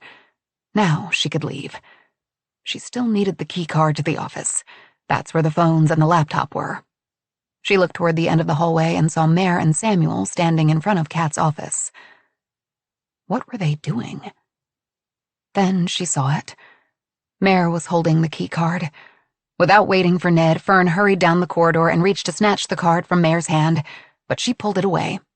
"We just want to get our phones and leave," Samuel said. "You can't go in there," Fern said, vaguely aware that Ned was right behind her. "The locked rooms are off limits." Mare and Samuel exchanged a look. "Where's Camille?" Fern asked, looking up and down the hallway. Then she realized Camille was already in Kat's office. Fern wasn't worried about the laptop anymore. Not for the moment, anyway. It was the video monitors. What if Camille started pushing buttons and found a woman locked in the wine cellar? Kat would tell her that she was being held captive. Fern's life would be over. Fern grabbed for the key again, this time wrenching it from Mare's hand. She waved the card over the sensor and pushed through the door. Her first sight was of Camille sitting in a chair across from Kat's marble desk. Fern's gaze shifted, and that's when she saw her. Kat. Kat was sitting behind her desk, her back straight and her hands steepled beneath her chin. She had never seen her boss in this office looking anything but perfect, but now she was downright disheveled, exhausted-looking and angry. She had escaped the wine cellar. Somehow Kat had gotten out. Kat turned her sly smile on Fern. "Ah, Fern. There you are. I'm so glad you could join us." 39. The Confidant. As shocked as Camille was at finding Kat James sitting behind the marble desk, it looked as if Fern was equally surprised. "Kat," Fern began. "I'm so sorry. I didn't mean—" But Kat shut her up with a searing look. "Don't speak," she snapped. "You didn't think I would figure out a way to get out of the cellar, please," Kat sniffed. "You aren't smart enough to outwit me. You forgot about the ceiling vent. It took me a while to loosen the screws, but once I did, I was able to climb out." Fern seemed to shrink beneath Kat's words and retreated to a corner of the room. Samuel, Mare, and Ned stood in the doorway, speechless. Kat turned her attention back to Camille. The last time Camille had seen Kat was when? 2 years ago?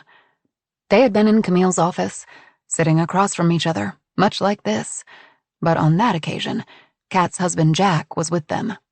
And it was Camille who was in control, who had the power. She was their marriage counselor.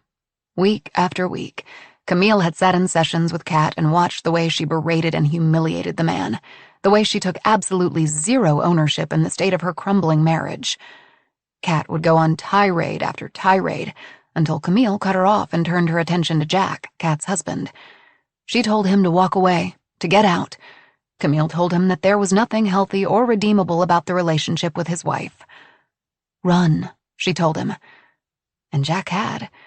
He had stood up from his chair and walked out of her office, away from Kat.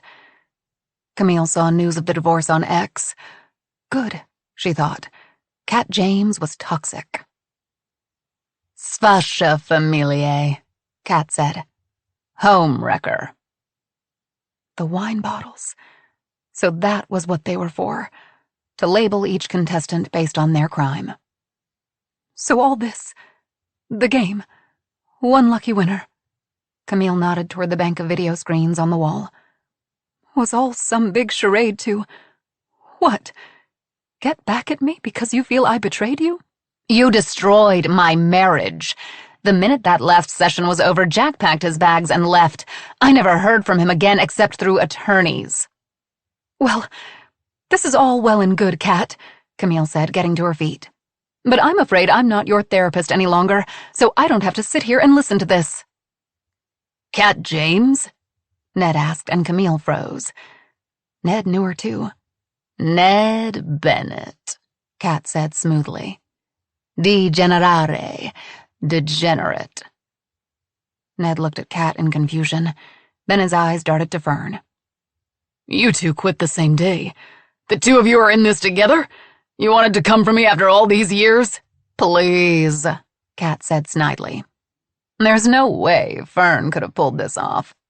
Until you showed up, she thought another contestant was going to compete. She had no idea what I was doing. You are a disgusting human being, Ned, Kat said. You've been pulling this shit on women for years. You did it to me. And at the time, I thought there was nothing I could do about it, that I had no recourse, that sexual harassment and assault was just part of the job. But when I walked in on what you were doing to Fern, revulsion spread across Kat's face. I'd had enough. I knew you weren't going to pay right then, but I thought someday someone would come forward. They never did, so I realized that it was me. I was the one who was supposed to come forward. And Ned, today's that day. So you were behind Spin, Speak, Shoot. You loaded the gun, Ned asked. You had a bad day at work, what, like 10 years ago, and you set me up to shoot myself or someone else? Ned shook his head. Sounds reasonable, he said sarcastically. Kat laughed.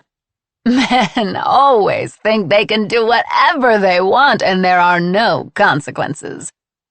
The senator is a perfect example. What did he ever do to you?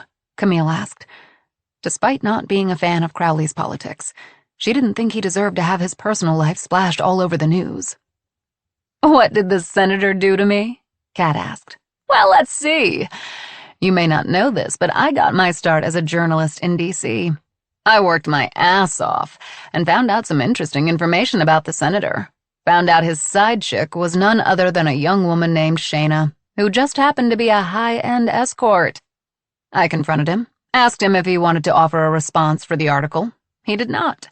2 hours later, the story was killed, my notes confiscated, and I was fired and blackballed as a reporter. Turned out my editor at the paper just so happened to be a good friend of Senator Crowley's. Kat raised her eyebrows at Camille. So yes, I have a bit of a grudge against the senator. Camille looked at Fern, who stood there mouth agape, as if seeing her boss for the first time. She still couldn't believe Fern was innocent in all of this. But you sent Fern to my office months ago, Camille said. Had her claim to have knowledge of a series of crimes, of wrongdoings. You're not that clever, Kat. I figured that out 2 challenges ago. That wasn't me, Fern said quietly from her corner. I told you that wasn't me. Again, Fern is not that smart, Kat said, as if talking to a small child. She had no idea what I was doing. Camille was stunned. She was certain that Fern was Nan. How could she be so wrong? But the hummingbird tattoo, Camille said weakly. I don't have a hummingbird tattoo, Fern said. It's a fairy. I told you I've never been to your office. But what about Nan? Camille asked. Just another unfortunate client of yours, Kat said. I'd like to leave now, Camille said, getting to her feet and inching toward the exit. I want no more part of this. But Kat wasn't done yet.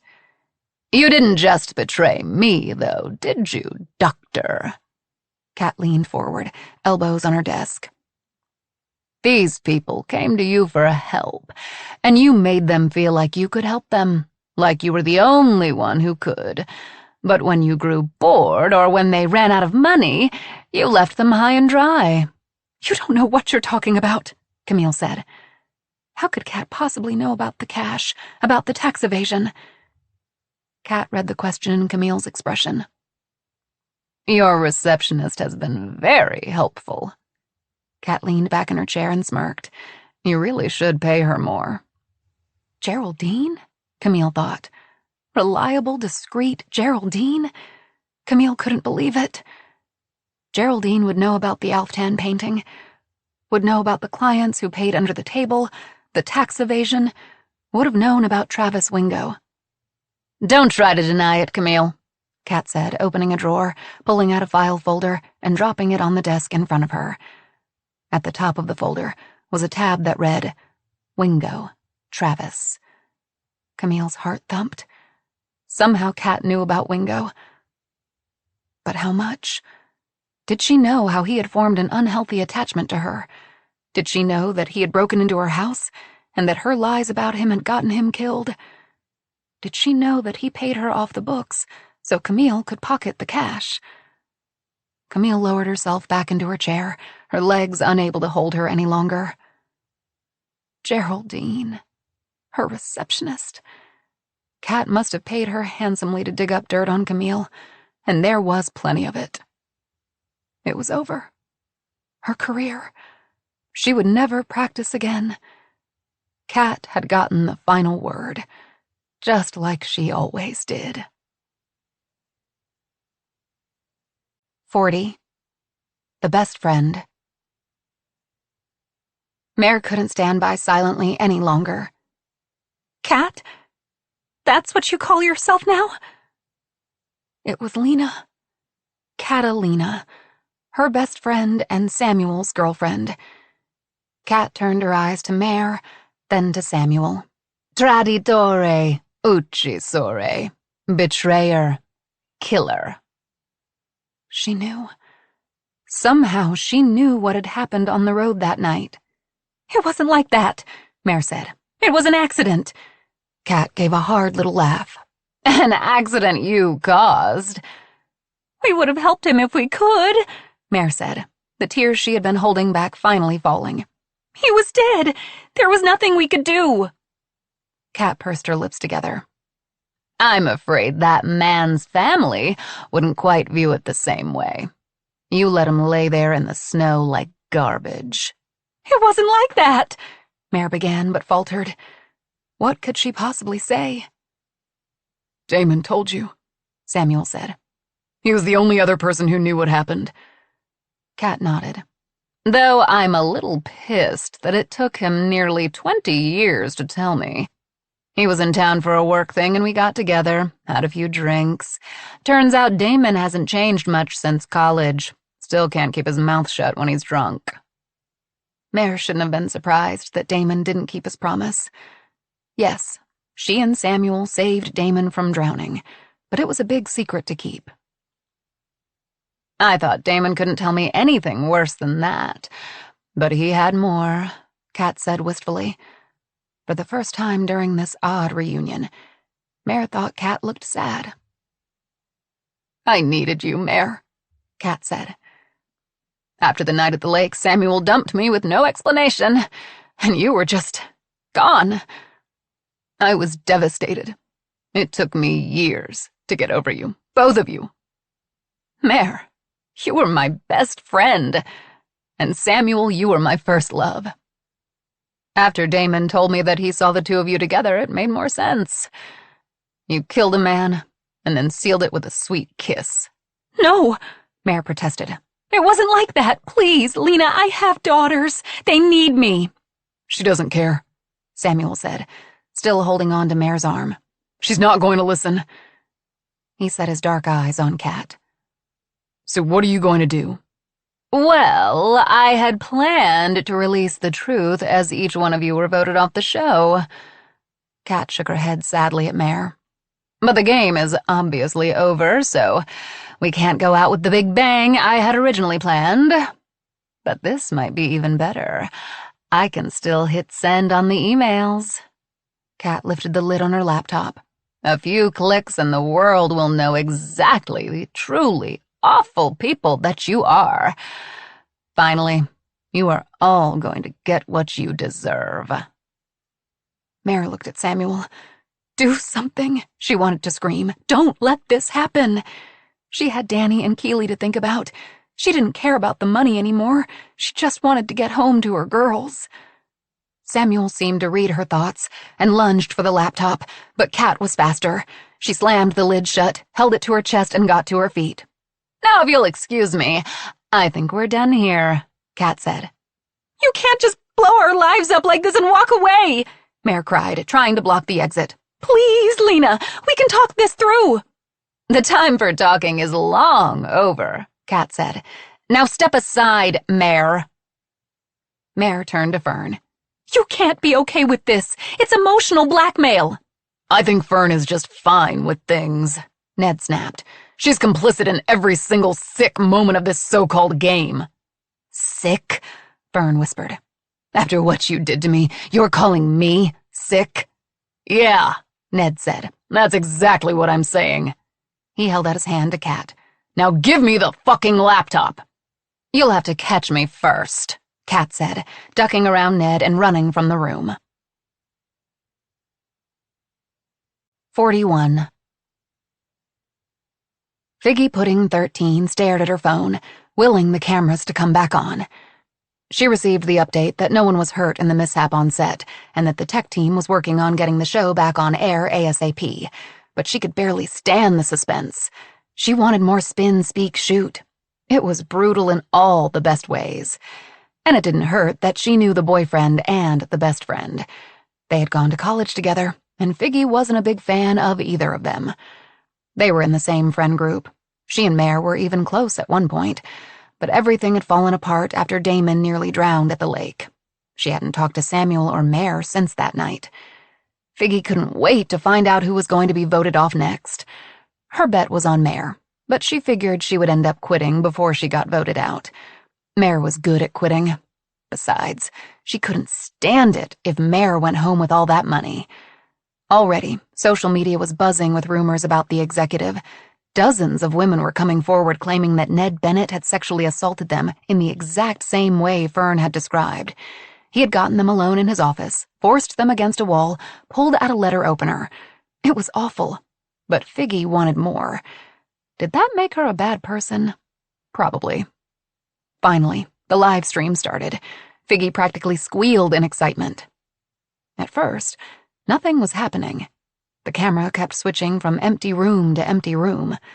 The library, a corridor, the great hall, the kitchen, a sliver of the veranda where there was still a mess of broken glass and spilled wine. "Where is everyone?" Figgy typed into the comments. "I think the executive shot them all." "Not funny." "Oh, wait, I think something's happening." Figgy peered at her phone. They were right. Something was happening. The camera was pointed down the length of a corridor, and a door had opened. Out stepped a woman. Her head was down, and she was rushing down the hallway, something tucked beneath her arm. "Who is that? What's she carrying? A book, maybe? Why would she be carrying a book?" Following close behind the woman were the others: the executive, Fern, the boyfriend, the best friend, the confidant. Figgy tried to get a better look at the new woman. She was slightly built and had blonde hair cut into a sharp-edged bob. She was wearing all white, but it appeared to be smudged with dirt. "Who is that?" Then it dawned on Figgy. It was Kat James. Or rather, it was Lena, her old friend. Lena from Tanglefoot, whom she had lost contact with after college. Lena, who used to date Samuel and was Mare's best friend. Lena, who went on to become the famous Catalina James. But why would Lena be on the set of One Lucky Winner? "OMG, that's Catalina James," someone typed. "I watch her makeup tutorials." For some reason, they were all scurrying after Lena. The camera flipped to another hallway and followed the group as they rushed to the Great Hall. Lena hesitated, as if trying to decide which direction to go. "It is her! It is! OMG, this show is the best! Are they chasing her? Why?" Figgy watched as Lena feinted left, then right, and then moved toward the grand staircase, taking 2 steps at a time. The executive wasn't far behind. Fern tried to snag the executive's arm and hold him back, but he shook her off, nearly sending her down the marble steps. Figgy cringed. Lena reached the top of the staircase, breathing heavily, still clutching the thin silver object in her hands. She grasped the wrought iron railing, and it wobbled beneath her fingers. "I think she's holding a laptop." "Yes, you're right." The executive slowly stepped closer to Lena, and Fern once again tried to pull him away. He wheeled around and shoved her, sending Fern tumbling to the ground. "I don't think this is part of the game." "No shit, Sherlock. Now's the time to call the police." "Don't you dare, I want to see what happens." Seeing Ned push Fern to the floor seemed to incense Lena, and with her free hand, she struck out at the executive, punching him in the jaw. His head reeled back, but it didn't slow him down. He reached for the laptop, and Lena slapped his hand away. Samuel stepped in and roughly pulled the executive away from Lena. "Back off, man," he said. His voice was muffled, making it difficult to understand him. Figgy strained to hear. "Samuel, look!" Mare said, nodding over the railing. Samuel abruptly dropped the executive's arm. At the bottom of the steps, 2 cameramen appeared, along with a handful of others. They lifted the cameras to their shoulders, and suddenly, the live stream zoomed in on the action, and the audio became clearer. "Let's go back in the office and talk about this," Mare urged. "Please." "Talking's over," the executive said, creeping forward. Mare tried to step in front of him, but he elbowed her aside. "Get out of my way," he snarled. "Is this what you want?" Lena taunted. "Come and get it." She leaned against the balustrade and dangled the laptop over the edge. Figgy held her breath. What was on that laptop? "Cat, watch out!" Fern cried. Figgy held her breath as a section of railing dipped backward, then snapped from its base, opening up like a garden gate. Lena was going to fall, but she grabbed onto the executive, and after one precarious moment, it looked like they were both going to go over the edge. Somehow they regained their balance and remained atop the landing, holding on to one another, the laptop wedged between them. Figgy released a breath, her heart thundering in her chest. Lena was okay. Everyone was okay. The camera zeroed in on Lena's face. Curiously, there was no relief, no fear in her expression. She was smiling, a soft, self-satisfied uptick of her mouth. Then, without warning, Lena stepped backward off the balcony, pulling the executive along with her. Together, the two fell to the marble floor below. 42. The Assistant. Fern ran down the steps and stood over Kat's unmoving body, crumpled beneath Ned's. They were both dead. The laptop was in pieces, scattered across the great hall. This couldn't be real. Around her, she heard screams. Someone yelled, "Cut the cameras," while someone else shouted, "Keep rolling." Above Fern, Mare, Samuel, and Camille looked down from the balcony, standing close to one another, frozen in disbelief. Kat had fallen from the balcony and had taken Ned down with her. Live on air. Had one lucky winner been an act of revenge from the very beginning? Kat knew each and every one of the contestants. Intimately. She knew their darkest secrets and was determined to reveal them to the world in the most public and damning ways. Why? In the distance, there were sirens. Someone had called for help. Fern moved past Alfonso and the others to the front entrance. She typed in the code that would open the gates. Soon, the villa was filled with paramedics, police officers, and detectives. Fern saw the contestants whisked away. She was taken to the library and sat in one of the leather chairs for what felt like hours. Finally, a man who identified himself as a homicide detective sat down next to Fern. "A homicide?" Fern asked in alarm. "But they weren't murdered, they fell." "Whenever there's an unnatural death, we're called in to check things out. But I don't imagine our investigation will take all that long. It's not often we get the entire event on video. We've already talked to the other witnesses, and I would like to hear what happened from you." Dazed, Fern explained how Ned Bennett and Kat fell from the balcony in a struggle over a laptop that held damning information about Ned. The video from One Lucky Winner would back that up. Fern lied and said that while she had worked for Ned Bennett briefly 10 years ago, she had no real interaction with him, that it was Kat who was a victim of his workplace abuse and wanted to bring him down. "We've taken the laptop into evidence. What's left of it, anyway," he said. "And we'll need access to Ned Bennett's things. The accident scene in the room he was staying in will be off limits until our investigation is complete. Do you have somewhere you can stay for a few days?" Fern nodded numbly. "Yes, I have an apartment not far from here." "Okay, then. Is there anyone in Ms. James's family who needs to be notified? Any next of kin?" Fern shook her head. "There's no one." The detective lifted his eyebrows in surprise. "But I can take care of funeral arrangements and let her friends know." "All right, then," the detective said, getting to his feet. "We'll also need you to come down to the station for follow-up questions, but I anticipate we'll be able to wrap things up in the next few days." "Tonight?" Fern asked. She was so tired she couldn't think straight. "I'm afraid so," the detective said, and Fern rose from her chair reluctantly. Together they moved through the villa, and Fern's mind churned with what the formal interview at the police department might bring. What if they found out about how Fern locked Kat in the cellar? What if she was held liable for the accidental shooting during the competition, or the dozens of other things that had gone wrong? Fern joined Camille, Mare, and Samuel at the top of the stone steps. Together, they watched as the coroner vehicles carrying Kat and Ned drove away. No emergency lights or sirens were needed. An officer led each of them to a different car that would take them to the police station for further questioning. No one said goodbye to Fern. She understood. In the car on the way, Fern thought of all the things she needed to do if she managed to walk out of the police station a free woman.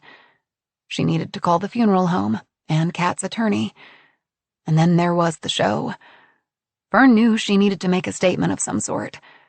By now, the entire world knew that Kat James had died, that she died in a fall at the estate, and that she was the mastermind behind one lucky winner.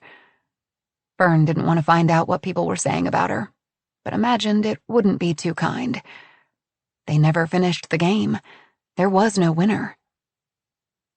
3 days later, Fern was back in the villa. It seemed so much larger now without Kat here, so empty. Despite the millions of times Fern fantasized that her boss would go down in a plane crash or choke on a chicken bone, she never actually wished her dead. Not really. But now Kat was gone, and Fern didn't know what to do. She decided to start by purging the villa of any trace of the remaining contestants' wrongdoings. Fern knew that Kat didn't keep her most sensitive files in her office. Instead, she kept them squirreled away in the most secure spot in the estate, the wine cellar. She made her way down the stone steps, dreading having to spend time in the place where she'd kept Kat prisoner. Fern was so ashamed. Using her keycard, she opened the door and propped it open using the wooden box that Kat had sat upon during her confinement.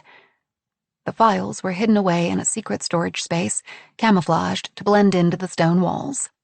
Destroying evidence wasn't as difficult as she thought it would be. Fern gathered all of the hard copy files on Camille, Mare, and Samuel. She had also retrieved Kat's phone and deleted any email drafts pertaining to the remaining contestants. And there was damning evidence against them. Mare and Samuel had caused a man to die while playing a stupid, childish game, and Camille had bilked the IRS out of hundreds of thousands of dollars. It wasn't that Fern didn't think they should pay for their crimes and transgressions. She did. But hadn't they paid enough already? Maybe they deserved a second chance. Didn't everyone? If the police came back and decided to comb through the rest of the house, they would find more evidence on Ned, as well as an interesting file on Crowley. Fern felt a little bit bad about that, but the cat was already out of the bag regarding the senator's extracurricular activities, his affair, his secret son, the illegal use of campaign funds. If the authorities chose to do a forensic search on Kat's phone, they might find more. But Fern didn't think they would. The fall had been ruled an accident caused by a damaged railing. Perhaps if Ned had survived, he would have been charged with assault or manslaughter. But he hadn't, so the case was closed. Exhausted, Fern looked through the remaining files. Per usual, Kat was organized. Each file was clearly labeled and in alphabetical order. Automobiles, Bella Luce, credit cards, insurance, medical. Fern paused at the file labeled medical. It was unusually thick. She had always thought Kat was exceptionally healthy. She exercised and ate well. Fern had never heard her mention needing to go to the doctor. But from what she saw here, Kat was being seen often by a doctor at a clinic in San Francisco. Fern flipped through the pages. There were lots of tests. MRIs, CTs, PET scans, and others. Fern's fingers stopped at another sheet of paper. This one was a printout from mayoclinic.org with the heading, Huntington's disease. She scanned the paper. Inherited, mental decline, loss of speech, loss of motor capabilities, and there was so much more, ultimately ending in death. Did Kat have Huntington's? Why didn't you tell me? Fern whispered, and a new wave of sympathy for Kat washed over her. No one deserved that kind of pain and anguish, nor should have had to carry it all alone. No, Fern said firmly to the empty room.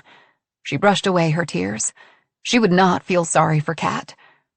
The more Fern thought about it, the more it was clear that Kat had used her as just another pawn in her game of revenge and retribution. Now that would have been a great name for the show. Revenge and Retribution. When she thought of the last 10 years, all Fern could summon were the brutal hours, the constant berating, the awful pay. Her family barely spoke to her, and she had no friends, no social life, no hobbies. Her one and only purpose in life had been pleasing Kat James. And she had failed, miserably. And what was she left with? There were no winners here. Certainly no one lucky winner.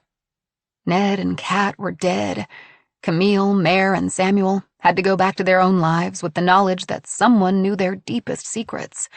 And to make it worse, there was no money, no big windfall. The one she felt the worst for was Mare. Obviously, Mare was no innocent. None of them were. But her daughter was still very sick, and Mare had to return to Calico with empty pockets. Maybe that was Mare's cosmic punishment. She took a life, and now she ultimately had to watch her own daughter suffer. Fern shook the thought away. That wasn't how it worked. But still, she hoped that Mare and her daughters would be okay. She wished the same for Camille and Samuel, too. Fern returned the medical file to its proper spot in the cabinet and continued looking. There was nothing, until Fern's fingers landed on the final file tucked into the very back of the crowded cabinet. It was out of order. It should have been filed with the Fs. With difficulty, she pulled out the slim folder with her name on the tab. She opened the file and began to read. Inside were just a few sheets of paper. The first was a handwritten letter addressed to her and dated just a few days ago, right before One Lucky Winner began. October 13th. Dear Fern, if you are reading this letter, I'm sure you have many questions about the events of the last several days, and more than likely I am dead. I hope my exit was spectacular. You know how I like to leave an impression. My plan was to walk into the lake a la Virginia Woolf, except for stones in my pockets. I would be carrying my laptop and a stomach full of Ambien. But as long as the cameras were rolling, I don't really care how it all unfolded. Did we get a bazillion views? By now, you have probably figured out that I am sick. Huntington's disease, not pretty. And you know how much I like things to be pretty. Anyway, I have it, and no matter how much money I have or how big of a following I've amassed, there is no cure. If things progress as expected, one day I will die an awful death, all alone. Instead, I have to go out in my own way, on my own terms. You must think me a bitter woman, seeking revenge in such a public, merciless way. But why shouldn't people pay for what they've done?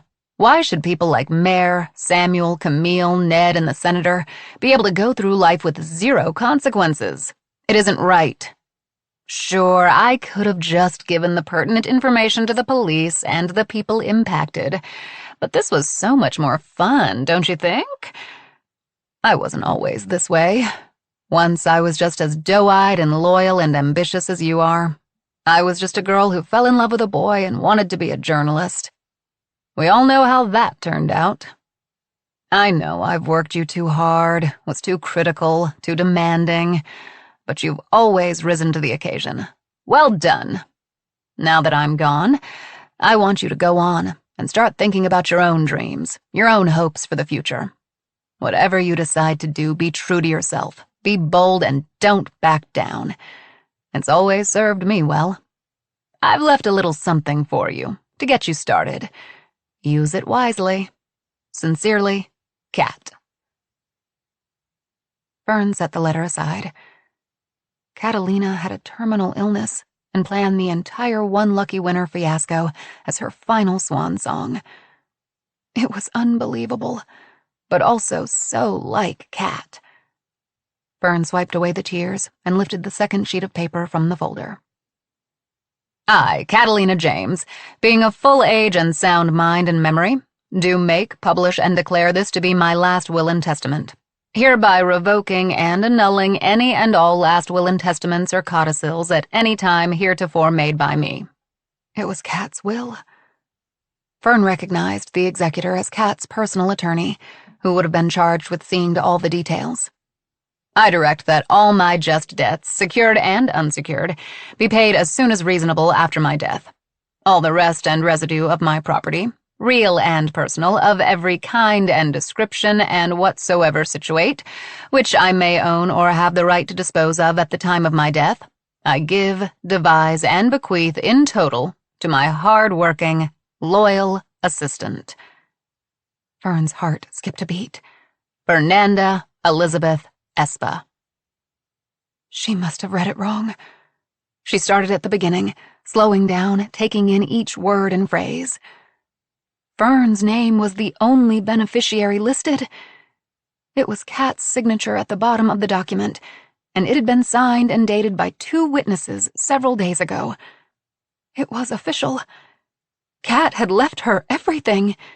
The house and its contents, the cars, the businesses, the money, everything. After all of Kat's debts were settled, taxes paid, her net worth was approximately $10 million. Fern sat back stunned. She had no idea that Kat had valued her in this way. She had no idea that her boss had thought of her as hard-working and loyal. Fern's eyes blurred with tears. $10 million. In the end, she was the one, the last one standing. Fern was the one lucky winner.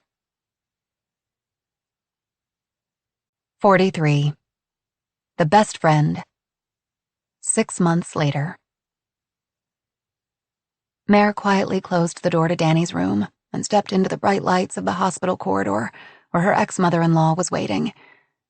It had been a rough night, but Danny was sleeping peacefully, the infection that was ravaging her lungs under control for the moment. I got Keeley off to school and brought you your mail, Shar said, handing her a cup of coffee and a small stack of letters. I'll drive back this afternoon, so I'm there when she gets home. Mare nodded and looked at the mail in her hands. More bills, Mare thought, her stomach twisting. Go take a break, Shar said. I'll go sit with Danny. Mare leaned in to give her ex-mother-in-law a hug, then moved through the hospital corridors, taking an elevator up to the top floor. She walked through a set of doors to an outdoor garden, a quiet spot for families to find a little respite from the doctors, the nurses, the weight of watching a loved one suffer. The children's hospital was a few hours away from Calico, but it was equipped with the best care for pediatric cystic fibrosis patients. Mare took a seat and set the stack of mail on the small cafe table in front of her. The morning April air was cool, but the sun was shining with the promise of a rare, warm spring day. Shar had been a godsend since Mare had come home from One Lucky Winner, helping with the girls, never asking what really happened on the show, giving Mare time to recover, physically and mentally. Her cuts and bruises faded, her shoulder healed, but the nightmares remained. Mare lived in fear that her secret would be revealed, that a police officer would show up at her door to talk about a suspicious car accident that occurred 20 years before. Though Mare resisted the urge, she couldn't help but look up the others online. Camille seemed to come out the other side relatively unscathed. Her podcast, Your Best Life with Camille, was bigger than ever, and a book deal was in the works. There was a small article in the San Francisco Chronicle about some tax issues that Camille was having, but her lawyers assured everyone that it was a clerical oversight and was being remedied appropriately. Samuel was back in Atlanta in his job as a district attorney, but was in the process of setting up a nonprofit foundation called the Center for Prosecutorial Integrity. Many times, Mare had considered reaching out to him. For what, she wasn't sure. To talk about Tanglefoot Lake, About one lucky winner? No. Some things were better left alone. After Ned's death, scores of women came forward with the same harrowing story. Ned Bennett was a predator, an abuser, a rapist. They had suffered alone for so long, but now had found a sisterhood and were working together to fight workplace abuse. As for the senator, his wife of 50 years was in the process of divorcing him, and any hope of a run at the White House was gone. There was also plenty of tabloid coverage about the senator's mistress, who begged the media to leave her alone, to leave her son alone. They didn't. More than anyone, the public wanted to know more about Fern Espa, the face of one lucky winner. Cameras showed up wherever Fern did. At Kat's funeral, at her apartment, at the grocery store. After a respectful amount of time, Fern did the talk show circuit, appearing on all the major network morning shows. The second season of One Lucky Winner was in the works. There were missteps, Fern admitted, but in the new iteration, contestant safety would be paramount. Mare had poured herself a big glass of wine after hearing that news. The press even hounded Mare and the girls for a short time. Camera crews showing up in tiny calico was a big deal, but she and her family stayed behind locked doors, refusing interviews until the frenzy died down. All she wanted to do was return to her normal, everyday life with her girls. Mare went back to making her jewelry. Her Etsy store was getting a boost from the show's publicity. But it wasn't enough. Thankfully, Shar sold her small home and moved in with Mare and the girls to help make payments. They had a reprieve, but it was short-lived. Danny had a relapse and was in and out of the hospital all winter long. Mare took a sip of her coffee and looked at the pile of mail in front of her. The bills were still piling up. She would lose the house. It was inevitable. With a sigh, she began to sort through the envelopes. An electric bill, a water bill, a vet bill, and, of course, medical bills. The final letter was different. The envelope was expensive, made from fine, cream-colored linen paper. But it was the name on the return address that caused Mare to sit up. Fern Espa. A letter from Fern? Why? Mare opened the envelope, holding her breath as she pulled out the folded card inside. The note card was made from the same expensive paper as the envelope and was embossed with the initials F.E. What could Fern possibly have to say to her? There had been no communication between them since that last day at the villa. Fern was probably afraid that the contestants were going to sue the show or sue Kat's estate. Mare's mind spun as she opened the note card, and another piece of paper fluttered to the ground. With shaking fingers, Mare bent over to pick it up. It was a check signed by Fern in the amount of $1 million. Mare counted the zeros to be sure. Fern had given her $1 million. Tears filled Mare's eyes as she read the words that Fern had written on the note card in loopy cursive. You would have won. F.E. This is Brittany Presley. We hope you've enjoyed this unabridged production of Everyone is Watching by Heather Gudenkauf, presented by Park Row Books and Harper Audio. This program was produced by B Audio Limited. Executive producer, Carly Katz. Text copyright, 2024 by Heather Gudenkauf. Production copyright, 2024 by Harlequin Enterprises Limited. Used under license with Harlequin Books S.A. All rights reserved. Thank you for listening.